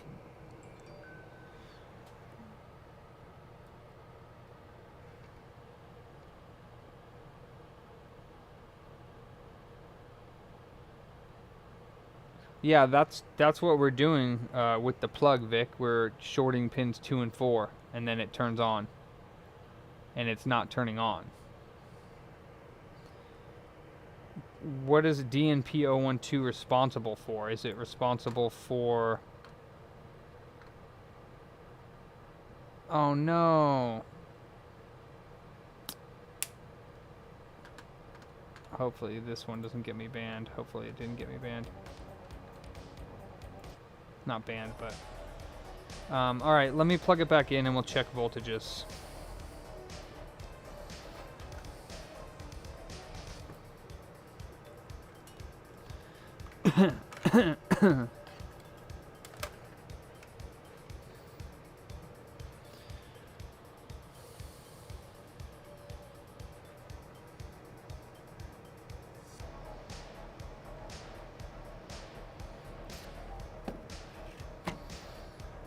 Alright, let's plug it back in.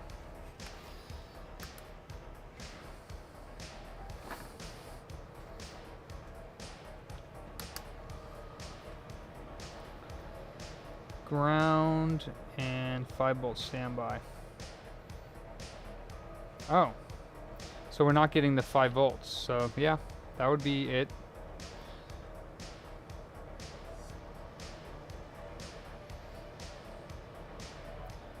We're not getting our 5-volt standby.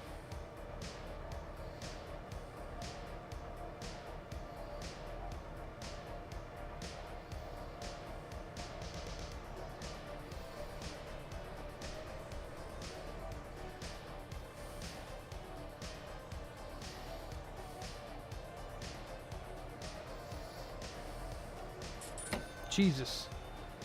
Crapped my pants again.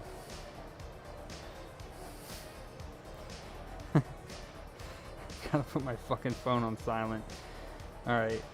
So, let's see. You think DP046 is responsible for 5 volt. So, we got ground and this pin.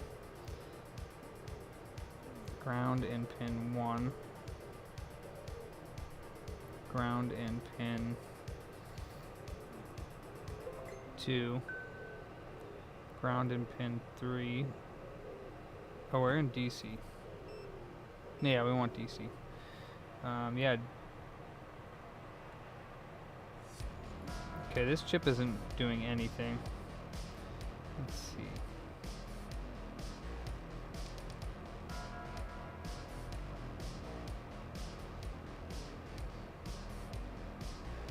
Well, none of the chips are going to do anything because there's no 5 volt going in.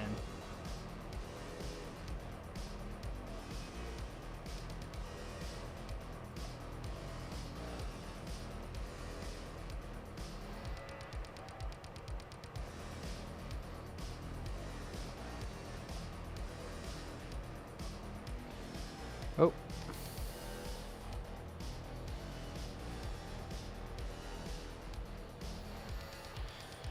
Yeah, I'm not sure where the 5 volt goes or where it comes from, but I don't see it anywhere.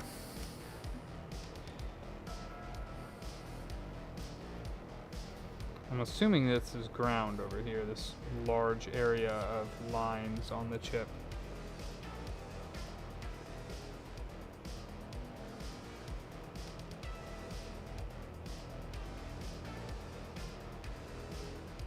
Yeah, I'm not getting voltage on anything.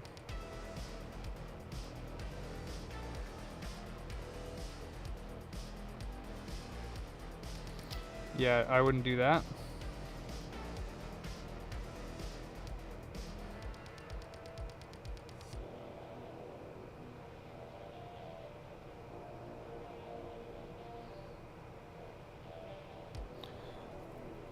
Yeah, I mean, unless I took a part off that I didn't realize, nothing's getting anything that I can see. So...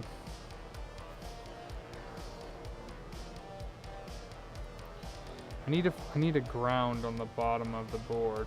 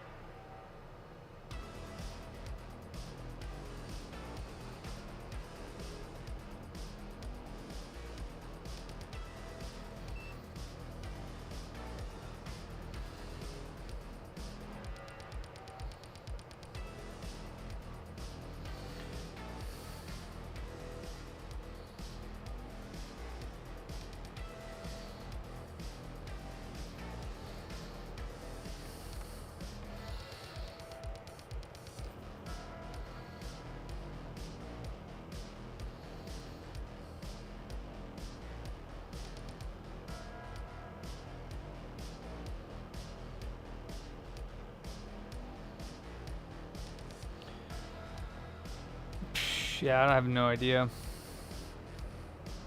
Maybe it's the MOSFET that I put on there that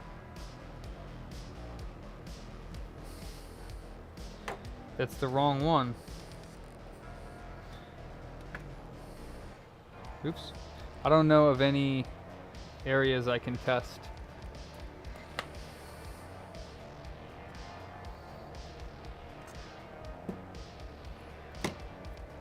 For 5 volts. Or why 5 volts wouldn't be generated.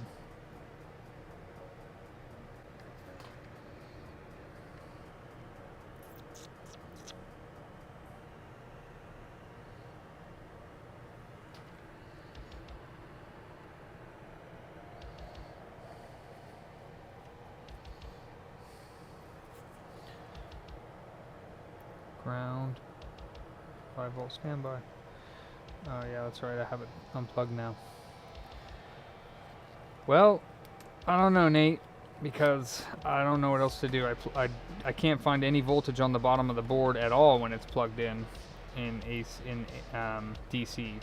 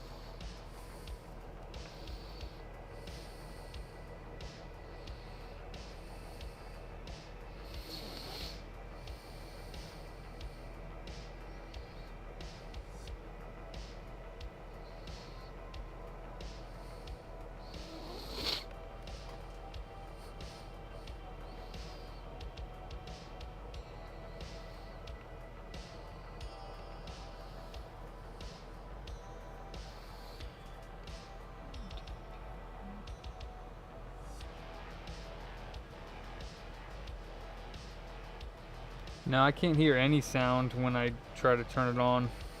Nothing happens.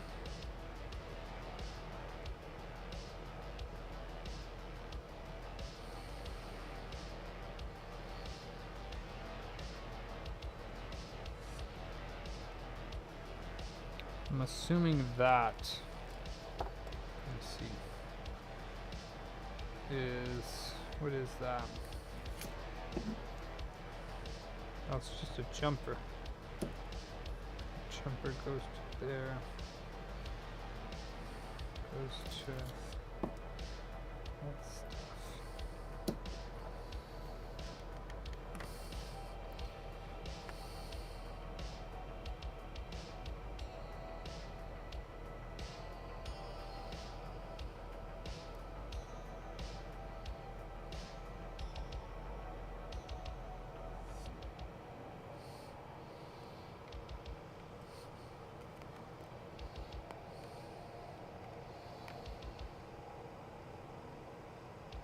There was a post that I saw once that told what was responsible for what. Like, you know, making 5 volt and making 12 volt and what chips were responsible for what. But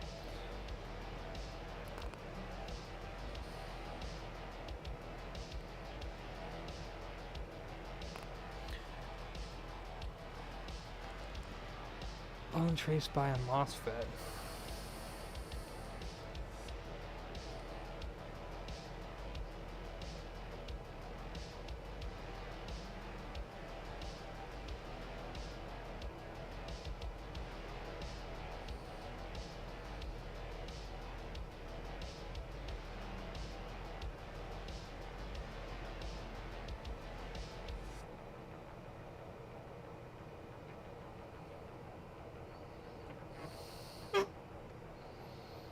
Not that I see.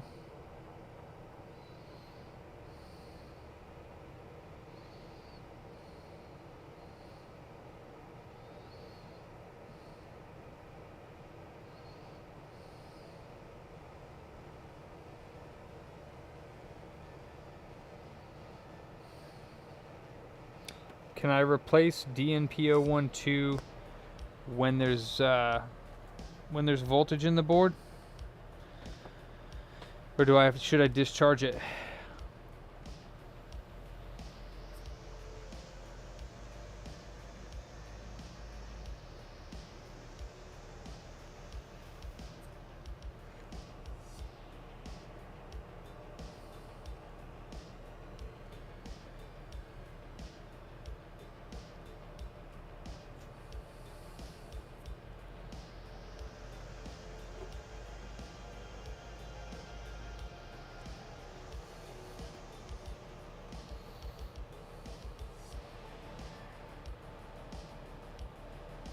Oh, nice.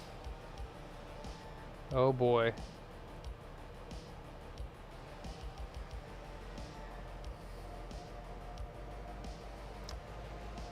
God damn it. Alright. Time to shit my pants again.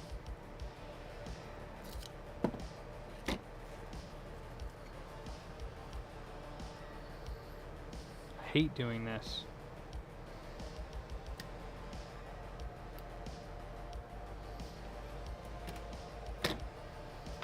Alright, 1, 2, 3.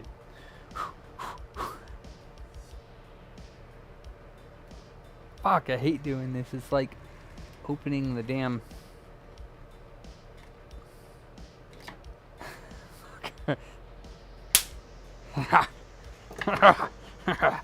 hate doing that.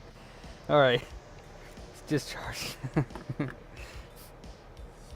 And it's not plugged in even though it looks like it is. It's not. It's unplugged. It just looks like it. That's okay, Nikitas. It's unplugged. It just looked like it was plugged in. So... it just looked like it, yeah.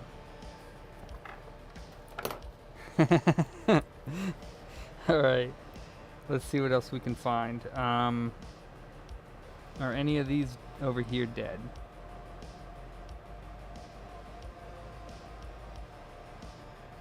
Nope.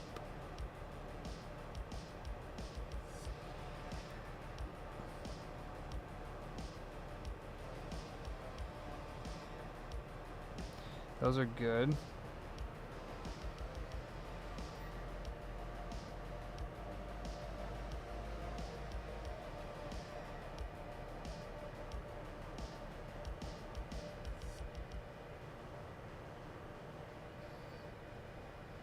These are really weird. I don't get if these are right or not.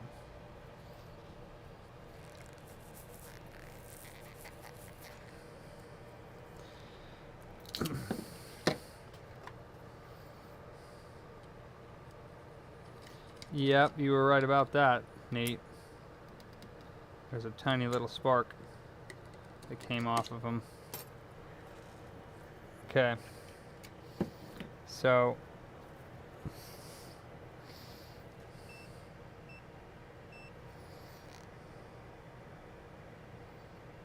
still got 10K there. So the only thing that's weird is these guys, and I think it looks like my multimeter got turned off. Kind of sucks.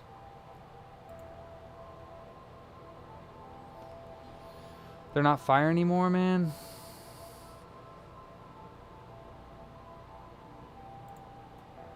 This is the only thing that's weird, and you can't check anymore. But near DNP, they have these two sets of diodes, the top ones and the bottom ones. When I check in diode mode on these, I get, on this side, I get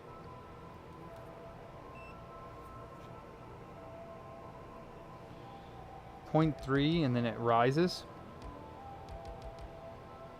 It just keeps on rising. Maybe charging something. And then on the other side, I get negative. And then same thing on these ones. If I do it one way, I get, actually no, this one I get 0.098 volts and and then it charges on this side, which is weird. I've never seen diodes do that.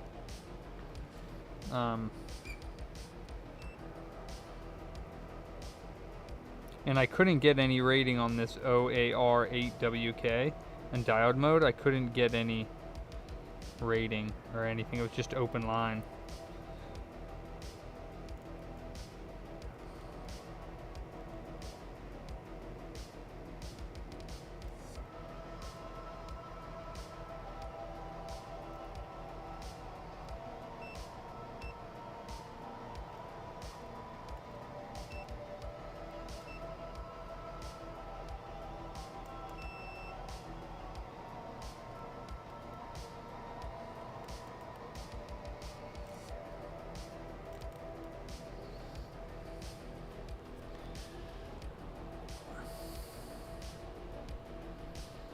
Okay, let me check something.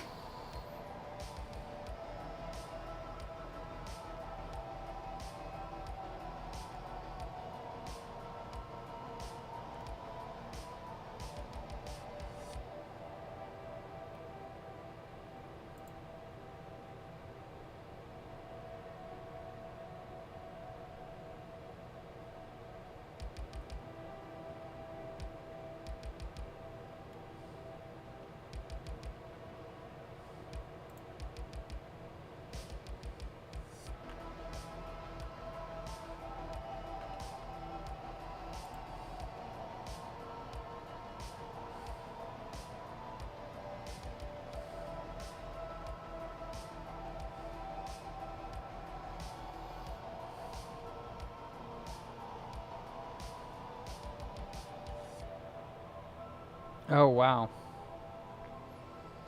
It drains that quick?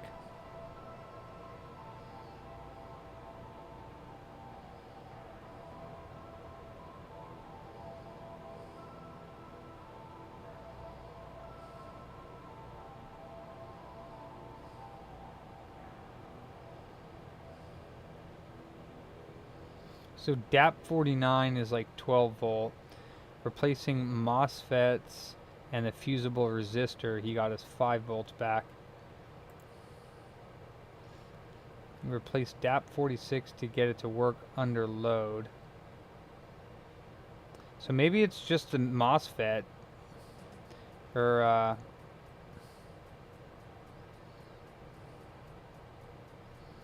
yeah, I don't know. It's definitely something weird that it's not getting 5 volt. I wish I knew what was getting 5 volt.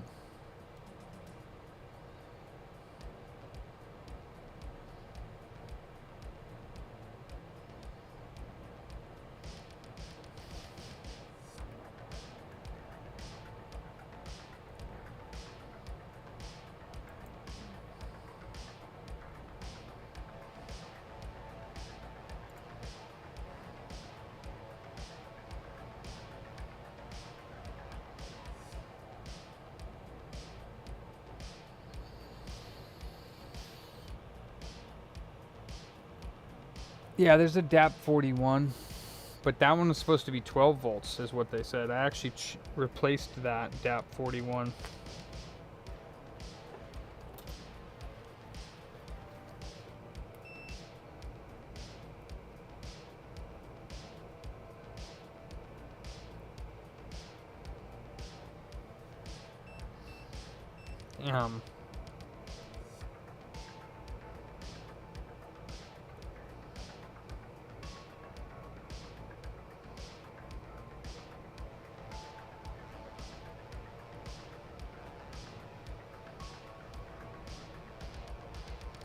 Oh, this diode might be bad.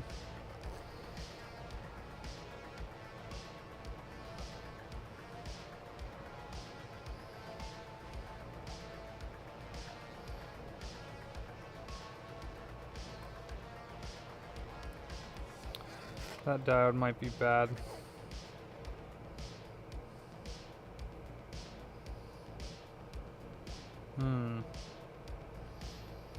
And this is acting weird too.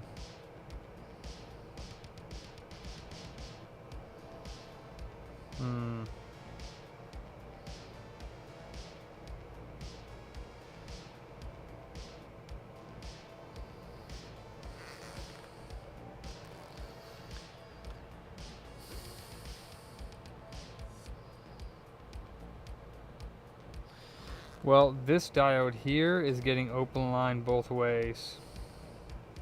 Open line, open line. And then this one down here that we replaced, D34, it's getting really strange readings. On this side, it's getting open line, but on this side, it's getting 0.195 voltage drop. Just like, seems low.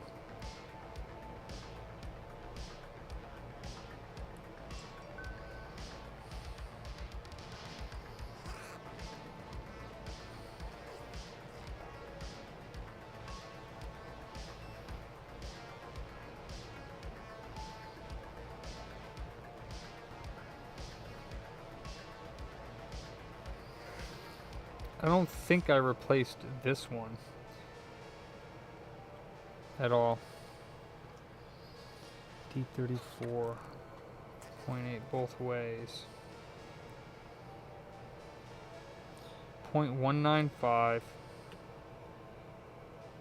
0.195. Okay, so now for some reason maybe I just didn't have it. So I'm getting 0.195 both ways. What about D22? Okay, well let me replace D22 real quick. I mean, other than that, I'm running out of ideas because I don't see that the chips are bad, personally, but could be.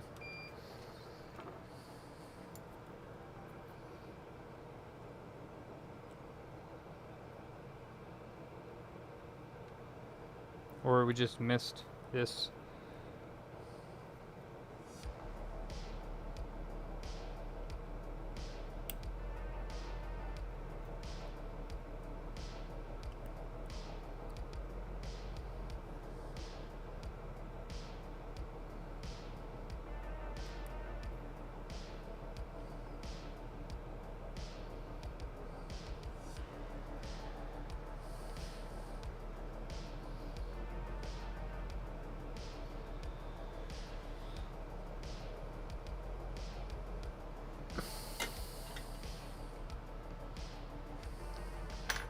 Okay, well.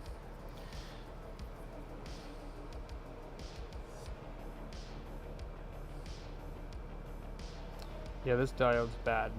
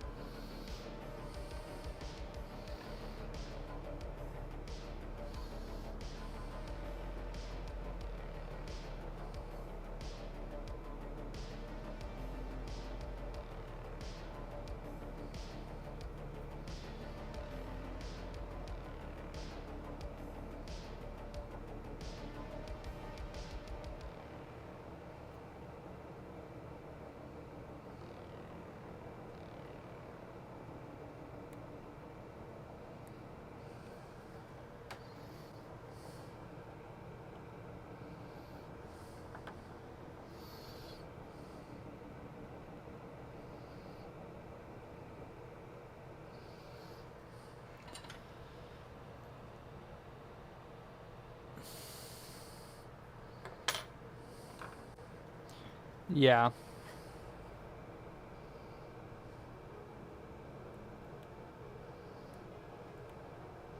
Okay, we're getting 0.593 now. Shall we try again? See what happens?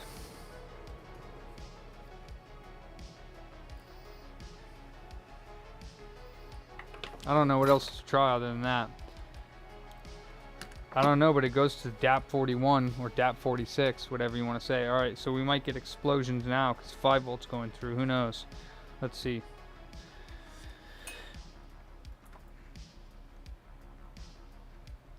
No? No explosions? Do we get 5 volt?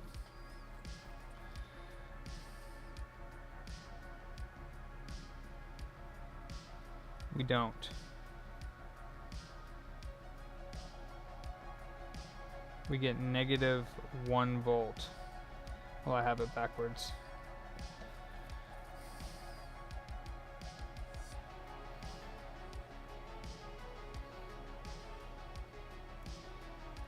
.6 volts.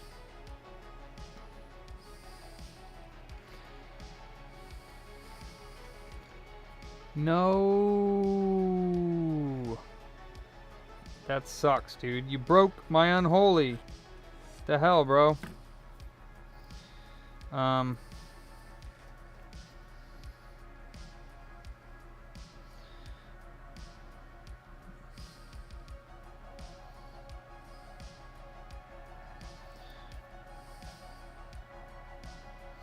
Yeah, no, it's just weird that we're not getting any voltage at all on the board.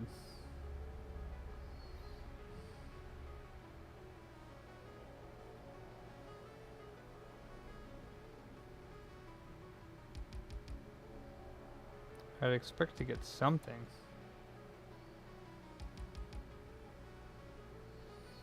Somewhere.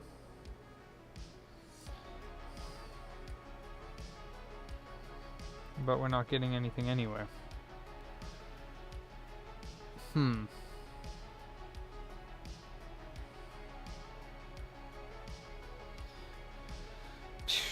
Yeah, I don't know.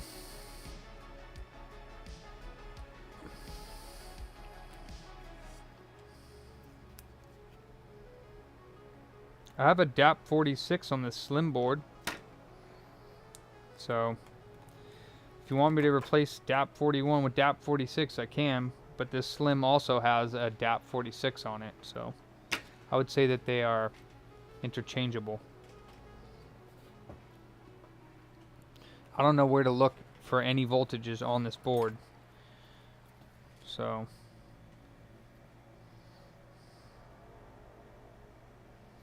none of them are, there's none coming anywhere.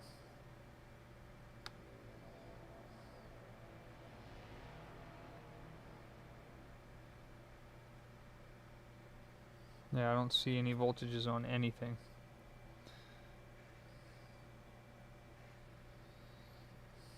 It's just, besides the high voltage coming into those caps, everything else seems dead.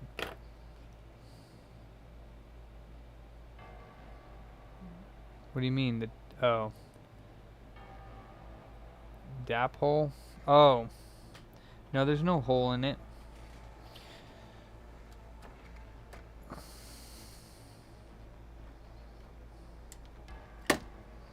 God damn it, I gotta do this again.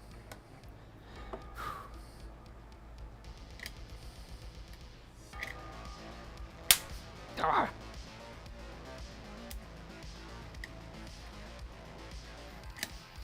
Alright, what about these, just to make you feel better, I'm gonna unplug those. What about these other MOSFETs here? Did I check them again?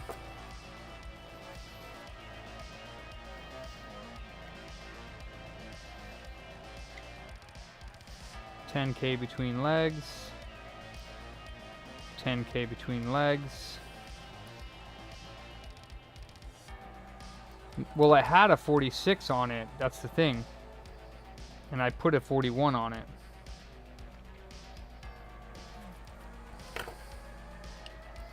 Well, let's check the diodes that I just replaced. Still good. Still good. Alright. So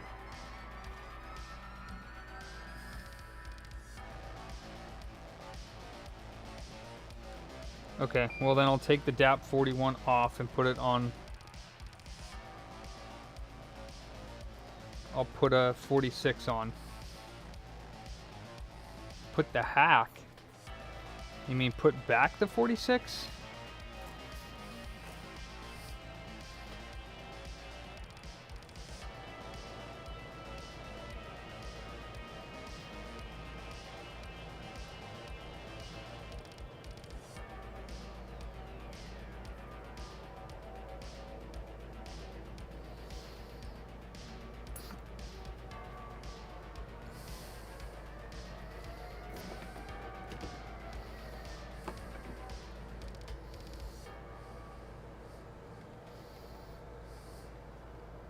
I'm gonna stop in a second, go get some food, and come back and work some more.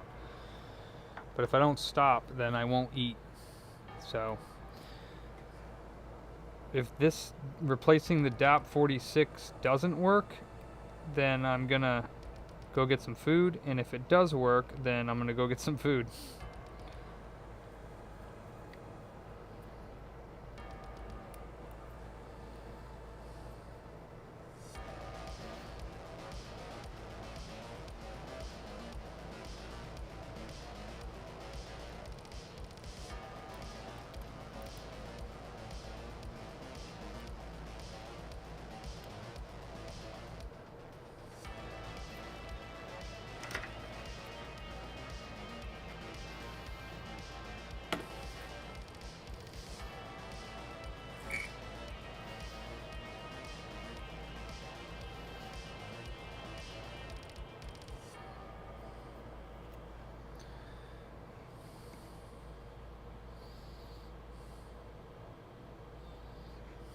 Okay, yeah, I mean, I'm still down to work on it. I just need to get some food.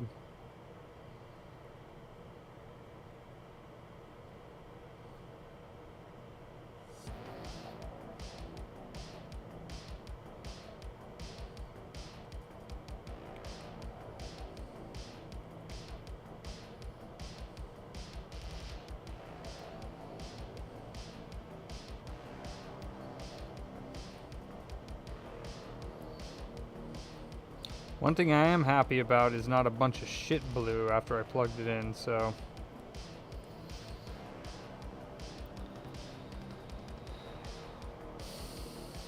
Okay.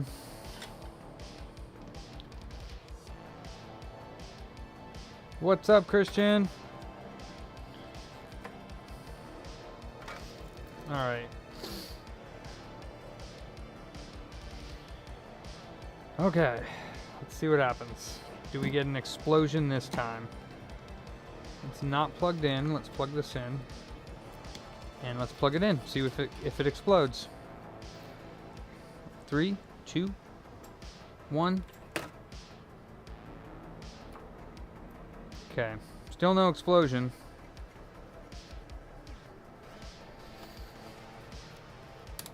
Do we get 5 volts?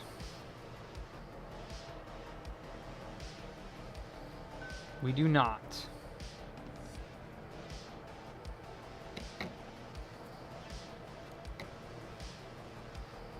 Still no 5 volt.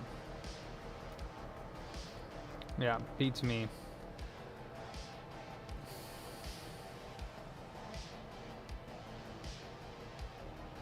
Yeah, I have no idea. I have no idea when I'll do it. So you'll just have to catch it. Yeah, I don't know. I'm gonna take a break from that for a little while. That's a big job. Another reball, especially the cell, which I am not experienced with, and I don't even have the proper stencil that I need to use for it because the direct heat one sucks. But yeah, I don't know, Christian, when I'm gonna try to do that cell. I'm not having high hopes since it was more than the RSX. I don't have high hopes that I'll get it working, but.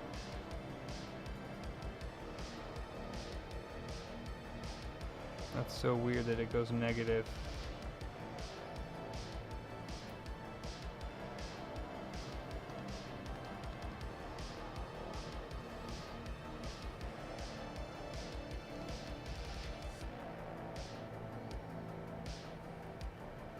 0.588 volts on the MOSFET that it might not be rated for this.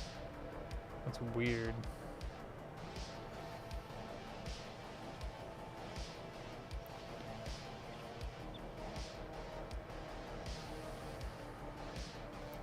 Two huge or hidden FETs by huge black transformer.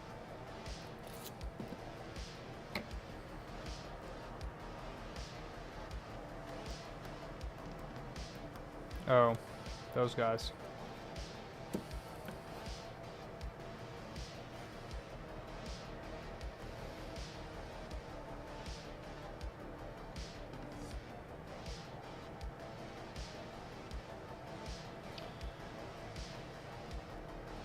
Yeah, I mean, the only voltage that I can even find... Oh, yeah, I could try that. I can definitely try that. Only voltage I can even find is on that FET, the big one that I replaced, the SMD one. And on the ground, the big pin, I guess that might be source. I don't know. Oh, yeah, and it's not even getting it now. Hold on. Yeah, I have no idea what's going on with this thing.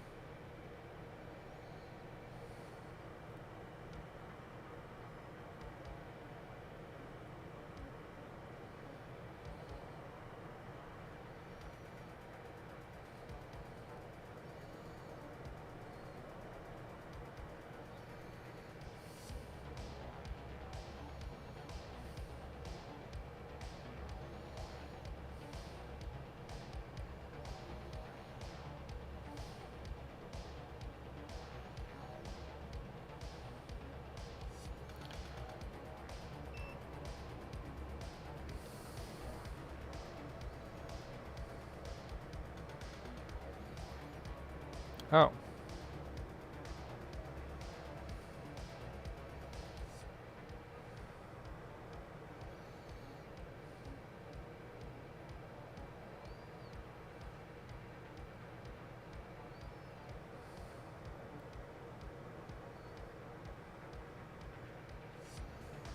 Okay, so DAP's getting 1.4 volts. Oh, I thought it was supposed to be. I'm such a knucklehead. 44 volts on pin 8 of DAP. 4 volts on pin 7. 4 volts on pin 6. I'm sorry. Yeah, 6. 4 volts on pin 5. No. This thing's not. I thought I was supposed to be on DC.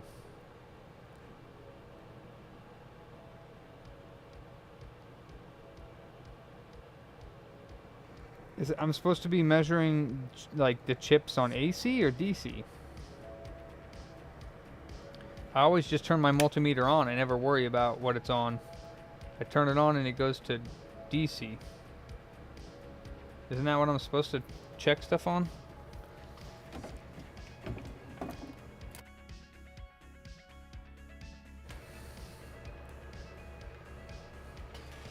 Yeah, I always check voltage on DC. It says DC. Yeah, it's DC. I switched it to AC and I was getting some funky stuff. And also, I don't know if this is a ground over here, this screw hole, but it looks like usually screw holes are ground. Yeah, but when checking, I don't get anything. It's weird. Yeah, there's nothing, unless I'm not getting a ground. Let me see. Ground is pin 2.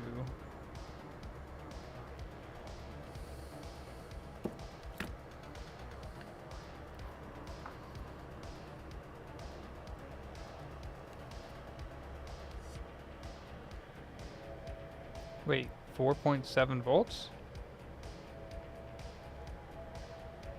Wait, what? Hold on.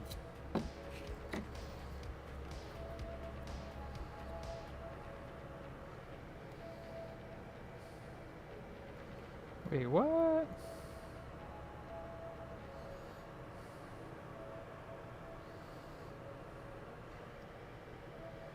Oh, I'm getting 4.8 volts. What? Why isn't it? It's not working from those pins. All right, let me try powering this thing on again. Something weird.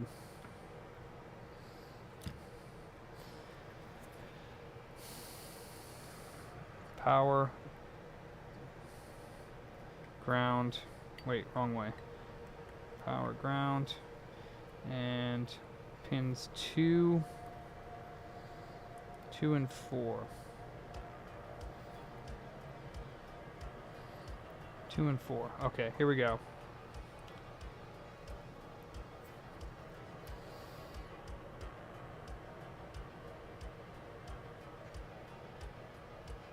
Fuck yes. God damn it. 12 volts. God damn it. Well, that's good. I'm happy. I don't know why I'm saying damn it, but 12 volts. Oh my gosh. I don't know why, but let me show you what I was doing. And I don't know. I think that diode still needed to be replaced. So, but look, and I don't know if 41 works. For some reason, right? I'm going to take the probes out. When I tested from here,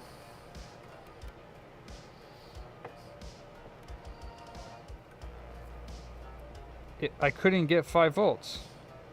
I went ground and 5 volts, and I'm not getting 5 volts. It doesn't show up on the multimeter. It doesn't show up.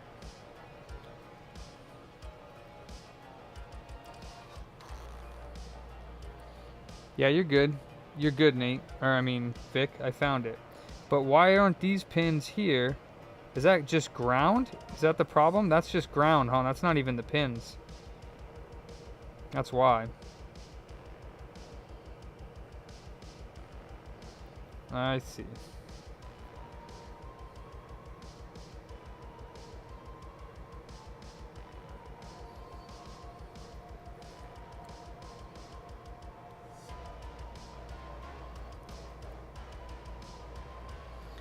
Yeah, because you get 5 volts now.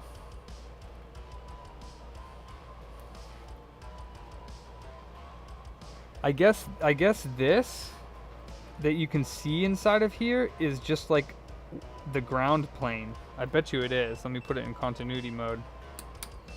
But the first time I tested it, it wasn't working because I was using the connector. So it hasn't been working this whole time. Just this last time since either replacing the diode or DAP. I don't know.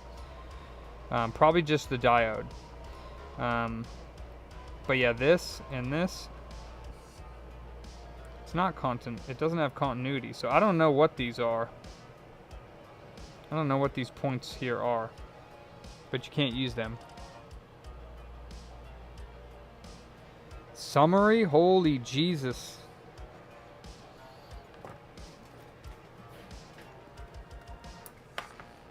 Summary is, let me discharge this. Summary is 3, 2, 1 zap. Holy crap, that's loud. That one was big. That one was no joke. All right. Summary is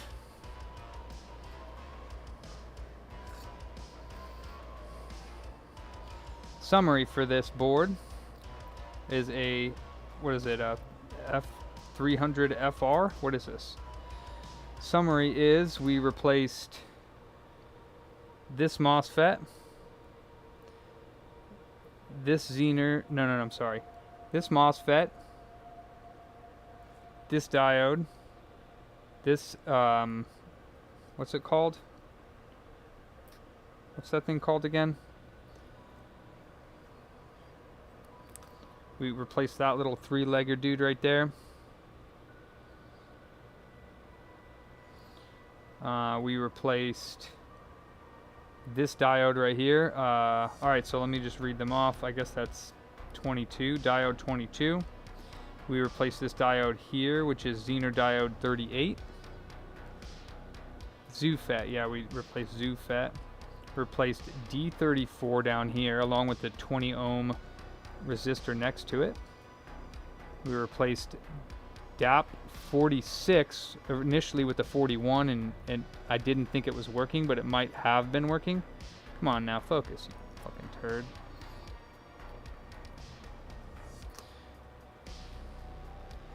We also replaced these two Zener diodes below the DAP-49. Oh my gosh, come on.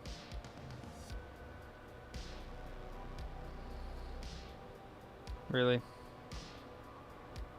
So yeah, these two diodes that are in circuit here, we replaced those two, and I believe I also replaced D81. So ZD32 and ZD31 replaced. DB1 was replaced. DAP-49 was replaced. And I believe that's it. So again, in summary, the Zoo, this diode here, that Zener, this diode, this diode, this diode and resistor, the DAP-46 or 41, the DP-049, the two diodes below it, or three diodes below it. Oh yeah, and the resistor on top, the resistor fuse right here, R6, R5.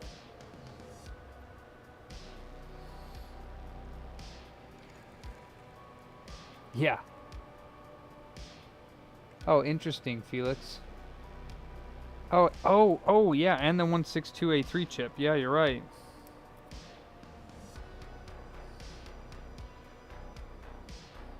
Oh, yeah. We did replace the 162A3. I forgot about that. Yeah, we replaced that because the Q5 had 70 or 80 ohms of resistance across the two outer legs. And also another point that you taught me as well was R85 down here apparently is tied to that and has 10k ohm across that little resistor down there. Only one chip lived, yeah. The DNP 012 lived. Oh, and I guess technically this one did too, whatever the hell that is. MP SJ41, whatever the hell that is, that lived as well.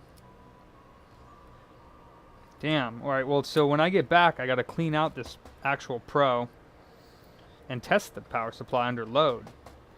So, and now we know what MOSFETs to get. These T5K, those ones do work. I think those are on the Game Console Repair Legion forum list.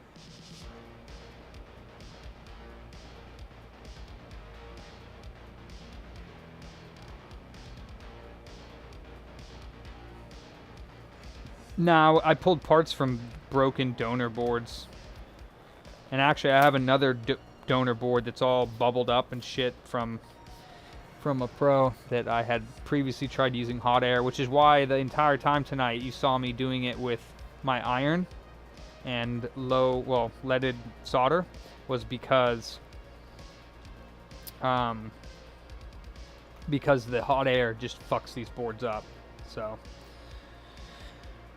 all right, well, I'm gonna come back, put this thing together, and test it with this power supply. Actually, I have to do a refurbishment on that because might as well.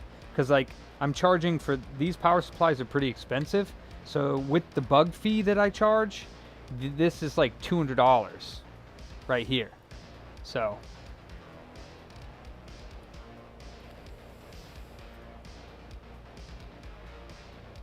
(16128.3) and the diode at the corner of it, the top left of it, would cause resistor to blow when console's under load. My only findings of a failure that worked when didn't. Huh.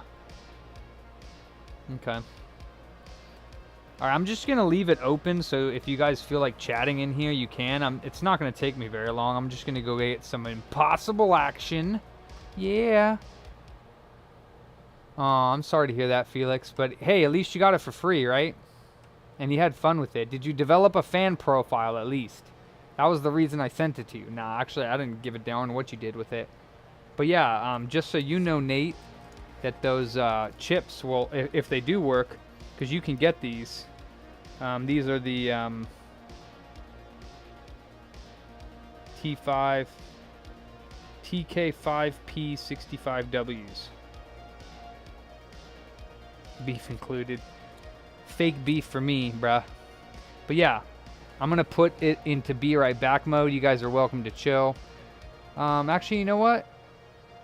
It's been 10 hours, so my stream is gonna get it's gonna get effed up if I don't. So you know what? Screw you guys. I'm going home. No, I'm not going home. I'm gonna go get some food, but I am gonna turn the stream off, and I'll start it back up when I get back.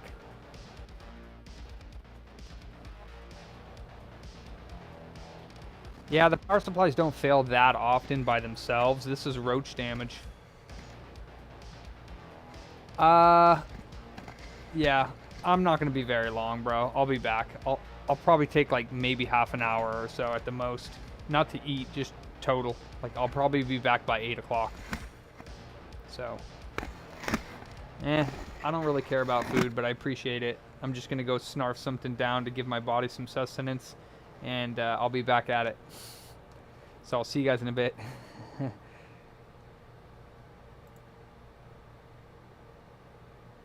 Will do, Jason. Will do.